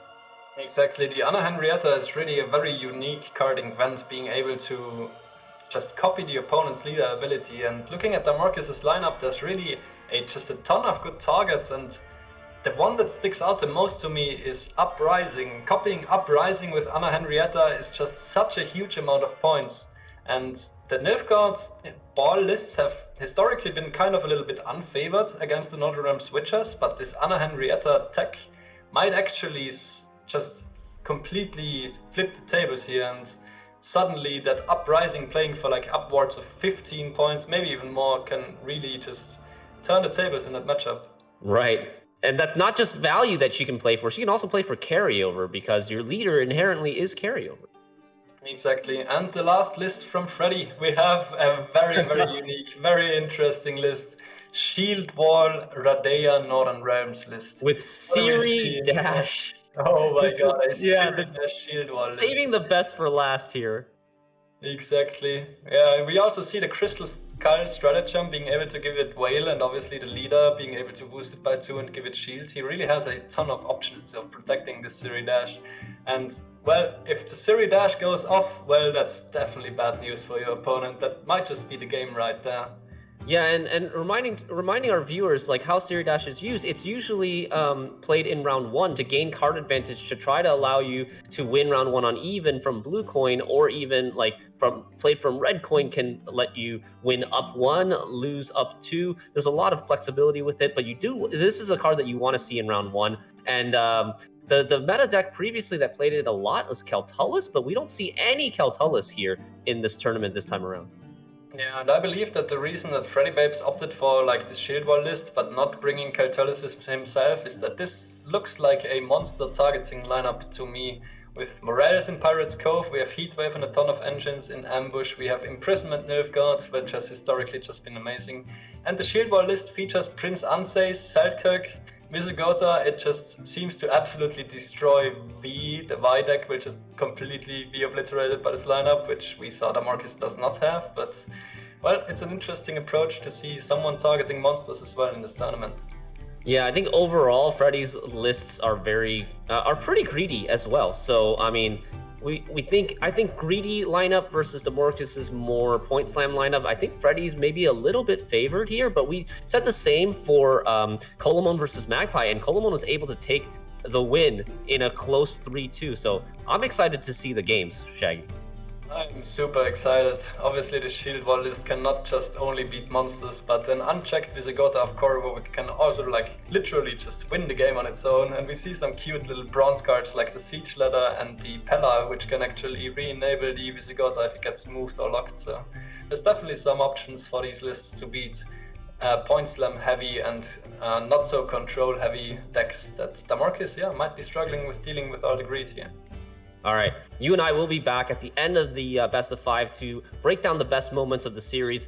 We're going to throw it back right now to Lionheart and Tia Beastie, our casters, for the final set of the day. Thank you very much, Shaggy and Shinmiri. I think Freddy might have undersold the spice there. Medium spice? Oh, I'm not so sure. That Shieldwall list is... wow. Yes, I think that's very spicy, and anything with Visigoda of Corvo gets a thumbs up from this caster. My favorite card in the entire game, and perhaps the strongest card in Uprising. We'll see later how that one turns out. Yeah, most definitely. It's going to be really interesting to see. But what are we going to get to see the players play? That's going to be the question. Are the bans going to stop them being played? It's a very interesting set of lists that Freddy has brought across. Choosing what you ban there is going to be very, very difficult, I would imagine, just because of the amount of greed. As the analysts mentioned, there are lots of different options. It's a monster targeting lineup for sure. No monsters, but loads of greed that Damo may just struggle to deal with. And And I believe that was the goal of most of the players in Arachas. It was to target decks that target monsters. So if we don't bring any monsters, they might lose a lot of value with cards like Heatwave, whereas we go for overall point slammy decks. It doesn't mean that Freddy's greedy decks aren't going to stand a very good chance against some of these lists from Damo, because where we lack control, cards like Visigoth of Corvo might just survive a lot longer than he should. Very much so, and that's Siri Dash as well. Siri outside of a Keltalis list feels crazy, and yet Freddy, if anyone's going to do it, it's Freddy. He knows what he likes. You'd imagine you'd expect to see that list through on a blue coin as well, in order to perhaps get the stratagem to keep it alive. But with all the text you can use to protect, maybe he can just re-enable it constantly. That's one of the risks, right? You gotta love Freddy's list. He is known for those piles and he makes them work. But perhaps we should go ahead and take a look at those bans. Yeah, and the bans look like they have come through here. And what does Damorquis not have access to? He does not have access to his Skellige list. Freddy has decided Reckless Flurry is too much. I do not want you to have things, sir, and has decided to leave the Pirates Cove list accessible. Wow, I do not think Damorquis was expecting that. Normally you'd think that we just ban the Pirates Cove list as it's tier 1, but perhaps Freddy purposely leaving that one and going with Reckless Flurry instead, perhaps because Reckless Flurry has the most control. And I believe that Damorquis has banned Freddy's Pirates Cove list. That does make sense. Wow, this is going to be very interesting. Now, Damo starting off on blue. What do we think he's going to take, Lionheart? I mean, NR Witches is very typically a blue coin list that Damorquis has, and maybe he considers that he just simply wants to get this through, whereas Freddy may well decide he's going to push his Nilfgaard through on red. Interesting choices, though. Not banning the Pirates Cove list and running Nilfgaard. Pirates Cove has a lot of self-poison synergy in it. Nilfgaard will double the value of its poisons if it queues into it. So will there be an element of clever queuing here? Forget winning in the deck builder, will we see it somewhere else? Oh, and it's exactly what we were expecting. Damorquis starting off with his Northern Witches list. Oh, look at that beautiful board. I just love it. It is. I was actually more impressed with both players' shirts. I'm going to be honest. They look fantastic, and I want both of them immediately. And we go into game one here, and we see some pretty rapid-fire mulligans. Freddy looking at his hand, hands on head. The typical Freddy pose is back. There may be a beard, but it's the same Freddy you all know. And he draws into his Usurper there. You can see Damo mulligans done. Doesn't have the Airland, but does have the Vesemir as well as Quen in hand. Just also adding on to what the analysts said there, Shaggy, very much accurate. The fact that Freddybabes has Anna Henrietta in this list is so scary, because we are essentially able to steal Damorquis' leader ability after we used ours, and that means that Anna Henrietta will get 3 charges from Uprising and a Scytheman. That is just so incredibly synergistic with a deck that is already filled with boosts. So quite a scary matchup here if you are Damorquis.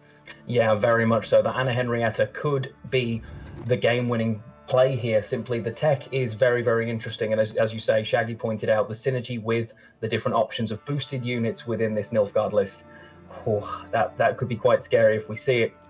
Damo here using his time, trying to work out, does he just go with the typical opening play here and drop the Griffin Witcher on the front row? The clock is there to make your decisions. It isn't just about this turn, but it's about the next few, just like you would in a game like chess.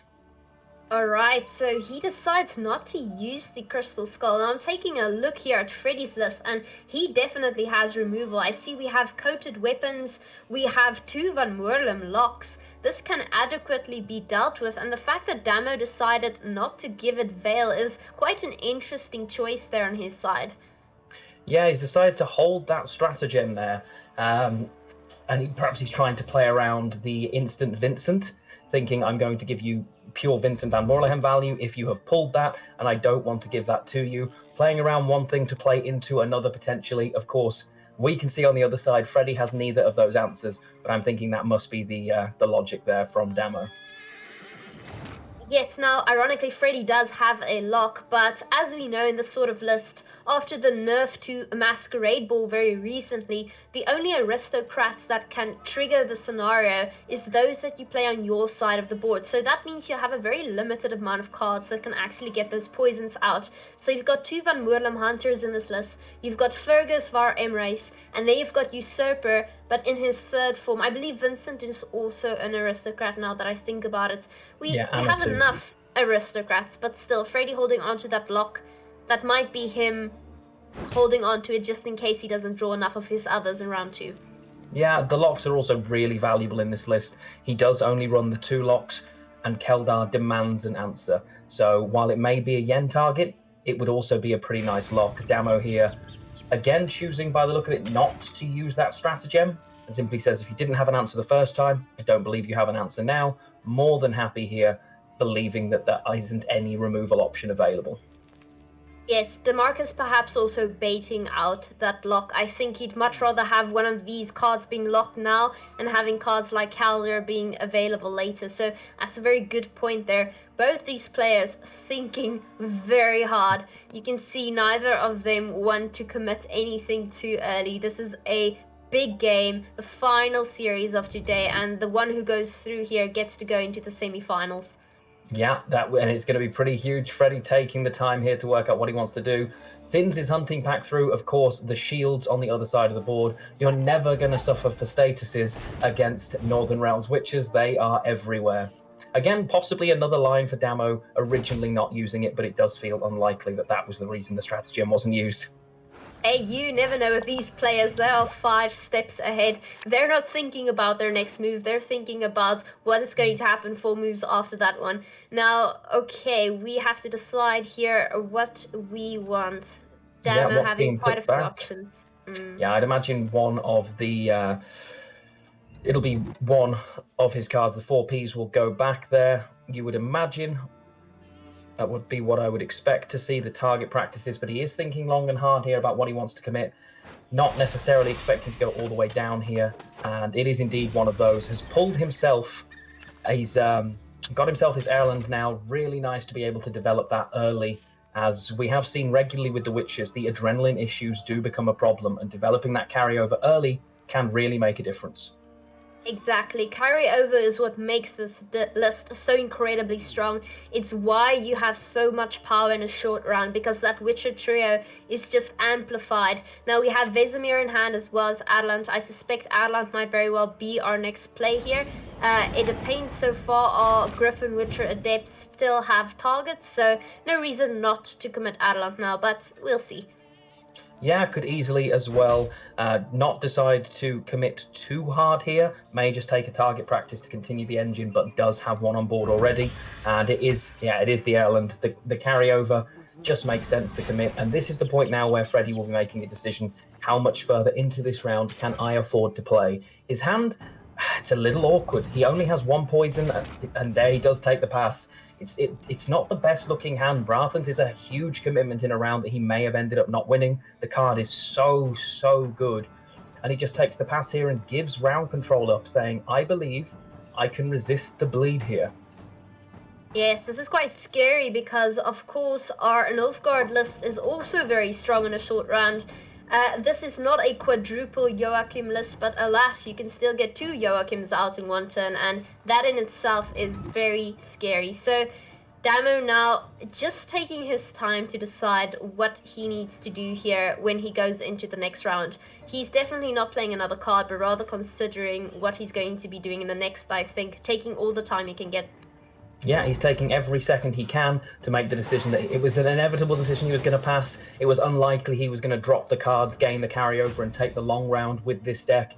But taking all the time he can, remembering the hundreds of times in the last 24 hours since he got the decks and all the players did that they've probably played these matchups trying to work out what did I do, what didn't I do, how often did this happen. So taking all the time, and he mulligans away his Kelder there, probably intending to grab it again from Geralt. That could very well be the case, but like you said, we are running Vincent here on Freddy's side, and Vincent will love that shield on Calder. He'll be a very happy aristocrat indeed. That is very, very true here, and Freddy taking his mulligans, almost probably doesn't want to find Masquerade Ball unless he intends to bleed with it, doesn't find it, but it's an interesting looking hand for Freddy. There is definitely points in it, and he's going to have to commit some cards there, has the second stage of the Usurper as well as Brathan's, two incredible powerhouse cards. I completely overlooked the Seditious Aristocrats for some reason. Freddy is running quite a bunch of Aristocrats. He's not going to run short at any point. And what a strong card the Seditious Aristocrats are, right? Because they have this retrospective ability where they boost themselves with the amount of spies on your opponent's side of the board, even after your opponent has played them. So that's quite a strong card. And interestingly enough, he did mulligan it away, probably for that Masquerade Ball later on. Yeah, I mean, they are effectively double engines, like you say. The current board state they will be boosted by, and when new ones appear, they boost again. So they are a particularly strong card if you have enough spying synergy. When they first were sort of available, there wasn't as much spying synergy available. It wasn't quite as good. Now they're actually a pretty strong card in Nilfgaard. They are indeed, and definitely something you include when you're playing Fergus von Emrys, because Fergus gives 3 spying statuses out, which just gives you 3 extra points on those Seditious Aristocrats. So Freddy now considering what he needs to do here. Damo not yet in the 7 card range, meaning this could merely be a bluff. He might not be committing too deep into the round, and Freddy needs to be considering that. He goes for a lock here. Yeah, it takes the lock there. Normally, the uses of your leader are huge. Anna Henrietta, of course, makes it a little different. We can see the coup in hand as well. But again, there is no... He's missing a lot of cards here, Freddy. There are a lot of the top end. He hasn't drawn the Anna Henrietta. No Vincent in hand. Is missing Joachim as well in order to try and thin the deck, and Masquerade Ball here. He's got to believe that this is going to go as a decent length round. One of the reasons he's dropping his engine nice and early here, because it's unlikely that Witchers don't go the distance. Damo having one of the Witcher trio in hand may mean he can't go completely as far as he'd like, because usually they are your short round win con. Yes, but if I have to place myself here in Damorquis' shoes, not knowing what's in Freddy's hand, I would likely be playing until I get Masquerade Ball out of Freddy, the most expensive card in the game. You want that card out at all costs, and bleeding is the way to go. So I wouldn't be surprised if Damo goes very deep into this round until he's either outpointed or just realizes that Masquerade Ball is not coming. Yeah, and that's the thing, it'll get down to that point. Witchers likes to bleed anyway. We do see the lock there, and also triggering for the deployability, closing off that Adept engine. It's a big thing to lock. The ability for that to convert points, it was already going to convert the locked Witcher as well as create more and more points. That single lock denying upward of 10 plus points across the course of this round. Exactly right, and unfortunately we're not running Kud Kudak in this list, because what a nice placement that would have been, unlocking both of those cards. What a pity. But Damo now deciding, do I push into this round? I'm on 7 cards. If I go a card down now, there's no turning back. I won't have a full hand in round 3. Yeah, I mean, he'll also he's considering, is it worth effectively giving his card up? Which is something that you always risk in a bleed. NR Witchers, a card down, can win in a short round 3 just because of the amount of points that it can develop if it is bleeding, especially if it still has that leader. So I think he is just taking his time, making sure he makes the right decision here and doesn't do anything too hastily. Yes, because Damo is now sitting on a handful of golds. This is quite an interesting position to be in. He is definitely prepared to commit, I'd say. I'm not yet sure if he's going for a 2-0. I don't think it's necessarily possible to do so, but he gets his first gold there out of Freddy in this round. Brathan's a very nice commitment. Of course, it's going to put Freddy ahead by quite a few points, because he has some significant synergy there with the Nausicaa Sergeant deploy ability, as well as assimilate there with Brathan. So Damo perhaps happy with that. Yeah, I mean, getting the Brathans out is always nice. It is a phenomenal card. Great targets, though. The Griffin Witcher is a fantastic target to be able to steal, as you're grabbing a pretty valuable engine as well. It's not just the points you grab. I mean, Damo in a nice position in terms of NR Witchers. Normally, you start hitting the adrenaline factor, and while multiple cards in his hand do have that problem, that John Natalis into AA does become an option he can use here. Could also, of course, just trade his lock could decide, you know what, I'm going to drop this here. I'm going to choose to lock the engine that you've just created, because this isn't necessarily a renowned engine lift, albeit there are some units that go particularly tall. And we do see Margarita coming out there with a lock. Makes sense. I mean, it does play for 1 point a turn, and then later on gives a 3 damage when it reaches Adrenaline 3. So not a bad engine to commit. I can see that play making sense. We see Duchess and Foreman coming down here. Oh, we're just going to make another one. It's fine. Yeah, and Freddie says, I know you only have one lock, sir, so I'm just going to do this again. Clearly you don't want this card. I'm going to do this. I mean, the original lock traded for about 7 points of value denial, which is huge. Whether it was worth it compared to what perhaps a Dame would have been boosted out of Masquerade Ball, well, we won't find out, as I don't think it will have that many turns. Feels like a pretty good lock, but now Damo cannot lock the other one. Yes, that is true. Damo's still thinking here what he wants to do. Perhaps considering playing John Natalis now as a tutor there. He has the option of getting out his amphibious... his amphibious assault, as well as boiling oil, I believe he still has access to. Instead goes for Vesemir with some nice carryover there, making that Witcher trio very strong indeed. Yeah, a lot of points of value now in the deck, has been able to develop all of his carryovers so far, and we'll be looking to see, okay, what else can I get from you here? The fact that he hasn't used the first amphibious assault, I mean, it's very, very unlikely he doesn't choose to use that in this round, because ultimately it's free. He knows there is no squirrel coming to answer, and he's guaranteeing to get it later, plus potentially improving his draws with one less thing he could draw into the next round. So he'll feel quietly confident about the position he's in right now.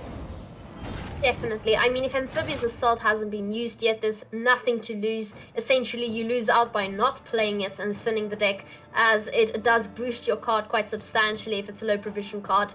Now, Damorquis, I think, is considering more of the pacing as well as the order in which he wants to play the cards more than anything. He does have his hands there on a Geralt Quinn, and that is something you normally want to play alongside with Calder.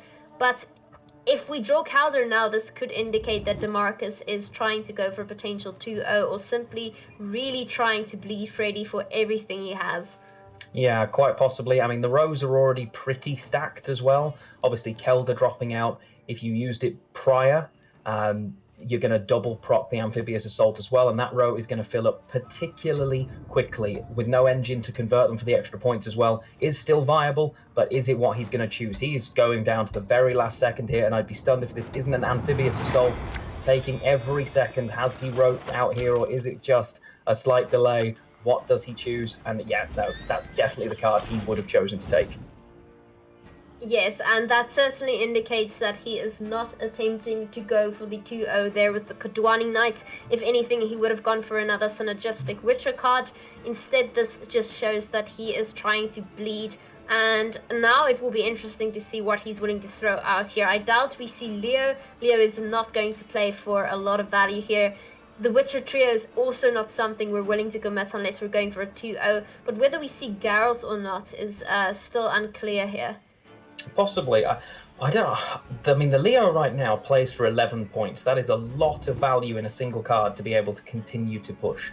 Damo, the only thing Damo will be feeling right now is he hasn't got a lot of value out of Freddy. He's got to put Freddy on a particularly strong hand. He's got Brathens, but other than that, it's just been bronze, bronze, bronze. So he's going to be thinking to himself, when do I have to get out here? This poison on... Oh, I like this from Freddy. Okay, Freddy has dropped Cupbearer instead of dropping the 4p poison here. Damo's going to be considering, okay, if you've dropped this first, do you have a way of... Do you have the 4p bronze in hand? Because normally you would have played it the other way around instead, perhaps keeping the stronger of the two cards for later on. A potential fake from Freddy there. Will it pay off, or is Damo just going to keep going here? Because ultimately, his goal isn't to win this round, it's to get good cards out. Yes, and I saw a little smirk there coming from Damorquis, very aware of what's happening, very aware of the fact that Freddy might be bluffing, but is he? Or is he not? This is the question, right? Like you said, committing Cupbearer instead of something like the Fistic Trafficker is... Oh no, not the Fistic Trafficker, sorry. Just the normal poison there. Oh. Commits the Leo and... Wow. Oh, wow. Onto the back row as well. Damo saying, you know what? I'm going to keep playing here. I'm going to create as many points as I can. You can either poison that card or you can have an answer to my Kelder. You cannot have both. And I absolutely adore Freddy's pose right now. Freddy in complete concentration, trying to work out which of his answers. I mean, he comfortably, I would say, gets out of this round, especially with that poison. He's got effectively a 17-point bronze sat in hand, as well as the Usurper. Although there is the risk, of course, the spying status, not as bad. If he has to use the Usurper, the row could be filled before he gets the chance to do so because of this Kelder. So it's an interesting position to be in for sure. But I'm pretty sure he gets out. Freddy has to play the poison right. I mean, Fangs of the Empire here is going to find significant value. Plays for 4, gets rid of the 13. That's certainly something you have to do as Freddy. I mean, what else could you possibly commit? And we do see Fangs coming down there, poisoning the 13. It was not a bluff, and we are ahead by a substantial amount of points once again. Yeah, both leader charges out for Freddy, but as we've said, doesn't necessarily mean much on Damo's side. Damo will be looking at this. It is what looks like a big lead, but there are 2 points a turn coming out of that Kelder. Additionally, the sheer reach that NR Witches has, you always have to respect it. Bang, drops the Leo, 14 points. All of a sudden, he's ahead by 5, which is actually ahead by 7 because Kelder will tick again. Oh gosh, are we going for a 2-0 here? Has this suddenly turned into a 2-0? I see these pro players do this so often. They don't necessarily commit into a 2-0, but they test the waters until they reach their final 3 cards, and out of nowhere comes the 2-0, which is quite an interesting way to do it because your opponent also doesn't know and doesn't want to go full out. Now, I still suspect that Damo thinks Freddy might have Masquerade Ball in hand, and he's quite adamant of getting it out of him. He is not happy with this, and the moment Freddy here decides to play a card that's not Masquerade Ball, I think that might be Damo's cue that he doesn't have it. Yeah, and now you see the Usurper General coming down, a decent chunk of points. Freddy would love to have been able to take that, to take the Kelder there with Yen potentially. It would have been a really nice card to get, but wouldn't have got him ahead and would have given the card back to Damo. So as a result, he's now in a situation where he couldn't take that. Damo, I wasn't expecting an all-in. Is he going to full leader here? I suspect he has no choice. He's committed far too much. But perhaps he's not sure. Oh no, he's going for it. He's going for that full leader. He's going to get that Scytheman out. Okay. He's not sure. He's smiling. He's nodding his head. I mean, yeah, he has to at this point. He is committed to... I think he's just working out where he puts this additional boost. I mean, there's a lot of points. He's ahead by 19, but he's got... he's ahead by more. It's going to come down to... He's going to have to Yen the Leo, which is effectively a useless card on the other side for him, really. I'm pretty sure Freddy gets out, but I haven't... Maybe he doesn't, actually. 21 points is a huge amount of reach when you can't turn Kelder off, especially with no gold spy. That push from Damo. Yeah, Freddy here thinking what he's able to coup before he decides to go for Yennefer, but because if he's able to get an engine out, that might make or break. So Freddy here deciding if he should play coup de grace first, because obviously we're going to have to use Yen on Leo. Oof. Yeah, as I say, that extra spawn now, it's 9 points. There is 9 points available, and it looks like cameras are double Damo right now. We have wide peepo Damo. We see the coup de grace come in here. And obviously it's got to target the spying unit, but I don't think it's going to be enough. Because the best option he's got here as a bronze should be at most a 7, and he needs 9. Oh no, that's Scytheman. That Scytheman, again, is just enough. Wow. Of course, all of the synergy that you get from those assimilate, and he finds his way out, just about finds his way out here into a round 3. Risky push from Damo. What has he got left is the question. What can he still draw here? For a moment, I thought that Marcus has eaten Freddy and absorbed him, and they just both disappeared there. I assume that's what happened. I don't know where their cameras have gone, but we'll just assume for now they're both concentrating exceptionally hard. These hands are quite Oh. interesting depending on what we play. That Mulligans. Vincent finding a status is Oh, going it's huge. heavy. The Anna Henrietta find is massive for Freddy. Misses the Ansays for Damo. Took every mulligan in an attempt to find it here. But that Anna Henrietta is actually going to trade for incredible points. The difficulty, obviously, it is the first card that's going to be played. If Damo can potentially take the read on the two cards that are there, Fergus will give the status that allows Vincent to play. So if, for Damorquis, he kind of has to deny this now. I think the line has to be the boiling oil. It's such a gamble, isn't it? Because there are 10 cards in Freddy's deck, and the chances that he has Fergus as well as Vincent are so small. Yet there are other cards that can give statuses, and Damo needs to be aware of this fact. I do believe you're right. I think boiling oil might be the best shot he has here. It's a difficult situation. I mean, he's going to be looking through now thinking, if you've played this first, you're not going to have been playing Masquerade Ball unless you're sat on Masquerade Ball Vincent, in which case maybe you would. He does take that. Again, if nothing else, you're denying a unit that could potentially take a boost from the Scytheman. So now Freddy in a bit of a tough spot, because all of a sudden, his Vincent is a 3. Now Freddy is basically sat on 2 units and the leader ability. Exactly, and like you said, it takes 1 boost away from the Scytheman, meaning that Scytheman just lost 1 point. So that's more significant than one would like to think. And we see Fergus coming out there, perhaps hoping, praying that Vincent might find some value otherwise. And we see that being boosted, interestingly enough, perhaps because we are running Ansies in this list. I don't think I would say we got our hands on that one at all. No, Ansei still sat in the deck. The double boost makes sense just to ensure that it is protected. He will have known that the Ansei's is boosted up to 5 already. Damo now likely to take the AA first here, you would imagine. Knows obviously that Yen has come and gone. There's no risk to it, and will just go for whatever the maximum point value he can grab here, which is the carryover on that. That plays for 12 itself, as well as a boosted unit. Is this going to be enough? It is going to be very, very close here, but it looks like Damo takes this. It's awfully close. Vincent playing for a solid 3 points. He's going to get 1 boost. We see that Scytheman coming out on 6. Oh dear goodness. Oh no, hang on. Hang on, that's a 6. He loses by 1. Forget it, UK maths. If UK maths, Freddy looked as surprised as I did. And let's go. Okay, it is 1-0, and Freddybabes has taken it. UK maths, it's late, I promise. I knew all along, and I was building the tension there, clearly. Of course. That's the way we plan these things from the get-go.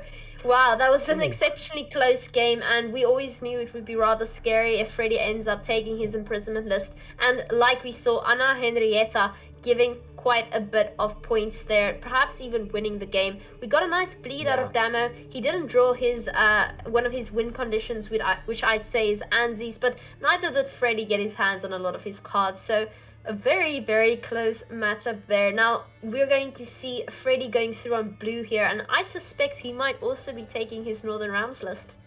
Yeah, I would say so. Just the choice of cards in the list. The Siri Dash alone is definitely very blue coin, and obviously Northern Realms tends to favour it anyway. There are a lot of engines in this list.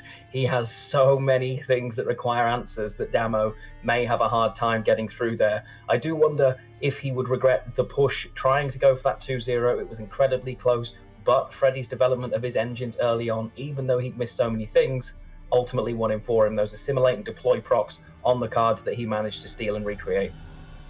Definitely. I don't think there was a right answer there. I feel like in a long round, Vincent would have found value. He would have drawn Masquerade Ball. I just don't think we ever win in that scenario, not with Anna Henrietta being a factor. But if Freddy decides to take his Northern Realms list, it's quite an interesting pile, I must say, and a scary one at that, because like I said, if Corvo isn't dealt with, then he plays for so many points. He gets a charge every time you play a card, and remember, paired with cards like Tridem Infantry, that immediately doubles. Now, Damo has to bring something that can deal with it accordingly, and Freddy deciding to go Square Town. Now, I would have imagined Damo would have brought his Elves list to deal with Northern Realms, Freddy perhaps purposely playing his movement list, going for a square mirror match of sorts.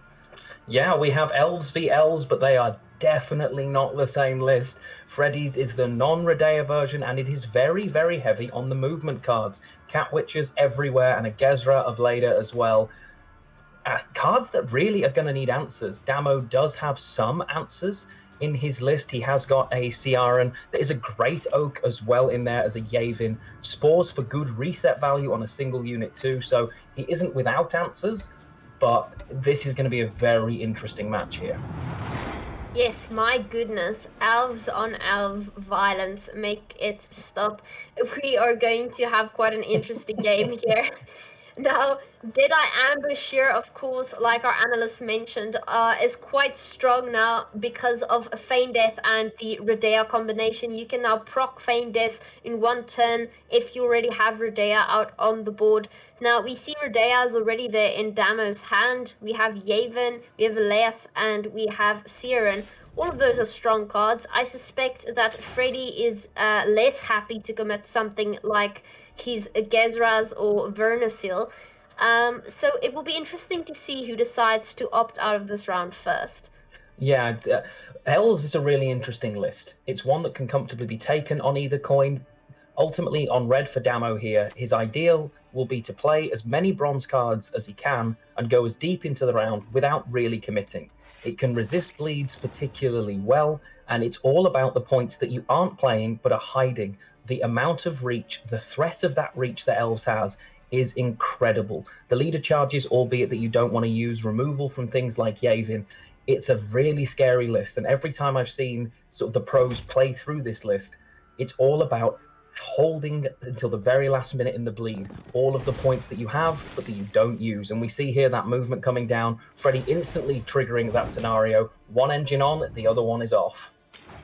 Yes, that a Swordmaster dealt with quite promptly there with Riot Dragoon.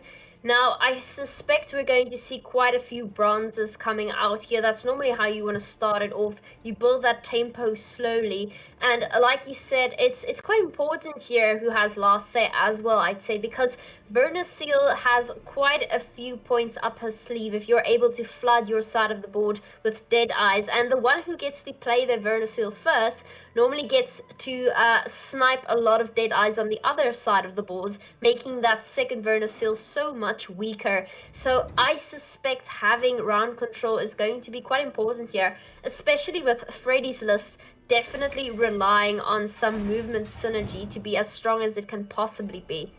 Yeah, Freddy definitely preferring with those engines a longer round, and it'll be interesting to see if he gets his wish here. Damo just dropping down, getting a little bit of carryover on that Elias. The fact that it has gone on there would encourage you to think he is very unlikely to want to play this during this round. Understandable, one of the very best cards synergy-wise in this list. Creates multiple Deadeyes as well as 3 units in a single turn, albeit 2 because you trade down 1. Great synergy again for things like the Great Oak and the Yavin. Yes, that certainly is the case, and we see that Saboteur coming out, giving Elias a nice little boost there. Damo going a little bit slower there with his cards. Now, the fact that Freddy here is on blue coin puts him in a position where he doesn't know how much he needs to commit right, because Damo can quickly catch up there on even if need be. So Freddy might opting out on 7 cards, not yet sure there. He turns one of his cards into a Deadeye. That's one of the new things his new fights can do, and out comes Ellerin. A bit of a commitment there, but it also counts as thinning, meaning you have more chance of drawing all those nice golds. Yeah, definitely. I mean, thinning the Ellerin, it's a double-edged sword. It's points that potentially you've had to overcommit here. It's a difference of 19 points right now, which sounds like a lot, but at 8 cards for Damo, it really isn't. His hand might be slightly better than he would like, but he's still got plenty of simple bronze cards that he just doesn't need to worry about. His list is full on elves. He is not going to run out of elves, and the longer he can threaten reach with these bronze cards, the happier he will be. Yes, and like you said, he has quite a bit of reach as well. I mean, he has Redea in hand, as well as Elias. If he needs to catch up here in one turn, he can do that. He might just have to commit a little bit more. but he certainly can, and Freddy decides to pass it on 7. Makes sense. Again, he doesn't know whether Damo can catch up, and Damo can probably catch up quite easily there on red as well, and you never really want to lose on even. So having a pass on 7 makes sense, seeing that we can go into a 10 card hand there in round 2. Oh, now this is interesting. Damo had the option of playing multiple cards here to get out. He has decided to commit an absolutely huge card and what must be a leader charge here in order to get out in 1. He knows a long round against Freddy's engines he simply can't allow it. So he's had to commit a huge amount. Freddy responding there, is he thinking, oh, that might have been a little too much? This definitely signals a bleed intention here from Damorquis. Huge amount to be able to get it. Even has to thin out his Ailerin as well. So a lot of points there to get out of that round and be able to still bleed here for Damo. Yes, Freddy's face either indicating a delight or a bit of shock and a sprinkle of being very scared. I can't really tell. It's difficult to read, but it definitely indicates that Damo either wants round control or he wants to go very deep into a bleed. I suspect the latter. I can't see you ever wanting Gezras in a long round. Along with that Doblathana Sentry, that's just a deadly combination, one you can't afford. Yeah, most definitely. And you can see now Mulligan's going through.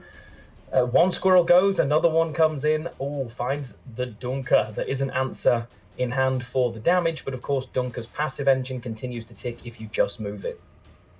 Now, Damo getting his hands on Zeal, but Feign Death is nowhere to be seen. Definitely not something he wants. I'm pretty sure he was willing to go all in here, knowing the way he plays. Seeing that he has Redea in hand, as well as Yavin and Zeal, that's a bit tough, because this is going to indicate more of a bluff than an actual attempt to go for a 2-0. Yeah, missing some really big cards. Feign Death still in the deck. The Great Oak, Isengrim, no Neuromancy either, or Maxi. Maxi, one of those great cards that allows you to improve your quality of draws. You know what you're drawing into or can shuffle your deck. Has not found that. So now Damo just dropping down the Purify Elf. Simple card saying, okay, I'm in, let's go. Let's go indeed. Now, I suspect we might see Nature's Rebuke there, or either the Riot Dragoon moving the Bowman into the range row. Yeah, I can see the Dragoon first. That Rebuke. Normally we see Rebukes in a Scoia'tael list and we go, oh, there are 3 of them. It's fine. That Rebuke is potentially huge here for answering something like a Gezras. There's no hand buff as far as Damo is aware so far in Freddy's hands, as there can't be. So it feels like a particularly strong card. And instead just chooses to completely ignore it and just drop some Vitality down, playing another bronze card. Alright, again signaling a potential pass here, because we are on 7. And that would be the last chance Damo has at a full hand in round 3. Now, Freddy here sitting on quite a good hand. If Damo knew, he would certainly go deeper into this round, because a lot of these cards are quite synergistic with one another. And we already see that boar coming down, perhaps indicating to Damo exactly what Freddy is holding on to there.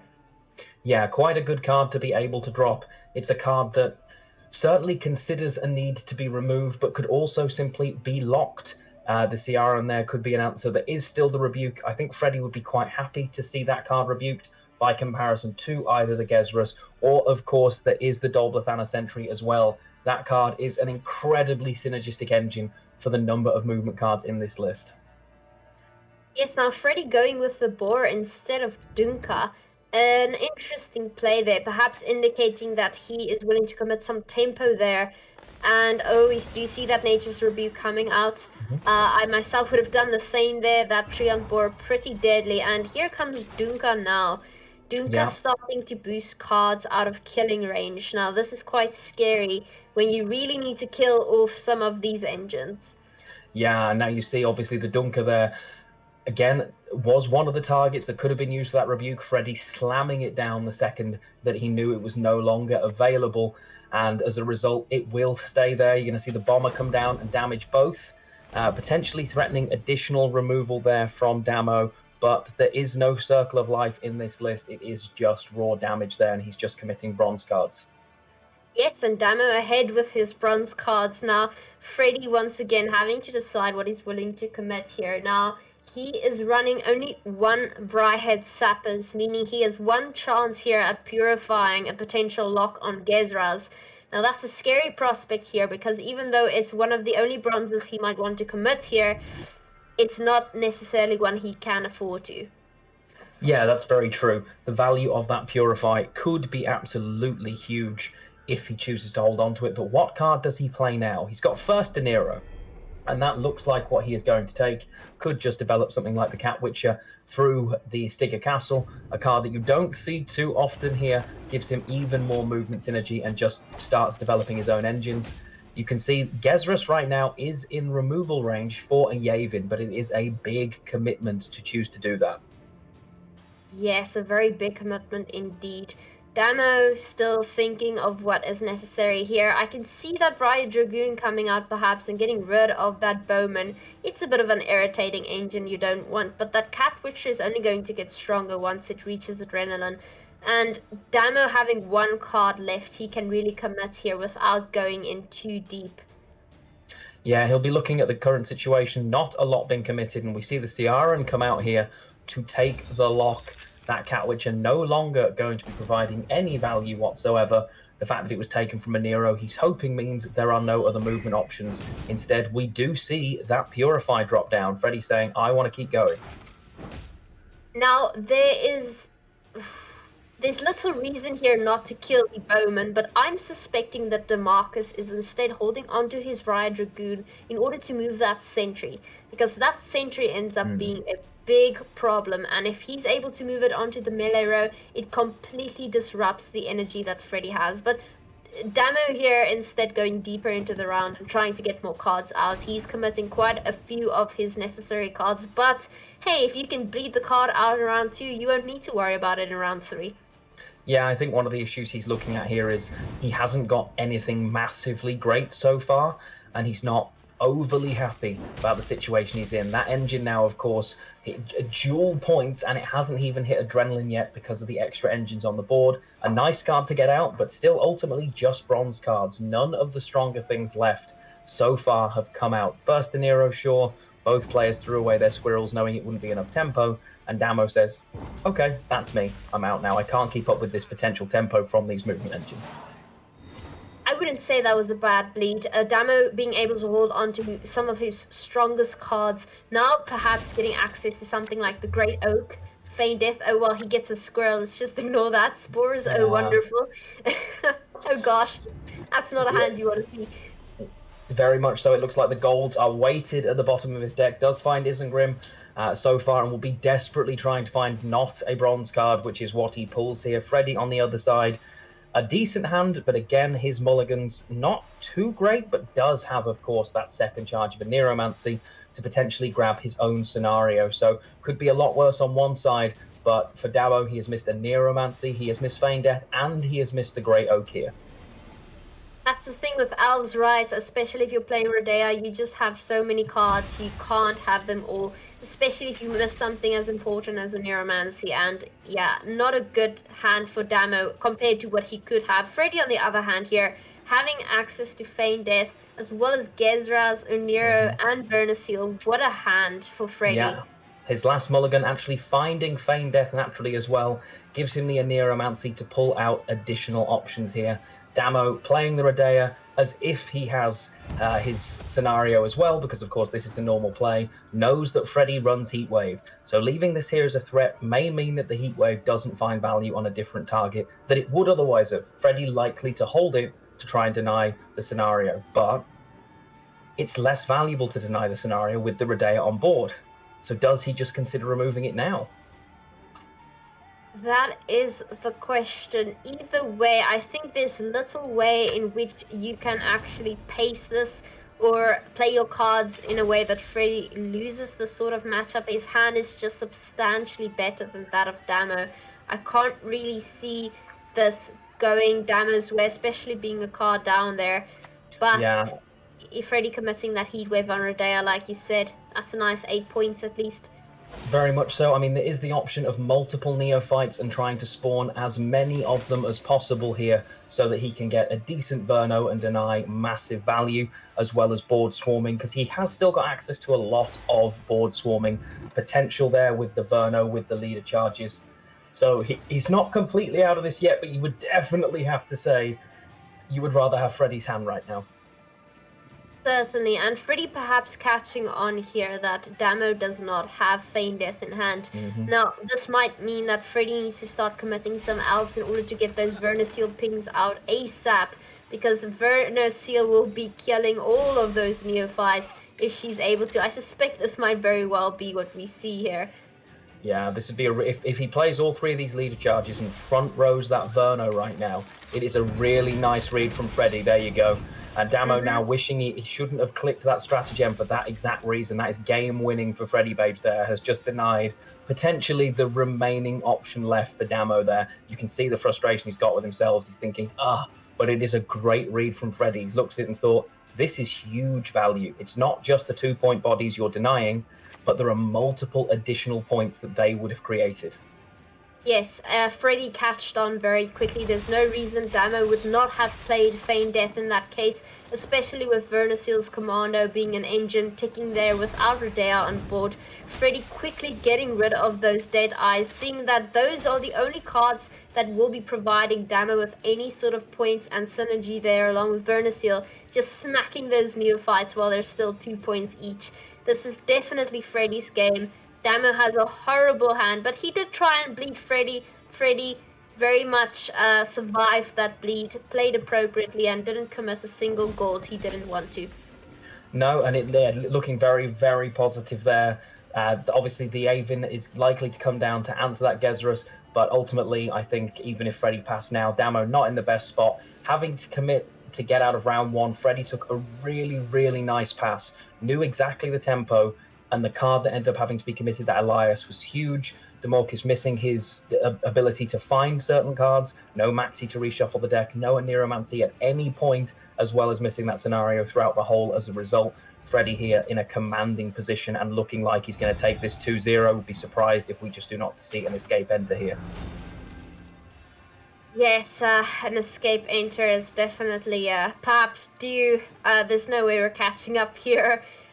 Freddy pretty sure that he is taking this one, and what a game, and what a deck. I mean, this movement deck is a pretty tricky one because it does force you to bleed here in round 2. Damo's still doing calculations here, which is rather interesting. I think he's perhaps calculating his next matchup, because that's the way these players function. They're taking every second they have. He has all the time he has, and you can see very differing body languages here. Damorquis taking every second he's got to try and work out, is there any possibility? It looks like he's got the Shieldwall list to potentially reverse sweep. Could also, of course, be making decisions about this matchup, but I don't think there are many left to be made here. I'm sure he will drop a card out shortly. No, I think Damorquis knows that Freddy is taking his next deck, Shieldwall there, through on red, and Damo now needs to decide what he's going to bring in response to that. Yeah, and Freddy waiting for it to flip over to his turn. Would be surprised if this wasn't a pretty quick play in response from Freddy, but of course could also take his time here, just waiting for the decision, what he's going to take. It literally doesn't matter at this point, can play pretty much any card he wants. With the front row movement as well, nice. I mean, he plays for the most possible points, uses up, of course, the order ability on Stinger Castle as well, moving multiple units. And we see Isengrim coming down there, boosting all of the elves by 1. What a close game. Yeah, not as close as he would have liked. Are we going to see Freddy drop the card? We do see Freddy drop the card, but a commanding lead so far. It is Freddy 2, Damorquis 0 so far, and Freddy now has just got to get that Shieldwall, the spiciest list I think it's fair to say that he brought. He's now got to get that one through, and he's got 3 shots at doing it. Yes, I suspect Damo was now planning his reverse sweep instead of calculating if he can win the game. Now, this is quite an interesting way to do things because, yeah, you never want to be down so many games. You never want to have to do a reverse sweep, but if you have the option to do so, you have your advantages because now you get to decide what deck you want to bring on what coin, and you get to decide in what order you're going to have the best results. And this is why we often see players reverse sweep. Now, Damo calculating what is the best line up here. Freddy going to take his Shieldwall list on red now. Damo has to respond accordingly with a blue coin list. What do you think, Lionheart? It's going to be interesting to see what he takes. Freddy here has 3 shots to get this through, but it is a list that you would prefer to play through perhaps on blue coin rather than red. Very capable, of course, on red coin, but definitely would prefer the other way around. Damo will know this and will be looking to see what can I target and how can I do it. He's got a couple of options on the red coin. Could simply try and push his elves through again here. I believe he was quite confident in that matchup. Having access to Pirate's Cove on red coin, just the sheer volume of engines in that list also has a little bit in the way of control, of course, with the poison options. So more likely he takes those 2 through. He's got 2 shots at red, and he will have, of course, the Northern Realms mirror if he decides to go for that on blue coin as well. It's not going to be long before we find out which way around they choose.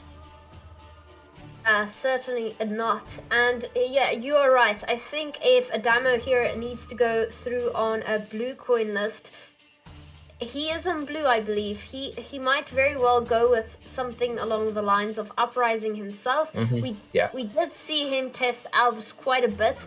Now, the thing is, you need to deal with these engines accordingly, and something like Visigoth of Corvo can't merely be moved to another row because it gets moved back with Siege Ladder off the bat. It can't be locked either. We have Purify, so you need to be able to deal with this quite promptly, and we see Damo taking his list there on blue. It makes sense. It gives him the best chance of taking his other lists through on the appropriate coins. Do we have enough control here to deal with Freddy's control, or can we simply outpoint his deck altogether? Let's find out. Yeah, and you can see Damo has found the answers in hand, but for the Redaeolist, for Freddybabes, he has also found his Aneromancy and a plethora of decent round 1 engines. On red coin, the one advantage, of course, is you can choose when to pass without the risk of losing on even, so it isn't the end of the world if you have to choose to do so. That is certainly the case here, and of course Freddy would have preferred starting off on blue coin here, because very much like a Kaltula's list, he is running Surrey Dash among other things, and Surrey always wants a good old boost. I have a feeling a lot of these cards are going to be very unfamiliar to some of our community members, because I have never seen some of them being played, one of them being the Lurian Cavalry. That might be one of the cards we see being dropped down pretty early on in this game. But again, these cards are very synergistic with one another, and if anybody can make them work and make them very powerful, it's going to be someone like Freddy. Yeah, very true. Lyrian Cavalry was actually the card in Freddy's hand. I quickly had to look and go, what's that do again? And it's whenever you play a unit with order boost self by 1. Well, there are plenty of order-based units in the hand of Freddybabes, so that as synergy makes sense. You can see Damo here has dropped his Griffin Witcher again, chosen not to use it though, feeling that if you're going to remove it, that's fine. You're going to have to use some tall removal to do so, although we do see there the Carrick City Guard, an option to move it and get in the way that really doesn't have an answer to. That's a really nice option there for Freddy. Yes, that is a very nice engine there. Of course, he's likely playing that so he can move the Griffin Witcher into a different row. Also, fun fact, that is a female, and female guards in Northern Realms, they're a pretty strong folk indeed. You need to bribe her if you're going to get through there, and I don't think Damo has the necessary fees to do so. Now, he is holding on to that Griffin Witcher for now. Suspect it's going to be moved. He can't lock the Carrick City Guard because it has Veil. Instead, pings it once and plays another proactive card there on his range row. Yeah, makes perfect sense. I did see whoever is in control of the client there beheading the poor skeleton that was on the board as well. One of the fun little interactions that this board does have in particular, one I like to use. And you can click just above that and it'll grow some flowers where the head fell as well, which is really cool. But you can now work out from Damo's side, he's expecting to see that card moved. Freddy trying to work out, is the engine of his own worth turning off right now in order? Effectively, he denies a point for himself of boost to deny a point of damage for Damo. So he'll be working out, is that worth it, or does he simply just play his own cards and leave that growing? Certainly an interesting choice. He does decide to grow it. That would be the only reason you really want to play that one first, I'd say, seeing that some other cards would have gotten some more value if you played them first. Cards like the Lurian Cavalry. Instead, he decides to play his next engine, which is also the Griffin Witcher. Yeah, I mean, the Lyrian Cavalry, a nice engine to be able to set up, but it's slightly slow. It is just 4 points of tempo, I suppose, and then you have to play cards that go with it. Has dropped his own Griffin Witcher to start threatening, resulting in Damo dropping his Adept to start the Witcher conversions, trying to convert as many as possible. I'd say the nice thing here, if you're in Damo's position, is that his cards at least have some carryover. Now, it's not that Freddy's cards don't have synergy, but with Damo, if he decides to play cards like Vesemir and Adelant, they will go into the next round, making his subsequent turns more stronger. Freddy, on the other hand, still has access to something like Surrey Dash if he wants to pull it out there with a Nero. Of course, Surrey can get dealt with Anzi's, but a shield will prevent that. Now, I find it quite ironic with Shieldwall that you can actually protect Surrey with a shield, whereas you can't do that if you're playing with Carapace and monsters, because Surrey isn't a monster and therefore does not get a shield. Yeah, you could argue it's actually better placed in this list than Keltulis, albeit on red coin. If you do drop that card, your opponent is very likely just to say, thanks, goodbye, I will not let this transfer, and I'm not going to allow that to happen, because otherwise I'm in real trouble. If that goes through on red coin, I end up winning, but multiple cards down, potentially. Exactly, and we see another Griffin Witcher coming into the hand there. What will we be shuffling away? Perhaps a stronger card that we don't want to commit early on in this round? No, it's more likely he's content to go reasonably deep into this round. He has his carryover cards that he can still develop. Leo, not ideal, but the Griffin Witcher also a pretty nice card to have access to. He gets rid of the target practice again. For some reason, I cannot remember that name of that card every time I look at it, even though visually it is very obvious what it's called. And Freddy develops a quite threatening engine there. It's not a memorable card, that's all it is. It's merely target practice. It's for those measly Witcher students who haven't yet turned into adepts, nor are they mentors. So it's something you'd rather forget there. But we now having to decide what we're willing to play here. Damo's hand, pretty strong. Of course, he wants to commit Adelans, he wants to commit Vesemir, and that Margarita is certainly able to lock something. But I suspect you want to end up locking something more substantial like Surrey Dash or Corvo later on. We do run Pallor though. Pallor will be able to deal with that lock. And unless we bleed it out, Margarita is going to do little to no damage. Yeah, I think the Margarita being held makes sense. If you get the Pella in hand for Freddy is massive though, doesn't have to a Nero for it. So pretty big to have drawn that and have access to it in hand as well. Damo just choosing to drop another potential engine. The Griffin Witcher doesn't have a huge number of turns to find value here, but ultimately still does have his stratagem, so could keep it going over and over again. And we see that Lurian Cavalry coming down. Now, it's not a retrospective card, so it's just 4 points there, unless he decides to play more cards with order abilities. An interesting card to include in this list, but hey, it can work. It's a Redea list, you have to play extra cards. Damo pinging it down to 3, as he will probably try and get most of these other cards to 3, so that his Griffin Witcher can remove them when its adrenaline factor kicks in. He will be looking here to say, what am I going to do now? Freddy has gone in and was fine dropping just a 4p card, because on red coin, it kept him ahead, so it didn't matter. He kept the pressure on. Damo now has the opportunity. He's at that beautiful adrenaline 4 mark, and he can drop that Vesemir, which feels really nice for him. Is he going to finally use that stratagem? No, still chooses to hold it. Yes, and I find it very interesting that we're holding on to Adelans. Perhaps we're keeping that in our back pocket just in case we need to go for a 2-0, and instead playing Adelant there with immunity to get out those boosts out of the deck. It's always an option to have, of course, but you want that carryover in case you are being bled. But right now it seems like Damo has a bit of a grip on this round, and I think he might get round control at the end of it, depending on what Freddy is willing to commit though. Yeah, I mean, a couple of cards, not an amazing in Freddy's hands, but a couple of decent bronzes that he can just drop. and threaten to stay in the round, could even choose to drop a leader charge if he feels like he really needs to force and stay ahead here, rather than committing something like the Anses. First and Nero as well, knows there is no squirrel in Damo's list, I believe, so does not have to worry about that. And you can see there, again, just drops the card, but doesn't stay ahead. Offers Damo a pass. I don't think Damo's gonna take that pass, not with his stratagem on the board and not with that engine ticking. Now he needs to figure out what he's willing to play. The fact that he's still not playing Adelant really makes me think he's considering of playing it later. There we finally see it being played, though there was some consideration going into it. Yeah, I think he's just playing them on their adrenaline curve. If you can get that Vesemir down quickly, you can also convert him straight away, give that little boost to Erland, and then make sure it's immune so that if you really have to on blue coin, I mean, he never wants to click this because it would be disastrous to lose the carryover, but at least he knows it's a card that cannot be touched here.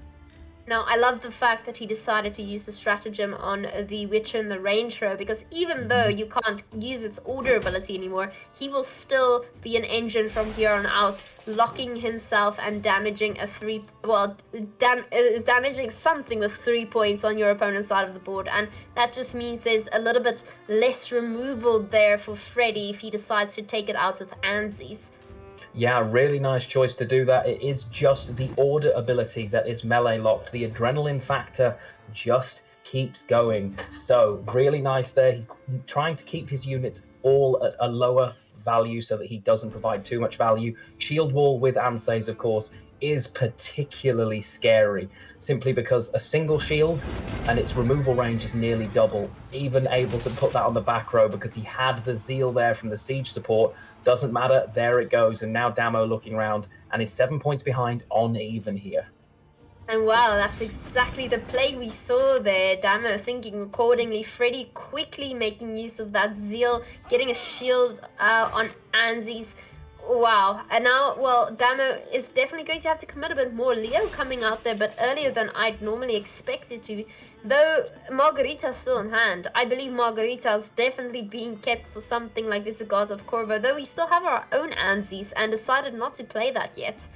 Yeah, I think he's the Leo worth a lot of points there and just instantly trades him to be ahead. The Anses would have taken a lot of the leader charges possibly, or not wanting to commit that. Instead needs to guarantee that reach there on the Leo. It's more likely, you would say, to commit the Anses now. Freddy only needing 4 points to get ahead feels amazing for him there. And that Lyrian Cavalry, of course, boosting as well. Look at the value. It's broken. I'm noticing it. It's only 4 provisions. And look, it's standing on 7. Lyrian Cavalry doing an excellent job there in Northern Realms. We should hire them more often. Yeah, what an engine. Now, no siege support available for Damorquis, so if he plays this on the front row, he is going to have to give this a boost.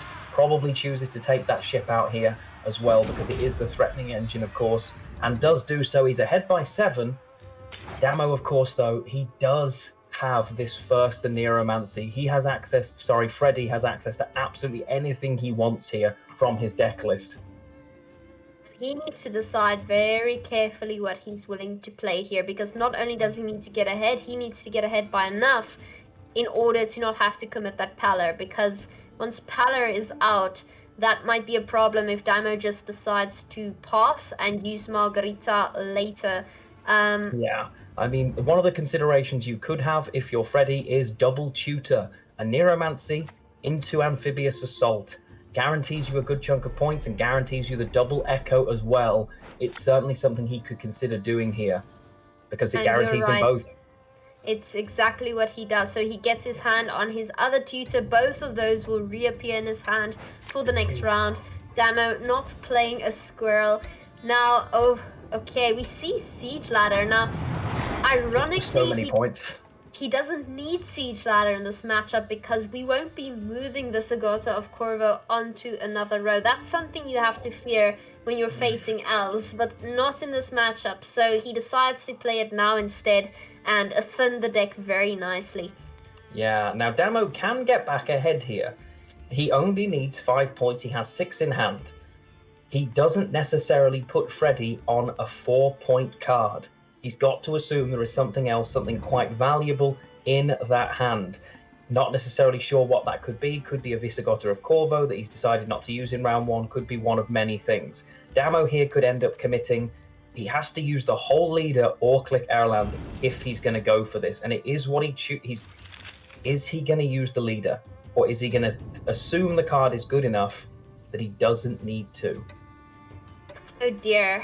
Because the Pella is okay, so he takes the pass expecting a big card, and I have a feeling Freddy will be very, very happy to drop that.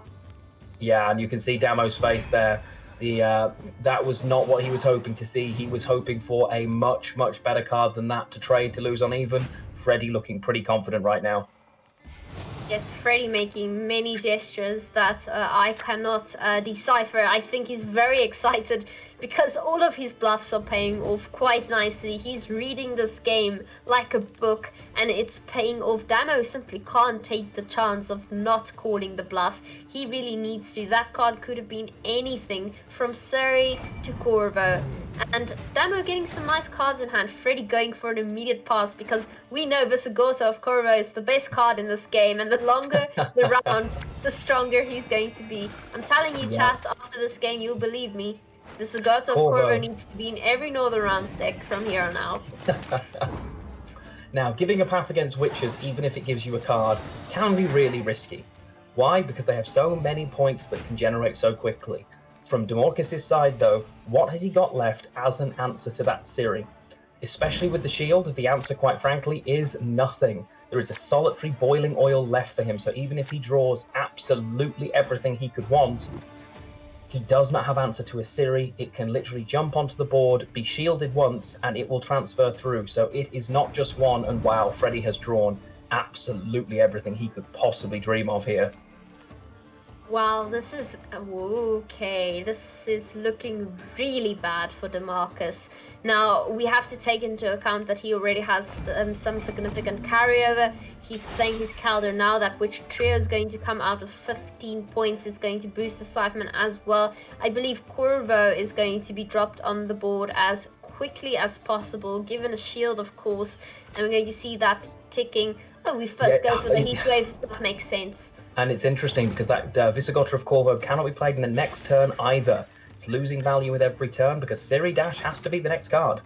Otherwise, it is not going to proc. So, with every passing turn, the card is losing some value. Already lost 4 points of value, decided it was worth it instead to take the heat wave. Ciri here, a single shield, and that is not great for Damorquis here. He knows he's already a card down, about to be 2 cards down, and he is just relying now on sheer point value from these Witches. Significantly ahead, but with an Amphibious Assault and an Aneromancy left for Freddybabes, he can still pull his Redea, he can still pull his Anastrenga. In fact, he can still pull both.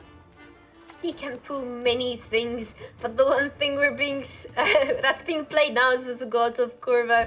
I suspect it gets its shield, of course, and now it's going to get a charge every single time we play a card. Now we might very well see that Amphibious Assault pulling out a Trident Infantry to double the points of Visigoth of Corvo. We see Cypherman coming out here with some significant value as well. There's a big gap in points here, and we will have to see whether Freddybabes can overcome said gap. Yeah, it'd be interesting to see. The Visigoth, of course, could also just be dropped on the Selkirk. All of those points improving the ability to duel a much, much taller unit than himself. So at the moment, no threat for Freddy. It's going to be interesting. What does he choose to play here? Because there is no shield. There's no way. Dropping the Selkirk now would be absolutely awful because it ends up being answered unless it gets the boost. But even if it gets the boost, it isn't huge. It takes the Amphibious Assault, takes the safe line. Damo is 40 points ahead, though. Bear that in mind. This is not a small number of points to be ahead here. And you are right, takes the Tridam. Now, this is going to double the points of Visigoth. Look at that go. Best combination in this entire game. Of course, we already saw those Scythemans coming down, getting rid of boost, not really making a difference at this point. Freddy just showing the absolute reach he has. Now, Ciri Dash going to be drawing even another card here. Yeah, and I think there's a lot of points available to play for. He still needs to find 30 points here. Effectively has 6 on board, as well as Selkirk's ability to duel. It's going to be closer than it looks, though. Oh, not the card you want to draw for Freddy. He's drawn into a 4-point card here. Yeah, that is definitely not what you want to see. You never want that card in hand. That's something you always want to tutor. We do see Rodea coming out, and with every single card he plays, Corvo just gets another boost that's going to be doubled with Trident, unless it hits shields, of course. Oh gosh, he gets a shield on Dunkirk. He 3-0s Damorquis. Wow. And he goes through to the semi-finals tomorrow. What a series, Lionheart. I can't. That is incredible. I do not think anybody's divination is left intact, and you can see Freddy, deep breaths with that phenomenal looking Gwent Masters jersey, feeling very, very happy with himself right now. 3-0, Freddybabes books the final place in the semi-finals for tomorrow. Wow. That was incredible, just showing how much can go into designing a deck, thinking outside of the box, making it so much more difficult for your opponent. Of course, including the Zagota of Korva, that's just an automatic win condition at this point. What a game, 3-0ing Damorquis, that's an incredible feat. And Freddy now going into the semi-finals, going to face Adzikov in tomorrow's game. He is indeed, and it was an incredible series, really. Everything went the way that Freddy wanted it to. A couple of pushes that he was able to resist really, really well. And then, of course, when he played that NR Shieldwall list, it just came up the way he wanted it. That very last draw, maybe not the best, but ultimately he was just delighted. You could see how much it meant to him to get through to that next day. Huge win for Freddybabes. Definitely, and GG just to every single player who participated in today's tournaments. What an exceptional lineup, something we haven't seen in a long time, merely because of these players' impact in a lot of Gwent players' progression throughout the years, being inspirations for so many. Again, just what a lineup tomorrow. We've got Lifecoach versus Kolemoen, Adzikov versus Freddybabes. I know I'll be tuning in, but I do hear we have Berza on the line, ready with an interview from Freddybabes. Damn, Freddy, you went like a steamroller. Sorry to shout out you, but that was incredible. 3-0 in Gwent World Masters Season 1. You went through Damorquis like a steamroller. I will say that again. How you feeling, man? How you feeling? Really, really bloody good, to be honest. A little bit shaking. Yeah, I was quite worried about playing against Damorquis, to be honest. I think him and Tailbot had sort of the best lineups against me, so quite scary, and thought that it could go, could be very close, and I'm just, very, very happy that it went this way. So. Nice. You'll be going against Adzikov tomorrow. How you feel about that? It's another tough one. I think everyone in this tournament is really, really good at the game, and yeah, it's so stacked. I think Adzikov's decks are probably slightly worse against me than Damorquis's, so hoping that it'll go well again, but we'll see. Yeah, it's nice to see you again. It's nice to see you hyped, and like you said, you're a little bit shaken. I won't take any more of your time. I will see you tomorrow. Good luck, and that was amazing. Really, really amazing. Really amazing to watch. Take care, man. Have a great night. Get some sleep, and we'll catch you tomorrow. We'll see ya. All right, no more leaks from me today. That's it. That's done. I really enjoyed today. Hope you guys also enjoyed it. There will be more stuff coming tomorrow, especially stuff connected to Once Upon a Pyre. But I shall throw it away to the analysts for the analysis for the last analysis of the day. Too much emotion, guys. Too much emotion, guys. That's enough for me. See ya. Welcome back, ladies and gentlemen, to the last analyst segment of the day. Shinmiri, man, what a series. Freddy just 3-0ing Damorquis, just really driving it home and not giving a single point away. Yeah, I love the emotion that Freddy was just beaming off of Freddy in that interview. You can tell that it's been a while since he's been like at the competitive, the big stage on Gwent World Masters, and he's loving every minute of it. I feel like he's back, Love to see these old school players like Lifecoach, like Freddybabes, back on the big stage and winning.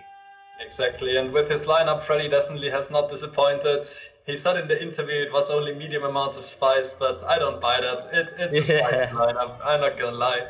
And we're gonna jump right into the first clip. It is of the Elf Mirror, where Freddybabes was on the blue coin.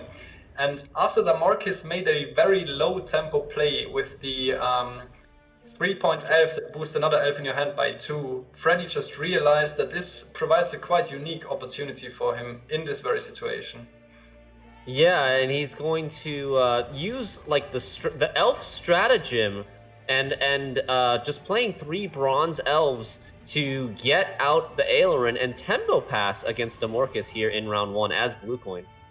Exactly, and it really put Damorquis into a very awkward spot where he had to commit quite a huge card and get his own Aileron out to take the round, which then kind of made his push a lot less threatening, and Freddybabes' engines really managed to defend against that round 2 push super well. Freddybabes committed almost nothing against that push, and well, even though Damorquis missed a few cards in round 3, I think Freddybabes just piloted this really well and took advantage of the strengths of his deck there.